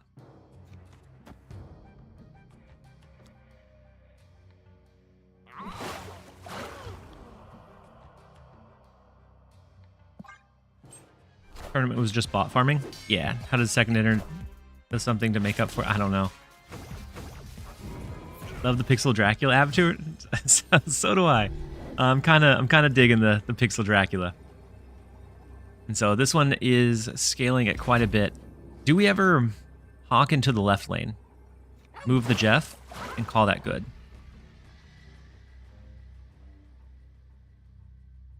It's either that or Hawk goes in mid, and we just have to beat 15 power there. But with this being a high Evo deck, I think there's a chance that they have the big evolved Hulk in hand, which might be kind of scary. So I think this is the play we need to go with, which I feel like might be a little bit safer. I took a break from Snap nearly the same time you did. Hope all is well, and great to see you active again. Depreciation. Everything is all well now. I'm very much enjoying the game again and enjoying the content creation side of it. And I think I've cleared up and kind of adjusted my workload enough that it definitely doesn't feel as like overwhelming. And so I've been enjoying being able to do these extended streams and just be able to hang out and chat with you guys. It is something that I looked forward to each and every time I can do it. And so we do end up grabbing the 4 against DVIM. So this is the deck. I think the deck that we're running is very much close to one of the better performing decks in the game. You can kind of finesse some of the inner workings or pieces of it. But it's very much going to be a tough deck to compete against and beat. Depreciation, thank you so much for the Prime sub as well. I appreciate having you here and appreciate the support. And so the Marvel Snap one, so the Ultimate Conqueror, Jeff brought it home.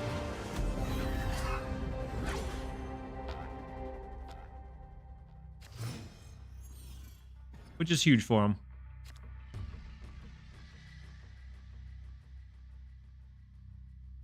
We'll close out of that one for now, because it looks like they're coming to a close. You by chance got your free neon green border still? No, unfortunately I used it on Mysterio, and then I had to take it off because you can, apparently there's a glitch where you can see the real Mysterio if you use the neon green border.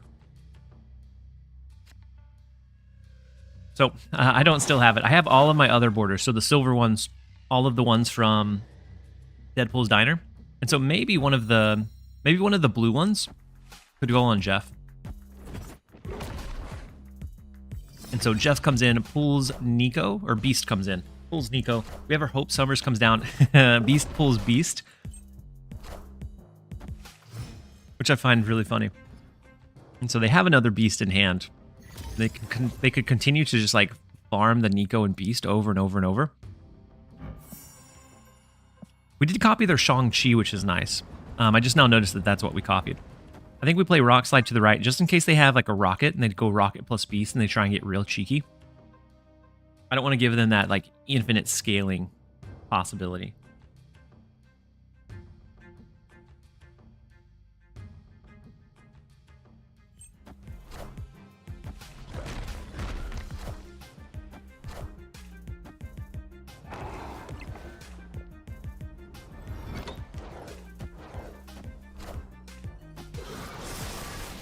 Carnage is unfortunate. Into the Shadow King is more unfortunate. My goodness. When it rains, it pours.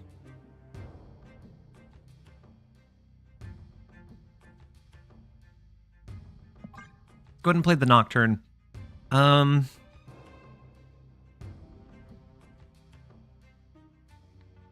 then we'll see from there. We do have the ability to do a double Shang-Chi on the last turn. Yeah, definitely a series of unfortunate events, Ray.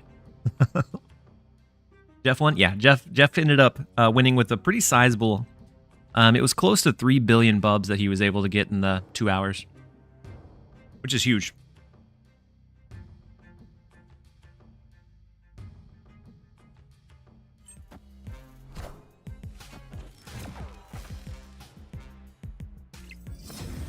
that I'm on such a big winning streak in Diner, next 160k1? It does. Whenever the big wins start happening, like it's very like rapid.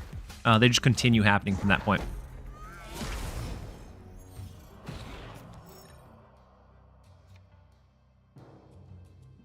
Opponent snapped.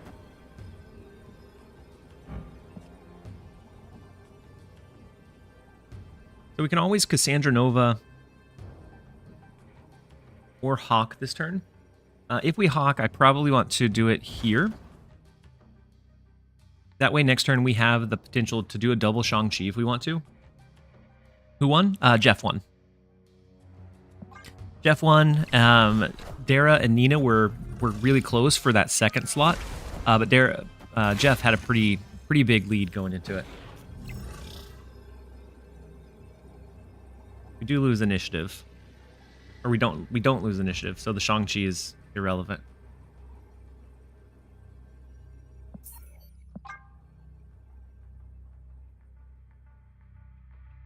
Yeah, but we didn't have any of our big like scaling engines. We didn't have Angela early enough until the last turn. We didn't have Thina. So the exclamation point in progress, I'm not sure works, but you can do the drops. The second link, the drop/inventory, is what gives you an update on like where you're at on the current set of drops. And so for me, I'm able to get my boosters, and then in about we're 90% of the way to the credits as well, and so a decent chunk of time left.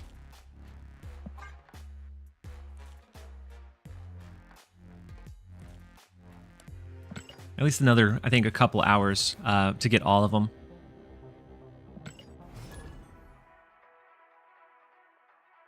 My biggest regret for not playing for months is missing so many seasonal cards. Yeah, Depression. I agree. That was the hardest part coming back, was that I missed so many like really solid season pass cards. Like, try to not feel into that FOMO. Find those decks and archetypes that you like, and know that you're not going to be able to build everything for a little while. And then just pull it as you go. Otherwise, you're going to end up spending quite a bit of money to catch back up. Will the top 3 in the tournament get the variant or first place? I'm not sure. Honestly, I didn't even know the rules of it until we loaded into it and realized that it was farming in Deadpool's Diner. I thought it was going to be structured more closer to a tournament. I'm not sure why, because Deadpool Diner just came out. It would make sense that they want to hype that up. For whatever reason, I didn't realize it was going to be that, though. So we have Thina. Otherwise, we could do Rock Slide this turn. They did switch over to an Arsham deck, and we are prepared to punish that fact. Let's go Thina, Kitty Pryde. We have both of our early scaling engines. And then we're looking for Cassandra, Hawk, or any mixture of them. Crossbones in the left is big, but we'll see. We do have the Shang-Chi. We'll then eventually be able to counter it. Let's go Hope Summers and Kitty Pryde. That allows Arthena to continue scaling. The Leech, unfortunate since we just top decked our Shang-Chi. Favorite pizza topping? Just the good old traditional pepperoni. Or, I don't know if you've had it, but the Little Caesars macaroni and cheese pizza was incredible.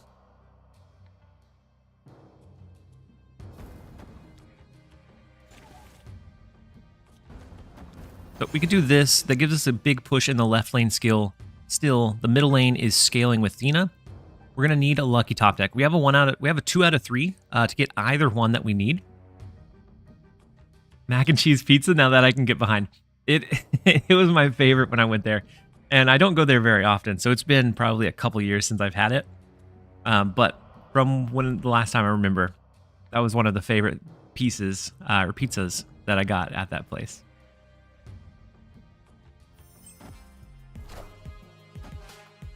The unfortunate, the Negasonic comes in and slaps our copycat Bishop right in the face. Unfortunate as it is.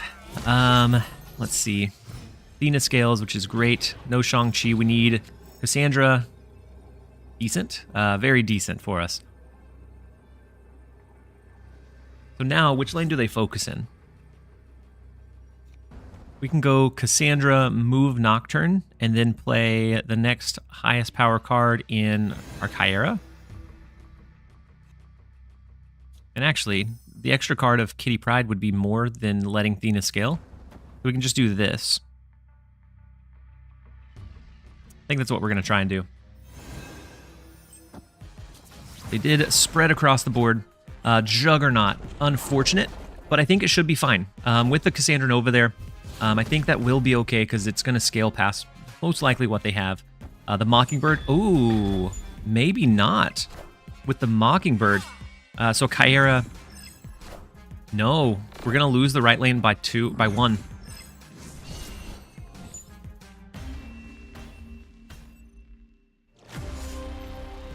Unfortunate.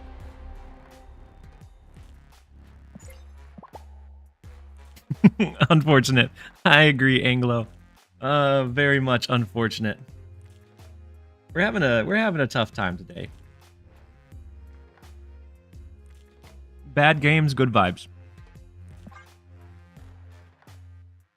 The randomly generated Juggernaut at that was the icing on it. And the Negasonic was awful too. Otherwise, our Bishop would have scaled a little bit more, making it a little bit easier to position our power. Oh well. Who won the Conquerors event? Jeff did. Jeff came out and just put on a show. He gained, I think, it was close to 3 billion bubs in the 2 hours that the event was going on.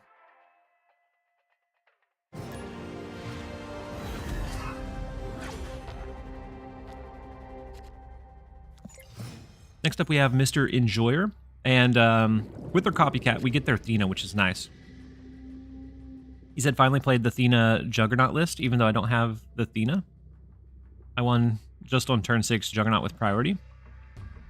Why did I wait this long to play it? It's solid.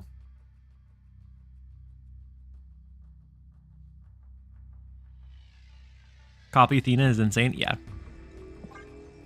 Yeah, if we can get our other one, then we're going to be able to scale all 3 lanes because we do have Angela.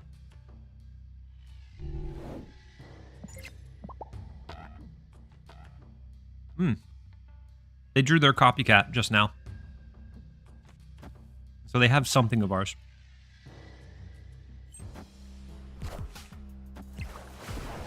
Depending on what it is, maybe we see it next turn.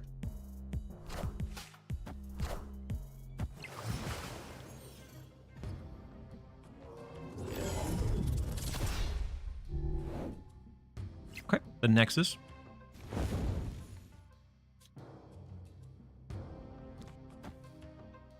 Let's go ahead and put Cassandra down. How much longer? You gonna go? As long as we can. As long as we can. Depending on a lot of things. I'd like to go. I'd like to go a really long time, but we'll see what's possible. Okay, also unfortunate, but at least it didn't pull our Cassandra Nova. And they have a Kyera, so we can't destroy their 1 or 6 cost cards.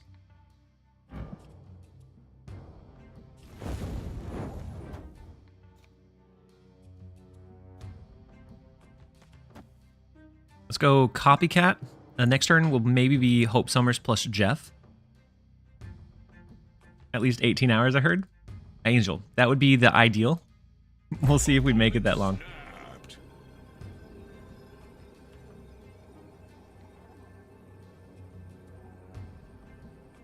A man of culture? Me? I don't know that I've ever been called that before. All right, so the debris over there is rough. Cluttering some of our space. We have the second Athena now. So do we ever let them just scale to their heart's content? Something like Athena, Hope Summers. Next turn would be like Rock Slide Jeff. That's an extra 6 power in this lane every single turn. I think is really big. all below Shang-Chi range. They could have Iron Man to double up on whatever they have. Maybe they're running the Iron Man Mystique line. You know, I would love to help you out, but so far I can only support you with my views and my money occasionally. Angel, no, just being here to hang out supports me more than you guys probably realize. So I appreciate it.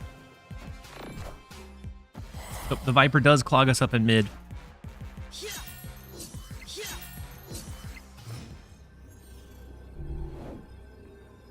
But we have the 6 additional power going over here. Is it enough? I don't know. Now that I look at the reality of this line, I don't know. Let's go Korg plus Hawk. Yeah, it was a good top deck for the Korg. Hey man, I'm cool. But we'll see. There's a chance that maybe they have like Iron Man, Cannonball. Oof. Is a rough one. Into the demon. So I think no matter what, they always beat us in mid. Yeah, unfortunate.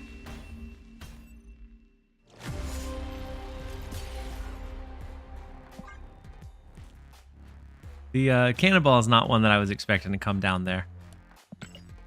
Hey, Tazok, thank you so much for the Prime sub. Oof, we're bleeding some snap points. Let's find some. Ooh, I actually told you guys I was going to switch back over to Millen after our last ad break, and then I forgot entirely. Our 8-cubers are rough today. All of the games are rough today. We've been on a couple of good runs, but a couple of really bad runs too. Ooh, and actually, there's another new deck that I'd like to try out too. It does run Cassandra and Copycat, but it leverages Gwynpool, maybe Gwynpool, Division, Juggernaut. Let's see how Mill treats us. Wait, you can run Cassandra and Mill? I mean, you can if you drop it early enough. And that way it hedges your bets against Arisham. So if you run into Arisham, Cassandra's still huge. Otherwise, she's going to be kind of small, unless you drop her really early. When you came back and hit Infinite, did your MMR remain? Most of it, yeah. So I hit Infinite the first time and farmed bots the whole way. Ended up being top 500. Ooh, so Bar Sinister could be wild for Cassandra Nova. Get the triple Cassandra Nova hit. Posture check. I end up sitting so far down whenever you guys send me the reminders. So we have the double cable, the Cassandra Nova that I may or may not play into Bar Sinister. They'll only have 4, but each of those are hitting 4. Going to get hit either twice or maybe 4 times. What's your meditation routine? How do you stay calm while playing Snap? I don't know. I just enjoy the game, I guess. I don't have a routine. If I start getting frustrated, then I take a bit of a break. So we can either Cassandra Nova or hit him with the Yondu. We can do the Yondu. So next turn with the Yondu, that would take away almost all of the remaining slots. We could do Nocturne here, or we could end up doing Nocturne and Bar Sinister.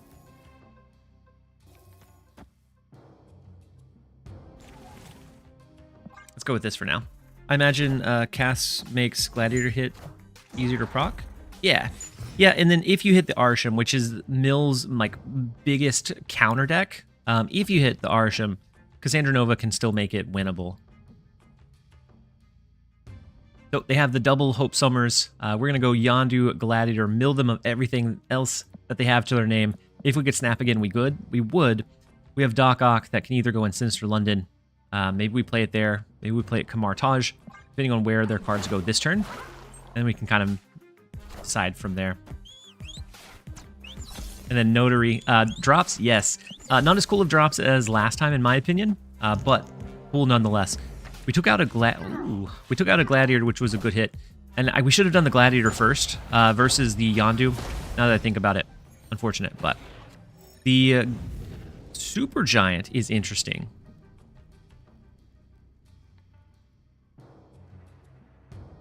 All drops are cool. Also, hi. Welcome in. Hopefully you're having a great one so far. So we don't reveal until next turn, or until the game ends.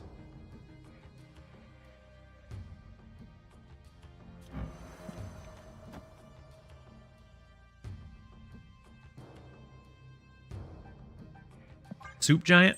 Yeah, it's the soup giant. All right, so with Bar Sinister, we could rip it away if we wanted to, so that their cards don't duplicate. I'm not as confident now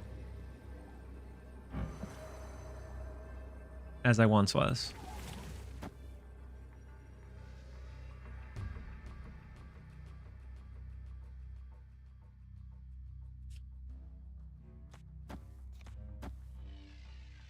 Have 2 cards left in their hand. I think we're going to do something like this. We'll keep Sinister London for now. Hey, welcome. It took you long enough. Kelber, thank you so much for the Prime sub and the support. Thank you for being here and helping out. Hopefully you're having a great day so far. Negasonic is unfortunate.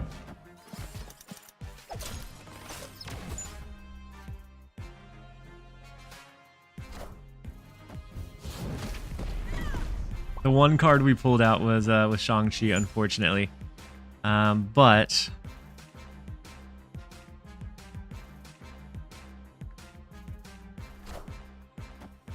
Miles, the Silk coming down in mid of the secondary Shang-Chi, but it's not going to be enough, right? Yeah, we win the right by 2. They were in the left by 10.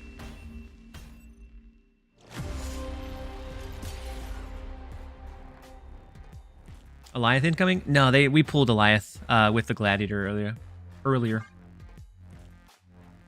Shang right? Yeah, we got the Shang right. But the Negasonic taking out one of our Doc Ox, the Shang-Chi taking out the other, was brutal. It is time for a really quick ad break. I'm going to run to the restroom real fast, and then we will be back. Don't let that dissuade you from the mill stats. We're just having a bad luck spree. But I think the deck is probably fine in and of itself. We'll test it out a little bit further here in just a second, you guys. Don't go anywhere.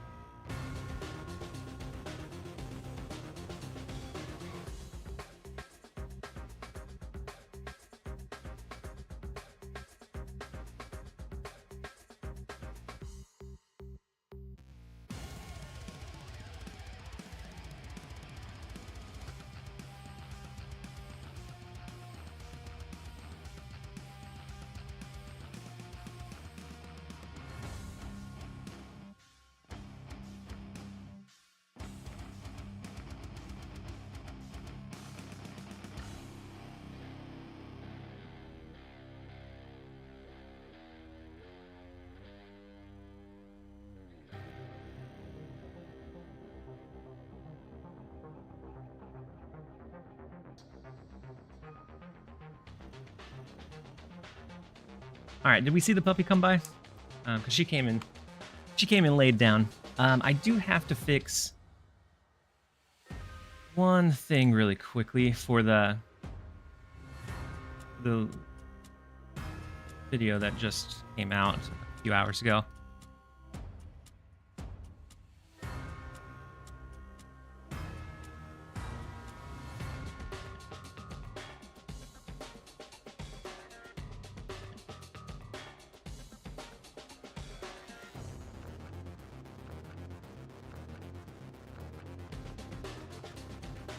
Hey, welcome. It took you long enough.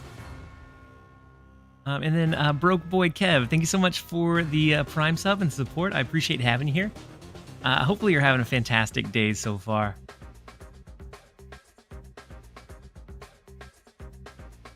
I am updating the pinned comment really quickly, and then we're good to go.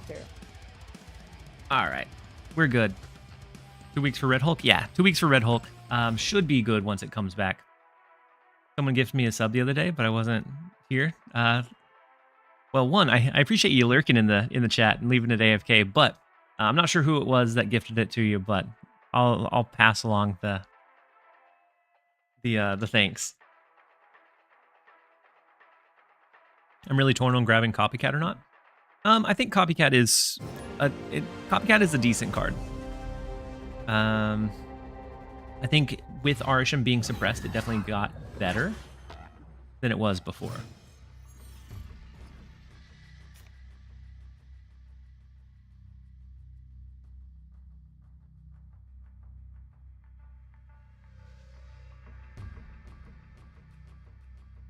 And so next up we have rank 23 Prodigy, and we've been hemorrhaging rank here, so let's see if we can turn it around. We start off with a Copycat stealing their Hazmat, which lets me know that they're probably running the Ajax line of stuff. I have to decide between two of Copycat, Hope, Red Hulk, Emperor Hulkling, or Madam Web. It seems like Madam Web will probably be pretty strong. And then Red Hulk is in a lot of builds, so is Hope, so I think those are always pretty consistent. But I could see Copycat being in a lot of things moving as we move forward for sure. Let's go ahead and throw Cable down for now. We'll mill one of their cards. Next turn we'll just do a medium value Cassandra Nova, I think. Madam Web can't be worse than the movie. I agree. It was the wildest movie I've ever seen. They just like paused the entire plot line for like a whole week as she flew to the foreign country to get some backstory and then flew back and everything resumed. Snap Knight is calling. Good luck, Angel. I hope you well in the Snap Knight for sure.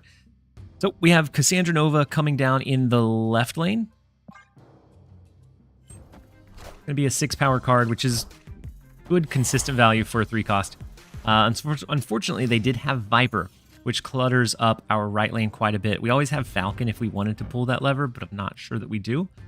Maybe it becomes Spider-Ham, Copycat mid so that the Hazmat doesn't go off. We thought nothing could be worse than Venom 2. Ooh, so we end up hitting their Ajax with Spider-Ham. So no more benefit for them. The Nico comes down. They do have the Werewolf line.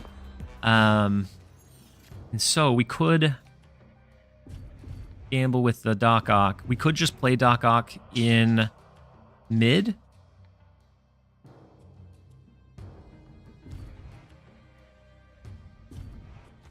Or we play it over to the left and see if we can cap out that location. That's the direction I think I want to go because we already have a significant lead over there. If we pull enough cards, their Werewolf can't move around the board, and they can become really stuck really quickly. So the Rocket Raccoon comes in, the Cassandra Nova of their own, and then Beast to pull both of those back in here. And then the Pig in the left lane. So with us having initiative here, Shadow King is good against the Pig. But I'm not certain that that is enough to win because they did have...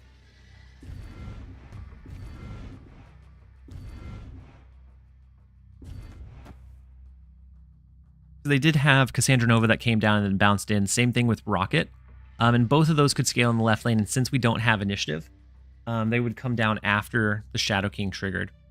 This, I think, would be the best bet, but I also don't think it's a great one. I guess we're just offsetting our 5 from Cassandra and their 7 from the Pig, so it kind of came out in a wash. We could have pushed for maybe a Red Hulk in the left. Maybe that was our fight. Yeah, that one would have been a better line. Knowing that this lane was pretty low and they wouldn't be able to scale to Cassandra or Rocket in mid, I think that probably would have been the play we should have went with. How much of the new Deadpool album do you have? 8 out of 9. And so I don't know if the newest one from the daily logins counts towards it, but we had an immediate 8 out of 9 collected. I'll switch the scenes for you guys.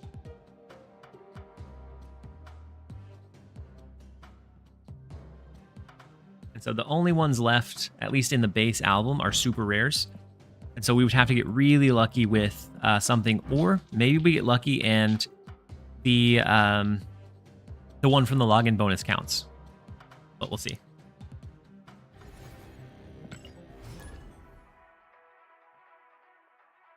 I only got 3. Oof. Yeah. I've been very fortunate on the Deadpool pools, but I also don't use Deadpool very often, so it didn't end up being that useful. 2 here? Oof.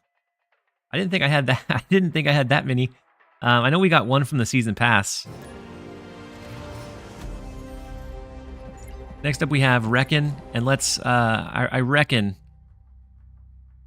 that we can get some cubes off of him. Something like that. Thoughts on Headpool? I think he looks kind of cool. I had 13 out of 9. No way, Snap King. That's crazy. I think he looks pretty cool. TLSG Pay to Win album. I haven't bought any though. They're just ones that I pulled from like the collection or just playing passively. And so with Yondu starting off, I think we're gonna snap into this because we have their Kitty Pride gone. We have Cable to steal their next card. Yondu to continue milling cards away, and we can get power into Luke's bar with our Baron Zemo, which is another great line for us. So them staying, I think, is kind of crazy. Seeing the Yondu come down on turn number 1. We get their Shadow King. We take out their Jeff, so no longer have that tool to be able to fight into the Luke's bar. We get her Cassandra Nova, but that's fine. She's mainly in here as that like backup line. You could use her as like a rogue or anything else. Let's go Yondu first. And then Baron Zemo in the left second.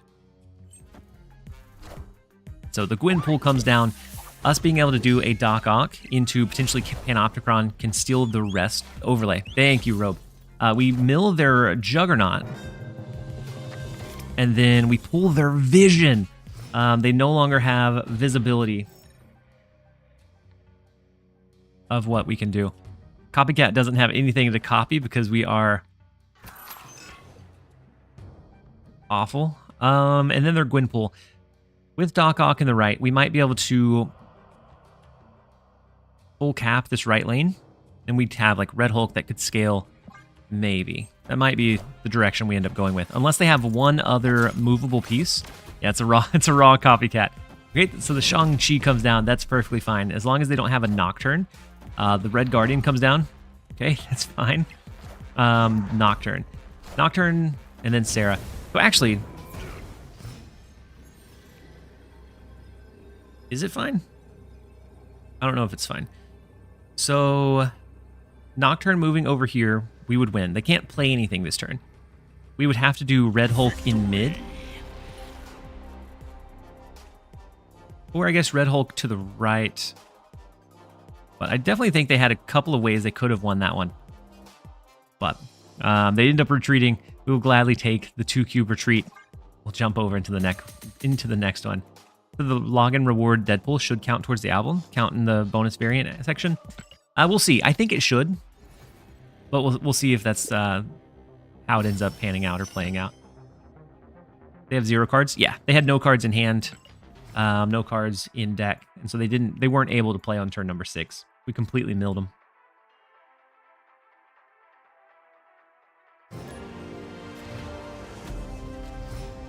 Next up, we have Fanta once again. It does, so this is the shop variant.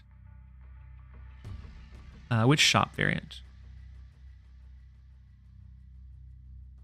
But as long as it does, then we'll complete it, because I'm 8 out of 9 right now.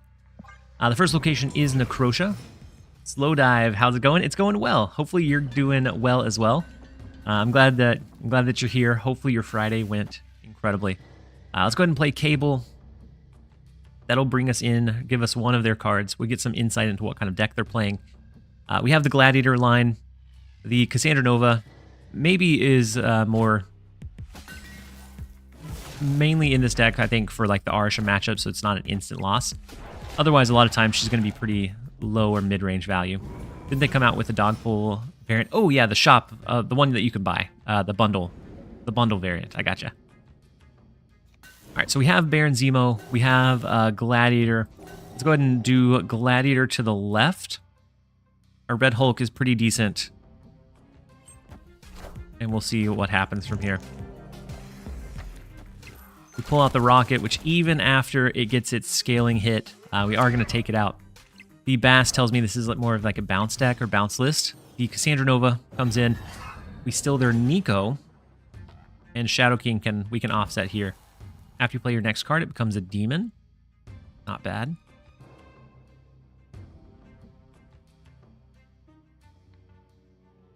3 cards left. I almost want to Baron Zemo in mid, or maybe we even Baron Zemo left.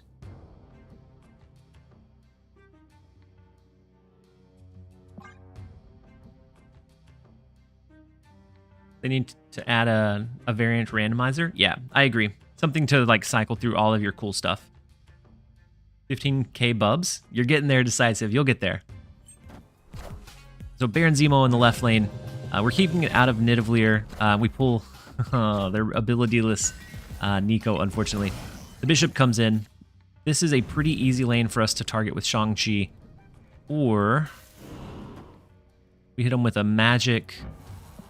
They draw their last card next turn. We could either do Red Hulk, allow it to scale. This time, it locked in at the Demon spell. Let's go in Magic and see.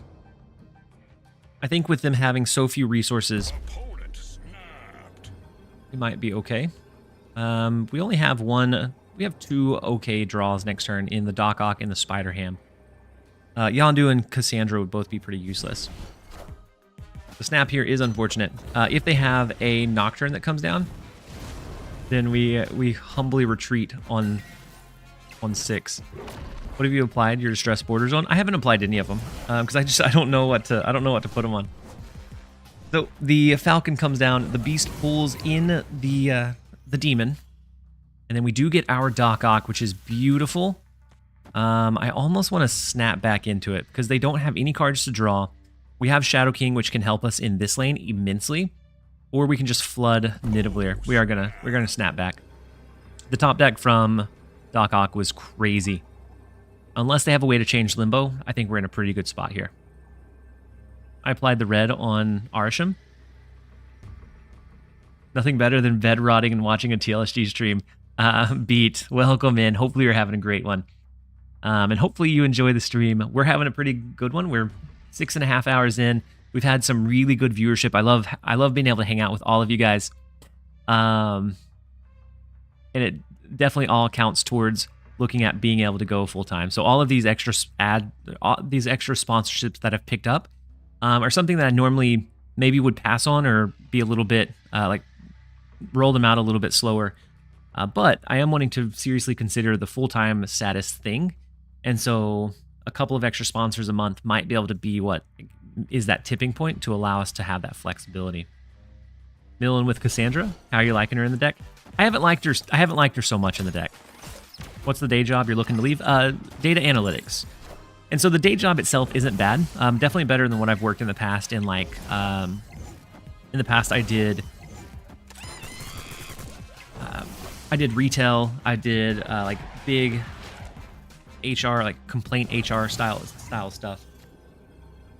And so definitely not worse than that by any means.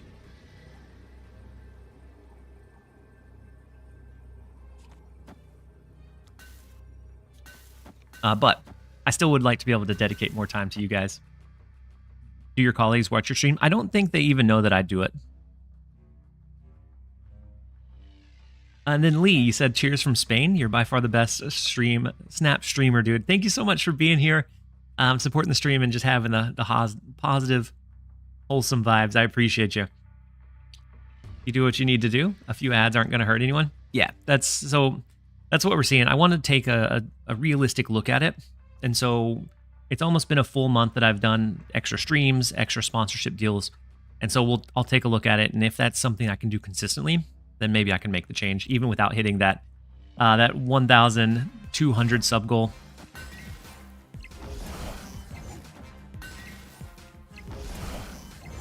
So Shadow King in the left is unfortunate for him. The Shang-Chi in the right, also unfortunate for him. We are going to be able to hold this one down, no matter where the real Mysterio is at.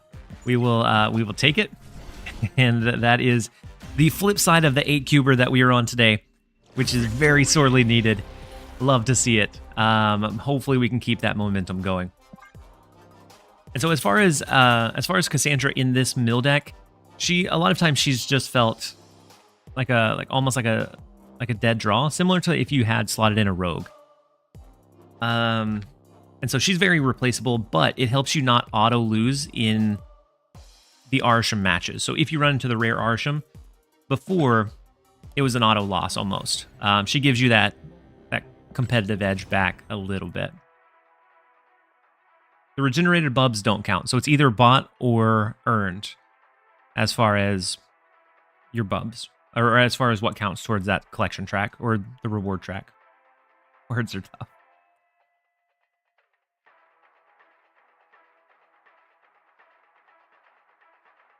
And then Murdoff. So what level are you at currently, Murdoff? Next up, we have Terry B2. The first location is Eternity Range. We have our Yondu, we have Gladiator, we have Magic Doc Ock. Everything's looking great. I'm going to hold the Yondu for now. Outside of like the Kitty Pride stuff, it's not always most optimal to drop it right off the jump. We can always save it for a bit. Do Cassandra first, do Magic plus Yondu after. And since we don't know what kind of deck they're running, I think we're okay with that. The Ravona, Kitty Pride is pretty common right now, so maybe we should have expected it, but Subterranea is not bad. Let's go ahead and snap into the Subterranea. We have the Cassandra, which is going to be 11 power. The only bad thing I don't like about that is that it's above Shang-Chi range. How come you got Cassandra in this deck when you're draining their deck out? For either the early play if you don't have your drained components early, or Arsha matches, it gives you that counter component. So a lot of times by 3, you'll still be able to get a 6 or 7 power Cassandra, which, if you think about it, is a wild value from that card. Let's go ahead and I'm going to Magic Quantum Realm. We're also going to throw Yondu now. Next turn, we have Doc Ock that we can pull a lot of their remaining resources. We have Gladiator to drain one of the additional... Ooh, actually, Yondu almost guarantees hits a rock, right? Or is the plan to hope you get her early?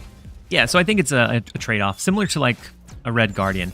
Red Guardian was in this deck. He has some decent value, can counter some cards. A lot of times he's just like a 3-5. And so Cassandra is very much the same.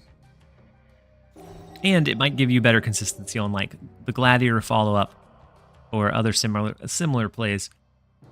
Let's do Doc Ock into the right lane. I just know that we're gonna draw, that we're just gonna pull the Shang-Chi. But I guess I'm a glutton for punishment. We're gonna do it over there. We do have the chance to like Gladiator or Shadow King or something similar, depending on what we hit. So the Wolfsbane, not big on them so far, and then the Hawk. Hawk is pretty big, very big Hawk. Right now, no counter components yet. Just a bunch of rocks, which is unfortunate.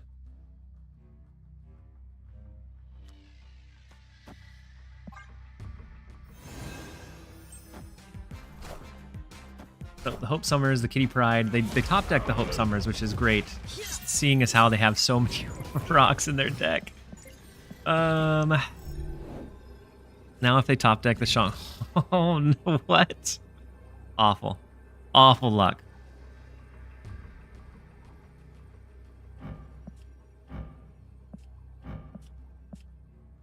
Feels bad.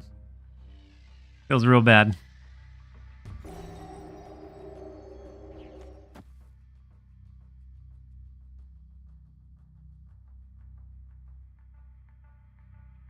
What is their Kitty Pride at? Their Kitty Pride's at least at 4, yeah?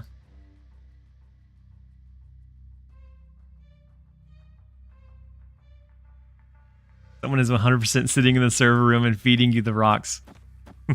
I mean... Oh, no. So if we had something bigger than Gladiator to the right, I think we could have stayed. But their Kitty Pride, I think, was more than what we could have handled in Subterranea. What genre of music do you listen to the most? Really...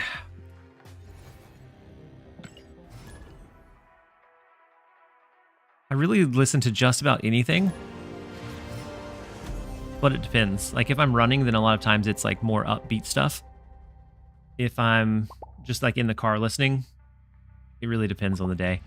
Sometimes it's rock stuff. Sometimes it's, like, older stuff, like 90s stuff. Sometimes... I guess that's not... It's somewhat older. Sometimes it's, like the today's channels. It just varies. Loves dubstep? Maybe. Maybe. We'll never know. All right, let's go ahead and throw Spider-Ham out. Next up, we have Butt, who we've been able to do everything but beat them lately. But starting off with Spider-Ham hitting their Cassandra Nova is a massive surge in the right direction for us. We're going to go ahead and play Cable to the left. We do have Cassandra in our hand early, so it might be that we drop her over in the left lane. She'll be a 3-6, which is still a great value whenever you think about it. We might throw her into the right lane to win Bax Reeling. Then we could do like a Nocturne Yondu next turn in Asgard. Rock stuff, you say? That's why you got so many rocks. It is. Till she only listens to angry heavy metal death. Clearly. Very clearly. So we have the Hope Summers. We could try to fight for Asgard, but instead I think we're going to rip it away. We're going to play Yondu mid. We're going to snap into them. Next turn would be Doc Ock to pull them back in. We know that we have their Nocturne, so their flexible power is a little bit less. And then we can see. I heard you like rocks.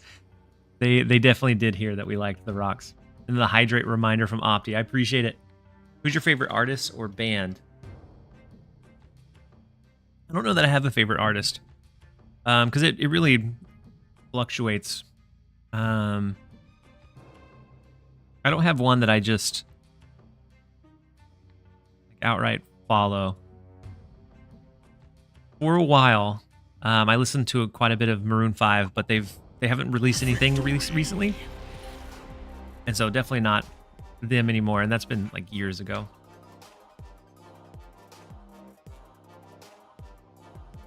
Would you consider yourself? I don't even know what that means, Code Blue. Would you consider yourself more uwu-tastic or oo-tastic?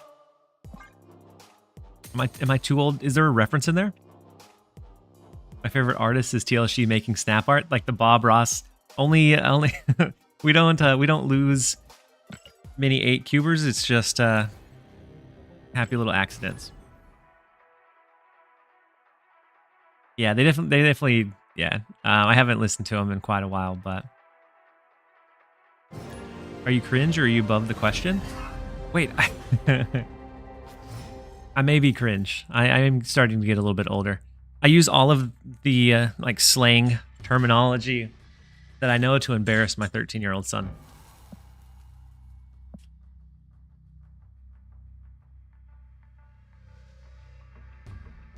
And so Arrow Enjoyer, we do end up pulling their Jeff, so we have that flexible tool.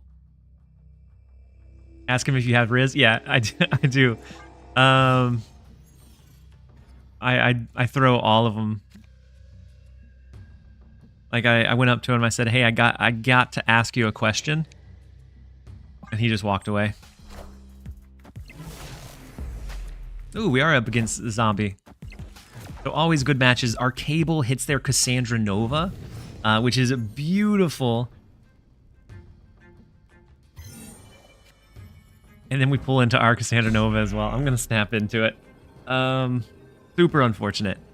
We're going to drain their cards once. Cassandra maybe even decide to drain them twice, going into turn number 4. Some people snap the most lost games. Oh, holy moly, easy 300. Do you prefer HEB or Kroger? HEB, at one point it used to probably lean towards Kroger, but I've definitely picked up on HEB since I've been living here. Once, twice, 3 times the draining. It's 3 times the draining, 3 times the fun. So we can do Cassandra Nova. We could extend the game, but I'm not. Do we want to? How you hanging? We're doing good. We're doing good. A double Cassandra feels pretty fun. I don't know that's the perfect line. I think, honestly, Magic into Doc Ock would be better. But this is the one that makes my heart happy. So, they do have Nocturne. They don't have a Jeff, though. So we could still extend the game if we wanted to. But we would have to do it into the sewer system. So instead, I'm going to do Doc Ock and see what hits over here. So the Sarah for the reduction. I do feel like in Diner, some people try to bluff you away. Sometimes, yeah. So the Shadow King, unfortunate for the Cassandra. And then the Ajax is unfortunate.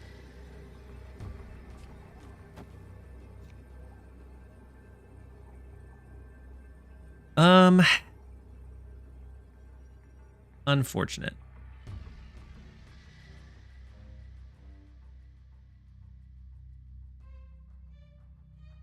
Yeah, well, womp womp. We could do Shadow King, but that brings our Cassandra down to 1. Or I guess negative, it'd be 0. We wouldn't even win there. Rough. Very rough stuff. Otherwise, we're doing like Copycat Gladiator, which I don't find a very good line either. Because they can move Nocturne, even if they can't play anything big here because of the Sarah discount, it's still a tie here. Escaped. Yeah, I don't think they can play left, but the Nocturne move is big. Can you run this without Cassandra? Absolutely. It may even get a little bit better without Cassandra, in all honesty. But I like it as that extra Arisham deterrent.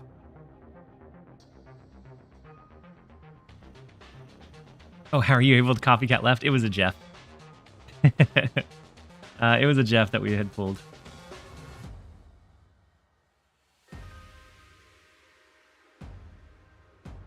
All right, we gotta turn these games around because it's not going. The mill deck didn't end up going great. Top sub for Cassandra.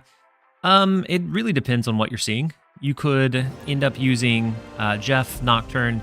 You could do Red Guardian as a way to counter one of their lanes. You could do Rogue if you're seeing a lot of ongoing. So there's a lot of viable subs for it. Next up, we have a Prodigy. Still believe in you. We're gonna try. We're gonna try our best. We have Prodigy. We may cut the Cassandra Nova. It may end up being that it's more trouble than it's worth. You can always put in an Absorbing Man. Maybe just depends on the direction you're going. All right, let's go Cable into Asteroid M. We start pulling some of their cards. With the Hood, I think this is the version, I think it was the Werewolf deck that ran the Viper. So I'm thinking we can maybe steal some of this away. Project Pegasus is big. I guess maybe not as much if we have initiative. No, they have initiative. Okay. And so the Cassandra Nova could come down. Kind of like it. Cassandra Nova, she pulls over into Asteroid M, which is fine. We do Doc Ock into the right lane. We always have Baron Zemo to pull a card into Danger Room, so we don't have to worry about that. Cut Cassandra into Arsham 3 games in a row because Marvel Snap. Yeah, unfortunate. Definitely a bit unfortunate for you. Kind of want let's snap into it. I kind of want to snap it. The Cassandra coming down, being a 6-power card, draining everything else in their deck, will make it, I guess, worse for our Baron Zemo, better for a Gladiator, or the follow-up like Phil plays. So Cassandra into the Viper. Our Cassandra is going to swing over there as well. So Shadow King's not really that great. I'm back. Are we still milling? We just started milling, but yeah. Yeah, we're milling. Hazmat, Shang-Chi in that order is perfect. Well,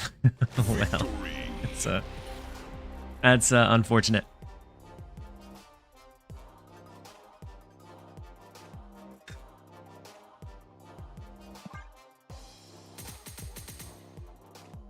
He said, nice one. I join in, the enemy suffers.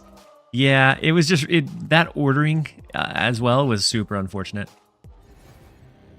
Yeah, so Untapped released a deck UI. And so we have completed, I didn't mean to, we completed all of the weekend missions now. Because we do have the Baron Zemo, the Copycat. But maybe we take out Cassandra Nova. No, we'll run it a little bit longer. We're not going to let it be a drain. We'll leave it in.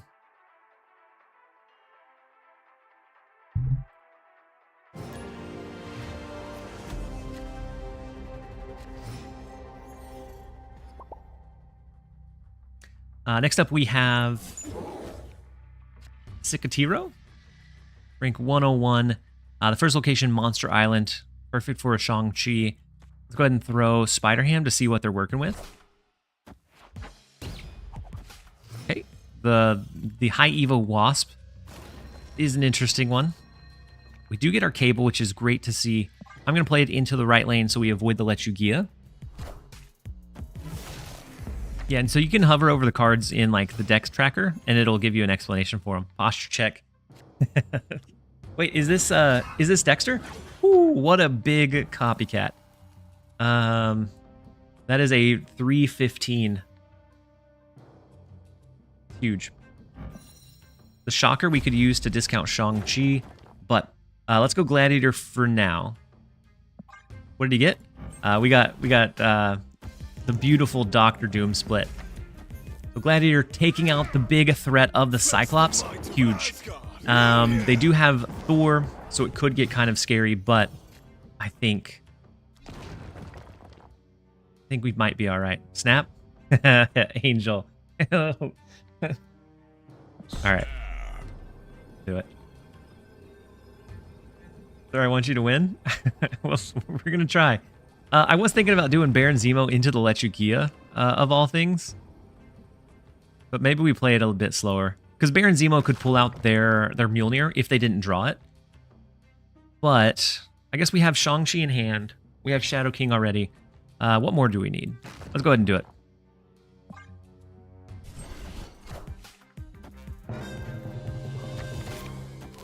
Oh my goodness, that is a large card. Not one that I was expecting out of the Baron Zemo, though. So they have... we know that they have it in hand. The Mjolnir. So something like Copycat Yondu, because I don't think they're going to beat us in mid. Then we could always Shang-Chi Shadow King. To the left and to the right. And then Calibrex, welcome in. Hopefully you're having a great one. The Lockjaw's gone. Jane Foster, they shouldn't pull anything out because they already have the hammer in hand. You can do it? We'll see. We'll see if we can. We do go first, and so they always win the right lane, most likely. We're still going to launch it, though. Oh, hold on. This is one more power. I don't think it makes a difference, but... And so if we lose to Dexter... I'm telling everyone it was Angel's fault. Cassandra and Mill sounds counterintuitive. It does, doesn't it?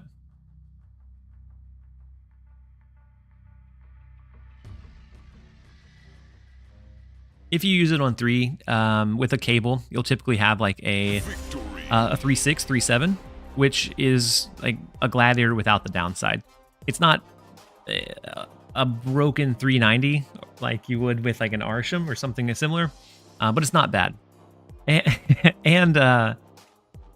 And with the Cassandra Nova, it helps you hedge your bets against the Arsham deck. They're rare now, but it is possible. We do grab the win against Dexter.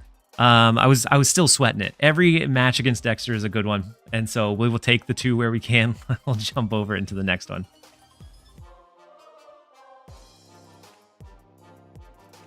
Would you rather be definitely a baby goat? Because we never know what's the matter, baby. Galactus Avatar made him scared. We could have dropped the Galactus on it.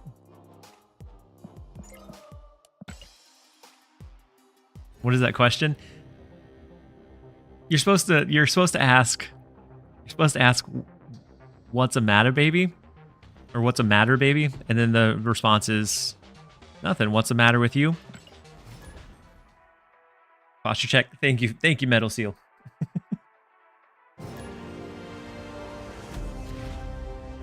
And the hydrate reminder. I appreciate it, you guys. Need some up dog with it. And then Gambit, welcome in. Hopefully you're having a great Friday so far. Can't fool the dad with the dad jokes. We've heard them all. We got the extra hydrate reminder. We're going to be good and hydrated. Double hydrate reminder. Triple. Oh my gosh. How many until I have to drink the whole thing?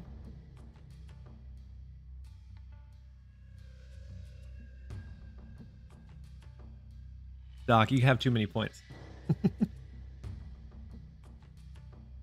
And I forgot, I missed hitting the snooze button. I apologize, guys. We have an ad running. I'm going to slow play this first couple of rounds. And then we have the emote-only chat and the snap coming in from Kino. And let's go ahead and play the Spider Ham. And we'll lock in turn number 2. And then we're going to launch you guys into a emote-only chat for 2 minutes, you guys. Enjoy. I look forward to seeing what you guys come up with. We hit didn't even see what we hit. It looked like a 0 power card though. Did you hear what the superpower is of the gummy bear? With no teeth?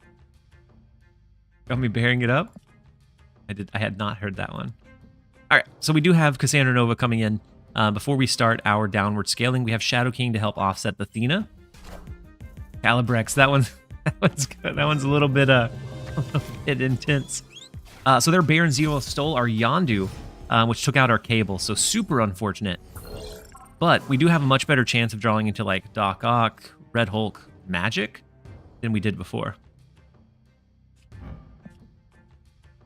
So maybe we throw Baron Zemo to the right. Or we could even throw it to the left. A lot of cards coming down. An Electra. From where? Oh, from the hub. Wow, they got an Electra and we got an Alaya. Into the Kitty Pride is a little unfortunate.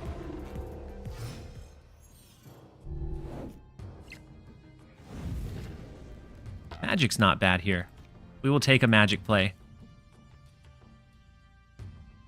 Their lanes are getting pretty full pretty quick. So maybe next turn we have a 50-50 between Gladiator or Doc Ock. We'll take that 50-50 every time. Looks like we are just about free from the emote-only chat. Kino with the Lambie card surprise. I like it. Lambie has some pretty solid ones. I need to up my emote game for sure. The copycat that stole Doc Ock. Whew. You know that's at the bottom. Unfortunate. Because they can Shang-Chi this lane. We can do Gladiator Copycat. Gladiator Copycat. And this is the Ravona, so we're not going to hit much of value here. I remember that someone asked in your chat if you need someone for emotes. Yeah. I also had someone said that they could hook me up with everything I needed for graphics. It was super vague, and I don't think they had ever chatted in here in the past. We do end up getting the 2-cube retreat. We will take it. Cassandra Nova, did she make a difference here? I don't know, but I like to think that she did. We will we'll take the 2 cubes. Let's jump over into the next one. I'm at 660. Should I go for an ice cream? Ooh, ice cream's 400. So ice cream is ice cream was where I ended up stalling out a lot. You have a good cushion, so even if you lose the ice cream, you can jump back into Kebab. I'd say send it. And then Hong Kong Fooey, you have the Marvel. I see the Marvel command coming on.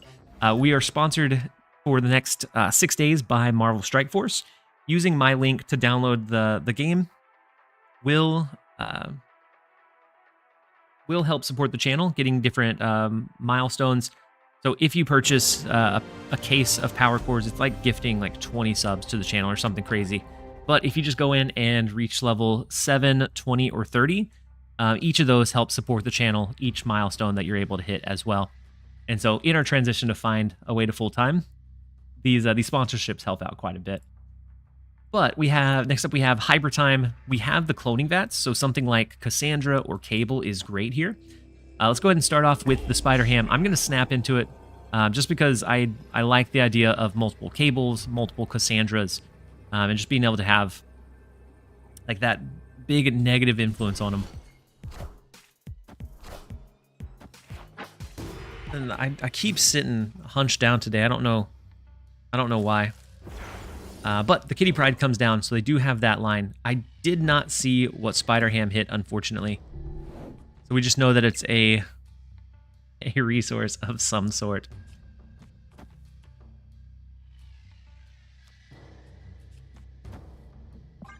Let's go cable. I think we only do one Cassandra Nova. I think doing two ends up being it, Jeff. Thank you. Thank you, Doc, for good looking out. We hit their vision. The Savage Lane on the right, super unfortunate for them. This one becomes a 5 power card. Maybe we just forego the Cassandra altogether. Since we have the extra cable, we go Gladiator here. Next turn, we do Magic. No. Next turn, we do Magic to change one of the locations and see where it goes from there. But I do like the Gladiator. They did snap on us. Maybe we need to change the cloning vats. They have a Cassandra Nova, right? No, a Juggernaut. Interesting.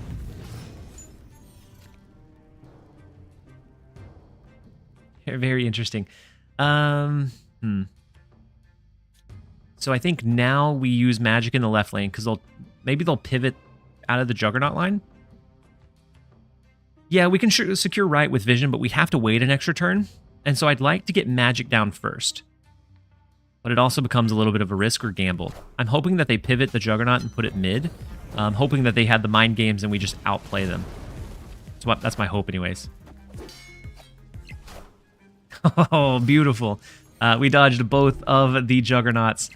And right now we're fighting for... Ooh, Copycat hits their Cassandra Nova, so we know that that's not in hand. They have quite a few resources in hand, though. You could always go Vision, but they're out of Juggernauts now. We could go Vision. We could go Cassandra Nova into Cable, but that's not a huge line for us. I do like the potential for a Doc Ock pull. Because if they do Kitty Pride here for this scale, might be okay. Maybe Doc Ock in the left in case they have like a Nocturne. Might be more ideal. So Hope Summers, that's fine. The Shang-Chi is inevitable. Awful. Always awful. The Kitty Pride in the right lane. They are locked into the left for now, though. We have Red Hulk that can scale. Shang-Chi is gone. And so maybe it's that we do Red Hulk left. That'll scale more than what their Athena can in the left lane. Doc doing his job and pulling all the Shang-Chis. That way you don't have to worry about him at that point. Like, we could always do Red Hulk here, but I think Red Hulk in the left, and then we'll look at how we can position the last turn. Vision might potentially be in line. We do have Shadow King, but that doesn't win us the Angela lane. So the Gwen pull is kind of scary. What do they throw in mid? The Kitty Pride. Unfortunately, we grab Initiative. So 8, 9, 10, 11 over here with Vision. This comes down. I think we lose this one.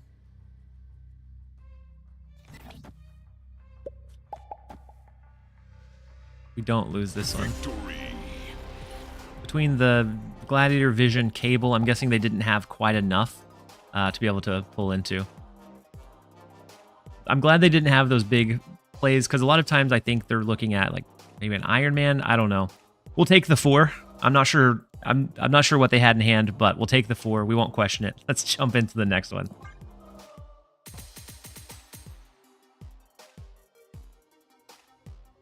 So it looks like our luck is finally turning around. It was rough going for a little while, but it is turning around quite substantially. Copycat and Cassandra mid.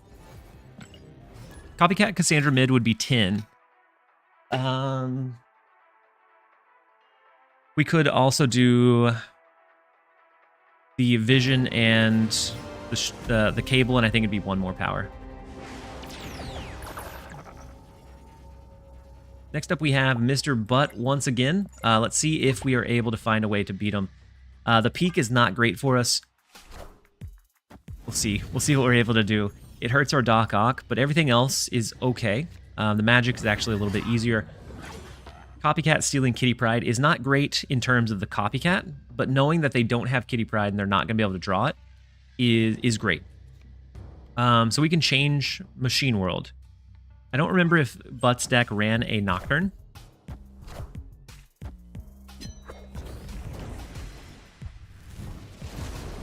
Did you see someone on the Bubs leaderboard had the name TLSG Enjoyer? And they're like rank 119? That's huge. I'm glad that they're enjoying it. So we can do Cassandra Nova. They probably snap because they have the Nocturne, yeah, I would imagine. Someone just went into Ice Cream, instantly retreated. Really black smoke. Kyovanicus? Thank you so much for the Prime sub. I was trying trying really hard to read your name. Thank you for the Prime sub and the support. Hopefully you're having a fantastic day so far. So we can go Gladiator, Spider-Ham. We probably shouldn't have Cassandra'd into the peak, so that we won't be able to offset the Thena, which becomes kind of unfortunate. Let's do Gladiator mid. We'll do Spider-Ham to the left, see what we hit. The peak could be massive for him. Yeah, with something like Iron Man, definitely. All right, so we hit the Juggernaut. Don't have to worry about that on the last turn.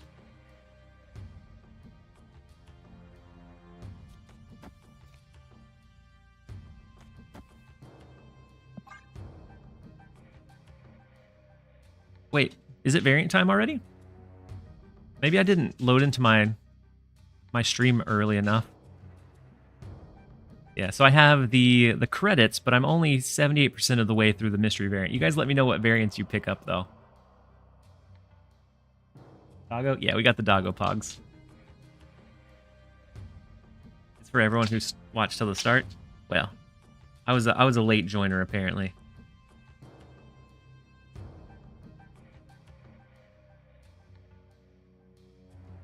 Currently have 51 million bubs to play with. Do I play the 2 or 10? I would do the 10 because you have 5 times the entry rate for it. So for everything that we're seeing here, I'm afraid of it all.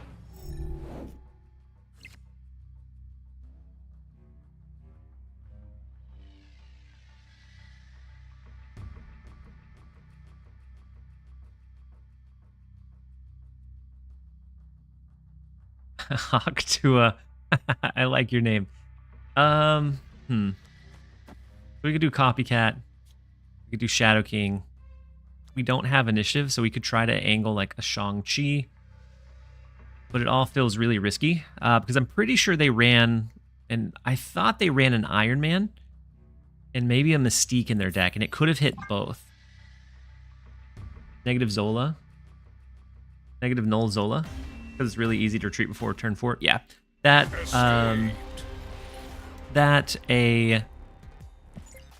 we beaten Butt once today? Feels like we haven't.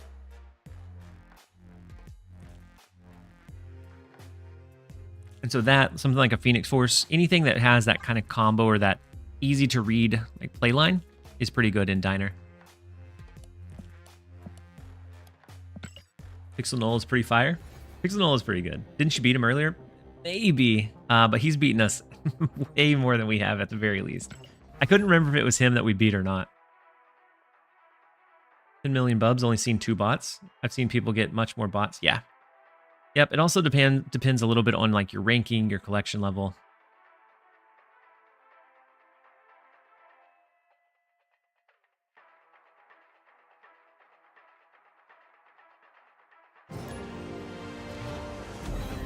Next up, we have Nameless. And our Copycat steals their X23, so we know they're a destroy deck. which Mill usually does pretty good into destroy. As long as we get the Doc Ock line, then we can pull in their bigger plays, stack them together, and then we have the counter plays against them. So since we have double energy here, let's go Yondu and Spider-Ham. I'm going to play both on the opening turn. And then the Hydrate Reminder from Rice Burner. I appreciate you. We take out their X-23, which makes sense. So probably should have held on to the Yondu.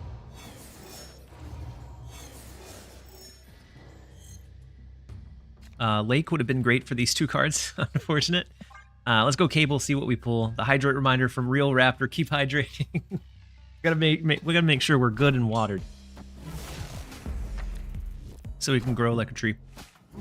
So the Wolverine comes, or the Wolverine, the pigged Wolverine comes down here. We do get their Nico from the Cable, and we're gonna draw an additional card. I would love some bots. Yes, in Deadpool's Diner, I would have loved being able to go up against some bots, but I saw very, very few on my path. So we can extend the game, go something like Magic, and then maybe I hold Nico for the off chance that we can destroy Copycat, which is X-23, and get extra energy. I don't know, that's huge.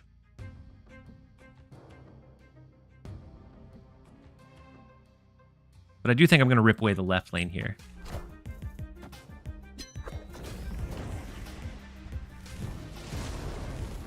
You're at 644. Kebab should be fine. Yeah, Kebab should be fine too.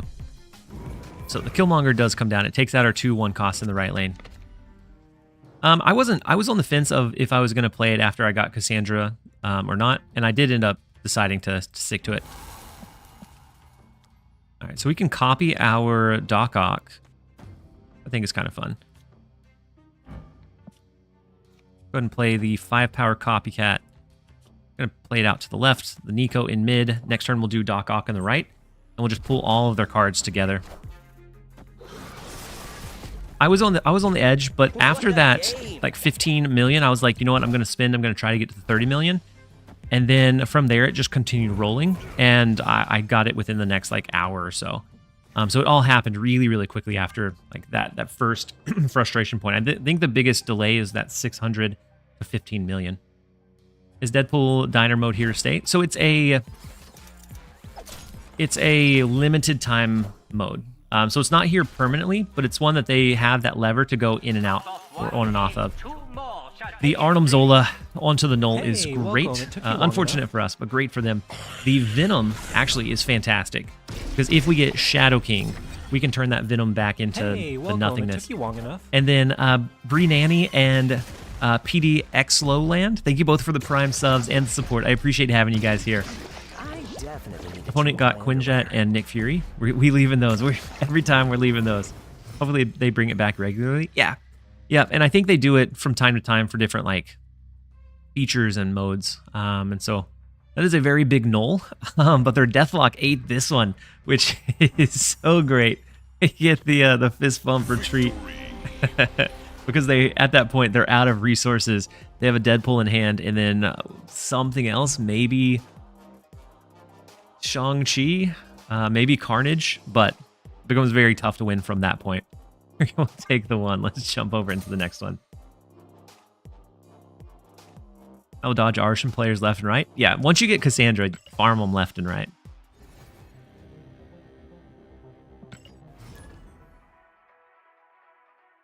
Yeah, the Deathlock came in big there. I still think we could have won with like what we had, but it definitely helped. Cassandra seems clunky in the deck. It's not. That's the biggest question I've had with this, and it hasn't felt as clunky as you might think. There's some games where yes, she's going to be really clunky, but like take this one for instance. We typically don't drop Yondu on 1, and so we'll be able to do Cable on 2 into Cassandra Nova on 3. It's still going to be a 3/6, which is great value for a 3-cost card.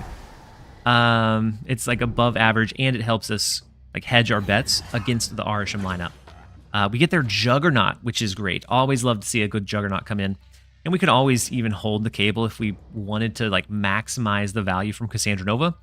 But I haven't noticed a big like, contest or issue. Once you get Cassandra, you'll no longer face Arsham players just to troll you. Yeah, a little bit. We did pull their Iron Man, which is another big hit for us. We have Magic, which we'll be able to use in the Vault. So I think we go Cassandra Nova, or we can use it in Dream Dimension, I guess.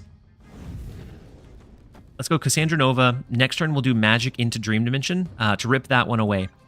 And then we can always play into the Vault on turn number 7, when hopefully they have less resources to use.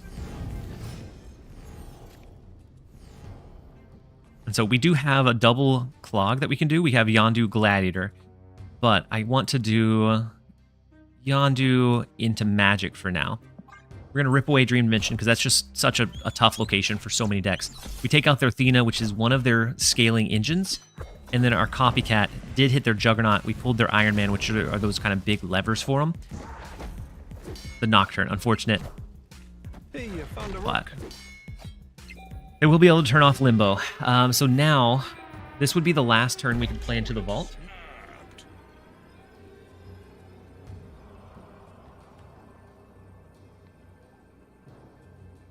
Just got Dan hit Korg from the Twitch. That's huge, Raptor. Massive Hawk left.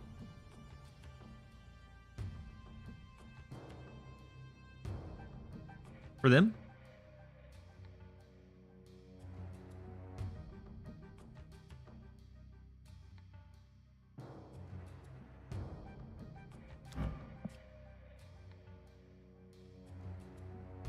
I tend to think you're right here. But there's always a chance that we do like Gladiator into Copycat Juggernaut plus something on the last turn. Possibly. Like, what are their big finisher lines? They have the Angela, they have the Hawk. I think we might be okay.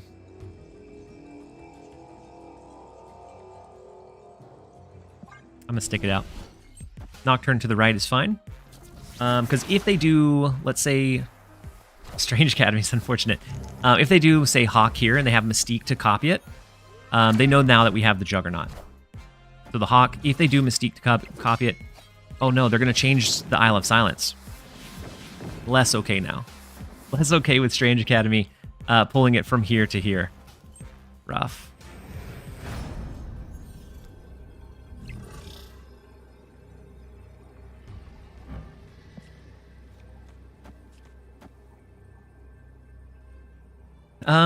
So a Mystique to copy. We know they have the Kitty Pride.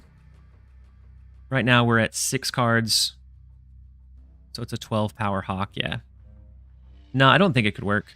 If Nocturne hadn't taken this away, I think definitely. But a Mystique, which I think is probably in this build, right? Especially with the Iron Man Hawk. It seems really heavy-handed, but I think if they're going both of those ongoings, they always naturally want a third. Yeah, Shang-Chi's one of them. We don't have anything within Shang-Chi range.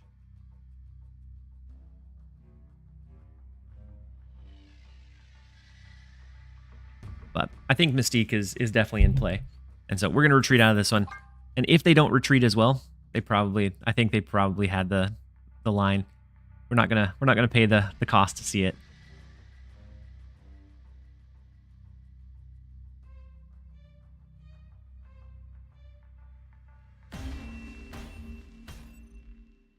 Escaped. I said I was thinking of a deck like this, but with Surfer. Not the best version of Surfer, but seems fun. It could be Smicky. I always say try it out. Try something out. Like if you have an idea, sometimes it might end up being a little finessing. But sometimes it might surprise you.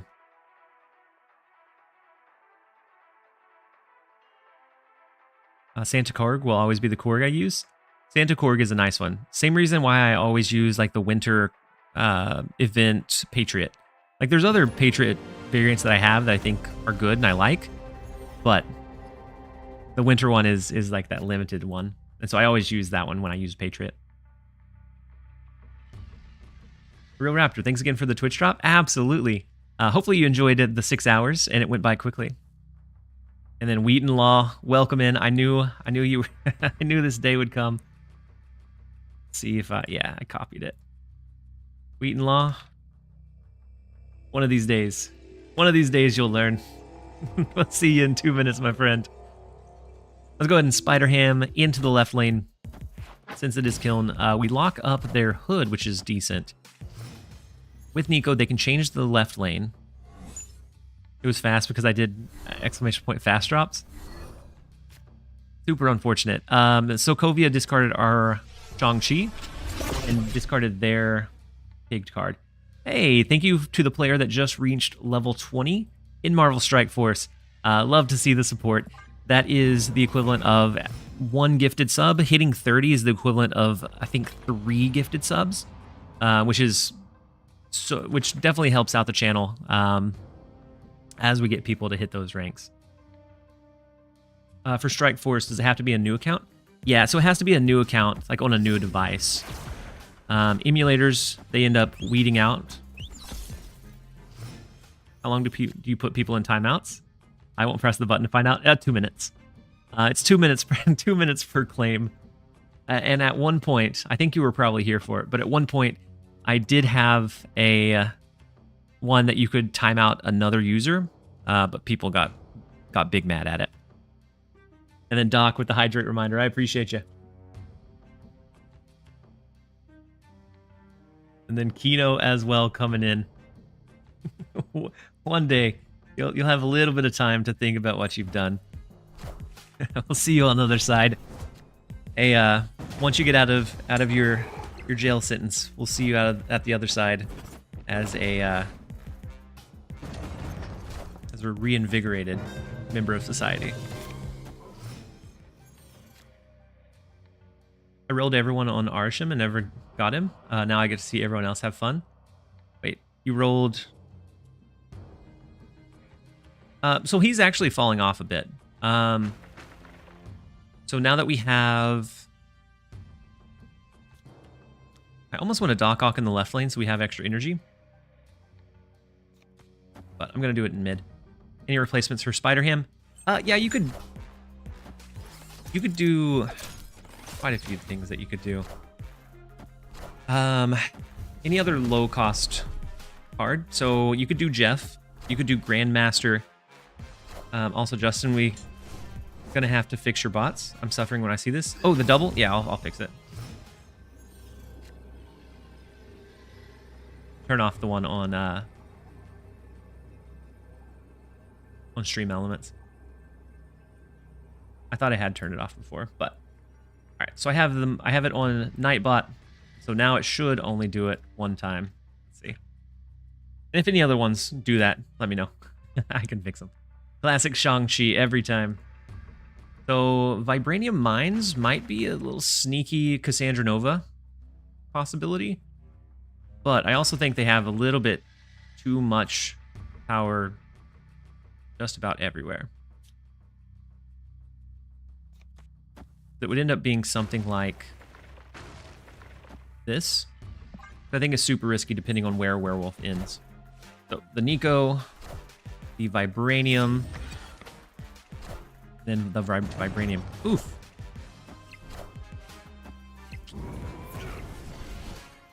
Not a great end for them either. Double ad, double profit. Wait, did it go on ad on YouTube? Is that what you're talking about? But it is time for a really quick restroom break. I'm going to run really quickly. We're going to take a just really short 1.5-minute break, and then we'll be back.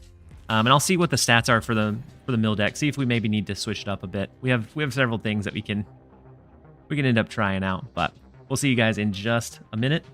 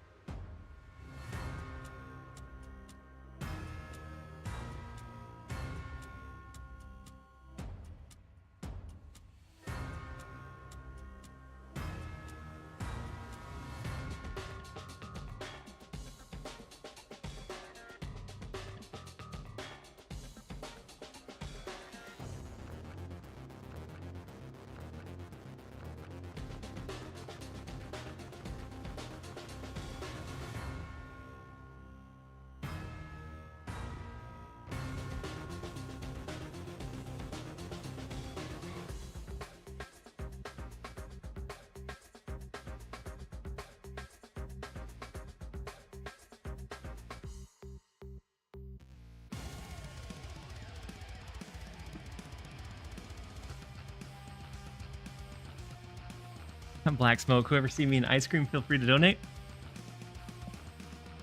Let's see, my friend.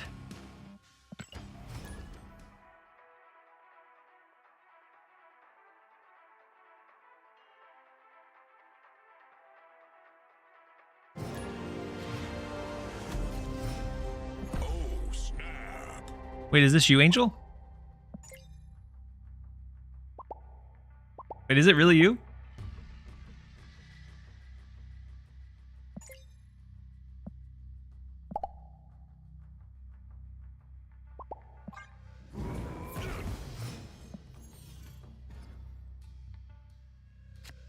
Oh, it's equal to the one here. Okay.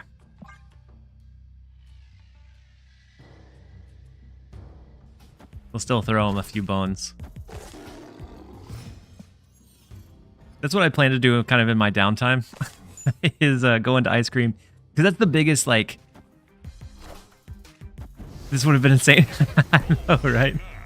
Because that's like the biggest, like, breaking point in the game, or in, like, getting Cassandra, is that 400,000, or that ice cream code range.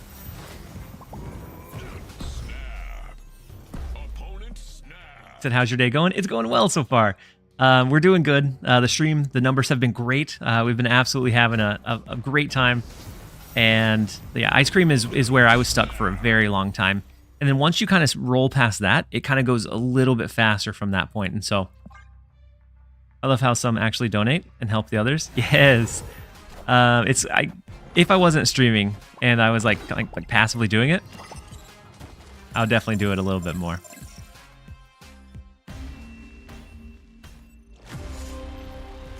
Because that 1.6 for them is huge. Like, that's like almost a seventh of Cassandra Nova. But after the 30 million point, you generate that in about an hour.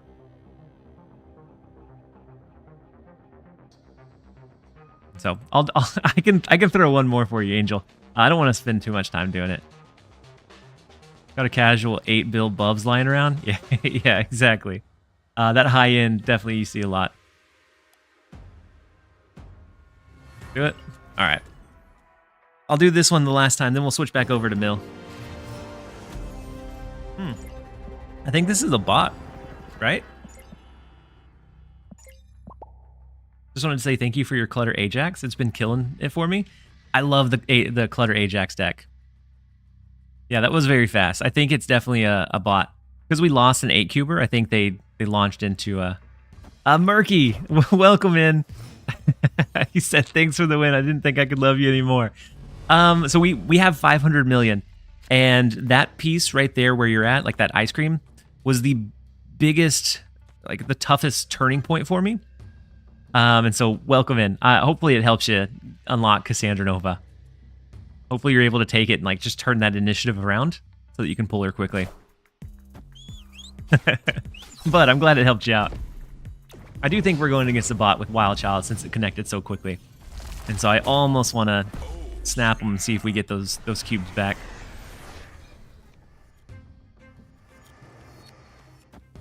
Extending my sub at the end of the month.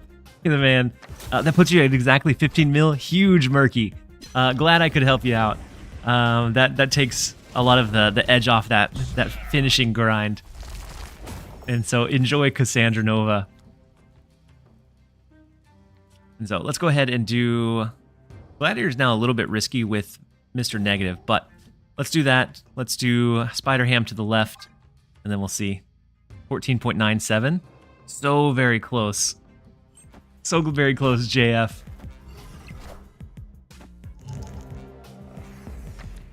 I am Iron Man. At least we take out the Iron Man. That could have been bad. And the Wolfsbane as well. Is it every time you lose an 8-cuber you get bot? I don't know, but it definitely felt like that here. Thanks for the Luchador Sentry. Nice pull, Serial Killer. Definitely a very nice one. So we could do something like Copycat. We do have the Shadow King. And we take away that left lane. We have Red Hulk that we throw into mid next turn. I'm at 13.8. Yeah. We can donate as much as you guys want. How many bubs do you think the highest player will get by the end of the event? I don't know. Hundreds of billions, I think. Something ridiculous. Angel, you said I brought you luck? Were you able to pull a big one? Yeah, I'm thinking at least 100 billion. Like just a ludicrous number for sure. We could do Red Hulk, or we do a Doc Ock and pull all of their cards. They don't have any resources besides the one they top deck. I got a player who greeted turn 1 and said I'm losing. Legit donated max cubes and ice cream. Angel! The good luck charm worked out for real. And so they pull the magic. The white tiger comes down. They don't have... After we pull here, they don't have anything they can play. So the bot... See if they stay because they have the lead, but... With this, Ronan goes down by 2. We go up by 3. So we go up to 29. This goes up down to 28, right? Or this be better? Ronan goes down to 13. 9, 10, 11, 12, 13, 14, 15. 8, 9, 10, 11, 12, 13. No. I think we can do the Red Hulk and call it. Lunoid. Welcome in. Wait.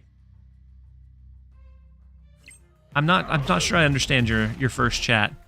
It feels like it was like a mean one. And so if so, I take back my excited hello for you. And then Nate Biz, who won Conquers? Jeff did. Jeff came in with just so many bubs and absolutely swept it.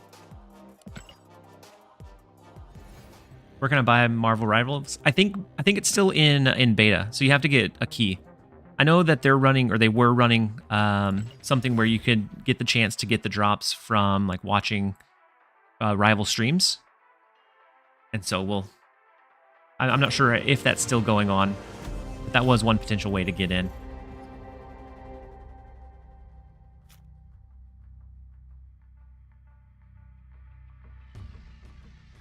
The Conquerors event was just a bot farming fest? Yeah. Yeah, a little unfortunate, but it was. Next up we have Arrow Enjoyer. Once again, looks like they're running or flexing a new deck on us.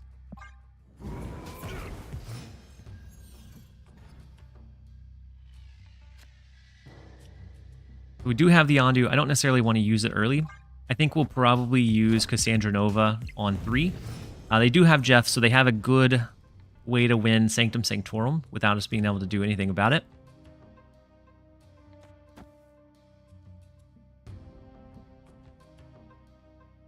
Sus chatters seem to be popping up more since the Conquerors event started and ended. Yeah, I could see I could see it. You know, like just the overflow, but it's all right. Let's go ahead and I'm gonna Nova into mid. Nova or Sage? Why not both? Sage is decent. So we have the Shadow King to offset there, Cassandra Nova. We could do Baron Zemo this turn, along with the Yondu. Or we would want to do Yondu first. Do Yondu, Baron Zemo. My only fear is that we're taking up a good chunk of our space when we only have 8 to play with. You know what would help with sus chat? What, mods? Mods would definitely help. And we're working on getting a few. Oh, the emote only chat. Okay, Oracle, I see you, my friend. We're gonna launch into an emote only chat for the next 2 minutes. You guys enjoy. Let's go ahead and launch the Shadow King. I don't know that we want to do magic though. Although, if they have Shang-Chi, then they just win mid.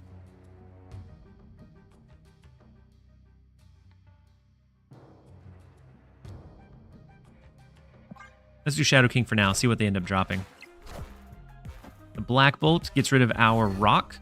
And so, possibly they're running a stature. And they could beat us here, and all they have to do is play into the Sanctum Sanctorum.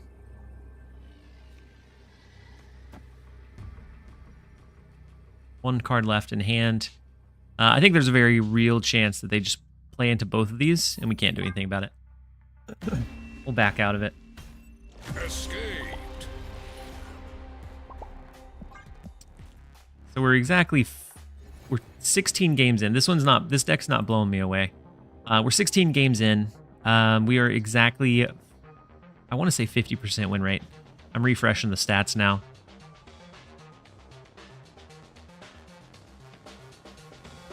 Yeah, exactly 50%. We're cube positive, but not a great showing for the initial 16. So maybe.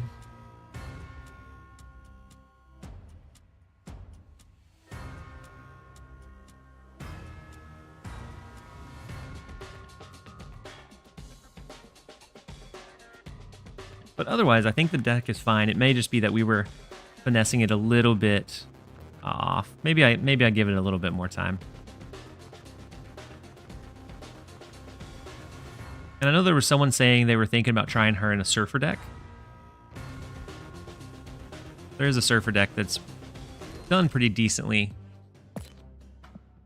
on Untapped. And so, not my original brew, of course. We're into territory of just experimenting with different things.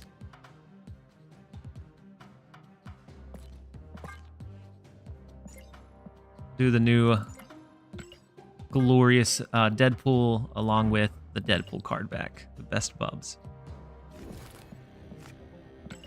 Do a little bit of Cassandra Surfer here.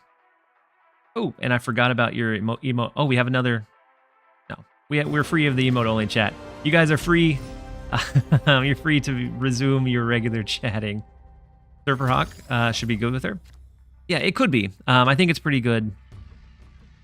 But we have a lot of Thena stuff going around, and so maybe a Killmonger might be needed. We have a lot of like the Black Swan bounce, so I think Killmonger is decent, and then just like the regular Surfer stuff, I think is a pretty solid package.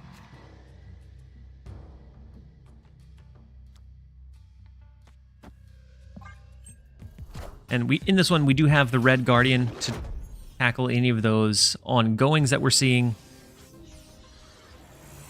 See if we're able to do well with it. When do we get the Electra variant? So that one, I don't know. They said it would be delivered, maybe not. They said the titles would be delivered through the inbox, but I'm not sure about the variant. So I would be curious to see.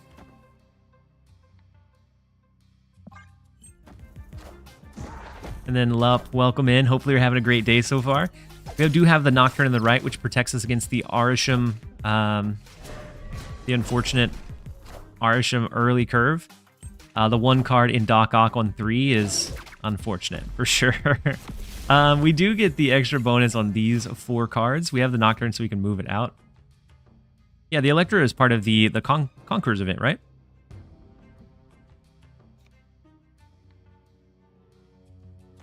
So we have Forge. And what deck is BS popping? BS. Black Swan? Black Swan is in like a bounce deck with some 1-cost cards. Was doing really well.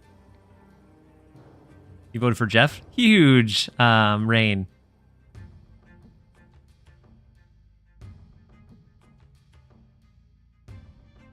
And so I don't know when they are going to deliver those. Does it say on the event page? I know they had a blog post about it. Oh, I didn't end the turn. I'm awful. Legion into Tinker's Workshops. Unfortunate. Cassandra Nova could give us a surprise win here into like an Absorbing Man. Could be a really fun way to... We would have to draw those, of course. Would be a really fun way to steal the game away, though. Ooh, that's a good start. That is a great start so far.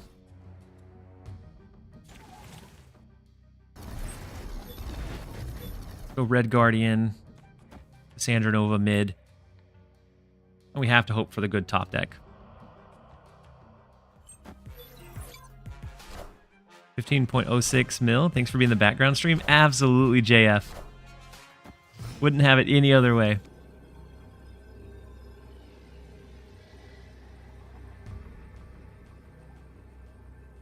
It was meant to be. What are the chances of drawing the Cassandra into the Absorbing Man? Huge. So Shang-Chi plus something isn't great. I think we're going to move Nocturne to the left, Absorbing Man to the right. Maybe steal the 4 cubes against him. So the double up in mid is curious. Shang-Chi, okay. Warranted. And then the Mr. Fantastic is not going to be fantastic enough. We will we will gladly steal away the 4 cubes with the beautiful turn 5 into turn 6 top deck. Is it weird if I said I play your videos to sleep at night? Not at all, Nate. I have been told I have a very relaxing voice. And I used to get told that quite a bit more often. That they would fall asleep to the videos. And then they would be like, not in a bad way. Like, not as in, like, super boring, but just like a consistent, like, relaxing voice, I guess.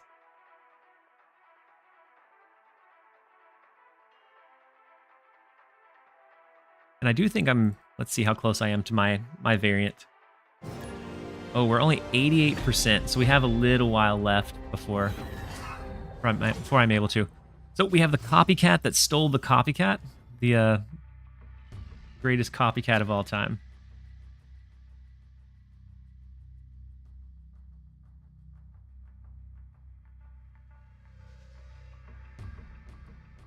I've described you as the Bob Ross of Snap. Yeah, that is something I've heard quite often too. All right, so we're snapping, or we're roping. Let's go ahead and play the Nova out. Yeah, this is a copycat on copycat action. The Spider Ham unfortunately hits our Mockingbird, which a lot of times doesn't get super cheap unless we end up getting like Brood. Sometimes if they send us stuff, hurts it as well. But we do have our Silver Surfer. Since I got my first win gifted, I'm rolling 3 wins in a row. Yes. So all it takes is like a little momentum, and then all of a sudden you're there.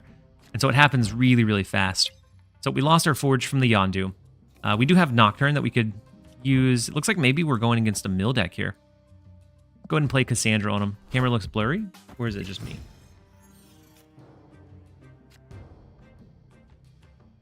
I don't know.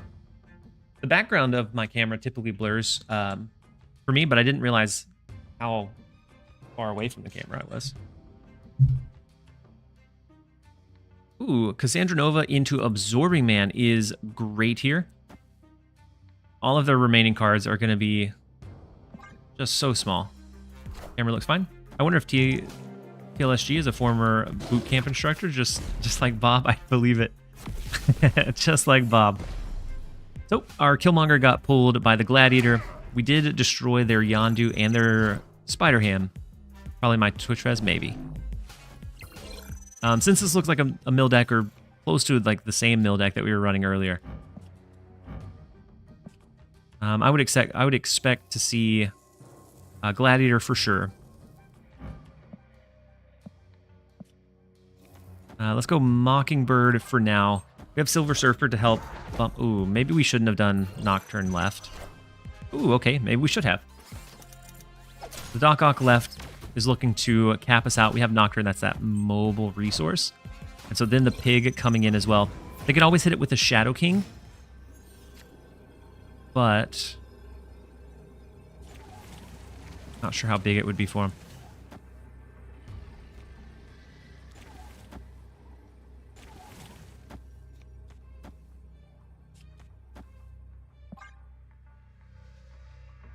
We're going to do Brood over to the right, let that change. We're going to change the middle location with the Nocturne, and then Silver Surfer in Tarnax.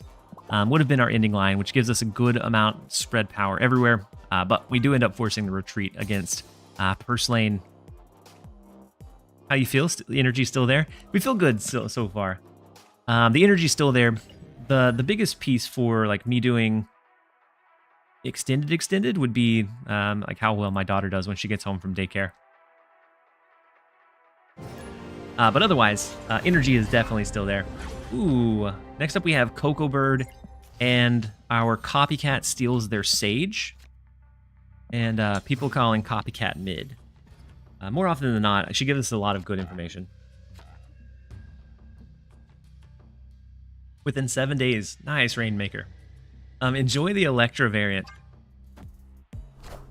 There are a few decks that I've seen her pop around in, especially like Zoo style decks. Sometimes she does pretty decent in them.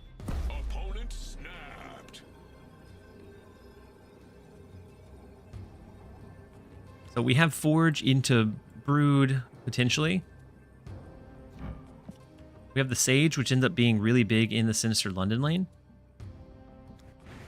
We could try and mount or lock their Jeff into Sinister London with like a Red Guardian.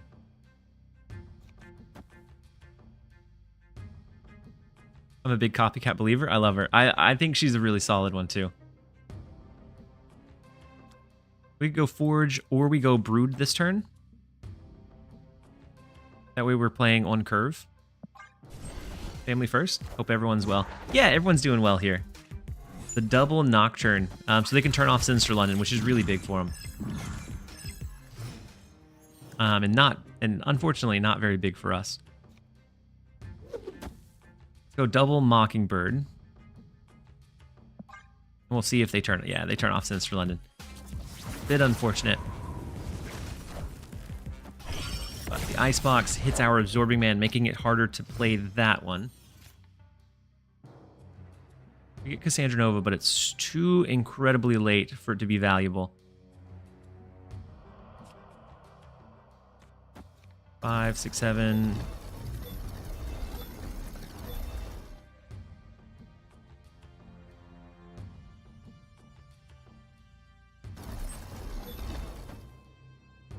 If they have Shang-Chi, the Mockingbird becomes problematic.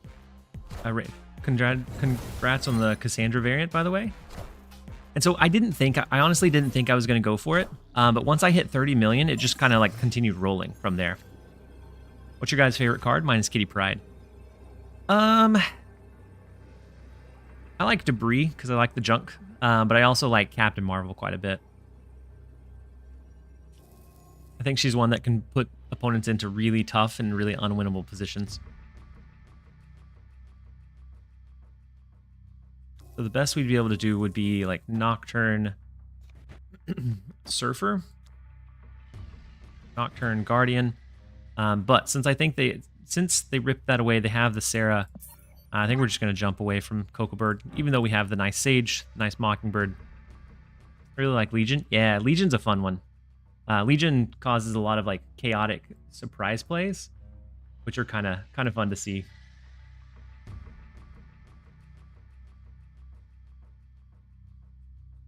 You said those two are your favorites? I really enjoy them. Like outside of their performance, Miss Marvel, Captain Marvel has never been like one of the best performers, but she's never been awful either. And so I always like whenever she's decently viable.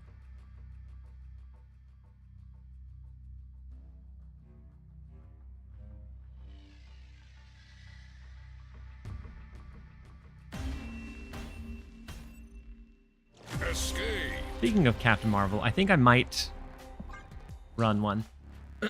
There is one that I think has been doing really well. And I think when Dexter ran Captain Marvel with the Gwynpool, I think that was a really big showcase for it. But I think you can build it similar to this, where you take those pieces of like the Gwynpool for those lower curved things. You have your Cassandra Nova, you have the Athena, Kitty Pryde, Angela, Ideal Core. You have your Juggernaut back in, and then we add in like the flexible vision play, which I think makes for some pretty kind of fun swing games as well.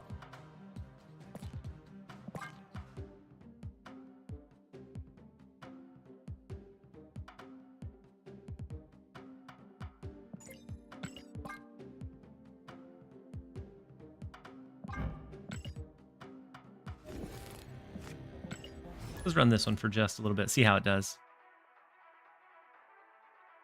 He said Jeff has always been usable in like basically every game. Yeah, Jeff is always like a decent card. Like he keeps you protected. He lets you pressure a particular lane. Just good, raw, cheap value card that doesn't break the game, but is a very much role player. But next up we have Psylocke, and our copycat steals their Hawk. We have the Angela Athena Kitty Pryde core all in our opening hand. I'm going to wait a turn before snapping so that they don't think it was because of the copycat. But we're definitely going to be snapping this one because I think we have just a huge tempo advantage versus them. So I think we go Angela to the right. Athena I plan on throwing into negative zone just so that she can scale there, and it's typically a little bit easier. And then Sylvie, you said I've been using your Ajax Clog deck through the entirety of the diner. Yeah, that's a solid one. Like, it's a good performer if you can run it well. Oof. If you can run it well, it does really good. So no scaling for Angela, unfortunately. We do have Jeff, so maybe we can scale it up just a touch.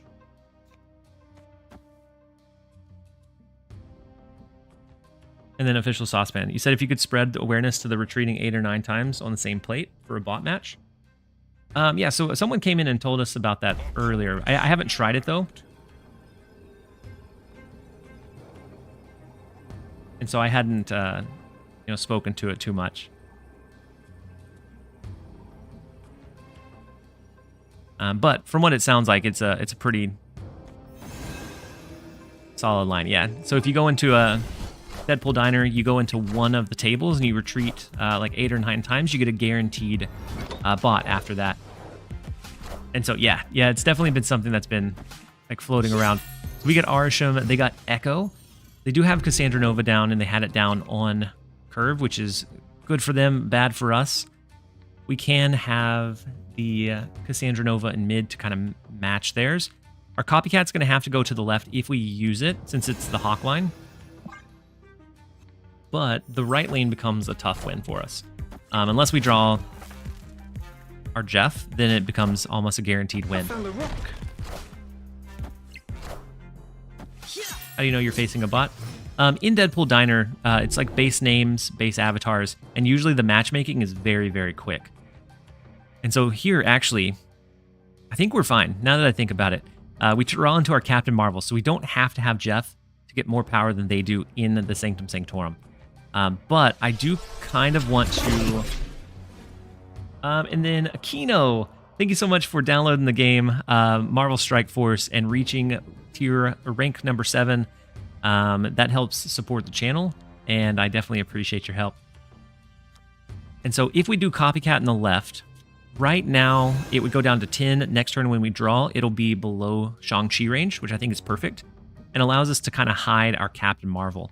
And so I think we have that surprise factor here that might give us those 8 cubes.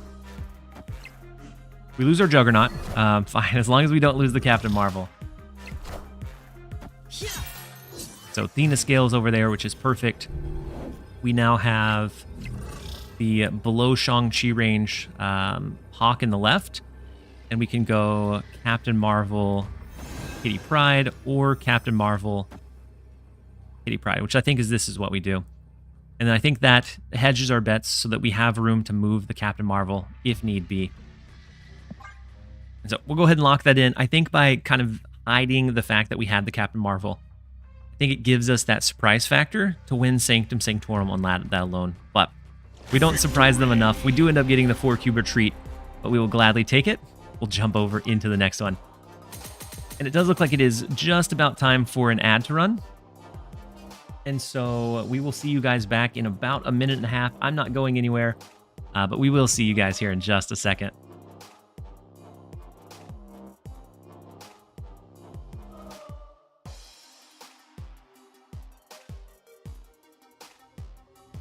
He said, thanks. I'll still try to do it the right way then. Yeah. So I can retreat 8 times in maximal effort. That's what I've been told, Iron Strider. I haven't tested it, especially in like the high end of that one. And so I would use it with caution. I would tentatively use it. Definitely test it in like the lower tiers first before launching into the maximum effort. But who won the Conquerors event? Jeff did. Good old Jeff was able to win it.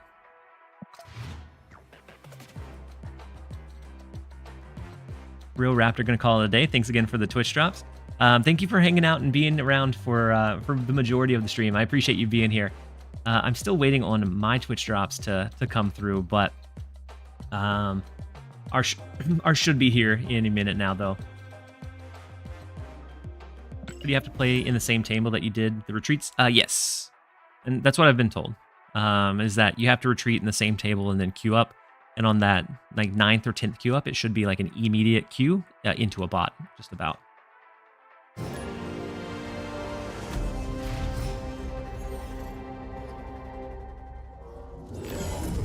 Next up, we have Prodigy. The first location is the Nexus. And we do have our Hope Summers, so we can scale into our energy a little bit easier. Rocket Raccoon, so it looks like they're running the bounce deck. But maybe we can surprise them with a Juggernaut in the Nexus on the last turn to steal that one away. Let's go Jeff to the left. We protect it from too much clutter. The Widow's Kiss is a little unfortunate, though. So we're going to probably play into these other lanes. Unless we wanted to do a Cassandra Nova. Yeah, let's do Cassandra Nova. Next turn, we'll start looking for either Gwynpool, Captain Marvel, Hope Summers, and then we'll be able to kind of shift from there.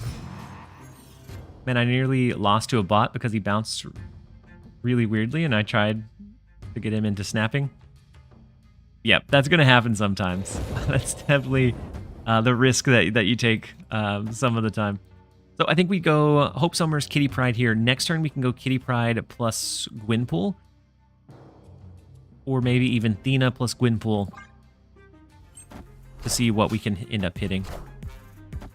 We'll leave a bit of the left lane open, at least for now. The White Widow, we should have used Kitty Pryde over there. Because now we only have one space left to play, which is a bit unfortunate. But they only have one space to play over there as well. Ooh, we hit their Ajax, which is great. So good old Francis is what we're copying. We have Gwynpool, we have Kitty Pryde, and then we will see what Gwynpool ends up hitting to kind of determine which direction we should go with that last turn play. That is a 9-power Captain Marvel. So the Viper comes in, brings the Wolf over. The Hazmat comes in, bumps up our Francis, which they don't know that we have the Francis. Or it should, right?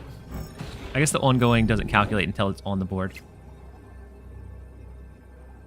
So my only fear would be Shang-Chi at that point.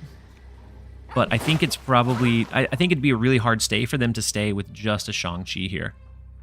And so maybe it becomes Copycat, Captain Marvel, Kitty Pryde. That's what we're going to go with. We'll see if it ends up sticking. It's only for one additional cube. If you don't play left, isn't he going to White Widow you again? Oh, wait. How far down are we? That was quite a ways, though. But yeah, if we didn't play left, he most likely would White Widow. And so the singular card, if it ends up being Shang-Chi, great call, great read. Otherwise, I don't know that they can compete with the Francis that we have. It is the Shang-Chi. Which is unfortunate. Oh, but Captain Marvel comes in and absolutely saves the day, right? Because she's going to bring us back up to 13. And so we had the backup line against the Shang-Chi, which is so beautiful, and I didn't mean for that to happen, but it's one of the reasons why I like the Captain Marvel card. We'll take it. Let's jump over into the next one.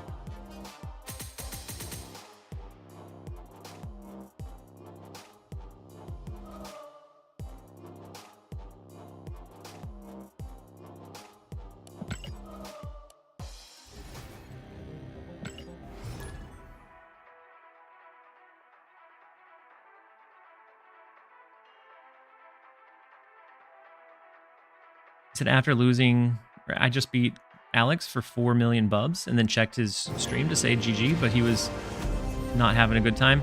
Yeah, I know that he's a little bit He's been doing the content consistently, so he may be a little bit burnt out. It may not be like his jam either. Shang plus or minus 8? Yeah, Shang plus or minus 8. Also, I need to mention what crazy decks I'm seeing at the top. What kind of craziness are you seeing? Why everyone leaving my games in Deadpool's Diner? There's a retreat method, Droopy, where if you retreat enough times, then you'll get a bot guaranteed on like the 9th or 10th. I didn't think about like the view from the person that wasn't there, but next up we have Mr. Chubby Fingers. We don't have a turn 1 play, but that should be fine. We have Athena coming in for turn number 2.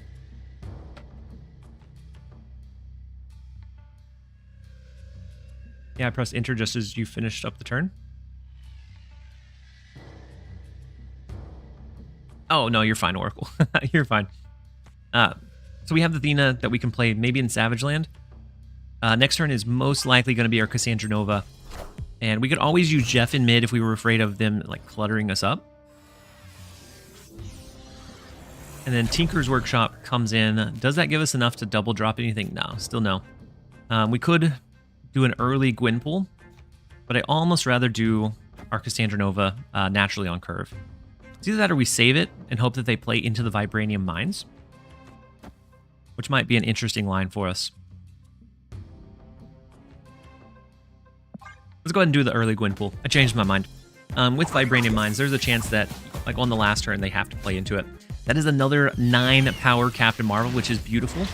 The Jubilee pull into Psylocke makes me think that this may be like a Mr. Negative deck. And they didn't end up hitting any kind of good lines. At least not early on. They'll have... And so if we hit Cassandra Nova before Mr. Negative hits, then technically all of their stuff is cheaper when they draw it. Alex refuses to retreat in Diner. Really, Budman, that is a tough stance to take. But it is a stance nonetheless. We can go Jeff, Kitty Pryde. I think they drop Mr. Negative here, and so I don't want to drop Cassandra into making their stuff even cheaper. What? I don't know what kind of deck Chubby Fingers is running.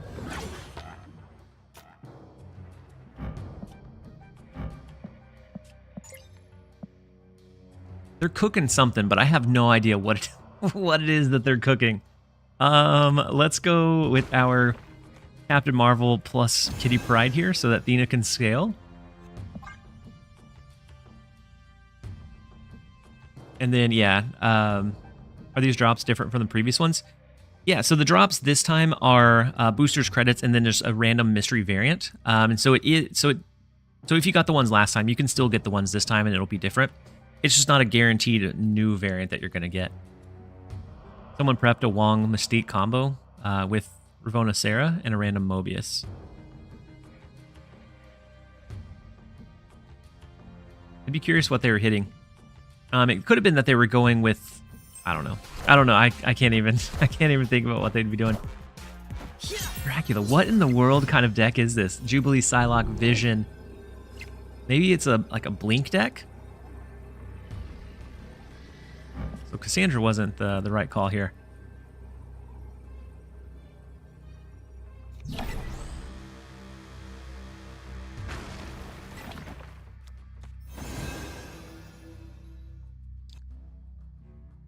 Let's do this number. We have the mobile power of Captain Marvel that can move to the left if we need it to.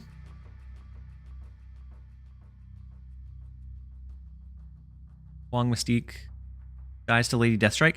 I'd like Lady Deathstrike to be a little bit more common than she is. But there's some times where she just feels like too low tempo to do what she needs to do.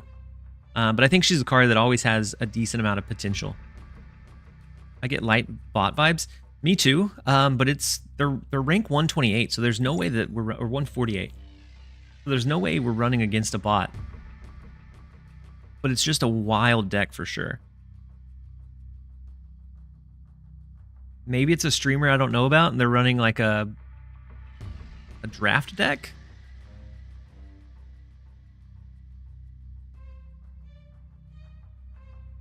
Oh my goodness. We hit a huge lag spike, right?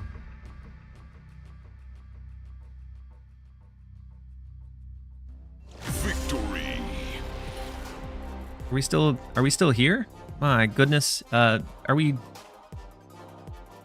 How bad is this lag? Do we think it's from the dual streaming?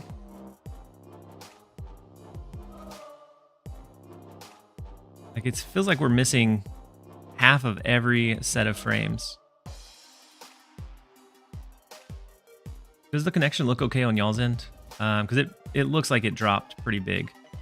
Like, not completely dropped, but it looked like it was some significant lag. I guess I can look at the stream.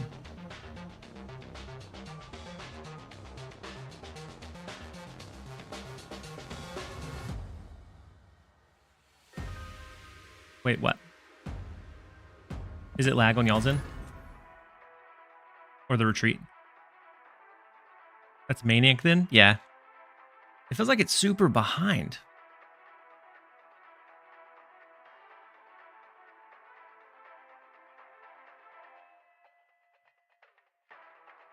Are we still here, you guys?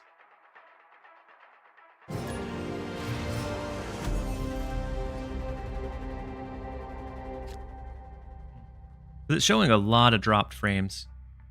Maybe it's dropped frames on like the YouTube side.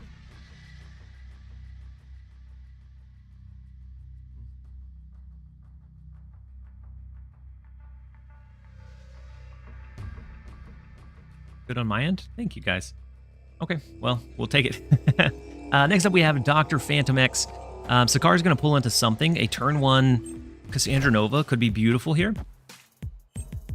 Speaking of, turn 1 Cassandra Nova coming in. The Black Bolt gets rid of our Captain Marvel, which is unfortunate, but we do negatively afflict all of their cards moving forward.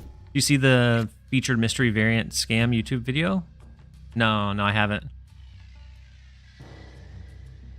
And then General Sergeant, you're going to head out to the comedy show. Hopefully you enjoy it. Hopefully it is. Hopefully it's a good one. But hopefully we'll catch you around at the next stream. So Red Guardian comes in. It does start scaling, but it was at 9, so they just top decked it. We will. We're gonna try to. And so we do get our Athena and our Kitty Pryde, both great here. We also have the means to play into Danger Room with like a Vision. They're also fantastic. Leech working wonders. I can see Leech doing some big things as well. They changed the right lane with magic. Okay.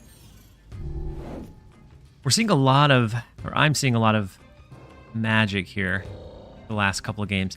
We could do a Juggernaut, but I think I'm just going to do Kitty Pryde. Stream running smooth though. Good. Like it, on OBS, it's showing about every second, dropping about 30 frames. So I'm wondering if it's on the YouTube side for whatever reason. The Silver Samurai, what did we end up discarding? Our Shang-Chi, unfortunate. And they discarded their Wolverine, right? Yeah.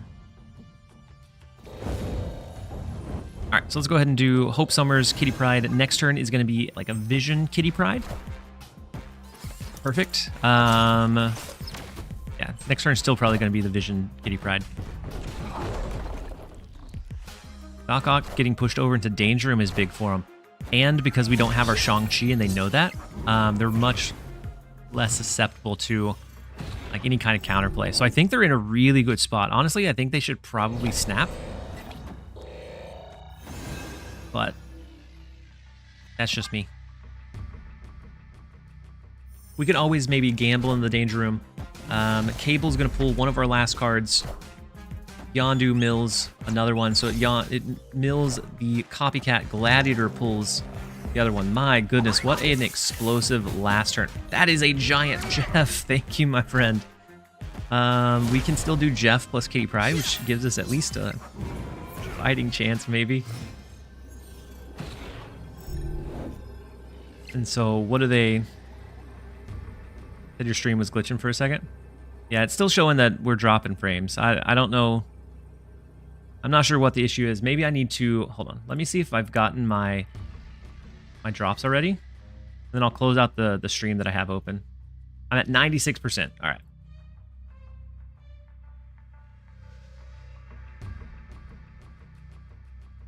So going into the last turn, their Red Hulk is pretty large.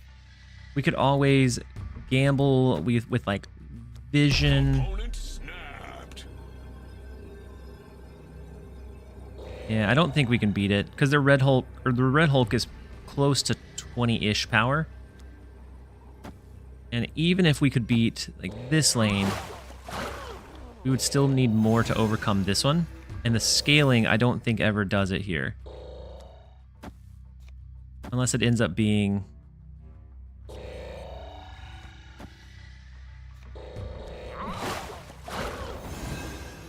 this.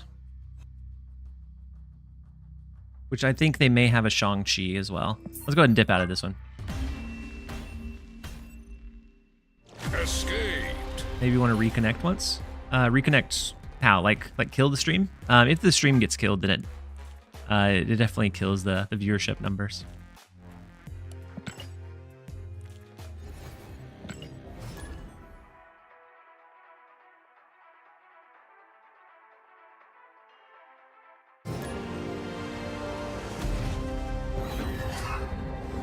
Ooh, great opening hand against Purse Lane. We have Copycat that steals Sage, so it's just going to start at a higher introduction power. We have New York in the left lane, so we can always scale up our Angela and then move it over. They're running Kitty Pryde as well. Very, very common for the Kitty Pryde decks. Now that Arisham is a little bit less consistent, or a lot less consistent, we see a lot more possibility for this deck to flourish. So I'm going to go ahead and go Angela mid. Next turn we have Athena and Kitty Pryde, both fantastic. And I almost think we snap on them because we do have the Sage, so we know that they can't do that piece. We have our Captain Marvel, which is great. Gwynpool potentially coming down next turn to hit some of our cards. Or we save it for 5 so that we can drop our Kitty Pryde alongside it. Summarized version, purchasing the premium mystery variants is not totally randomized. It goes in a specific logic. 3 feature, 3 super, 3 rares, which was known, but the cadence is historical and not just for the current featured premium variant event. Interesting. I had no idea. Honestly, I've never bought the premium Mr. variants, but it is interesting to see, or I guess know that. All right, let's go ahead and go Cassandra. We go Kitty Pryde. Next turn, we have the capability of doing Kitty Pryde plus Gwen, which will allow us to scale maybe our Captain Marvel again, maybe the Sage of a Copycat. What, Mr. Negative? Hope Summers, Kitty Pryde, Athena, Mr. Negative. Very interesting.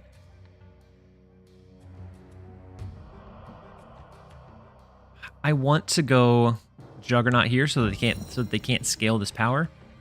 But at the same time, I really want to be able to go Kitty Pryde plus Gwynpool.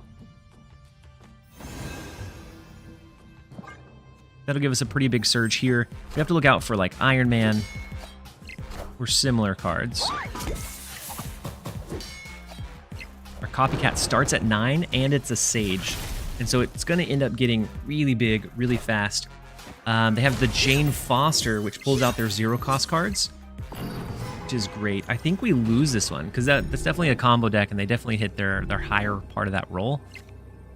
Could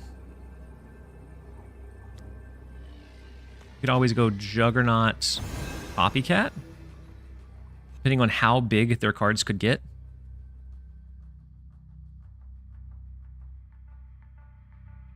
Is it just saw the latest YouTube deck? Looks awesome. It is. It's definitely one of the contenders. You're going to see a lot of decks running that similar like Athena, Angela like package, but it does some really strong, really good things.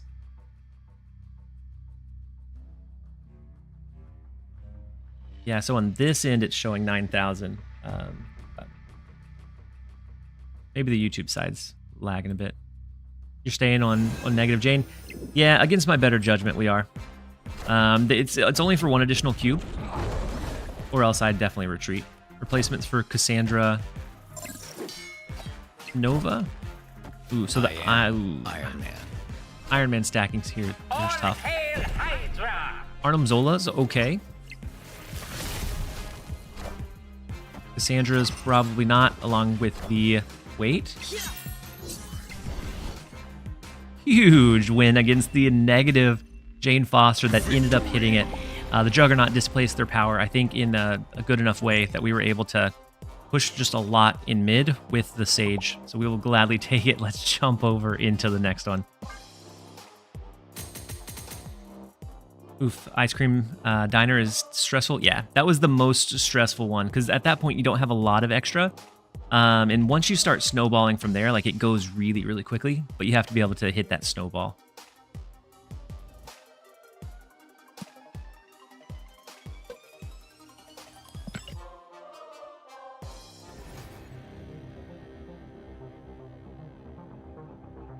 I'm going to check my drops one more time. We should be getting really close, 97. So maybe another 20 more minutes or so for me.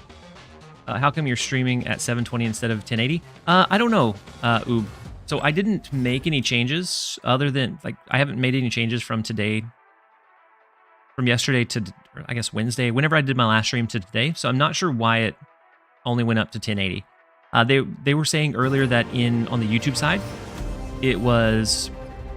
On the YouTube side, they said it was available at 1080, so I'm not sure what happened, honestly. But for some reason, it only set at 720. I'll rerun my settings configuration tonight after we end, but I don't know. It wasn't intentional. Next up, we have Nandor the Relentless. We have Time Theater. Captain Marvel is here. We have the double up of Captain Marvel, which usually doesn't work fantastic together. Because they don't work in tandem. And so it's either one move or the other, not both in unison. But we do have the Angela. We can start scaling her in the left lane. Something like Juggernaut might end up being really, really nice to kind of block their last turn play. Cherry Pie is the best table. Maybe it doesn't seem like it, but you're probably 5 hours from the variant, not just card. Yeah. Yep, once you get to that point, like once you're in that, like above Ice Cream, comfortably in Cherry Pie, it goes very, very quickly. Like it really starts snowballing so quick. Because I thought I was really far away. I spent hours and hours getting up to like 4 million. It just took a couple of good wins and getting into that range. And within the next 2 to 3 hours, I had both the card and the variant. It was wild how quickly it all kind of happened. Nice to see the Snap community is doing good. Someone created a guide on how to donate their extra bubs if you completed Deadpool's Diner. Wait, is it something different than just loading into certain rooms and then skipping and snapping? Is there something different? A couple good wins, that's the rub. Yeah. Yeah, but it could turn around at any moment. Ooh, we get a positive power hood, which is kind of nice. We can also do the vision.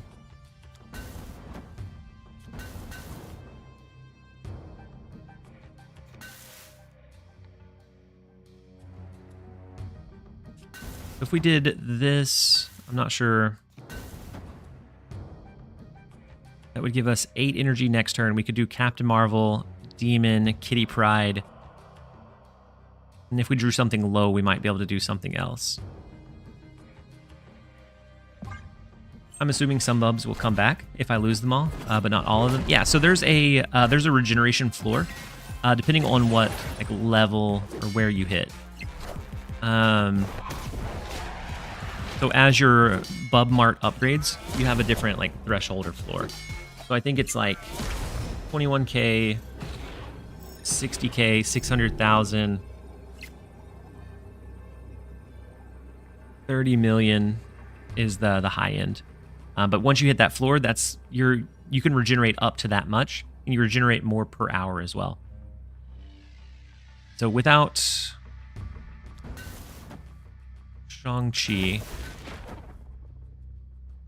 and without initiative, I don't think we can win this one.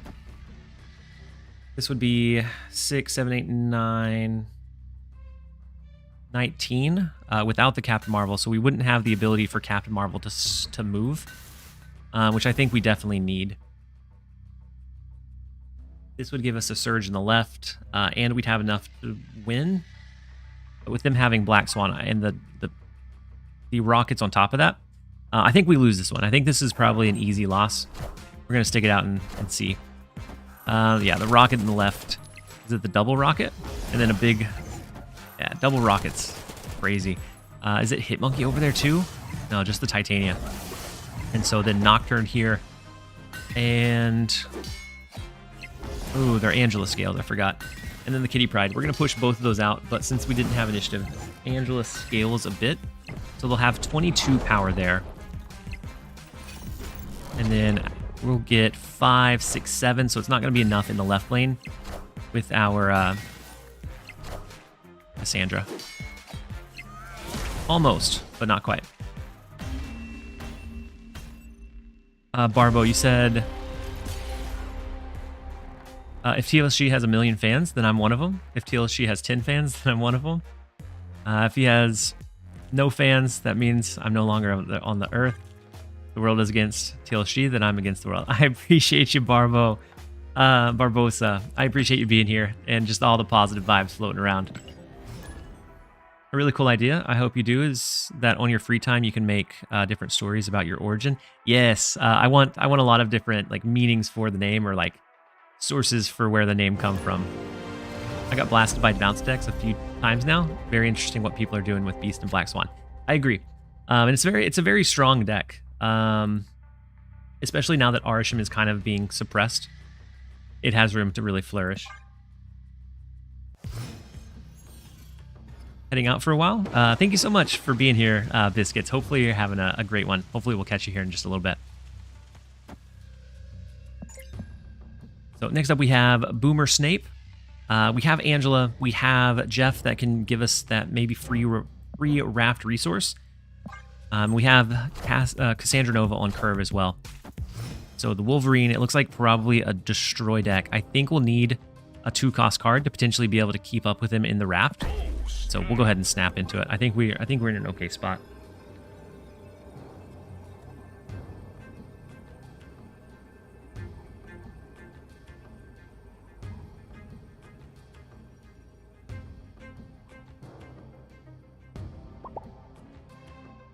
We do end up getting the retreat from their end.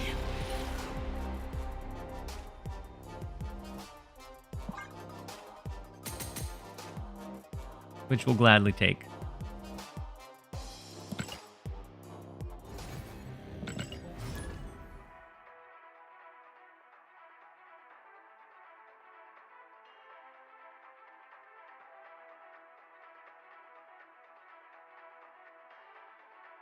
Let's see. Do I have my... I do. We have the mystery variant now, so I can close out the stream that I had loading, because maybe that's causing a little bit of the constraint. But we have the mystery variant, so after this game, I'll close out, I'll relaunch, see what mystery variant we pulled from watching our own stream, which I typically don't have it loaded, but I wanted to make sure that the drops were accumulating. So next up we have Goshu. Some guy just gifted me 2 lots of 100 million bubs. Huge Ghastly. That's all it takes is a couple of good turns. Next up we have Goshu. We have a lot of mobile cards that can win the Sanctum Sanctorum for us. They do have the Nightcrawler, but Iron Lad could end up being pretty big for us. We have Juggernaut, probably not in this game since we have this lane that's going to be able to be hard for them to reach. But nonetheless, I think we have a decent shot here. Yeah, but you said I'm going to have to leave because I'm so far behind on bubs.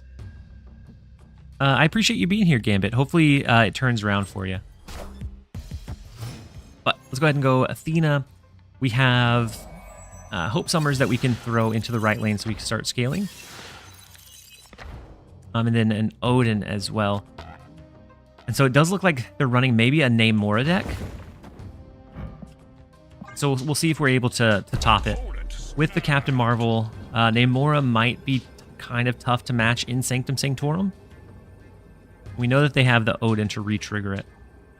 But I still don't think we're completely out of the running either. So their Copycat hit our Vision. So they can move the Vision around as they want to. Huge value for them. Let's go Gwynpool. Actually, yeah. We can go Gwynpool. Next turn, we could even go Odin if we felt just absolutely wild. Show the dog. Edith. Oh. She walked away from the camera. I don't think you guys can see it. And my camera's on a stand. The last time I tried to adjust it, the power went out. So I'm hesitant. So Wong into Namora into Odin would be my guess at what they're wanting to do here.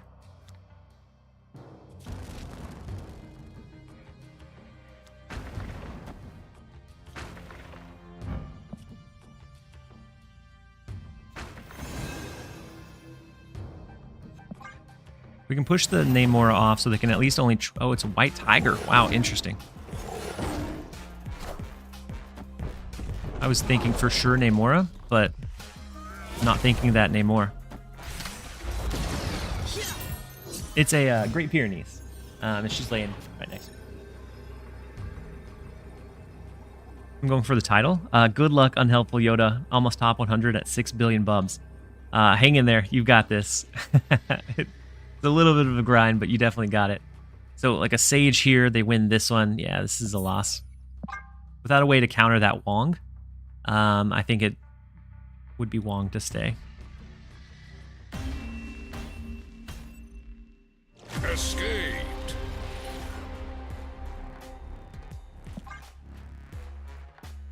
But we're still holding down. We're 5-2 with the deck so far. Unless that went to 5-3. Something pretty good. I think it updated to 5-3 just now. 5-2.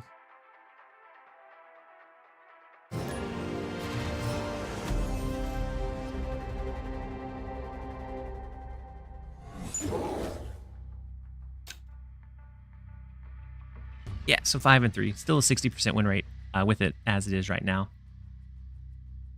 And so next up, we have Yo Woody, who has climbed from 5 to 3. So kind of crazy to see that kind of jump in the upper levels.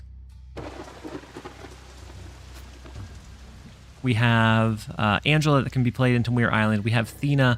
I worry about both of them scaling past the point where they could be Shang-Chi'd. So we'll see. The Invisible Woman is interesting. We could always try to do a cheeky Juggernaut over there to push it out. Or push whatever they play out. We have the Negasonic from Camp Lehi, which is a decent site for us. Maybe we go Hope Summers. Next turn we could do something like Captain Marvel into Muir Island to serve that flexible piece. The Copycat copies Korg. We can either do Athena and let her start scaling. We could do like a Jeff and Athena.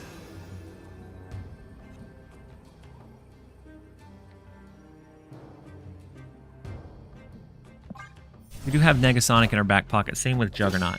I just outplayed a Doc Ock with the biggest luck. Sometimes that's all it takes is a little bit of luck. So the Invisible Woman Ravona is very scary here. Juggernaut could potentially work, but we could also do Gwynpool and see what we hit. I think we'll have initiative going into this last turn. So we'll see. They dropped on 3 and 4, but they did a 2-cost card alongside it, so it's a 3-cost and a 2-cost. So they just ran into another one doing the retreat stuff. Yeah, I could see it being a bit frustrating. Because then what if your opponent retreats? Does that still count as a loss? Like, does it reset your retreat counter? I think it could be pretty rough. Definitely not the ideal way that you want to be completing it. Same in the 10 million one. Craziness.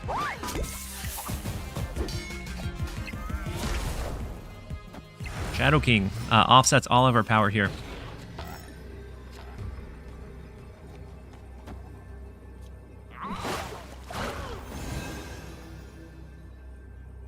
And then it was a 2 and a 3 at max here.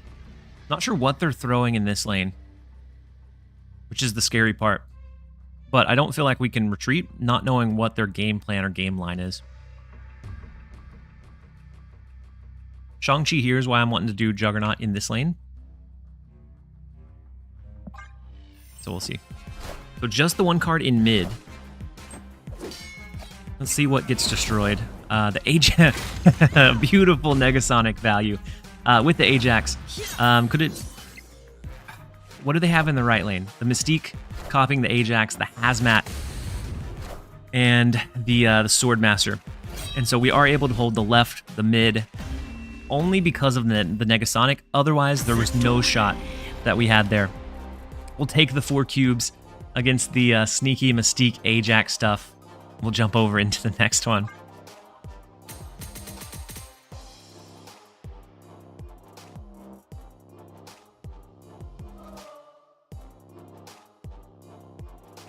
And then the hydrate reminder. I appreciate you for looking out. Good looking out, my friends. And it does look like it is time for a really quick ad break. I'm going to run to the restroom, and then we will be right back. This deck is doing pretty well for us, so we'll see how long we can push that luck. Don't go anywhere. We will be right back, you guys.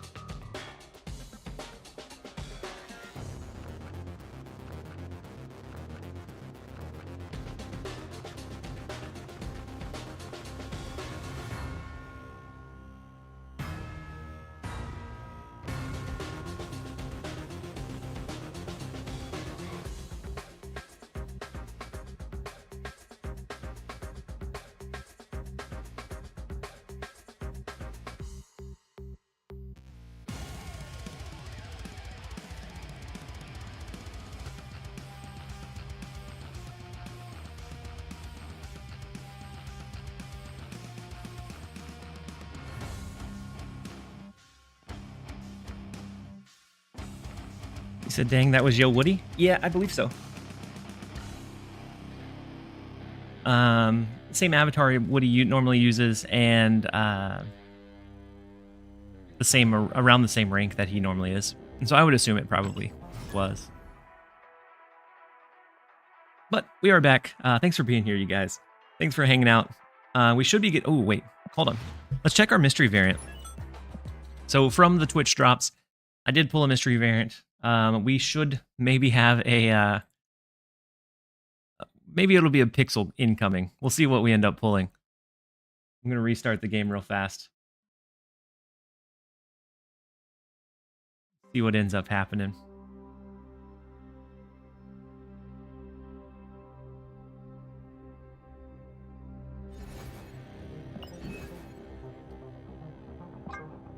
All right, so we have the 30 boosters.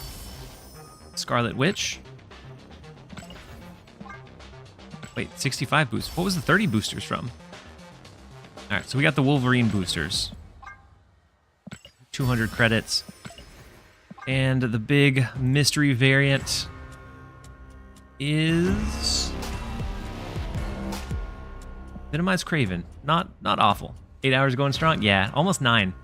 But we're going strong. We're having a good time. We're enjoying the stream, enjoying the game, and enjoying the vibes from you guys.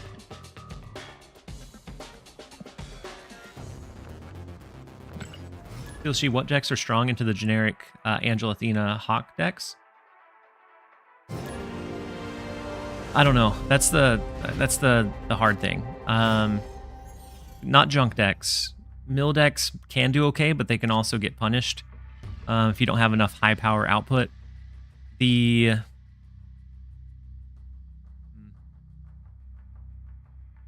could look for something that utilizes Shadow King. I think Shadow King has a lot of value, but it's hard to pinpoint it because it's such a flexible, because it's so low to the ground that they can pivot a little bit easier. And so it's really, I think that's the question that a lot of people are going to be asking is how can I beat the Angela Athena decks. Because I think they're going to be very common for quite a while until someone breaks it. The Ghastly, you said you weren't lying about the bubs getting easier? Yes, winning 200 million in one game. Yeah, it definitely helps like really increase it once you just get a little roll going. And so Gamer Blob is running an Arsham deck, so they're one of the brave souls that are still running Arsham. We could do Hope Summers into the Vault, hope that we get another 2-cost drop next turn. I think there may be something to Sandman. Yeah, I did get bodied by a couple of Sandman plays earlier, so I could see it. So, ooh, Legion could be interesting. We could lock the game down on turn 6.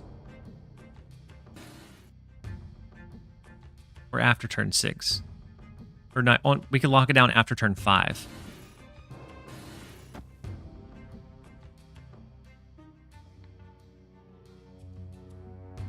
Is Arsham nerfed?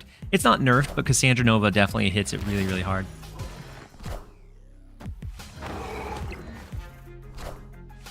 So Cassandra in the left lane. We hit our Vision, our Athena.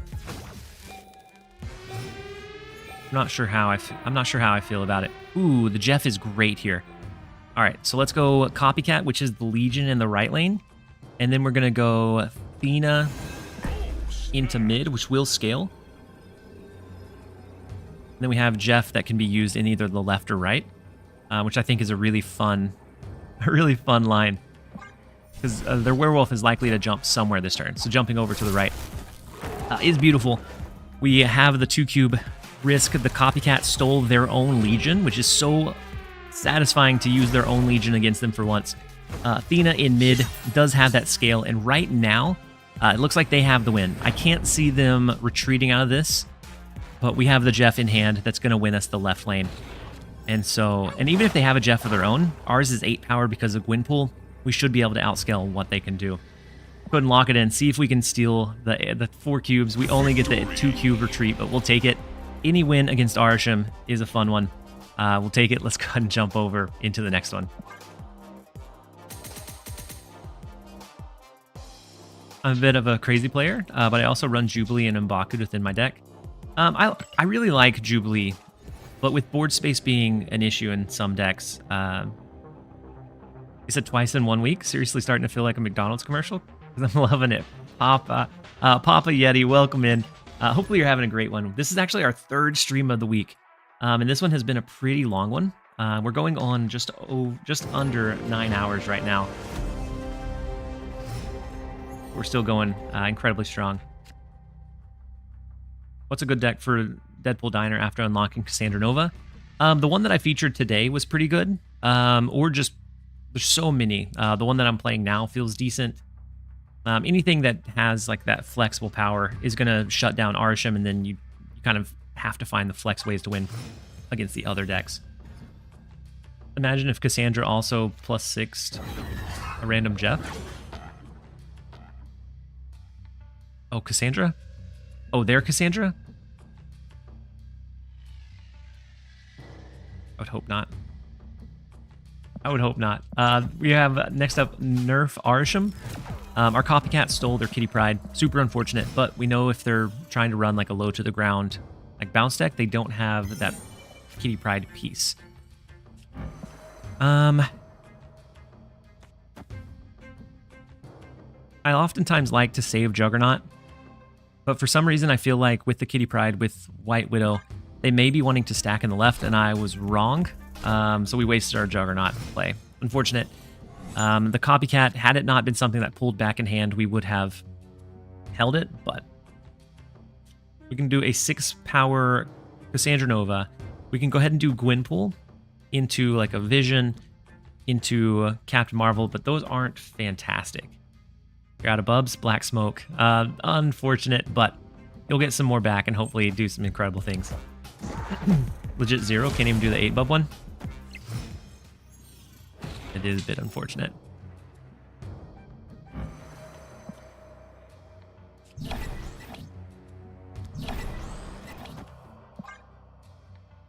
All right, I think this one ends up being a back out because our line so far is awful. We could No, I don't think it wins. The Jeff to the left, the Shang-Chi in mid brings them down to 9. We're up to 9. If they move their Nocturne, though, then we would be at benefit. I don't know. We're going to try and run it. I think we probably lose. Yeah, the Ajax, and then Ajax Hazmat. Nice value from the Hope Summers, and Shang-Chi doesn't even take the Eliath. And we get the emote. We knew we were heavily outfavored or outmatched, but I wanted to give it a shot to see if maybe they moved their Nocturne and ended up hurting themselves in the process, but no such luck. We'll take the emote, and we'll take it in stride, roll on. Played against the Ajax Cassandra Nova bounce deck earlier. In Conquest, it was pretty devastating without a decent counter. Did you manage to watch the movie? No, not yet. I want to soon, but I haven't watched it yet. I've heard pretty good things about it so far. So I'm hopeful. I'm hopeful that it'll be a good one. I think anything with Ryan Reynolds and Hugh Jackman is probably going to be entertaining, even if it's otherwise not a perfect representation or perfect movie. Very happy with it. You said it was awesome, super funny. Yeah, I definitely want to go see it soon. And so next up we have RIM, or REM.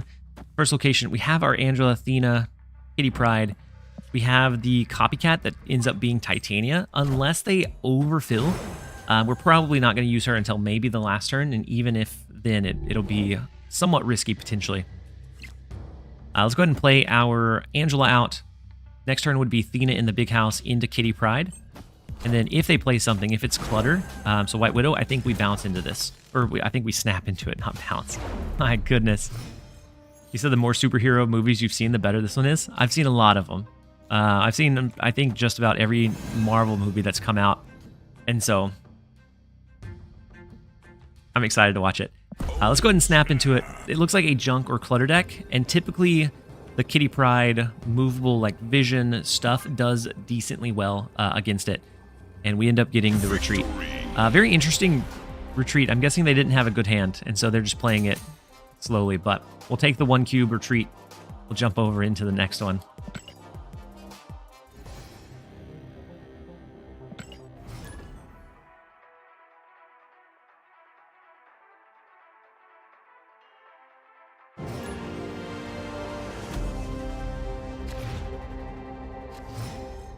Next up we have Lone. Ranked number 99. The first location, Crimson Cosmos. We could play Jeff there if we wanted to make sure that we had early initiative. Which maybe we do. I'm not sure that it matters too much, but we're going to play Jeff over to the left. They won't be able to play a card there until turn 4. And that's even if they do it at that point. The White Widow, we may be looking at another junk or clutter deck. We can do... Ooh, that's unfortunate. We do have Jeff that we could potentially draw into, which could save us there. The copycat being the Negasonic could be pretty good. I think we're not completely out of the Space Throne yet, or else we would... Oh, no, we have Jeff in the left. What am I talking about? We have Jeff in the left, and so we can always win the Space Throne. If you don't have the Athena package or Hawk package, who should I play to rise in Deadpool's Diner? I think that one's a tough one. I heard that people were using Phoenix Force with a decent amount of success, and so it may be worthwhile to kind of check into that and see what it looks like. Let's go ahead and go Copycat, which is the Negasonic. Next turn, maybe it's Vision into being that mobile card. Then we always have, I guess, Juggernaut, but that can't do anything in the Cosmo lane. But for now, we're just going to do Copycat. The Supergiant should be fine. Whatever they play next turn is not, or whatever is played at next turn, it doesn't show up until the end of the game. Do we think there's ever a chance they have a claw?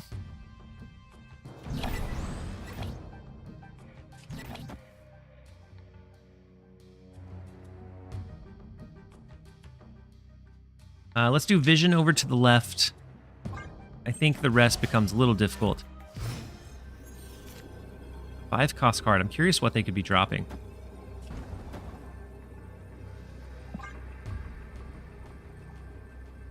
But our Shang-Chi doesn't do it, does it? That's going to reveal before the card they put in the left lane. They have to play 2 cards into the X-Mansion, so that becomes kind of tough for them to win there as well. Isn't Athena bigger? Yeah, Athena's bigger because she scales by 1.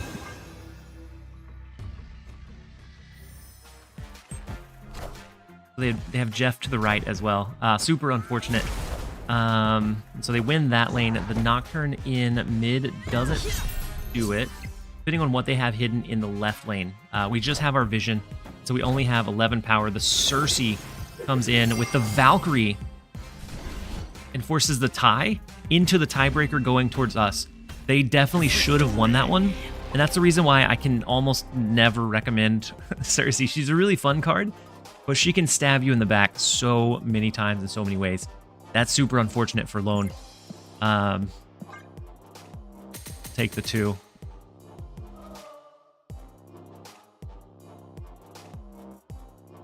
Said you've been having some success with Zoo. You could also try to look at doing some kind of Sandman deck. I think would be an interesting kind of approach. I'm going to look at brewing some to see if maybe that's a good counter into all of the Kitty Pryde stuff we're seeing lately.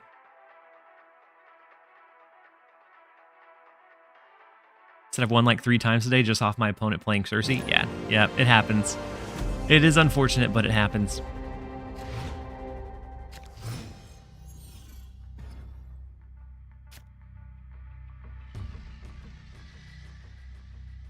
Said you just beat another Athena player because their last turn is dead.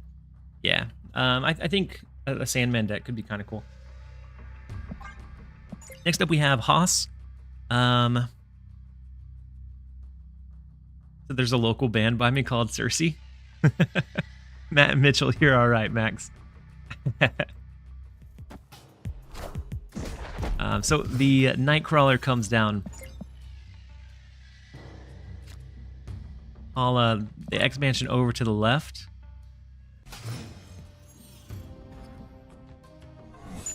Subterranea. We could do Hope Summers. Next turn, maybe Gwynpool, unless we draw something better. If anyone wants the list for my Sandman ramp, I'll post it. Yeah, absolutely share it, Angel. If it's doing well, I think it's definitely worth taking a look.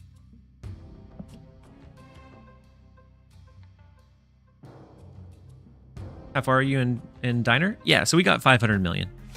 So we already have the variant. Getting from 600,000 to 15 million is like the biggest thing to overcome. After that, unfortunate.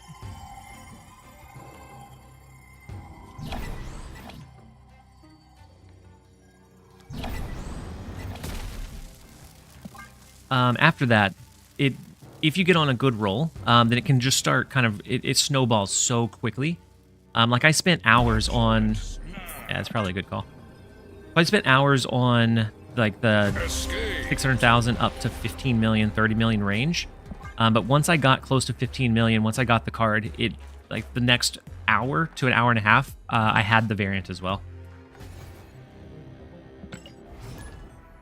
And so it definitely adds on to itself. You said done a good deed for the day. Managed to give away all your bubs. Ghastly. What a gentleman you are.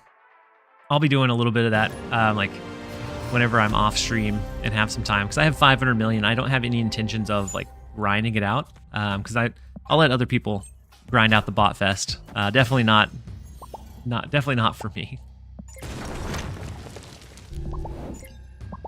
But we do have Ingenious Rock. The first location was Time Theater, the second one being the Collapsed Mine. And we have Black Smoke. I don't know if I did your Hydrate reminder, so I'm going to do it anyways. Just make sure. And then Nye, we have the emote-only chat. And so we're going to launch it in over there for the next 2 minutes. And then Fatality. So we don't have any fast drops. Fast drops aren't an actual thing. Unfortunately, it's just a fun thing that some streamers do, like in their bot commands, but they're not a thing that we have, unfortunately. So they have Thor. We drool their Copycat steals their Mjolnir. And so not only is it on the bottom of their deck, so we know they're not going to draw it, they're going to have no idea if it's even possible to draw. Unless they get Jane Foster, and then they're going to draw just a blank. And then Durgu, I like that emote. I haven't seen that one before. I think it's a cute one. And so here we can do something like Athena.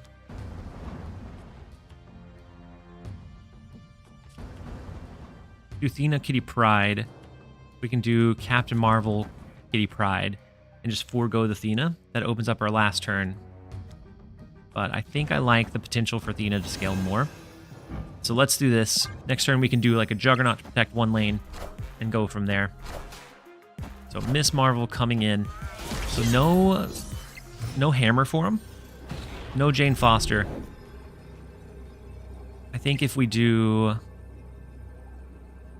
Juggernaut to the right.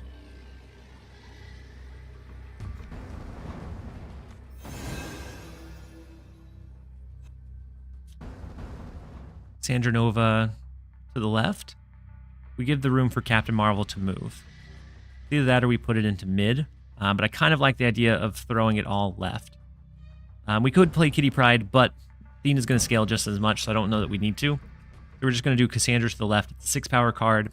We have the 5 power support from Captain Marvel that can come in, and Juggernaut hopefully stealing away the lake in the right.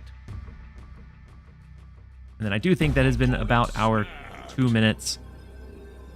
So we're going to free you guys from the emote only jail. I appreciate you, all of the emotes flowing through. So they do have the snap, and I'm not sure that's a perfect idea for us to stay this one, but so Shadow King in the left, Killmonger coming down. The Juggernaut doesn't solo because of the Jeff move, actually. So definitely not a great idea. Wait, Captain Marvel can move to the right. We're able to steal that lane. We have the left with our Athena, Cassandra, and we'll take the 4. Just with the flexibility of the Juggernaut and the Captain Marvel, we're able to grab it. And let's go ahead and jump over into the next one. We should be playing after reaching 700,000 to reach... What should we be playing? So 700,000, you might do Ice Cream like once or twice to see how it feels. Play it a little safe to make sure that you're going to not blow all of your bubs. But with that one, you have almost double the buy-in. So you could do one bad loss, and then if it happens, you could go back into Kebab. But on the flip side, if you have one good win in Ice Cream, then you're getting really close to like being up into that 2 million range, which can really start snowballing really fast. In Genius, you said you just played you with Asgard Control. Thought I could bluff snap you with. You thought you could bluff snaps. So I think you may have been able to do it, but my copycat stole your Mjolnir. So I knew Mjolnir was at the bottom and you didn't have a chance to draw it. Was the only thing, and it was still really, really close. Captain Marvel definitely came in clutch, as always. Good game, but it was a very close one for sure. So next up we have Krypton, the first location, Weir Island. So we can let our Kitty Pryde continue to scale. If we wanted to, we could even forego the Pet Mansion. Just play Jeff directly over to the left. Posture check, Mr. Mosh. I appreciate you guys watching out for my back. So that way Jeff scales. We have Athena that we can throw over there, Kitty Pryde as well. We have the Juggernaut to knock whatever they want to play out of the Invisible Woman lane, potentially.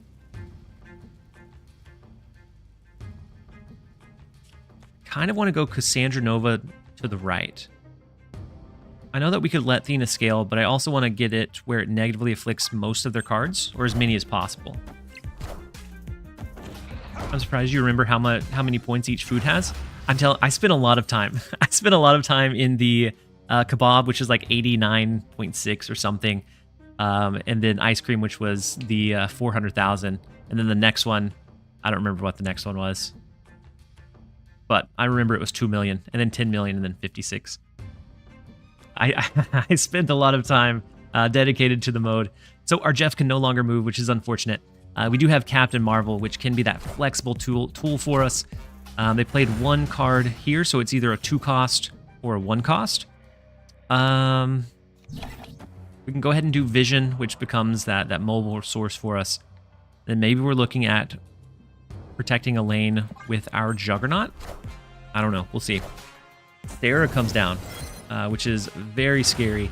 I'm thinking probably Shadow King, Jeff, Killmonger might be in the line. We could do something like Vision, Juggernaut, Angela, Kitty Pryde. We give Captain Marvel a good kind of range to be able to move to mid or right. But thing is, I think she'll go after... I think she'll go... Wait, it's not the end of the game. Oh my goodness. I thought it was... I forgot about Limbo. Hey, TLSG, I got a Pixel Maria Hill from your drops. Huge chill. That's some huge value for you, my friend. All right, so how do we win after my silly mistake?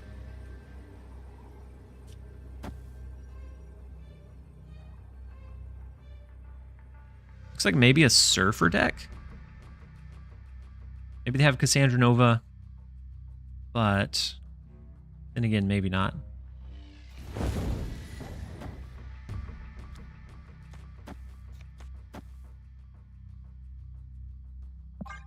Let's try something like this. We're going to push in the left lane.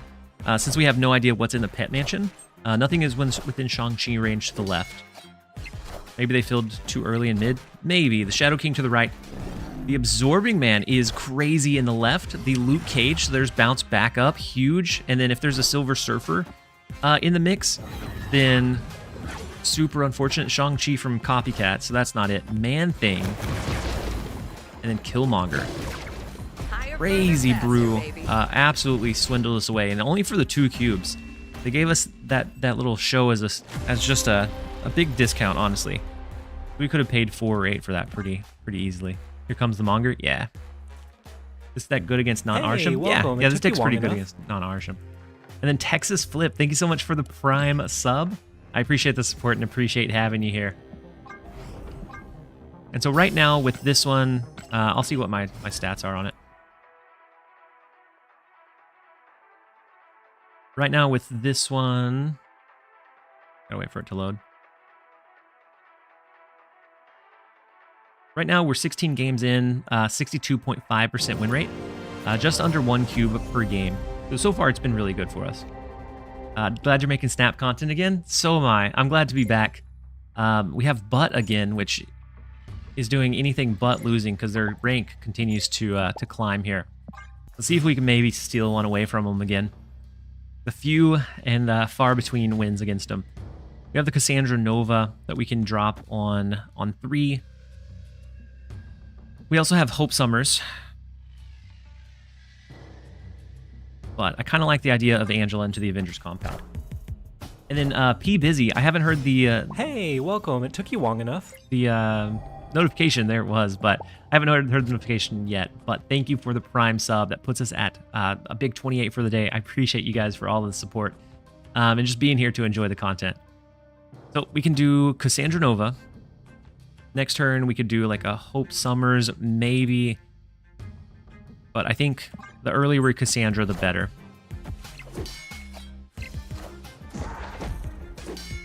So Nocturne coming down. They can turn off either the left or the right lane. It's either... I think we just bite the bullet. We go ahead and throw Gwynpool here for now. Next turn, even if we drop 2 cards, we have Jeff that can let us play into like Crown City or Necrotia.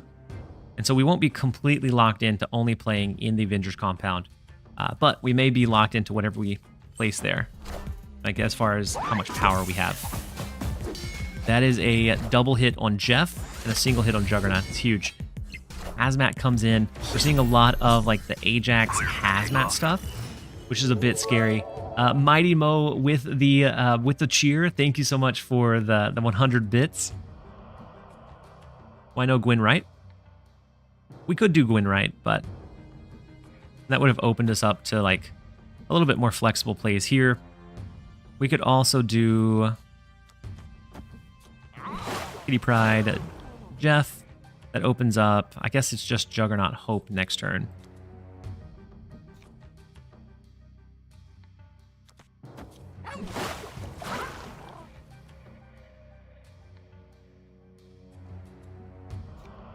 Actually, I kind of think we go...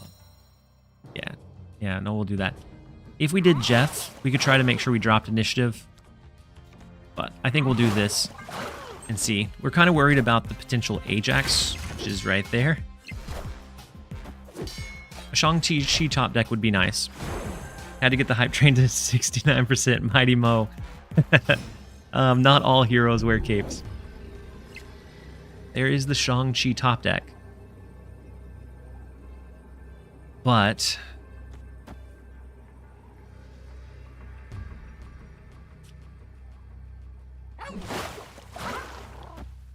is it otherwise enough? I don't know. I am willing to stick it out to find out. We have Shang-Chi, which will help counter the Ajax line. If they do Nocturne left...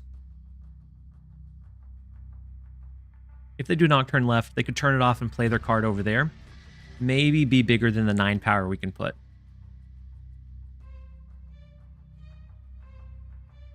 But we are willing to take that chance.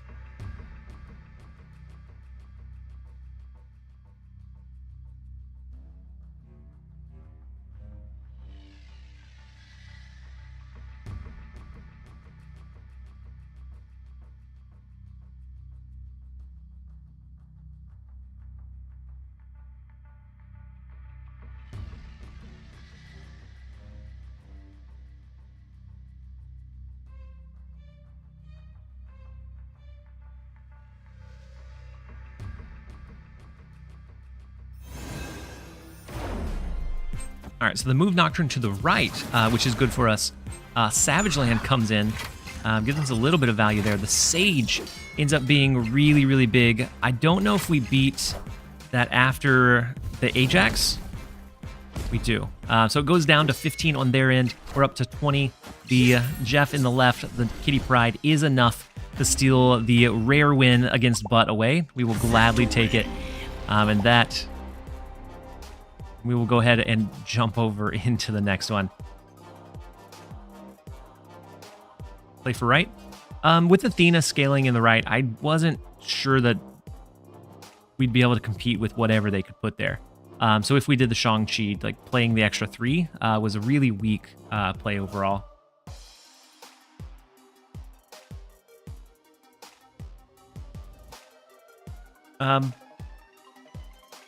But it looks like it's time for just a really quick ad break so that it doesn't start in the middle of the next round. We'll go ahead and jump over into the minute and a half, and then we'll be right back, you guys.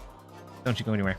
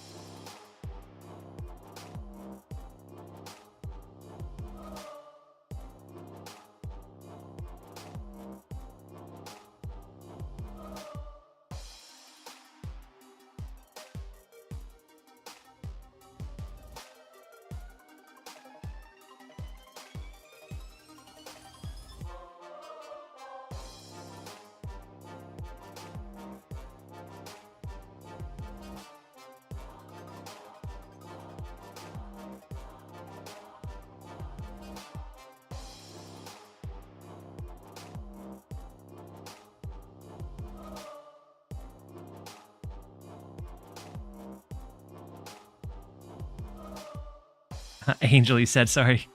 Got distracted. We beat Bud again? Yeah. Just barely. It was a close one, but we were able to hold it through. Ghost TLSG? It was Ghost TLSG for a second.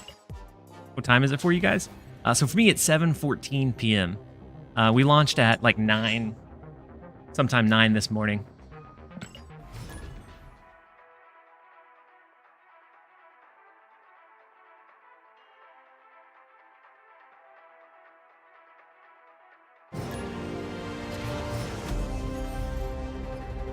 (2:14 a.m. there. Yeah, I can see that.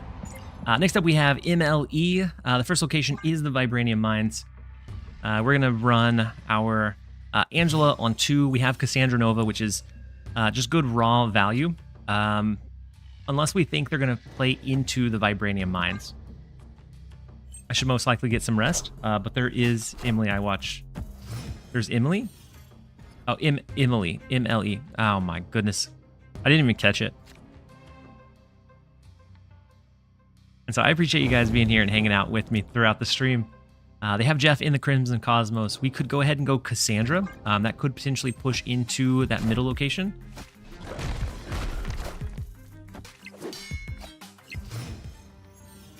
And they do have the Rock Slide. We have Gwynpool to use on 4. Which, let's go ahead and play Gwynpool into the Crimson Cosmos. Next turn would be like a Hope Summers, Athena, both into Strange Academy. So that they shift elsewhere. The double hit on Hope Summers is big. The single on Captain Marvel is nice. Let's do Hope Summers, Athena, see where it pushes. And then next turn we have both the Captain Marvel and the Juggernaut, which I think is a pretty solid line. So if they're not having any power here or any cards, Juggernaut solos that lane. And then Captain Marvel is that flexible tool to let us win either left or mid afterwards. Is there any album you tried going for? If not, how do you spend your gold? So I use most of it on like credit conversions and just like raw value for credits so that I get as much progress out of the gold as I possibly can. So super heavy in the left lane, or in mid. We're capped out in mid. But a Juggernaut Captain Marvel will push them from here over, and our Captain Marvel can move. They're going to have to fight for all of the lanes to be able to have a chance here. I think the surprise Captain Marvel, whenever people aren't expecting it, can be so detrimental because it opens up that, it takes away that risk of playing her into the wrong lane or playing that power in the wrong lane. As long as you have good value that's being developed across the rest of the board. And so I haven't really been going for any albums. I will typically buy like a one-off variant if I'm like one away from the next reward. Otherwise, it's typically either gold bundles or just straight credit conversion, so I can get each new card. We got the Captain Marvel. Yeah, Captain Marvel is one of my favorite cards. I think her design is really interesting. See the doggo? I think her design is really interesting, and she's never been broken except for that really brief stint in like Silky Smooth. But outside of that, I always like finding an excuse to be able to run her. Tomorrow I'll get my Destroyer bundle. Yeah, it's a big one. And so they go into the left and into the right lane. But we have Juggernaut that's protecting the right lane to make sure that they can't steal that one away. The Hawk in mid actually steals that one. Our Captain Marvel can move over into the left and win us there. But very, very scary with the Hawk being almost enough to steal the middle location, or being more than enough to steal the middle location away. The Miles Morales in the left was just barely not enough because of our Gwynpool, allowing our Captain Marvel to be able to be 7. We will take the 4 cubes and we'll jump over into the next one. You said you've been waiting 8 billion years. Well, it's a good one in terms of, I think it's like 120% currency conversion value, which is great. So if you have the gold saved, that's a great way to spend it, because most of the time your like flat rate is just on the credit refreshes. And so anytime you can get above that, it's decent value. Like the last She-Hulk gold bundle they came out with was exactly the same as converting your gold to credits, except for you got one extra variant. You got the Silky move. Yeah, I know. Silky Smooth was such a solid deck. And I remember I ran something very close to it when Spider-Man first changed, and then Lambie like really solidified it and popularized it, and then it just dominated from there. Missed it. Did Dina pop off before Marvel moved? So she popped off. Yeah, she popped off before is what it looked like. And so next up we have Nerf Arsham again. They beat us earlier, and they did a little bit of a Cyclops emote. So if we beat them, maybe we BM them with like a Wolverine flex, but we'll see. Kitty Pride in the left lane protects that one. I would like to be able to grab like maybe a Jeff over there to protect against like the White Widow. Ooh, a cheaper Gwynpool is huge value for us. Let's go Thena, and then we'll see from there. They go Thena as well, so they're running something very, very similar to what we have. So Lemuria, oh my goodness, we're gonna be able to do Gwynpool into Gwynpool. And they're gonna go off on the same turn, and so they won't even know that it'll hit like the same set of cards. Can make or break a match. I agree, Papa. Drew Agatha again? Rough. Do you watch the Olympics? Some of them. I don't watch it. I don't watch like the entire coverage, but some of the events I do. And so I enjoy running. And so I like watching like the sprints, sometimes the long distance. I think some of the swimming, the tumbling can be pretty good. It just kind of depends on like what's on and when I'm free. But I usually don't go like way out of my way to watch. So let's go ahead and go Gwynpool. That's gonna do the duplicate, the double up. Wins the over there. I don't think we have a set over there. The next patch is on Tuesday, so on the 30th. But outside of that, I'm not for sure. And so with the Jeff in the left, they go super heavy onto their Angela. We have the 10 power Vision, the 7 power Shang-Chi, the 7 power Captain Marvel, and the very happy me. Maybe it's Vision first. Next turn,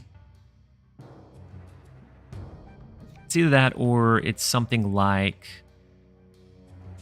Angela, Hope Summers. We could have 7 energy, but that doesn't do us a good curve. So let's go with the Vision for now, the 12 power Vision, and then we'll see. So they have the Kitty Pryde in the left, the Nocturne coming in. So really big lane for them in Lemuria. But I'm curious if we could even win it. We could do Vision.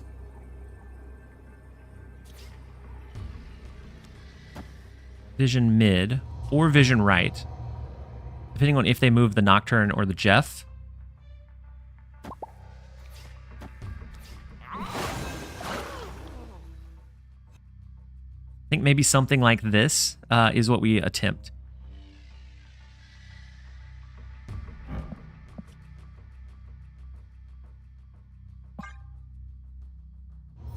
So the Nocturne into the Space Throne. The single card mid. The Jeff moves over as well. Great portal on left. So Captain Marvel to the right alone won't be able to win it. The White Widow into mid should be fine, depending on how big this is. The Shang-Chi. The 7 power in the right lane from the Captain Marvel.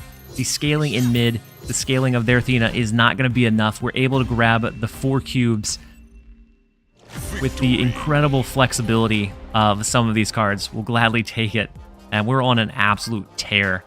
We had a really slow morning, but have absolutely turned it around with this list. What's the lore explanation of Cable's power in this game? I'm not sure. I honestly don't know. I never thought about it. I know a little bit about Cable's storyline in the comics, but as far as it ties to this one, I don't know. Once I had 11 power Shang-Chi with Gwynpool, I imagine a 6 cost Shang-Chi with 11 power would be the best card in the game. Very possibly could be. Let's look at our updated stats now.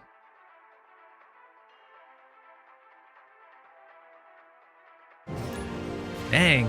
So over 20 games, no way did no way did Copycat steal Gwynpool a second time in a row. But over 19 games right now, we're at a 68.4% win rate, which is crazy for any deck. But we'll grab it. The Copycat stole Gwynpool back-to-back games too. Kunlun is great for like a Captain Marvel because she will factor that into if she can win a lane. As a time traveler and power psychic, Cable is capable of yoinking your stuff. Yeah, this is against Coco Bird. And so with the vault, I think we're fine here. We could do a discounted copycat, or we do Cassandra Nova into later doing the copycat.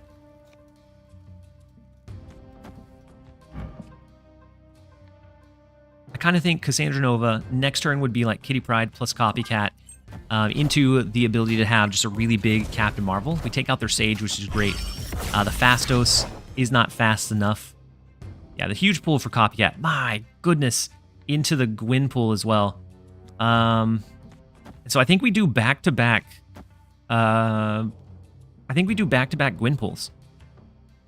So copycat, Kitty Pryde, which is the Gwyn pool, into Gwyn pool, Kitty Pryde, which is another one. My goodness, no way.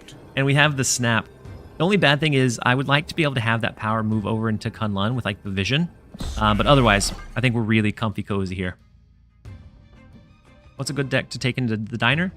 I've heard combo decks can do pretty well. Something where you know relatively early if you're going to have your power spike, and if not, you retreat. So we have the copycat coming in, giving us a 12 power vision, the 7 power Captain Marvel. Let's see, the Absorbing Man hitting another Fastos, which is very low tempo, but maybe it can be the heavy hitter they need. Let's go Gwyn pool plus Kitty Pryde in mid, and then with Kitty Pryde pulling out, Captain Marvel could potentially swing here if needed, but we'll see it. What's your favorite copycat so far? Had her hit a Null earlier. Yes, Null, like Red Hulk. There's so many good ones. Hitting the Gwyn pool is also really satisfying. Dina is great. I had it hit an Iron Man one time, so it was a 310. All right, so the 9 power Captain Marvel, 14 power Vision, and then the Sarah in the Vault location. So we win mid. They just stole either Hope Summers, Thena, or Shang-Chi from us. They just drew their copycat. So a 14 power Vision is possible, but they have a 1 out of 3 chance of having Shang-Chi at the least. I almost think we need to stay under it.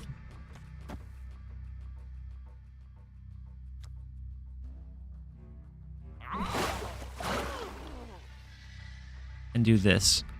I think Juggernaut protects this lane. It's sad because none of these cards are the ones that the Gwyn pools hit. We have the triple hit Vision, the double hit Captain Marvel, and we're gonna opt for just the single hit Jeff as the best one. Oh my goodness, that is so many cards. Well, a little bit rough. We'll see. See if it still holds true. What a flood. Hitmonkey. Oh my goodness. So Hitmonkey. It's a tie in mid. It comes down to a tiebreaker. We lose. Oh goodness. I think the 4 in the left. Yeah.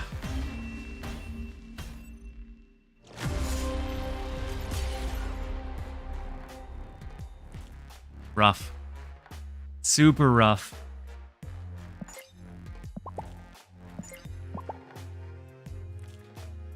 It was an explosive turn. Their Fastos, or the double Fastos, must have hit some really good stuff. Because that was absolutely explosive. Unfortunately. I guess our winning line would have been what? Vision left. Kitty Pryde left? No. That would have been 1 under. I don't know that we had a winning line.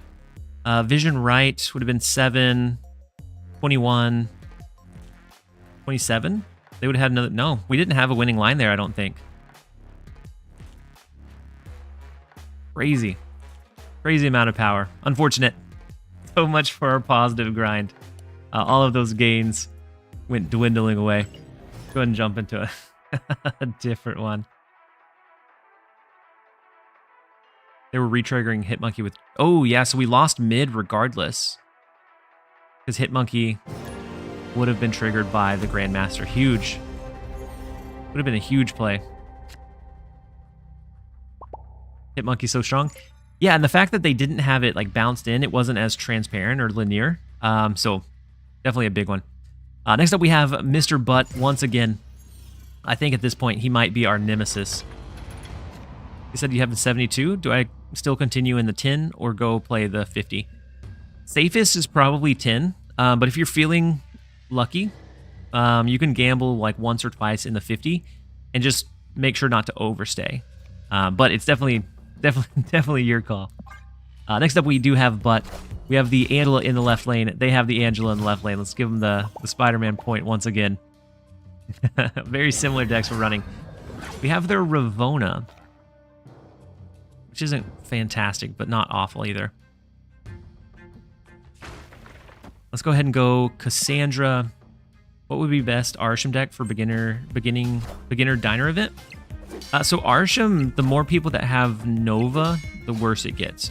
The only good thing is that you only get people with Cassandra that early with if they're like really down there trolling. But as far as which one would be best, I think there's so many like flexible ways to build it. I liked the one that had Doc Ock, ran maybe like Leech and Eliath for those tech cards, and then a few of the smaller end stuff. I definitely like the Loki version for like any mirror matches or like rough draws that you get. So next turn, we're going to have to play into the right lane. Let's go Hope Summers plus Kitty Pryde so that we can get some extra energy here. They have the Cassandra Nova as well, so it comes down a touch after hours. But still a decent card nonetheless. We can do Hope Summers Gwynpool. That allows us on the last turn to do Vision, Kitty Pryde pretty easily. We already could, but it gives us one extra energy in case we wanted to pivot and go like Copycat, Kitty Pryde, Athena, or maybe Copycat, Juggernaut, Kitty Pryde. It gives us a little bit more flexibility, and it depends on what Gwynpool hits. The double hit on Kitty Pryde is big. They're Athena with the Nocturne, so they can move that one and reposition it as needed. Our Shang-Chi does us absolutely no good. We don't have the mobile card of our Captain Marvel, so it's a little bit harder to guarantee lockdown the Vibranium Mines. I think maybe we go super heavy in the left, super heavy in the right, and call it a night. Sig Gwynpool is better for Sarah Monkey type deck, in my opinion. In this deck, her buff gets wasted sometimes. What, in this one? I like her buff in this one. So we both just avoided the Vibranium Mines. The Juggernaut pushes our Vision into mid so that we can win that one. The Sage in the left lane isn't enough. It is enough for a tie. Then it comes down to a tiebreaker and we win by just a handful. My goodness, incredibly close games every single time with Butt. But we are starting to get on the lucky flip side of it. We'll take it and we'll jump over into the next one.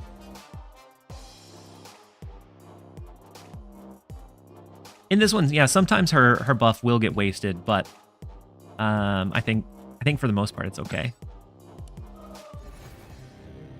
I think in like the flood style decks, you make sure you get all 12 of it. With this one, sometimes it just makes it that uncertain amount of power against him. I wish Butt would be here so we could give him a good old fist bump.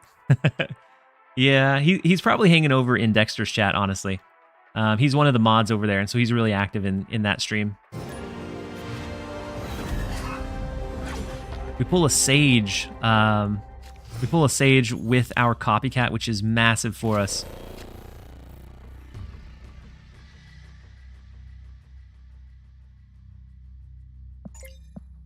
Next up, we have Boino. The left location is the Danger Room.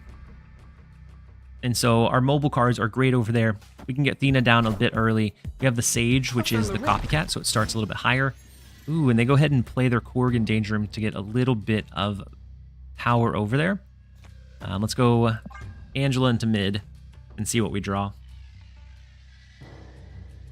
I just had a game where I drew 3 Wongs. You would have loved it. It's never Wong to draw that many Wongs, my friend. Mount Vesuvius could be interesting for us. I think we maybe double stack in Westview. Because if we can win this one, heavily, I think we can win Danger Room between like Vision, Captain Marvel, and those mobile cards. Nice, I heard you say Lucky Flip. Did I say Lucky Flip? Oh, Flip Side. So the Rock Slide comes in, hits us with a couple of rocks, which are a little unfortunate, but maybe we can still find a way to make it work. The Mojo World is a bit unfortunate. Let's go Captain Marvel. Next turn would be like a Vision in the right lane. So they have Nocturne. They can change out. They can turn off Danger Room now. We don't have the scaling on Athena quite yet. Maybe only one turn of it, honestly.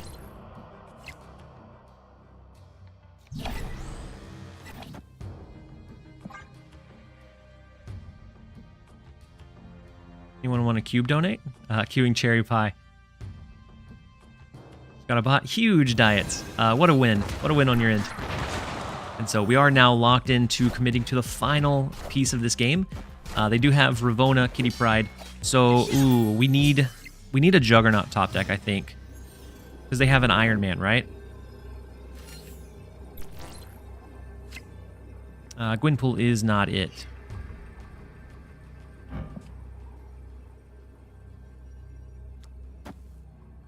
So Vision, they can always move the Nocturne in free play over here.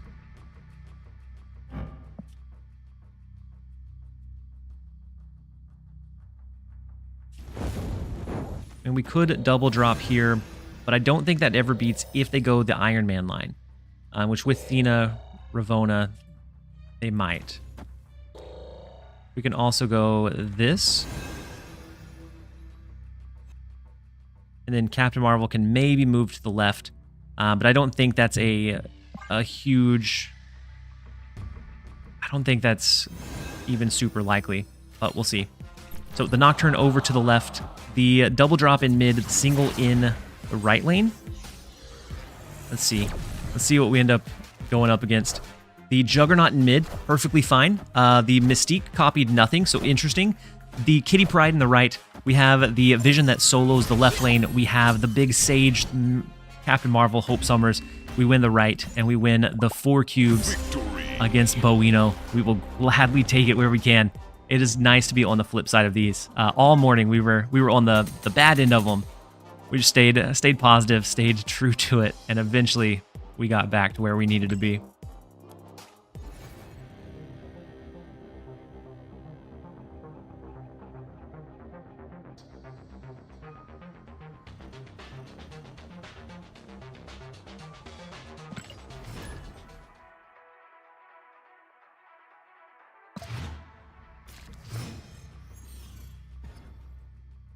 And next up, we have Dara's girlfriend's boyfriend.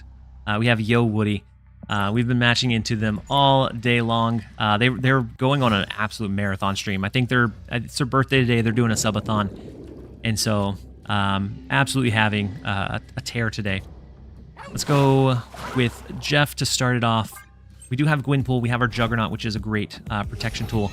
We know that last time they did like a Mystique and hit it behind the Invisible Woman. So I almost want to do Juggernaut, but Black Vortex does make me feel a little bit better here. And so whatever they played here, if it copied with the Mystique, it turned into something with the Black Vortex. So they'll have to kind of do it off curve. It won't be quite as ideal. We also have the Isle of Silence, which I think with the Hazmat, with the Mystique possibility, might be pretty beneficial. So we could do Gwynpool. But in case they have the Mystique, I want to do Juggernaut, Kitty Pryde. Next turn, we can do a double drop into Atlantis. Unfortunately, does not hit. We do get the Hulk, though, into the Rock Slide.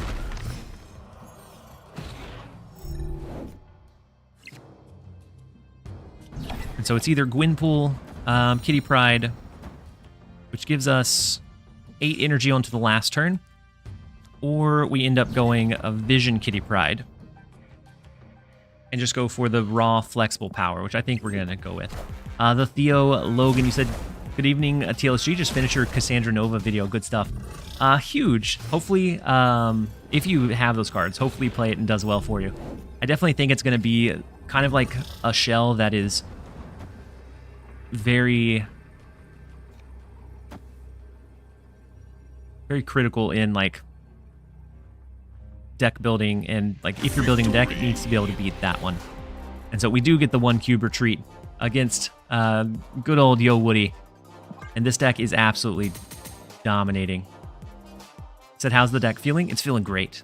We are just over 20 games in, around a 70% win rate. So 22 games in, 68.2% win rate.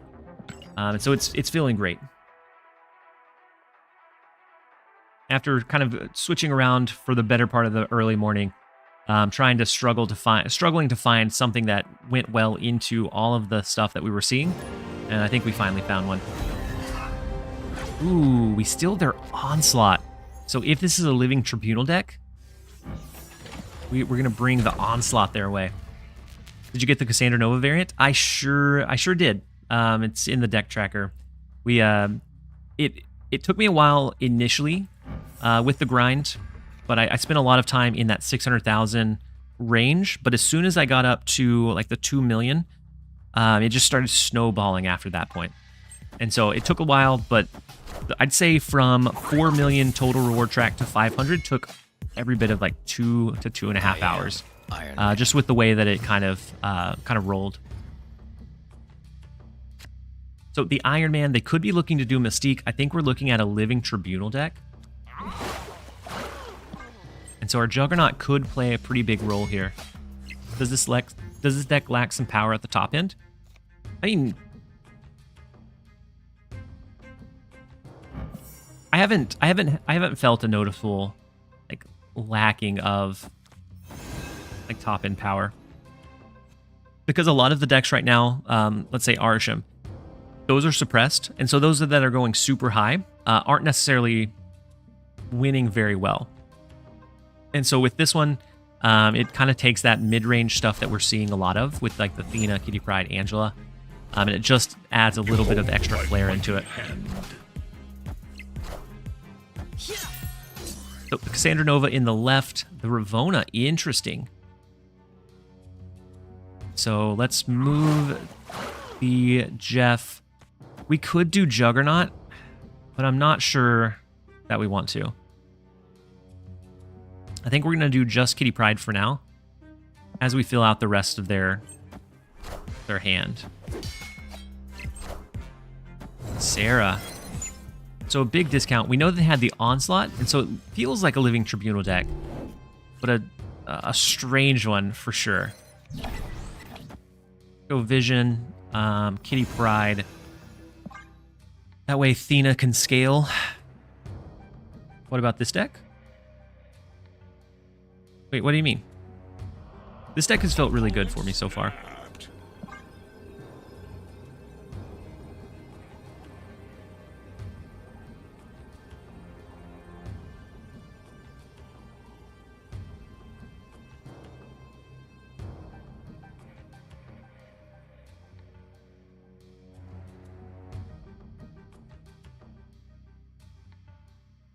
Super Scroll Mystique. Oh, into our Onslaught? True. If it is Living Tribunal, we shouldn't have dropped the copycat. Yep. That's a good call. Let's jump out of that one. It's Onslaught. Escaped.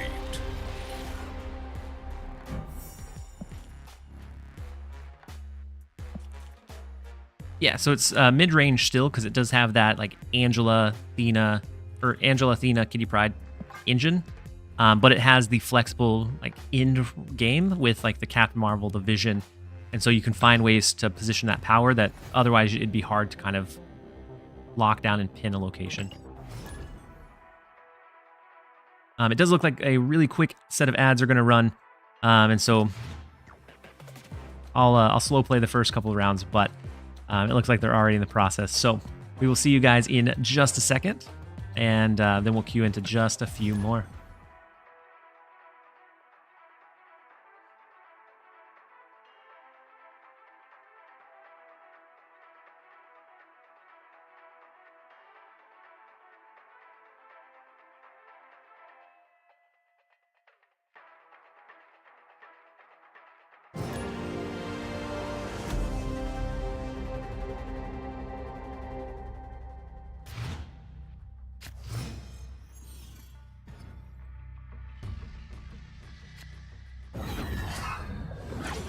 Ooh. What a nice Sebastian Shaw we got. Gladiator for Cassandra if we don't have her. Or Nocturne. Nocturne would be great as well.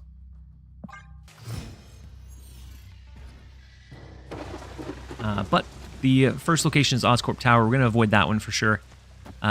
We have the Sebastian Shaw, which if it gets hit with Gwynpool would be great. Your last video about Cassandra is great. Sadly, I don't own half the cards in that deck. Oof, Zulu. It does get a little bit tricky, yeah. But I think as the meta kind of adjusts to it, anything with Shadow King could be pretty good. It's just about finding a way to like take what we're seeing and Opponent snapped. If we had initiative, our Juggernaut could stop the Brood here. Maybe even send the whole thing over to Oscorp Tower to send our way. But without it, they get the free raft resource. Our Sebastian Shaw doesn't scale very well. I think we just give them this one. Brood Snap, yeah, I agree. The Forge into Brood. With initiative, I think Juggernaut here absolutely would be a snapback. But since we didn't, we'll give them the one and let them get on their way. And then Ari, we're doing well so far. Hopefully you're doing well as well. Hopefully your Friday's been going well. But the stream has been great. We're almost at 10 hours actually.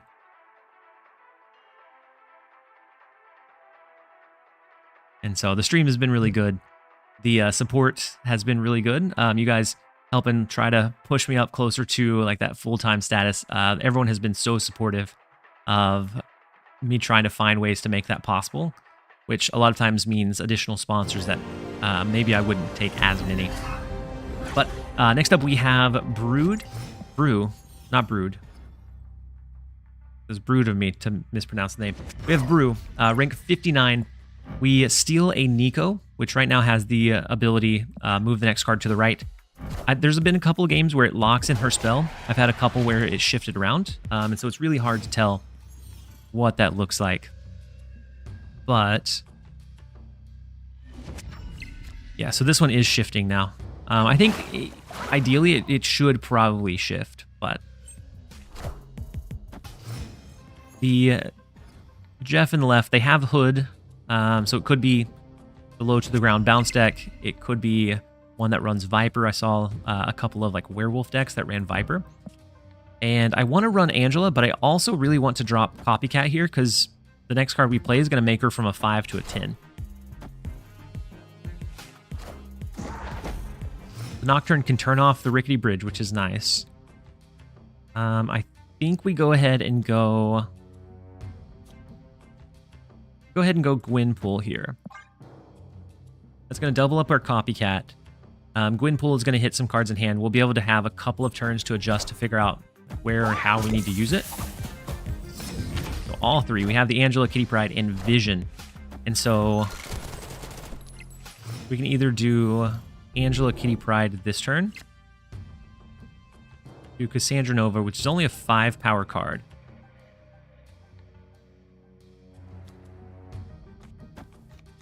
But we could do this into like Vision plus Kitty Pryde on the last turn. I'm worried about their Nocturne in the Rickety Bridge because that could potentially swindle us away. We could also just go with Captain Marvel, Kitty Pryde. Next turn would be Vision, Kitty Pryde. That way we're at least pressuring the Rickety Bridge. Like if they don't play anything or if they don't move their Nocturne over there, then we can at least have a way to win it. With Black Swan though, that is going to be, I think, too explosive for us to be able to counter without having better things up our sleeve. it would end up being like this, which I don't think is ever going to be enough. Depending on what they have in hand. I know they have at least one demon. They have the Kitty Pryde for free. Hit Monkey's probably pretty likely. Let's go this and see if we get a little bit lucky.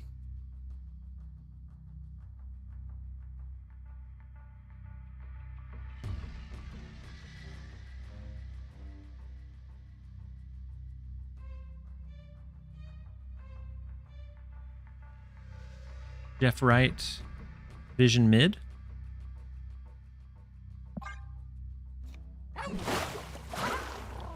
Wait, Vision mid? Yeah, Marvel can move right, but I think they move the Nocturne. I think they move the Nocturne and turn that location off. But on the off chance that they don't, Jeff would allow this to break. Captain Marvel can move over to the right. Interesting. We ended up grabbing the 1-cube retreat. I would not have expected.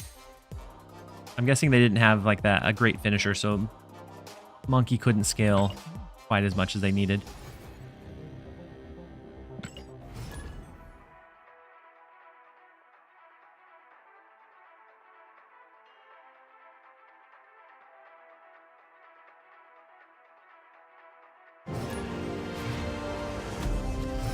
Next up we have Tactify.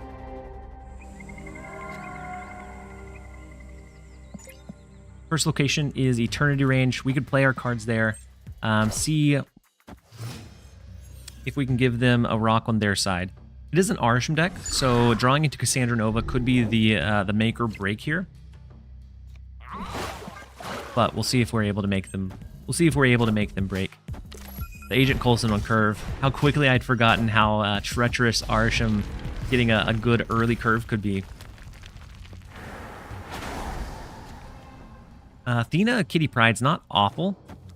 We can throw them both in the left. We're probably going to get the rock in Eternity Range, but with both Jeff and Kitty Pryde being those mobile cards, I think it's all right. Big Mockingbird coming down early.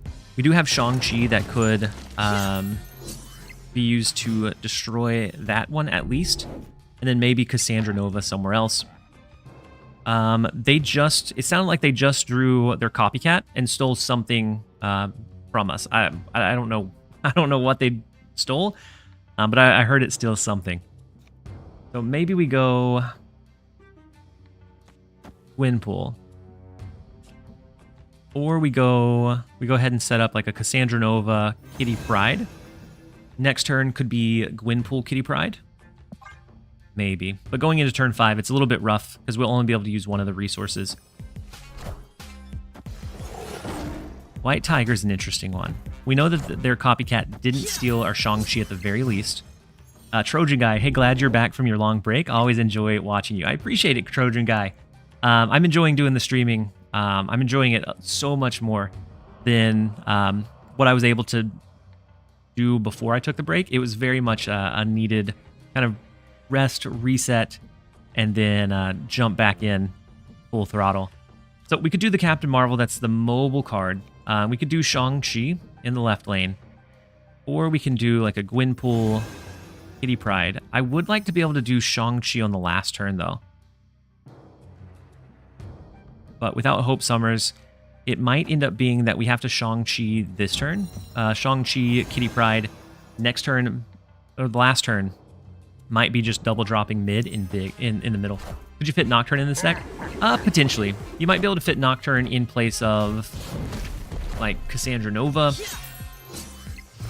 as another mobile card. Maybe Copycat, because Copycat's definitely a give or take card. So how do we win from here?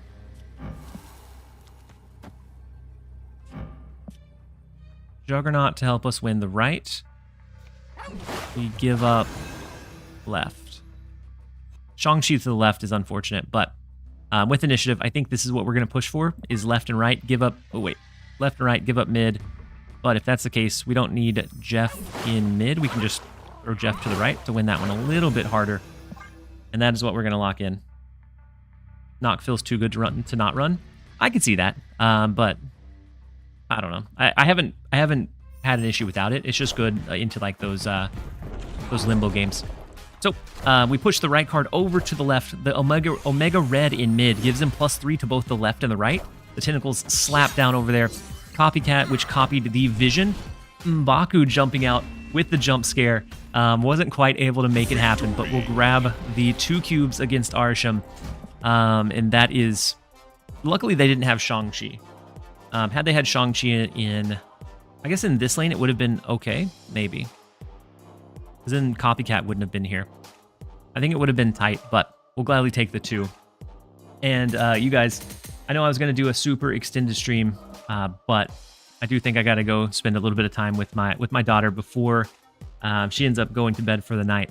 And so, Officer Runs, you said, got all my 6 hours of drops with you. Hope all is well. Thank you so much, Officer Runs, for hanging out for the stream. And then Rocky Road. Yeah, we are gonna, I think, end up here, and we'll launch again sometime really soon. We'll figure out when to launch, but it's been an incredible stream so far. Do we have anyone that we wanna raid into? Looks like we have a couple of the heavy hitters streaming with Dexter, Jeff, Alex. We have Perlada MG, which I haven't heard of them. We have Yo Woody, who's still streaming. They've been on a marathon. I think they're still live for another 15. Alex? And then Lucky Flip and Rice Burner with the timeouts. This is going to be a permanent timeout for you guys. We're going to do a raid. We'll go over to Alex. We've got a couple of people supporting for that one. And then Angel, you said, I just wanted to leave and thank for the nearly 10-hour stream. Remember that I would love to support you. No, just being here and hanging out is so much support. Like, I couldn't even express how much that helps the channel grow. And so just being here is more than enough, I promise. Let's go ahead and we'll raid over into Alex this time. They've been live for a few hours, so I'm sure he'll be doing a pretty lengthy stream here. But make sure to give them a good TLSG welcome when you get there. Thank you guys again for the incredible stream. We're going to queue it up now. Give them a good party raid, and hopefully he's having a good time. I know that dinner was kind of stressful for a bit, but hopefully it's turned around. All right, guys, we're going to send you guys over there. We will catch you around next time. I appreciate each and every one of you guys. Later.